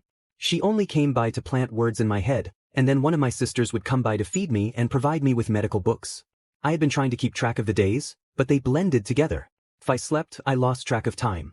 Of course, I couldn't stay awake all the time, so I tried to sleep after my second serving. I had run out of things to do here. I resorted to counting the bricks in my room. I had been here for so long, yet neither Mother nor my sisters told me anything about why Mother wanted me back. I remember her saying she looked forward to my future accomplishments. Only I have the key to what she wants. She says I'm useless, yet she needs me. Ironic. No matter what, I'm not doing what she says. I wince as I hold my head. It feels like it's about to split. I hate this sensation, but no one's here to help me. I'm left to suffer, as punishment for running away. So why was I punished the moment I didn't show any power? What did I do back then? They give me 2 meals a day, so I marked lines in a book. I also struggled to keep food down. Mother was getting angry and started making my sisters force food down my throat, only for me to throw it back up later. I had thrown up on them a few times, which resulted in slaps to the face. Something was going on with my body. I had a harder time moving around lately, craved strange things, and I started gaining weight instead of losing it from the meals. My menstrual cycle hasn't come yet, but maybe it's just because the days have been blending together, and it feels like it's been years. Mother was angry and confused. I was getting heavier, yet I wasn't eating even after she cut my meals to force me to eat. She called one of my sisters to check on me, the one who had been giving me meals. This sister was Camriana. She was the only one who had shown me kindness after my return. Camriana had short, spiky brown hair, with a lighter streak. She had 3 ear piercings on one ear and often wore dark makeup. Her dress was unique. She had cut the sleeves off and added fingerless gloves for a twist of her style. She stumbled over her words as she checked on my condition while I lay in the rickety old bed. I was supposed to know about medicine and conditions, but I didn't. Finally, Camriana slowly said, She's PRGNT. PRGNT? I didn't know what that meant. Camriana had gone to a human school to study medicine, so maybe this was a newly discovered condition. Did one of my friends have this condition? I probably would have noticed. They looked fine to me. Everyone ate well and didn't throw up like I was. I needed to research this as soon as I could. Mother froze for a moment. How long? She asked. About 3 months, it seems, from her stomach size. Mother's face turned red, and her magic surged as she threw everything in the room. Her perfectly set bun was now in disarray as her hair floated around. All the effort I had put into organizing this room was in vain. She protected Camriana with a magic barrier, leaving me to crawl around to avoid being hit. The wind inside was too strong, and I instinctively closed my eyes. Books struck my body. My stomach made it uncomfortable to kneel, but it shielded the front of my body from the flying books. I covered my head with my hands as Mother shouted over the chaos. You slept in someone's bed. Is it that barbaric prince's child? You don't deserve to be happy after leaving your family to start another. I'll take that child from you and teach you a lesson. Did you become a disgrace now? If you enjoy being with men so much, maybe I should sell you off. Mother! Camriana shouted. Mother instantly calmed down to let my sister speak. Yes, dear, she said in a sweet, motherly tone. I slowly released my hands and looked up at Mother and my sister, who both looked back at me. I was just as shocked as they were. A child? It wasn't a condition, but a baby? Camriana continued. Those men looked powerful. If she gives birth to their child and it turns out to be just as powerful, we could use it to our advantage. If not, we can always just send the child's body to the humans. I was still in shock that I was carrying a child inside me. I wasn't ready, but this child could also be a source of hope. However, when it was born, I was sure Mother would tear us apart. I looked at the pure witch, and she glared at me with disgust. Your only talent is medicine. That is an acquired skill. Your talent isn't even natural. Now I had to know the reason behind my return. I shouted back, despite knowing the risks. You have my sisters. Why do you need me, a supposedly useless, magicless witch? She grabbed my chin and said in a menacing tone, You are the key to helping me achieve immortality. What kind of nonsense was she speaking? Immortality? Shouldn't she already be immortal? Did something happen to her that made her lose it? Aren't you already immortal? She sharply turned to my sister. Leave us, she hissed. My sister quickly ran out the door, not wanting to face Mother's wrath again. She turned back to me. I'm not the original pure witch. I killed her and took her place. I furrowed my brows. No one would let you get away with that. There's no way you overpowered her. I'm also a pure witch. I don't have filthy human blood in my veins like you all do. My parents believed our kind could mix with other races. I believed differently. Witches are the superior race. I killed my mother. When she was weakening. I also eliminated all the other witches who believed in their pathetic fantasies and took her place. Why would she kill her own mother? I had never heard of the original pure witch. Was that Mother's doing too? Betrayed me. Niece. That's what Chisaki meant. We weren't half-siblings but in fact, niece and uncle. The pure wizard is our grandfather and Mother's father. My mother killed hers. She is selfish, the original pure witch. The wizards knew this, yet they didn't stop her. Does grandfather know what his daughter is doing to us? I glared at her. She didn't care about her family, she only cared about herself. She wanted absolute power. Why do you need me? I am the same as my parents. I must refresh my mind again so I can continue to live for another couple of centuries. I laughed in disbelief.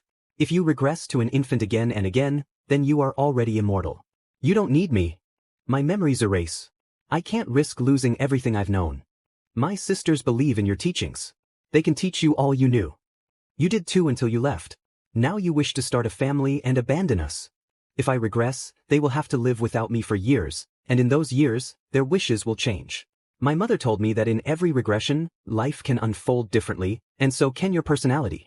I don't want my sisters influencing me. I don't know how to make anyone immortal. Even if I did, I would never grant that to her or anyone else. It would further imbalance the world. It's already confusing with species that live long lives and appear younger or older than they truly are. Oh, you don't know how, but you know how to start experimenting. My eyes widened. I understood immediately what she meant. She grinned widely. You came across her. I managed to get some of her blood from that wizard. I let you go because I knew when you returned, you would bring back something I wanted. You have a lead on how I can become immortal. You will do as I say for that child in your womb. I froze as Mother rose and stared down at me. I instinctively cradled my stomach. Her threats were rarely empty. She maintained a calm expression to confuse you, making you question if it was a bluff and forcing you to comply with her demands instead of taking the risk. If you make me immortal, she said, I'll leave you your unborn child, that barbaric prince, and his kingdom alone. I'll set you free and return you to them. I looked up at her. Only if you make me immortal before you give birth. If you finish the task and still haven't given birth, then I will return you to the prince. My sisters were being manipulated. I knew better lives awaited them in a world without the pure witch. It wasn't certain that she would leave everyone alone after I was gone. She might attack us if we tried to leave the kingdom. She had shown no hesitation in harming her own mother to prove her point. How could I even escape while Piarjan and T? During an escape attempt, even if I was tired, I would have to run. Running could induce labor, but maybe if I found somewhere safe and kept quiet? I couldn't. The baby would cry. I would have to avoid running when possible. Could I escape months before my due date? I wasn't sure if I would have time. Maybe I could escape a few months after the baby was born? No, Mother would keep them and use them as leverage against me. I sighed and held my head. This baby brought me so much happiness, but made everything so much more complicated. I love you, my baby, but why now? It's not like you can help it since it takes two to make a baby. Mother turned around and left. Think about my offer. I will only give you 2 days. Choose wisely, not for yourself, but for your child. I personally think it would be better to stay here, dear. You were very rude to that prince. I don't think he would even want you to bear his child. The door shut, and the rattling of the knob indicated it was now locked. I looked down at my belly. I wasn't even sure how long dragons were Prjin and T4. Would the baby be an egg? I hope not. That would be strange. I laughed and patted my stomach. Well, the child would be a quarter dragon and half human. Since it's 75% humanoid, it should be human, right? Is that how it works? I had no clue. I stopped. Would Bakugo even remember me? Would he accept the child? I had been unkind to him after we had been together. I'm sure he hates me, even after my explanation. Did he even read it, or was he too angry and just burned it? I shook my head. Even if he doesn't accept the child, I'll still leave this place and demand Mother to leave everyone alone as promised. I don't mind raising the child myself, but that would mean I couldn't be generous with my prices anymore. I was barely able to feed myself. I couldn't do that for a baby. A jiggle came from the door, and I looked up to see Cameron. She closed the door and rushed over to me. Come on, sit on the bed. The floor's too cold. Cameron had a rough appearance that contrasted with her personality. I smiled as she helped me onto the bed. The father is that prince? She asked. I nodded. She frowned and looked at my stomach. I can help with that if you want, she mumbled. I leaned back and held my stomach. Why would she say something like that? She explained, the baby is the only thing holding you back. If it were gone, you could escape. I'm just thinking about you, Xueyun. What Mother is doing isn't right. I'm so sorry it took me so long to realize. I thought about it, but it made me feel guilty about taking a life that hadn't even begun. This baby is my sole hope in this dark place. If it were gone, I would lose my will to live. Don't you like the prince? She asked. I nodded. I do, I said with a sad smile, but I'm sure he has forgotten about me already. There are more beautiful, powerful, and kinder women in his kingdom. I'm sure this child will only burden him anyway. She nodded and patted my hand. Why are you so nice to me? I was still cautious around her since she is my sister and had never helped me in the past. She could be gathering information from Mother while pretending to be on my side. She furrowed her brows at the question. Mother sent me to a human school to learn medicine. It was there I learned that they aren't so bad and that we're not that different from them. Of course, I never told them I was a witch or told Mother I liked humans. She explained how she believed Mother's words, and at first, humans treated her harshly, but then a few looked past her and became her friends. She was closer to her friends and knew more about them than she knew about any of our sisters. She was happiest during her time at school than here at home. We both agreed that our mother pitted us against each other to fight for her favor. The way she described her school and social life made me relate to her, yet I felt a twinge of envy. I told her about my experiences after I left the tree, and she laughed, sighed, and got angry about some of the things I encountered. During our chat she asked, "The prince does come back to rescue you. Can I come with you?" I smiled. If he does.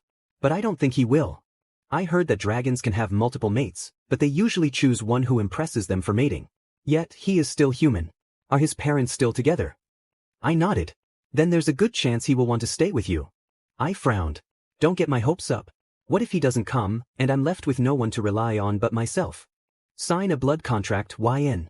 I looked at Cameron, who was serious. It's your best shot at freedom. While you create the immortality potion, make one that only halts aging and doesn't allow for regeneration.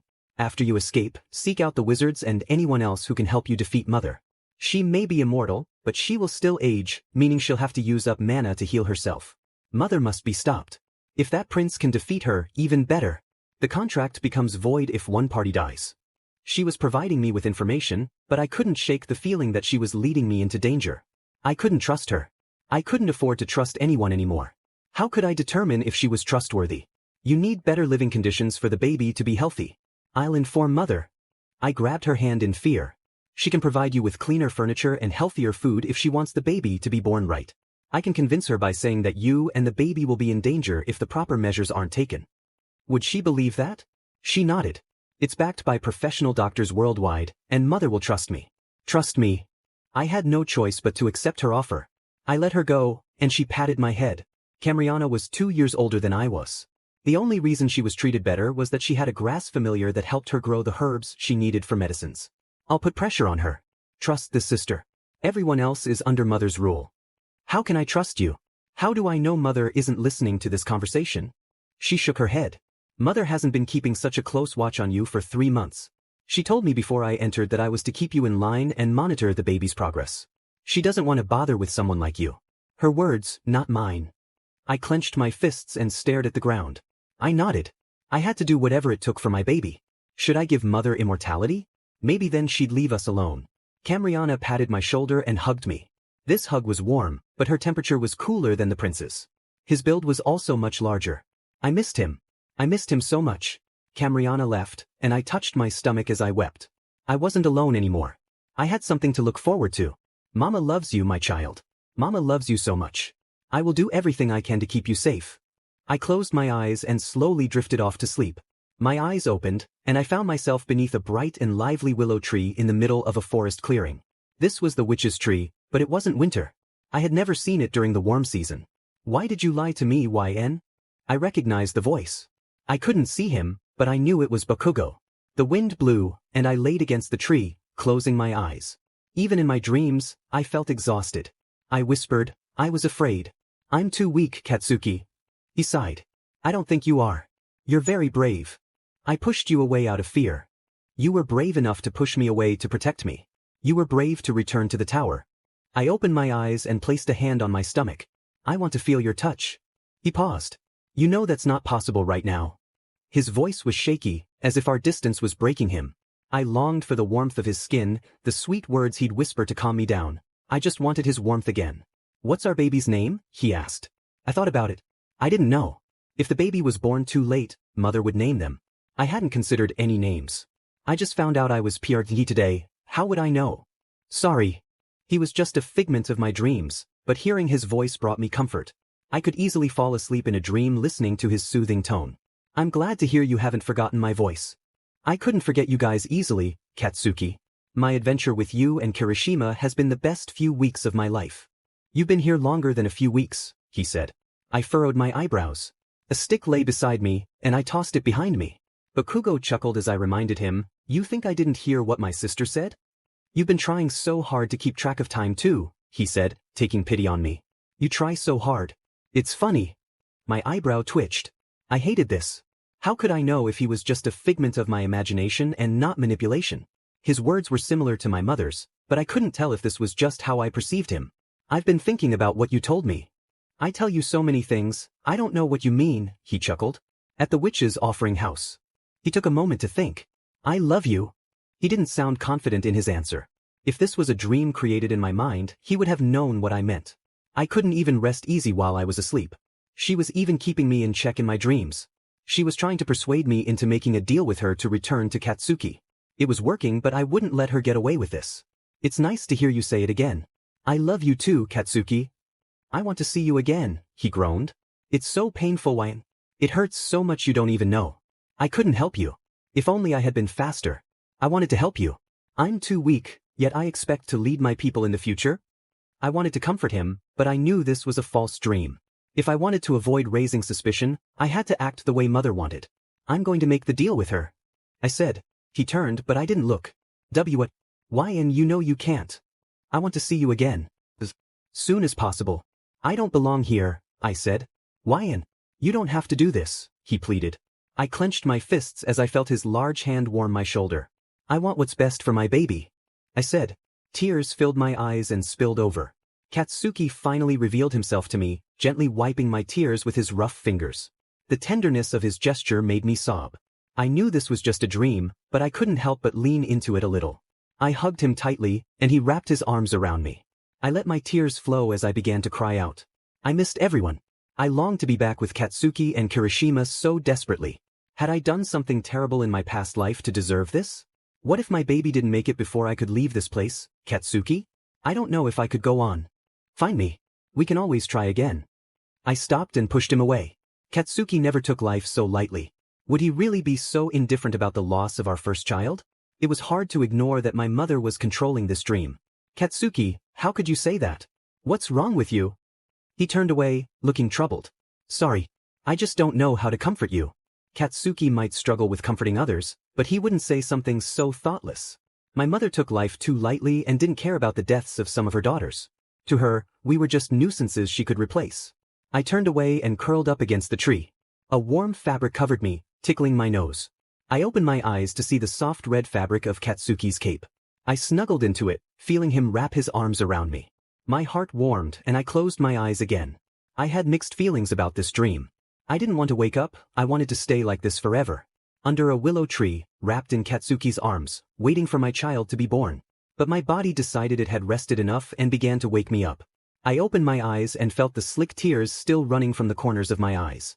I turned over and noticed I was lying on brighter sheets and had 2 pillows instead of 1. I got up and realized how much my bed had changed.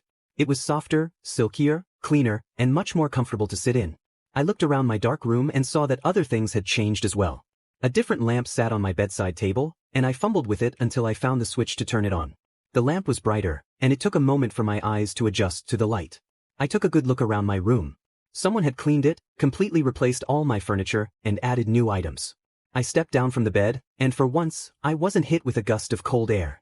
The tower felt warm. Camriana's words must have reached my mother. The fluffy carpet reminded me of Katsuki's cape. I couldn't kneel down, so I used the bed to ease my way down and reached for the carpet with my fingers. The black carpet felt lovely and soothed my mind.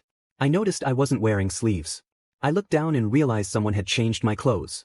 I was now in a soft nightgown with thin straps for support. The sound of my doorknob rattling pulled my attention away from my room. I struggled to get up and couldn't stand in time before my mother entered. When she saw me on the floor gripping my bed, she looked down at me as usual. I waited for her to speak, remembering the rule to never speak before her. "Do you accept my offer?" I gritted my teeth. "I want to protect my baby," I said. She smiled. "Excellent choice. I am currently in the process of making a blood contract. Once it is finished, you will review it. You understand you aren't in a position to make heavy demands, right, dear?" I looked down in my lap. "Yes, mother." She approached and patted my head. "I'm so proud of you." She eyed me closely and I unclenched my fist. She knew I was still resilient, but I wasn't going to refuse her offer. I was running out of time. Mother should know this as well. With the limited time I had, I would be more motivated to finish the potion.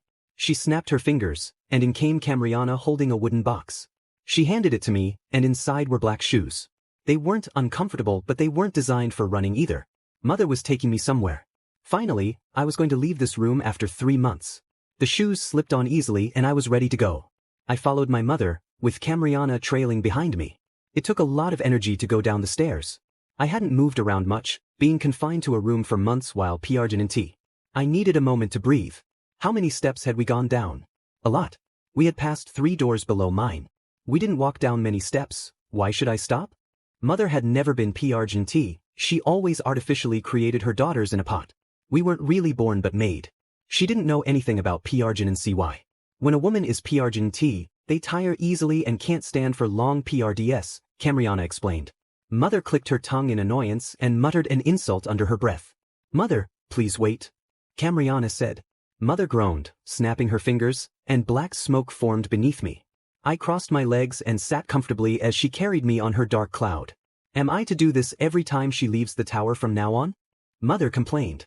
"I walked down these stairs for years. It's different because I'm Bnha. This baby was going to be my leverage against my mother as well. We could both use this child against each other. It was a double-edged sword for both of us." Mother whipped her head around, sending a chill up my spine. I wasn't as intimidated as I used to be. She couldn't push me around like before. She was going to learn that I was my own person. I would be making my own decisions. She had many sisters and a mother, but no brothers or a father. The witches didn't take our presence kindly. They had the 3rd winds of spirit and were spiraling around us, blurring the air with their magic. They had the ability to weave spells that could bind and trap, and I felt the tension in the air as they prepared to unleash their power. Her mother made the potion and I watched as she stirred it under the moon to harvest the cure for my mother's illness. When her mother had finished, I felt a wave of relief wash over me. I felt a hand on my shoulder, and I turned to see Xueyun looking troubled. "What do you mean?" I asked, noticing her fists clenched tightly. Something was wrong. Of course, who else could cast a curse that powerful? You needed the blood of the caster or a pure witch's blood to make the potion to reverse the curse. But what if you had no choice but to come to me? Her mother grinned as she loomed over Xueyun, and I felt a knot tighten in my stomach. "Why?" I could feel Kirishima's anger bubbling inside me. I was still in shock, trying to process her words. The witch placed a hand on Xueyun's shoulder. To force her to return. Now that the deal is done, you will stay while they leave, just as you promised. She raised her arm, and dark smoke began to swirl around us. It was clear she had orchestrated this to reclaim her daughter. I took a step back, glancing at Xueyun, desperate to reason with her to escape with us. I knew it would be dangerous, but I couldn't let her stay here. What are you thinking? Why did you agree to such a foolish deal? She obviously planned this. I shouted, frustration boiling over. Why would she stay with someone who treated her so poorly? My dragon's voice echoed my thoughts. Why did you agree to that? And why did you curse his mother? She's innocent. Xueyun looked at her mother. Before you send them home, I want to have a word with them, mother, she whispered. Her mother raised an eyebrow but waved her hand, making the smoke dissipate. Xueyun turned to us and threw her diary at me with all her strength. It hit my chest, but it didn't hurt. I don't mind staying here actually, she said calmly, but then her tone shifted to a loud, angry shout. Because you're such a JRK all the time, I don't want to see you anymore. My eyebrow twitched in confusion. What are you talking about? I mumbled. How could she say that? It was clear her mother was abusive. She would be happier living with me. She scoffed, pointing a finger at me. I still wonder why your parents care about you. I wonder if anyone else loves you. She knew about my situation all too well. This wasn't like her usual self. She had always been kind and supportive. Why was she now using my pain against me? Shut up. I whispered, wishing she would stop. This wasn't her speaking, it was the influence of her mother. Her eyes widened, and she asked, how many people do you think will genuinely mourn your death? They will say, the poor prince, he died young, but in their minds, they will be relieved. Such a troublemaker he was. A disrespectful man. I bet that's what they'll think. I felt a tear slip down my cheek as I clenched my fists. Why was she siding with her mother? Was this witch manipulating her? Can you please stop? I begged, hoping her mother would stop making her say such hurtful things. This wasn't the Xueyun I knew, and hearing her voice filled with cruelty hurt deeply. She tried to act indifferent, but I could see the tears welling in her eyes. Because of the way you are, people think you are a terrible person. They only tolerate you because they have to, you're a prince. Without your title, do you know how many people would speak their true thoughts about you? Hey Xueyun, where's this coming from all of a sudden? Kirishima gritted his teeth, feeling my sadness and channeling his anger for both of us. She turned her back to us, saying, leave me alone. We have nothing to do with each other anymore. Black smoke filled the room, and I didn't want to leave her, no matter what she said. Xueyun, we shouted. I reached out, but I felt myself hit the ground hard, the familiar stone flooring beneath me. After a moment of silence, we heard shouts, Your Highnesses. We looked up to find ourselves back home. The familiar pillars, gardens, and flying dragons in the sky surrounded us. We were back in Grevia. I pushed anyone who tried to help me away. Kirishima took the lead as I stared at the ground, lost in thought. We rushed to my father to share the good news. With one look he rushed over to me. Did you find it? I nodded, handing him the potion from my pocket. He looked at me with concern, placing a gentle hand on my shoulder. Katsuki, are you all right? He glanced at Kirishima and then behind me, searching for someone. Where's the angel? I shrugged off his hand and walked toward my mother's room. Servants greeted me as I passed, sensing something was wrong. Open the door, I said quietly. The servants exchanged glances, but they opened the door. A wave of heat rushed out. My mother lay peacefully in bed. This was why I had left to cure her. I felt my nails dig into my palm, but I didn't have long nails to hurt myself. Kirishima and my dad caught up to me. Dad slowly gave my mother the potion, and thankfully she was able to swallow it. It's a good thing you came back. She was getting colder. I couldn't warm her up no matter what I did. We waited and talked for a few hours before heading to eat. Roasted pig, bread, corn, and soups filled the table, the aroma enough to make anyone's mouth water. I wasn't very hungry. In fact, I felt a wave of nausea wash over me. I was tired and all I wanted was to slow down and rest. My life was usually on a strict schedule, but whenever I went out on adventures, time seemed to slow down. I had the chance to reflect and reconnect with nature. The day after I returned, it was back to the fast-paced life. I knew I wouldn't forget everything overnight. I couldn't pretend to be happy. I wasn't content. I wasn't fine. I wanted to be with her. I wanted to introduce her to my mom, officially. I slammed my hand on the table and pushed my plate away, gripping my head in frustration. I shut my eyes and let out a sigh that turned into a muffled sob. Concerned looks filled the room, but only my dad acted on it. Katsuki. I stood up, head hung low, and slid my chair against the table. Come find me when Mom wakes up. My voice was strained, a stark contrast to my usual loudness. Katsuki, where are you? It's all right, Your Majesty. I can find him, Kirishima said. The servants opened the door for me, and I stepped out, greeted by more bows and polite gestures. Could everyone just be quiet? Why couldn't the world just stop moving? It was all too loud. Everything felt overwhelming. I lifted my head and ran, pushing myself farther and farther until my legs finally gave out. I didn't have a destination, I just chose a direction and ran. I craved solitude.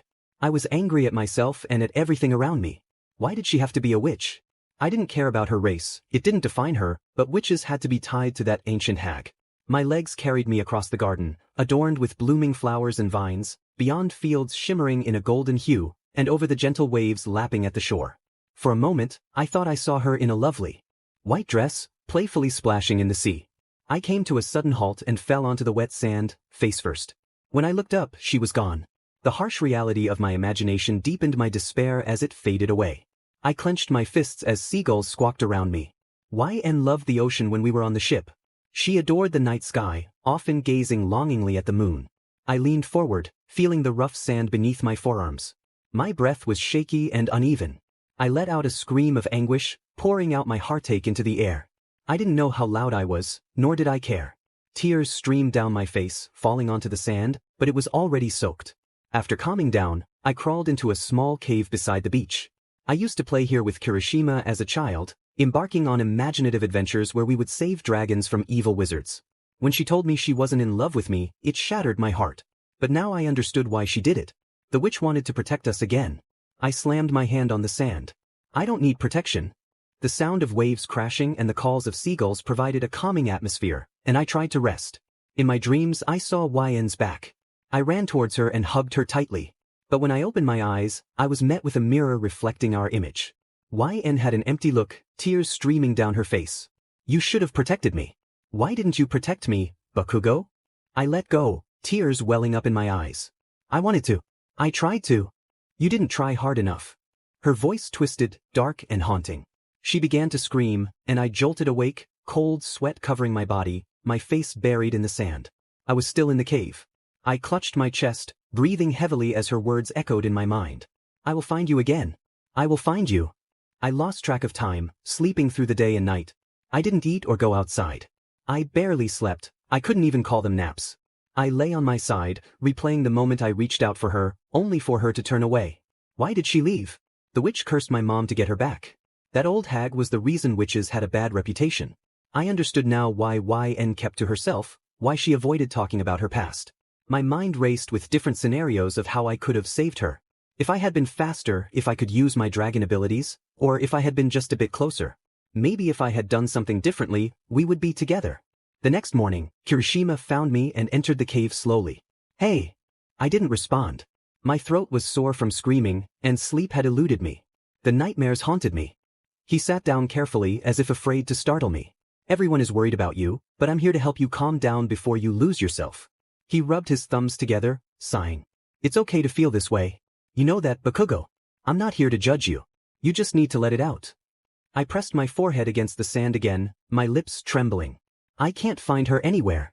I'm sure she wouldn't want you to hurt like this. You have to remember that. Moving forward is important.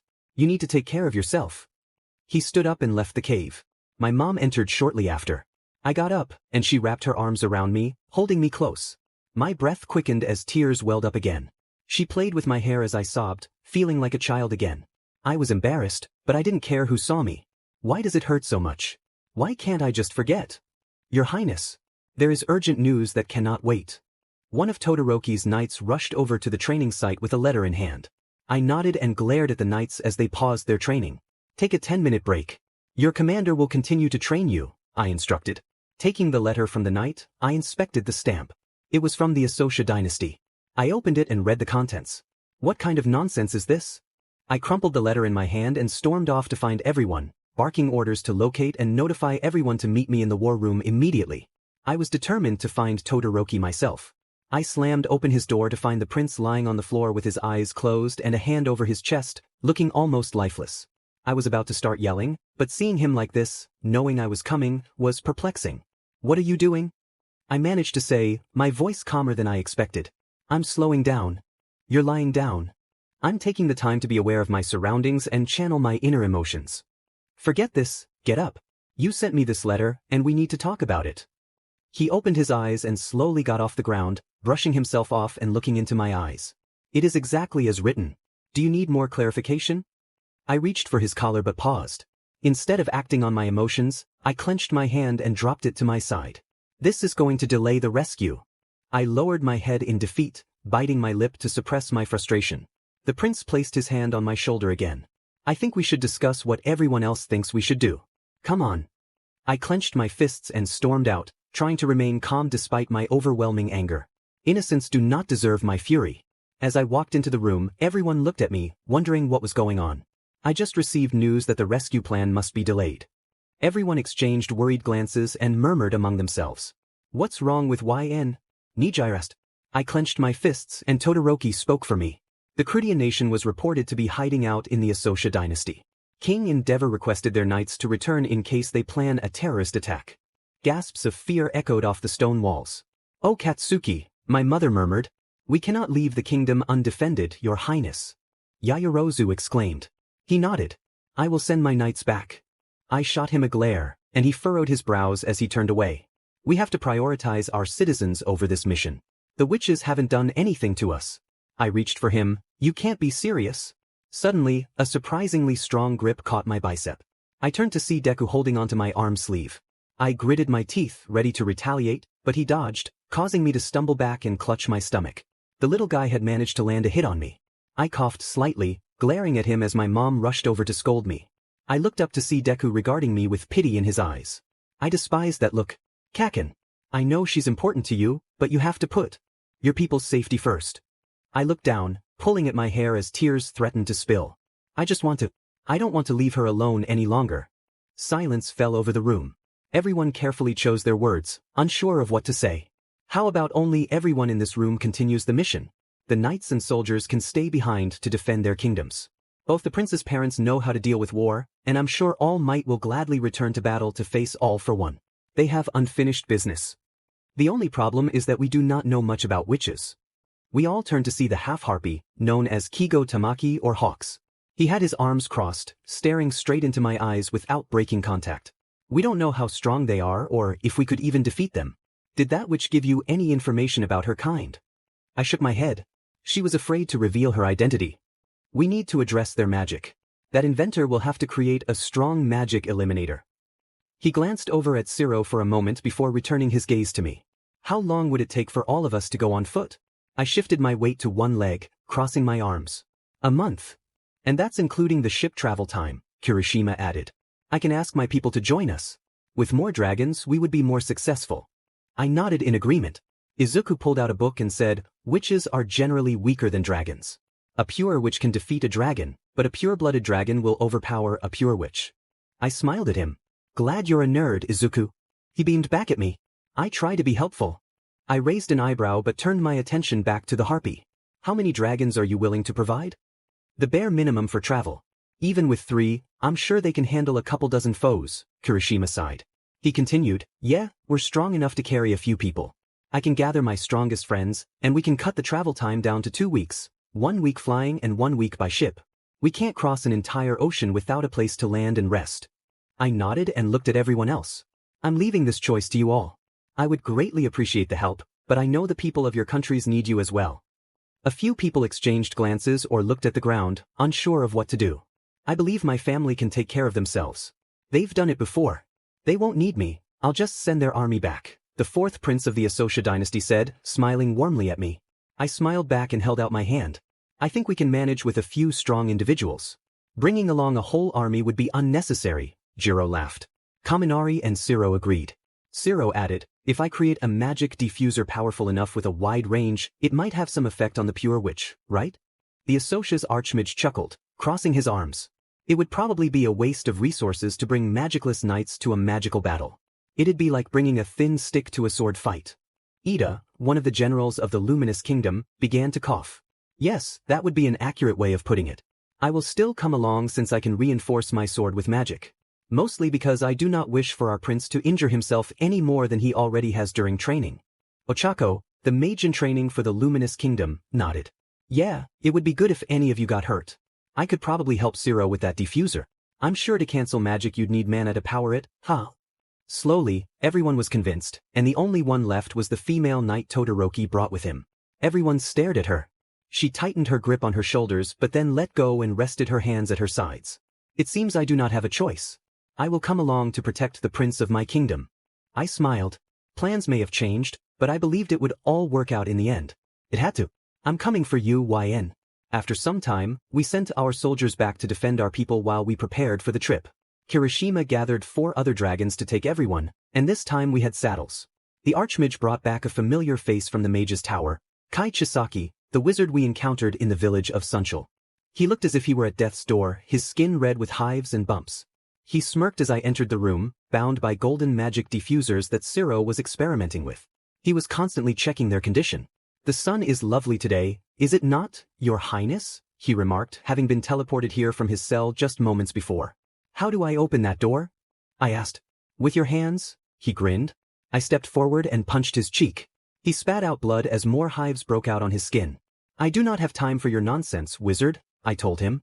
He looked up at me with a deadpan expression. If I am to die, why not keep the secrets locked up? He asked. I leaned closer, placing my hand on his shoulder. He looked at it, then back at me. You want revenge, do you not? On that old hag? I want to be set free, he said. I pulled back and glanced at the Archmage in the room. He shook his head. I smirked. You know what? I'll let you go, but I'll be removing your magic. The Archmage looked at me, stunned. I turned back to the wizard, whose face went still. Small price to pay. You get out of a cell, but you can't do what you were born to do. I think it's fair as long as I keep my life, wouldn't you say? He remained silent. Or we could always force you. We barbarians do have cruel punishments for traitors and war prisoners in our country. His eyes widened in fear. Your eyes are glowing, Your Highness. I think you're scaring the poor thing, the Archmage chuckled. I gave him a scornful smile and leaned down to whisper in the wizard's ear, patting his shoulder. I'll give you some time to think it over. But do be quick, again, I have no time for your nonsense. I squeezed his shoulder tightly, enough to make him tense up. His expression when I turned away was priceless, dumbfounded and cornered, like a lab rat in a cage. Once we were far from his holding place, the Archmage asked me, do you actually have a way to rid him of his magic? I grinned. Oh, of course I do. It's foolproof and has never failed me before. He squinted his eyes, his bewildered expression turning into interest. What is it, if I may ask? Mages are always eager to learn more about the world, dedicating their lives to their profession and the pursuit of knowledge. Well, you may not. I'll demonstrate it when the moment comes. He stared at me and sighed. I was not entirely sure why I was keeping him alive. But now that he serves a purpose, I suppose this must have been the will of the goddesses. I looked over to the door and walked back inside. The wizard gritted his teeth. You really gave me no time. For shame, was I not gracious enough, Archmage? I, for one, believe your graciousness knows no bounds, Your Highness, he smirked as he bowed. I laughed loudly and leaned down to smirk in his face. Now, what's your final decision, wizard? He glared at me. I have become accustomed to the looks of disdain and hatred. They no longer affect me. I am the one who deserves to express such feelings. I will no longer be on the receiving end. He lowered his head. Only those of witch or wizard descent are allowed to open the doors of the portals. They were created to protect us. Those who attempt to open our doors with hostile intent without our blood will face dire consequences. Good to know you're on our side. You made the right decision. I gave him a friendly pat on the back and walked back out of the room. Kirishima was waiting for me and introduced a couple of dragons, one of whom I recognized and 2 I did not. I've brought our 3 strongest volunteers. They are exceptionally quick and strong. They all bowed and smiled, 2 males and a female. The dragon I recognized had silver hair and eyes. My name is Tetsu, Your Highness. His parents probably didn't bother with a human name. It's a pleasure to be able to help you. I nodded and reached my hand out. He leaned back, eyes wide. He glanced at his prince, who nodded, assuring him I meant no harm. He relaxed and gave my hand a firm shake. You're a legend in the dragon community. You're stronger than your father, even with human blood. It's remarkable. I could sense Kirishima's concern for this dragon, but he needn't worry. Yeah, I was one of the lucky few. I was fortunate to be alive and strong. If I had been weaker, everyone would have walked all over me, or if I had died, my parents would have had more children until one survived. Dragon hybrids were rare.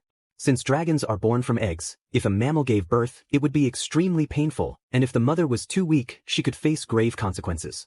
My mom was too stubborn and strong to let me harm her when I was born. The other male dragon stepped forward and bowed. My name is Yosetsu Aways, Your Highness. I've heard many great stories about you, and I'm certain this adventure will become a legend passed down for generations in your kingdom. I stared at him. I'm not aiming to be a legend. I just want my bride to return to me, I said as I walked past him. He clenched his eyes, thinking I was about to punish him. The woman placed a hand behind her back and over her heart, smiling gently as she greeted me. Hello, Your Highness. My human name is Setsuna. Setsuna Tokage. I hope I do not disappoint you during our adventure. I certainly hope you do not. There won't be a second chance, I said, glancing at the other two. We made a significant leap in our journey as we traveled across the ocean on a boat. Knowing it was my dragon, I called for him to open the door. He opened it and nodded. We're here, Bakugo. I brushed past him onto the deck and saw the wintry island of the witches in the distance. My heart leapt for joy and wouldn't stop pounding. I heard my dragon chuckle behind me and pat my shoulder, pulling me into a side hug. I can't contain my excitement either. I smiled. I've waited longer than I wanted to, about 10 months, just to prepare to see her again. To fight to get her back by my side. We're going to save your bride, Bakugo. I faced him and we gave each other a high five. I pulled him into a hug and squeezed him tight. I'm glad you're my partner, I told him. As am I. I would feel bad for anyone else who would have to put up with you, huh? I laughed as I playfully knocked his head. Alright, I'm going to grab that wizard. If we don't have a witch or wizard with us, the villagers will see us as intruders even if they've seen us before. He nodded, and I headed below deck to find Chisaki. I opened the door to the farthest room and saw the wizard alone, reading a book. I had given him some freedom to gain his trust. He could change his mind at any point. We set up magic diffusers around his room, and only a select few could open the door. Have we arrived? I sensed the chill of the island, he said as he closed his book. I nodded and held out the magic diffuser cuffs. Is this really necessary? There are many powerful dragons and mages who could easily harm me. I am not going to run away. You might have the power to teleport. This is just a precaution. The villagers might find it suspicious. They will know I am a wizard because of my nails. Fine. Just don't try anything funny. I dropped the cuffs and turned back out the door. I led him outside onto the deck, where he received many scornful expressions. I could feel him internally snickering. He knew he was going to be set free. We got as close as we could to the shore and rowed small lifeboats to land in groups. The villagers greeted us, but not in the friendly way I had expected. They recognized me and were a bit wary, but they welcomed Kirishima with open arms. I guess he really made a positive impression, but when they saw Chisaki's nails, they were elated. The witches and wizards have blessed us so much this year. I've never seen them come out so often. I looked over at Chisaki. Don't you dare ask for help. He looked back at the villager and nodded. We've just come to visit the pure witch. The villagers nodded and stepped back, allowing us to pass. As we walked far enough away from their hearing, Yayarosa sighed. It's a relief we did not bring an entire army. We might have had to bring unnecessary conflict to this beautiful island.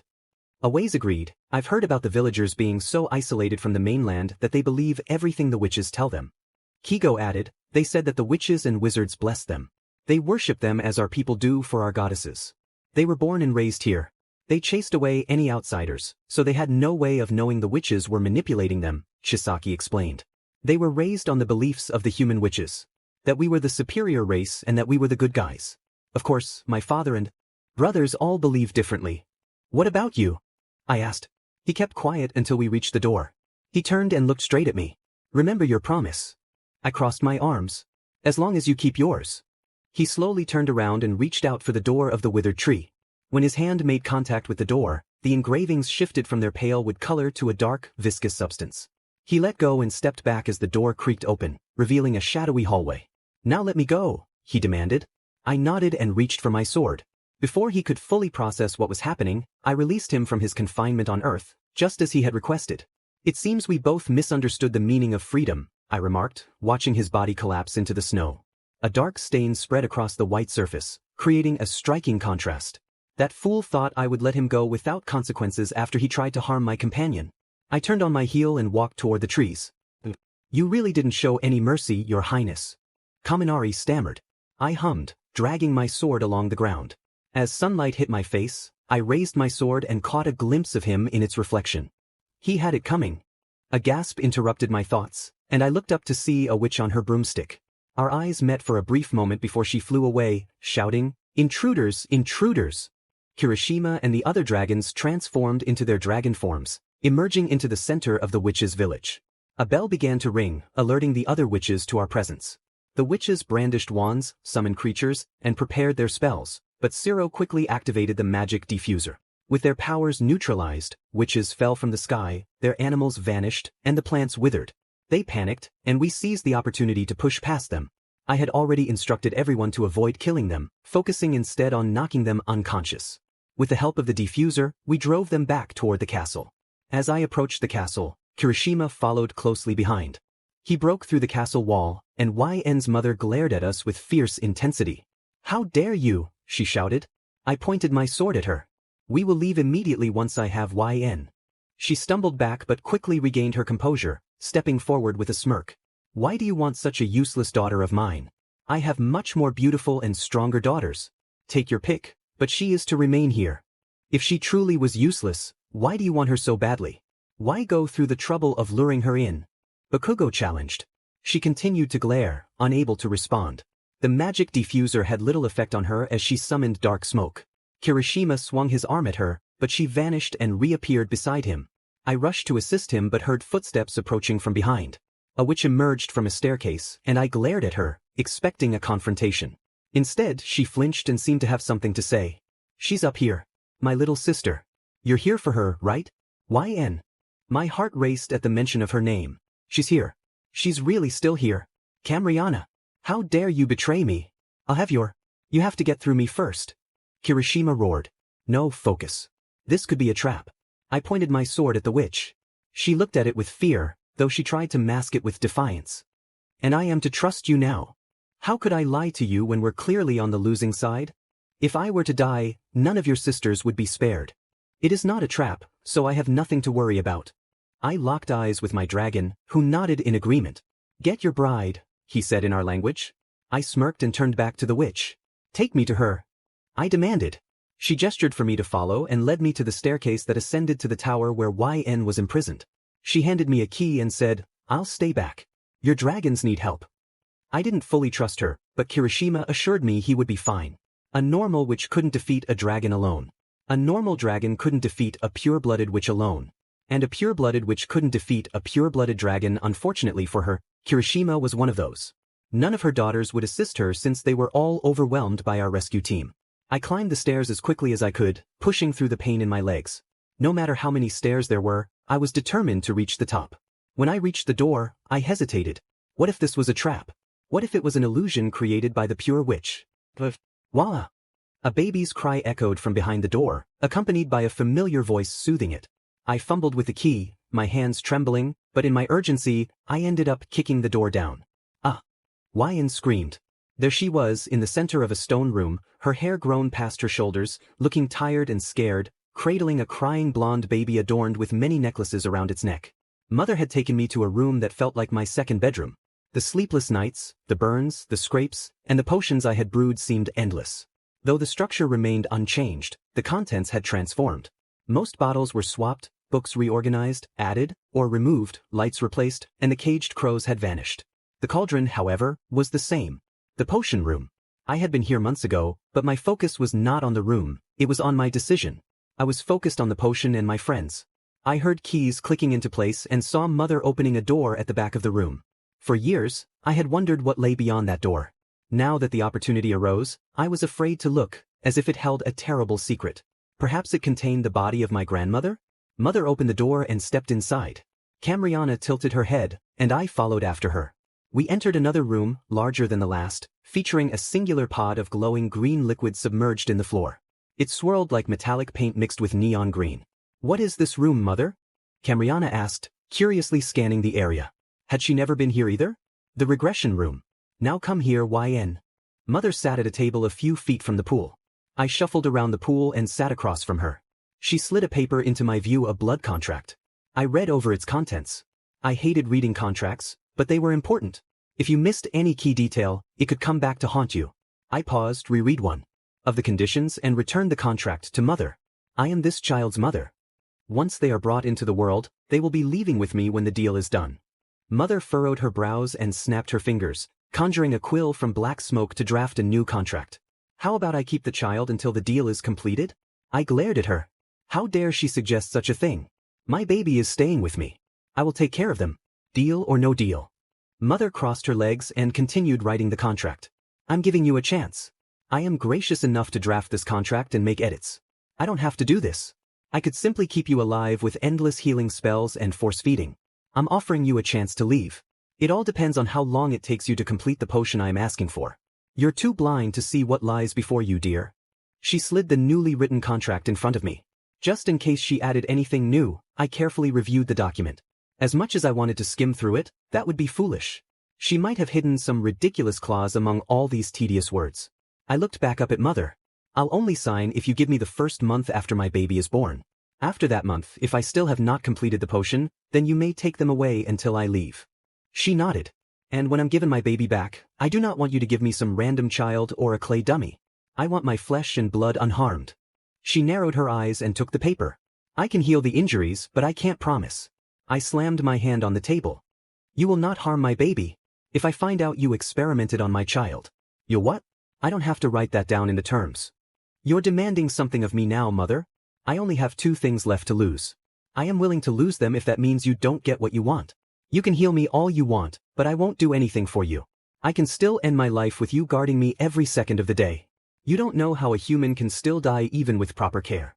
She turned her body, scratching her fingernails into the wooden table, to face Camriana. Sorry to put you in a tough spot, Cam, but I won't be separated from my baby so easily. Where do your loyalties lie, Camriana? I eyed her, and she began to twiddle her thumbs. Would she tell the truth? Or would she say that it's unlikely to happen and I'm just bluffing? There are many reasons a human can die, Mother. A lot is unknown, but there have been reported cases where mothers and their babies have died if the mother is too stressed. Some from broken heart syndrome. The bottles began to chime as containers rattled and fell off shelves in the potion room. The glowing green water in the pool was boiling and bubbling. She was angry. Mother's eyes glowed as purple smoke swirled from them. She slammed her hand down, breaking the table, and screamed, "You will make me immortal."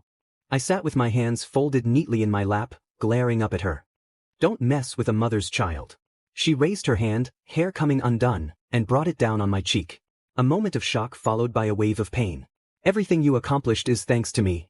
How dare you act so arrogant in front of me? I created you. You belong to me. I ignored her and focused on the pain. I had forgotten how much it hurt to be struck by Mother. My fingers felt damp when I brought them to my cheek. I looked down and saw dark liquid between the grooves of my skin. Without fail, whenever she struck anyone, she always left a mark. She would dig her claw-like nails into her victim's cheek without remorse, not even pausing for a moment. She pretends to regret her actions, but it's clear she doesn't and is doing it to manipulate others. She never thinks about her actions when consumed by her emotions. She thinks she's always right. Like a god. The god complex she holds must be vanquished for her daughters to be set free. This hierarchy she has built for us must crumble. Her hair spiked as she shouted, "And you're still ignoring me, you wretch?" Ah! Mother was in my face, boiling with rage. My head throbbed as I dangled my feet. I wasn't going to beg for forgiveness. I hoped she would do more for me. The more she did, the more excuses I could make. "Mother, don't drop her. She could miscarry," Camriana shouted. Mother's grip on my hair tightened, but she then dropped me onto a soft cloud of black smoke, which gently set me down on the ground. Camriana reached out to help me up, cautious because Mother hadn't allowed it. As Camriana helped me up, I couldn't help but think of how well she stood up to Mother. Thanks to this, I was starting to trust her a little more. I just couldn't shake the possibility that this was some grand plan that Mother was in on. Mother doesn't show many emotions, so when she does, they seem so realistic. When her emotions are clear like this, you can see through her, or at least you think you can, so I still had to be wary of Camriana. Since we can't come to an agreement, then we'll just forget the contract. Camriana looked at me in panic. I needed this contract more than Mother did. I suggested, "I'll draft the contract." "I'm a very busy woman," Mother sighed as she pulled her hair back into a bun. "I can't stand here looking over your shoulder all day arguing over terms. Haughty or Melly can stay with me and discuss the terms. Once completed, they will send it to you to sign or reject. The way you act is very complex. One minute you don't want to sign, the next you do. It's all right. We won't sign. I will comply with some demands you have, but you will also comply with some of my demands. Camriana dear, send her back to her room." Mother walked away, returning to her composed demeanor. "I want to confront her. I want to confront her." "Calm down," Camriana whispered. "Come on. She's going to put you to work tomorrow." I clenched my fists tightly and stomped up to my room. I was too angry, so to calm myself, I read a book aloud to my child. I used my voice to calm myself.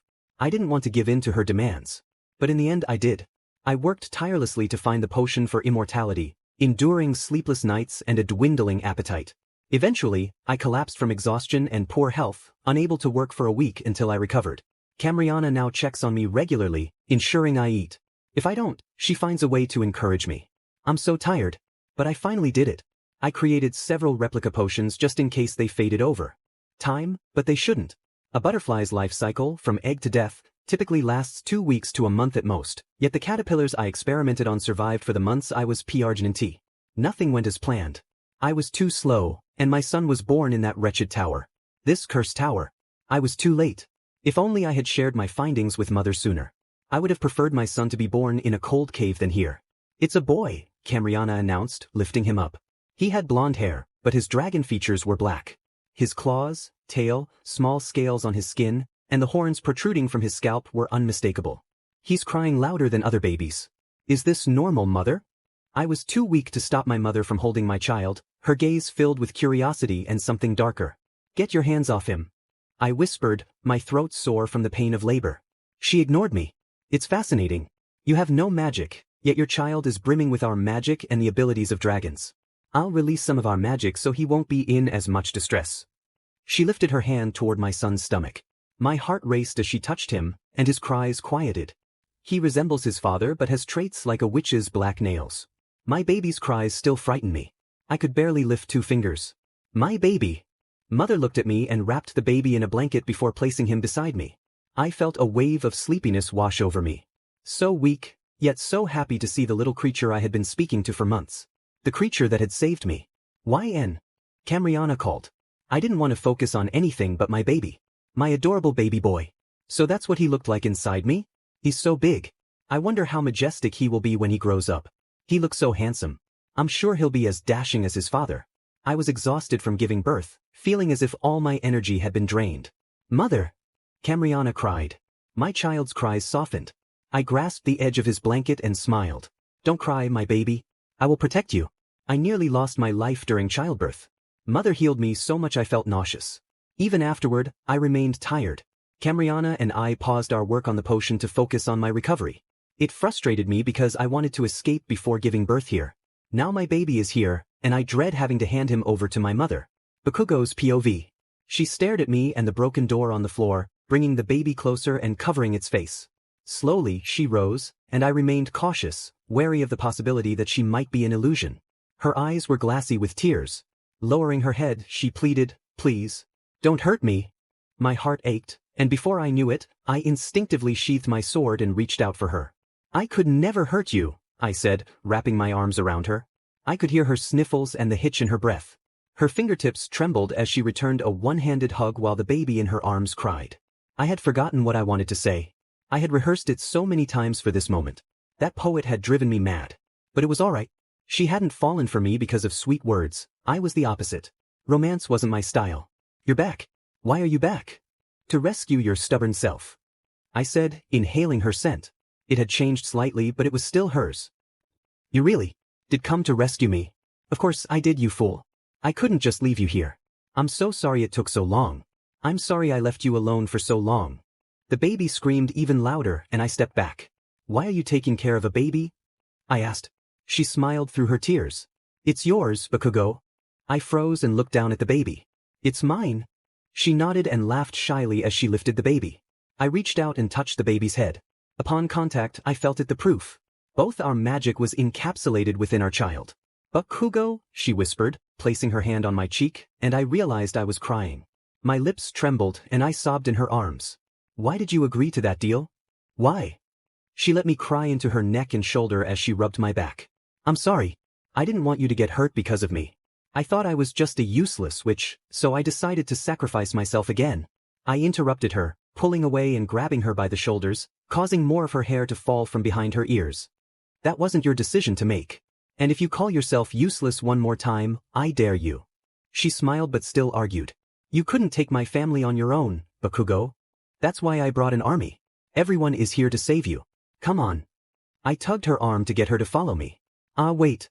She raised her arms and introduced her son. This is Katsuki. Katsuki, this is your dad.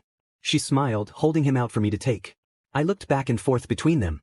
I touched the necklaces around the baby's neck, clenching them, wishing I could break them, but I knew what would happen if I did. They were easing his pain. I'll make him new necklaces myself when we get back home. I brushed my fingers across my son's soft cheeks. Isunder. Isunder? Keisuke Isunder Bakugo. That will be his name. Her eyes widened as she covered her mouth, sobbing again. I did my best to comfort her. I believed her. I believed what she told me. I thought you wouldn't come back for me. I thought you wouldn't accept our child. I was prepared to raise him on my own. I will take responsibility for both of you, YN. I swear it. I won't leave you to fend for yourself any longer. You can lean on me now. You are not alone anymore. I told her as my hand gently brushed against her cheek. She sniffled and nodded. I'm not alone, she repeated, placing her hand over mine. YN's POV. I'm not alone. I was never truly alone, was I? It may have felt that way years ago, but it took time for me to realize that I was never on my own. My mother had been manipulating me. The prince pulled me into a warm embrace before stepping back. He held my hand, looking straight into my eyes with a softness that made my heart flutter. I'm not doing this because of the baby. I promised myself I would do this when I rescued you. Bakugo, what are you? Katsuki. I stared at him, taken aback. I told you to call me Katsuki. I don't believe I deserve to be saved. I hurt you. You hurt me to protect me. Yes, but that doesn't justify what I. YN. His expression was filled with understanding, making me feel vulnerable under his gaze, as if I had something to hide. Will you marry me? He asked, and my eyes widened in surprise. Will you become my princess? He smiled, wiping away my tears. Come on, don't cry. Be proud. I don't propose to just anyone, you know. But I'm a witch. My parents have already agreed. I don't care what or who you are. I love you for who you are. I sniffled as he continued. Plus, if they didn't agree to our marriage, we could always elope. Elope? Bakugo, you can't. You're the only prince of your country. He shrugged. I would leave it to Kirishima. I wasn't going to marry anyone else, even if we needed an heir. I smiled. They'd think I bewitched you, like I was the one who cursed your mother to win your heart. You didn't need my heart, though. You just wanted to help others. I smirked, looking away. Technically, I was after the money. Escaping from here was going to be very challenging, so I wanted a hearty reward. Look at you, my greedy bride. He pinched my cheek and I whined that it hurt, prompting him to let go. I clarified that I didn't want to charge them for their help. I only asked Todoroki for a reward because he had the power to assist those in need. I wasn't going to be greedy like my mother. Mother? Oh, I forgot. Kirishima's taking care of her, Bakugo said, glancing back at the broken door. Then he gently got down on one knee. Now, my lovely bride-to-be. He kissed my hand. Shall I present you her head as a dowry? If that isn't the most romantic thing his barbaric self has ever said, I don't know how he can top that. I squeezed his hand and smirked. Take me away from this place. He smirked and grabbed his sword from the ground. He gently tugged my head, and we hurried down the stairs as quickly as I could manage. When we arrived, Kirishima was overwhelmed, and Camriana had exhausted her magic healing the dragon. He had minimal injuries, thankfully, but Camriana had taken quite a beating from my sisters, who lay unconscious on the ground. You can just take her. It's not worth keeping her anymore.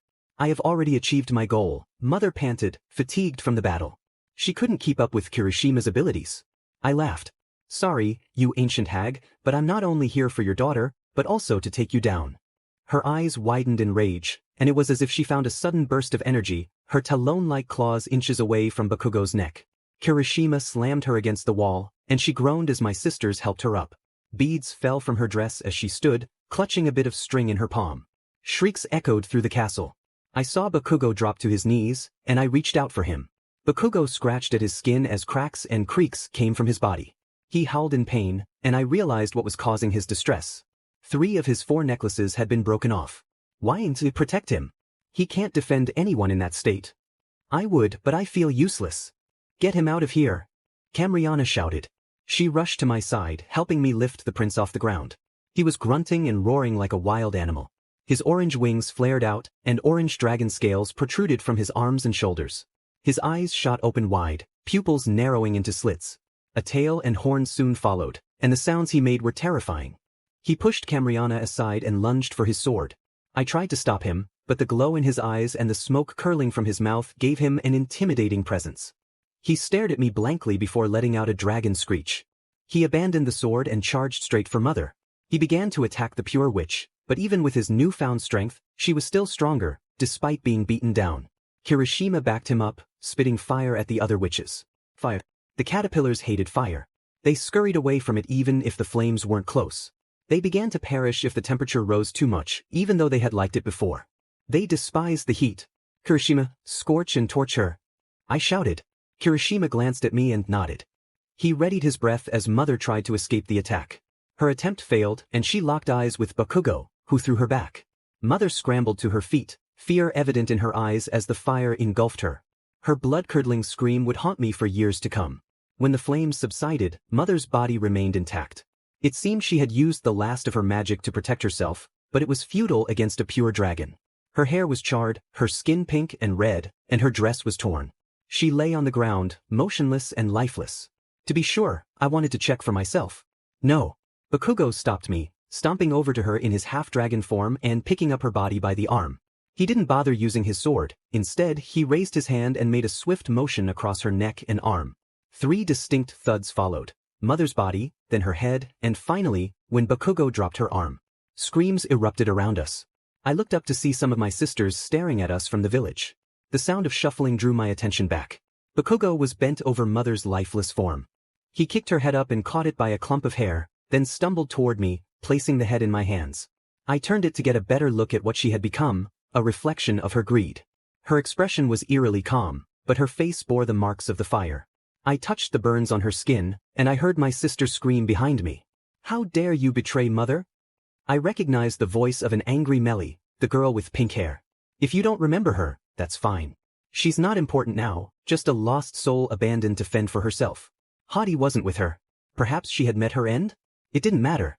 I turned back, lifting Mother's head to the sky. She had what was coming to her. How could a worthless piece of trash eke? Bakugo had vanished from my side, his hand now at Melly's throat. Would you also like her head, my bride? I smiled and walked over to her, dropping Mother's head to watch it roll. I grinned as I brushed her face with our mother's blood while she glared at me. I know I'm supposed to be kind, but is it wrong to take a life for selfish reasons? I asked. You can do whatever you want with her. She was in the wrong after all. She doesn't deserve any mercy. Kirishima, now in his human form, tapped my shoulder. I stepped back as he used Bakugo's sword to sever Melly's head. The moment of terror frozen on her face made me smile. Had I turned evil? Had I changed? Was I still the same person? YN. I turned to see Camriana holding my son as she stepped around the rubble. I reached out for my son, noticing he was perfectly calm, curiously observing his surroundings like babies do. YN. Do you remember that promise we made? She asked. Which one? If the prince did come to save you, could I come with you? She inquired. I smiled, unable to tease her. It felt too cruel. You were the only one on my side. Come on. Let's go, Cam. I extended my hand to her, and she smiled, tears smudging the dark makeup under her eyes. Why are we bringing yet another witch? An authoritative feminine voice boomed. I turned to see a beautiful woman in iron armor that accentuated her figure. I found myself glancing down, trying to look away respectfully. Hey, she's not a bad one. YN said she helped her, and she helped me too, getting injured in the process. Kirishima defended. Hey, Yaoyorozu. Bakugo grunted. The female knight turned her attention to him, glaring. He smirked. Still haven't seen a single trap. I came with an army and returned with a full army, a bride, and a son. I'd say this is the best scenario I could ask for. So, spare me your needless worrying. Yaoyorozu gasped but then crossed her arms. I admit, nothing went wrong. Plans proceeded as intended. I walked past her and stepped out of the castle. The village lay in ruins, scattered like seeds, my friends having joined the battle to rescue me. YN. A green-haired man rushed toward me, and I instantly recognized him. Izuku! I exclaimed. I couldn't run because of my baby, but I walked as quickly as I could toward him. His arms stretched wide and his smile grew. Yeah, no way in hell. A hand more like a claw stopped me from getting any closer. I looked up to see Bakugo glaring down at Izuku. She's my bride. Back off. The warmth that spread through me felt comforting. He switched arms to rest his chin on my shoulder, grumbling that I shouldn't let anyone touch me. I was just greeting a friend. You know you are my most precious person, Katsuki. I lifted a hand to gently comb through his soft hair. I looked past Izuku and saw many familiar faces. Welcoming faces. Ones that greeted me with smiles. I let go of Katsuki's hair and waved at everyone. Izuku smiled. They all came to rescue you. Every single one of us is in your debt. Now that debt has been repaid. My heart leapt. They really did come to rescue me. I tugged at Katsuki's arm. I want to say thank you. Well, I suggest you hurry. We don't want to stay here any longer. I'll take care of her, he said with a hint of urgency. We can chat when we're sailing away from here, the prince added firmly. Some sighed and walked away, but a few stayed with me, curious about my son. Is that one of your sister's children? Jiro asked. I smiled sheepishly. Oh no, this is my son. Her eyes widened in surprise, and she put a hand to her mouth.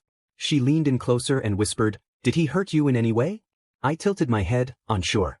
Did he make you uncomfortable? Remembering the unsettling experience in the auction house was nothing compared to how I felt with Katsuki. He was gentle and warm, but he made me feel nervous and excited inside. Jiro mumbled, That jerk-eh? I shook my head.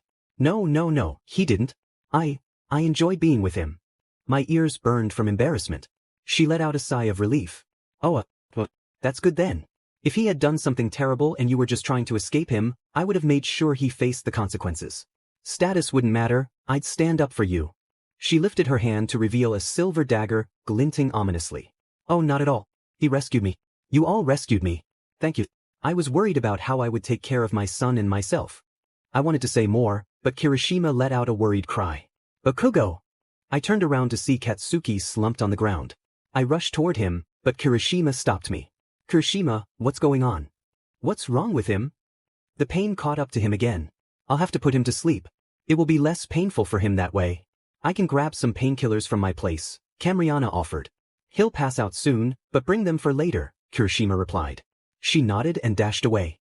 I placed my cold hand on Katsuki's forehead, and he leaned into my touch, his howling softening to a gentle whine. I think you should stay beside him when we're on the ship. Having you around makes him more comfortable, Kirishima suggested. I nodded. Do you think we could bring my sister? The one who just left. He narrowed his eyes. I don't know. What if she's working with your mother and sisters? I shook my head. Mother's gone, and she helped you, didn't she? She helped me too. She was the only one to assist me during my return. What if that was her plan all along? She might be trying to spy. Who would she be spying for? Mother's gone, and my sisters think she's a traitor. He grumbled as he contemplated what to do. You decided to give me a chance. You didn't like how my energy felt. You probably still don't, but you gave me a chance, and here we are. Oh, you're my friend, YN. I grinned. And what's to say Camriana won't be your friend too? He chuckled, shaking his head in defeat. Alright, you got me. You win. I smiled. Thank you, Kirishima, for still being my friend. He lightly punched my arm. Naturally, princess. Camriana came running, waving some painkillers in her hand.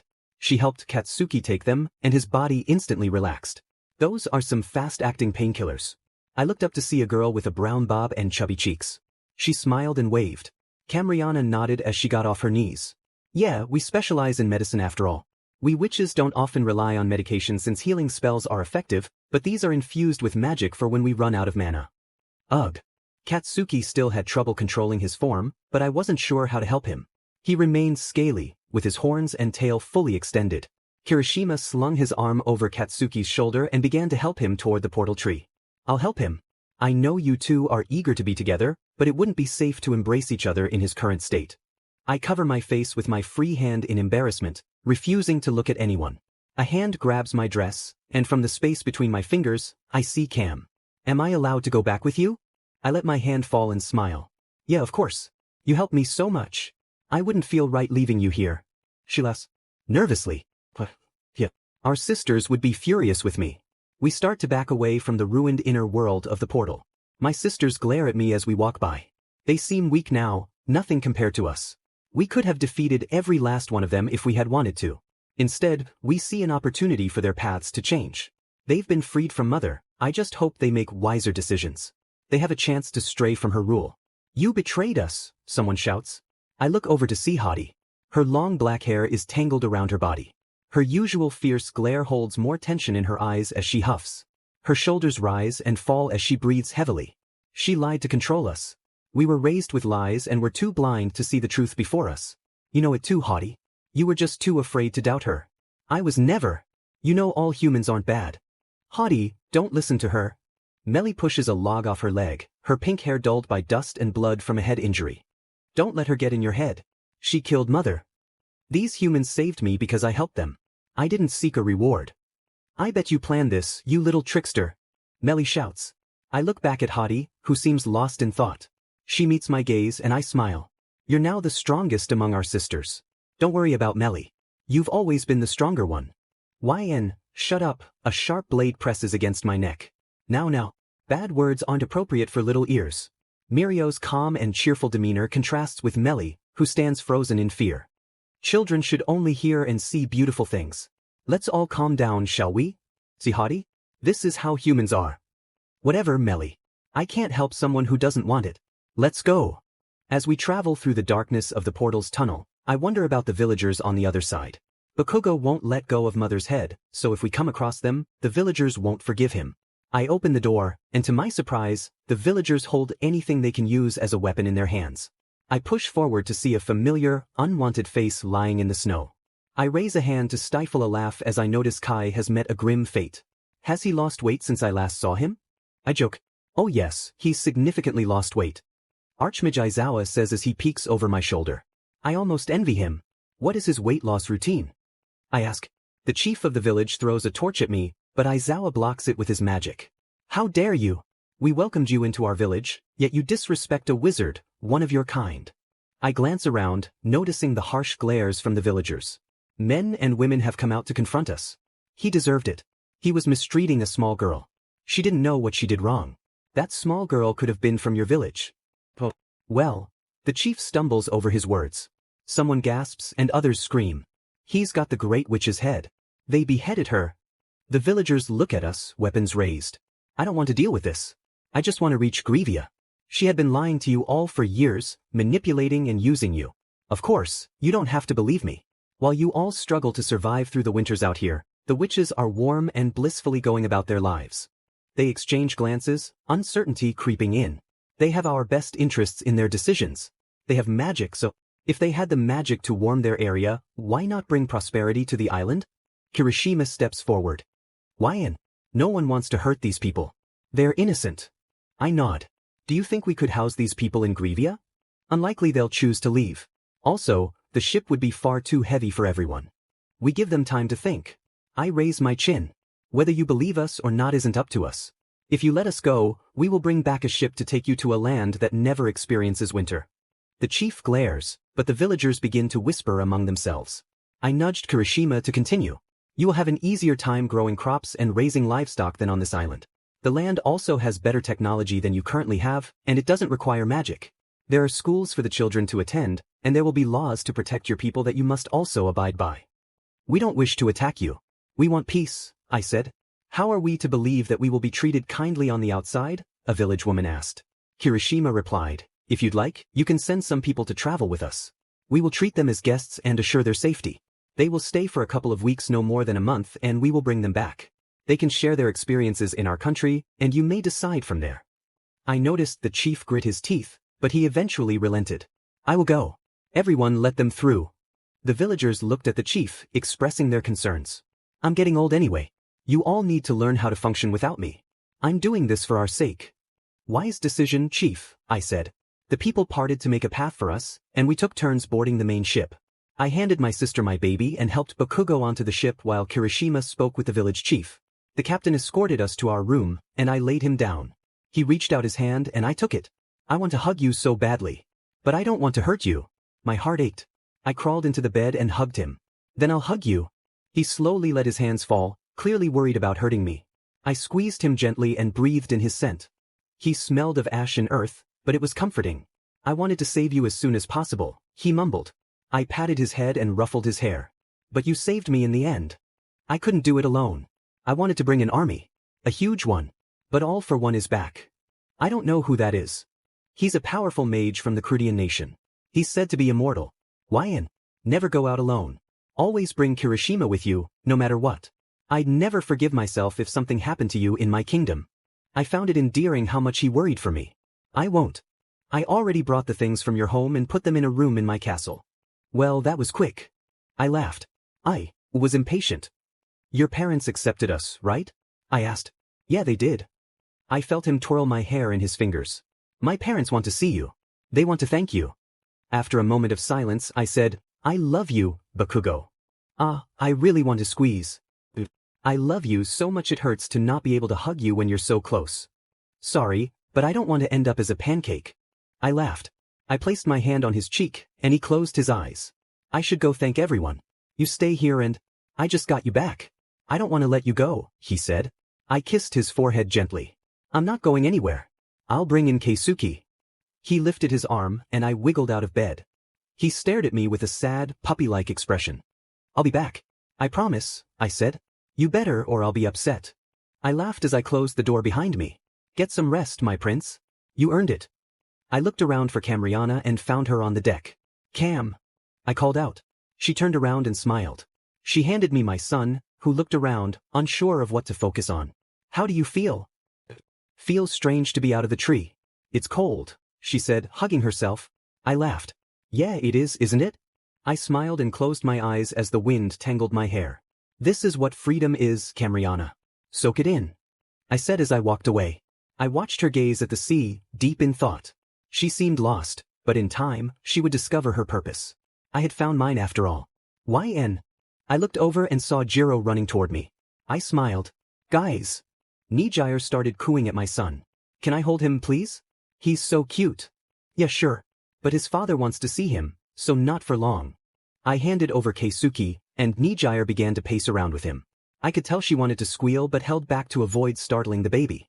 The girl with a brown bob from earlier caught up to her and gushed over him as well. Oh my gosh, he's so cute. He looks just like a prince. Hey, YN, how are you feeling? Mirio's smile was as wide and friendly as ever. I returned his cheerful gesture. It's good to be out of that tower for good. Thank you, everyone. Kaminari stepped over. Of course. Jiro, Kaminari, Siro. You guys have done enough for me and Sunchel, you didn't have to come. I said. They shook their heads. Kaminari laughed and pinched his fingers together. Well, it was hard not to when your fiancé gave us a pretty sweet deal. Jiro smacked him lightly and offered an apology. Well, even if he didn't, Yaoyorozu, Todoroki's knight, sent us a letter requesting our help. She said you saved him. I nodded. We happened to cross paths. Izuku had just gotten on the boat and overheard our conversation. I think the goddesses were looking after you, YN. What? Aizawa stepped onto the boat and walked over to me. Yes, you are a very fortunate witch, YN. I believe the goddesses took pity on you and rewarded your kindness. Soon after, more people came onto the boat, and I thanked them all. They were weary and worn from the battle, but relieved their debt was paid. I didn't help you all for a reward, but I'm grateful that you came to aid the prince in rescuing me. Todoroki smiled. I wish you a happy life in Grevia, YN. I smiled back. I wish you a happy life, wherever you decide to go, your highness. I took my baby back from Nager and walked back to Katsuki's room. I knocked on the door twice and opened it. Katsuki was still in the same position he was in when I left. I came back just as I promised. Took you long enough. I rolled my eyes and sighed. He sat up on the bed and scooted to the edge. I sat beside him and held our baby out to him. I bet he'll be a real looker when he's older. I'd have to scold him if he ended up being a heartbreaker. What do you mean? He already is. Katsuki held out a shaky finger. Keisuke reached out and grabbed his father's finger. Katsuki's face lit up with joy as he looked back and forth between us. He leaned in and gave me a gentle kiss on the cheek. I love you both. So very much. I noticed his eyes starting to glisten, and I wiped his face gently.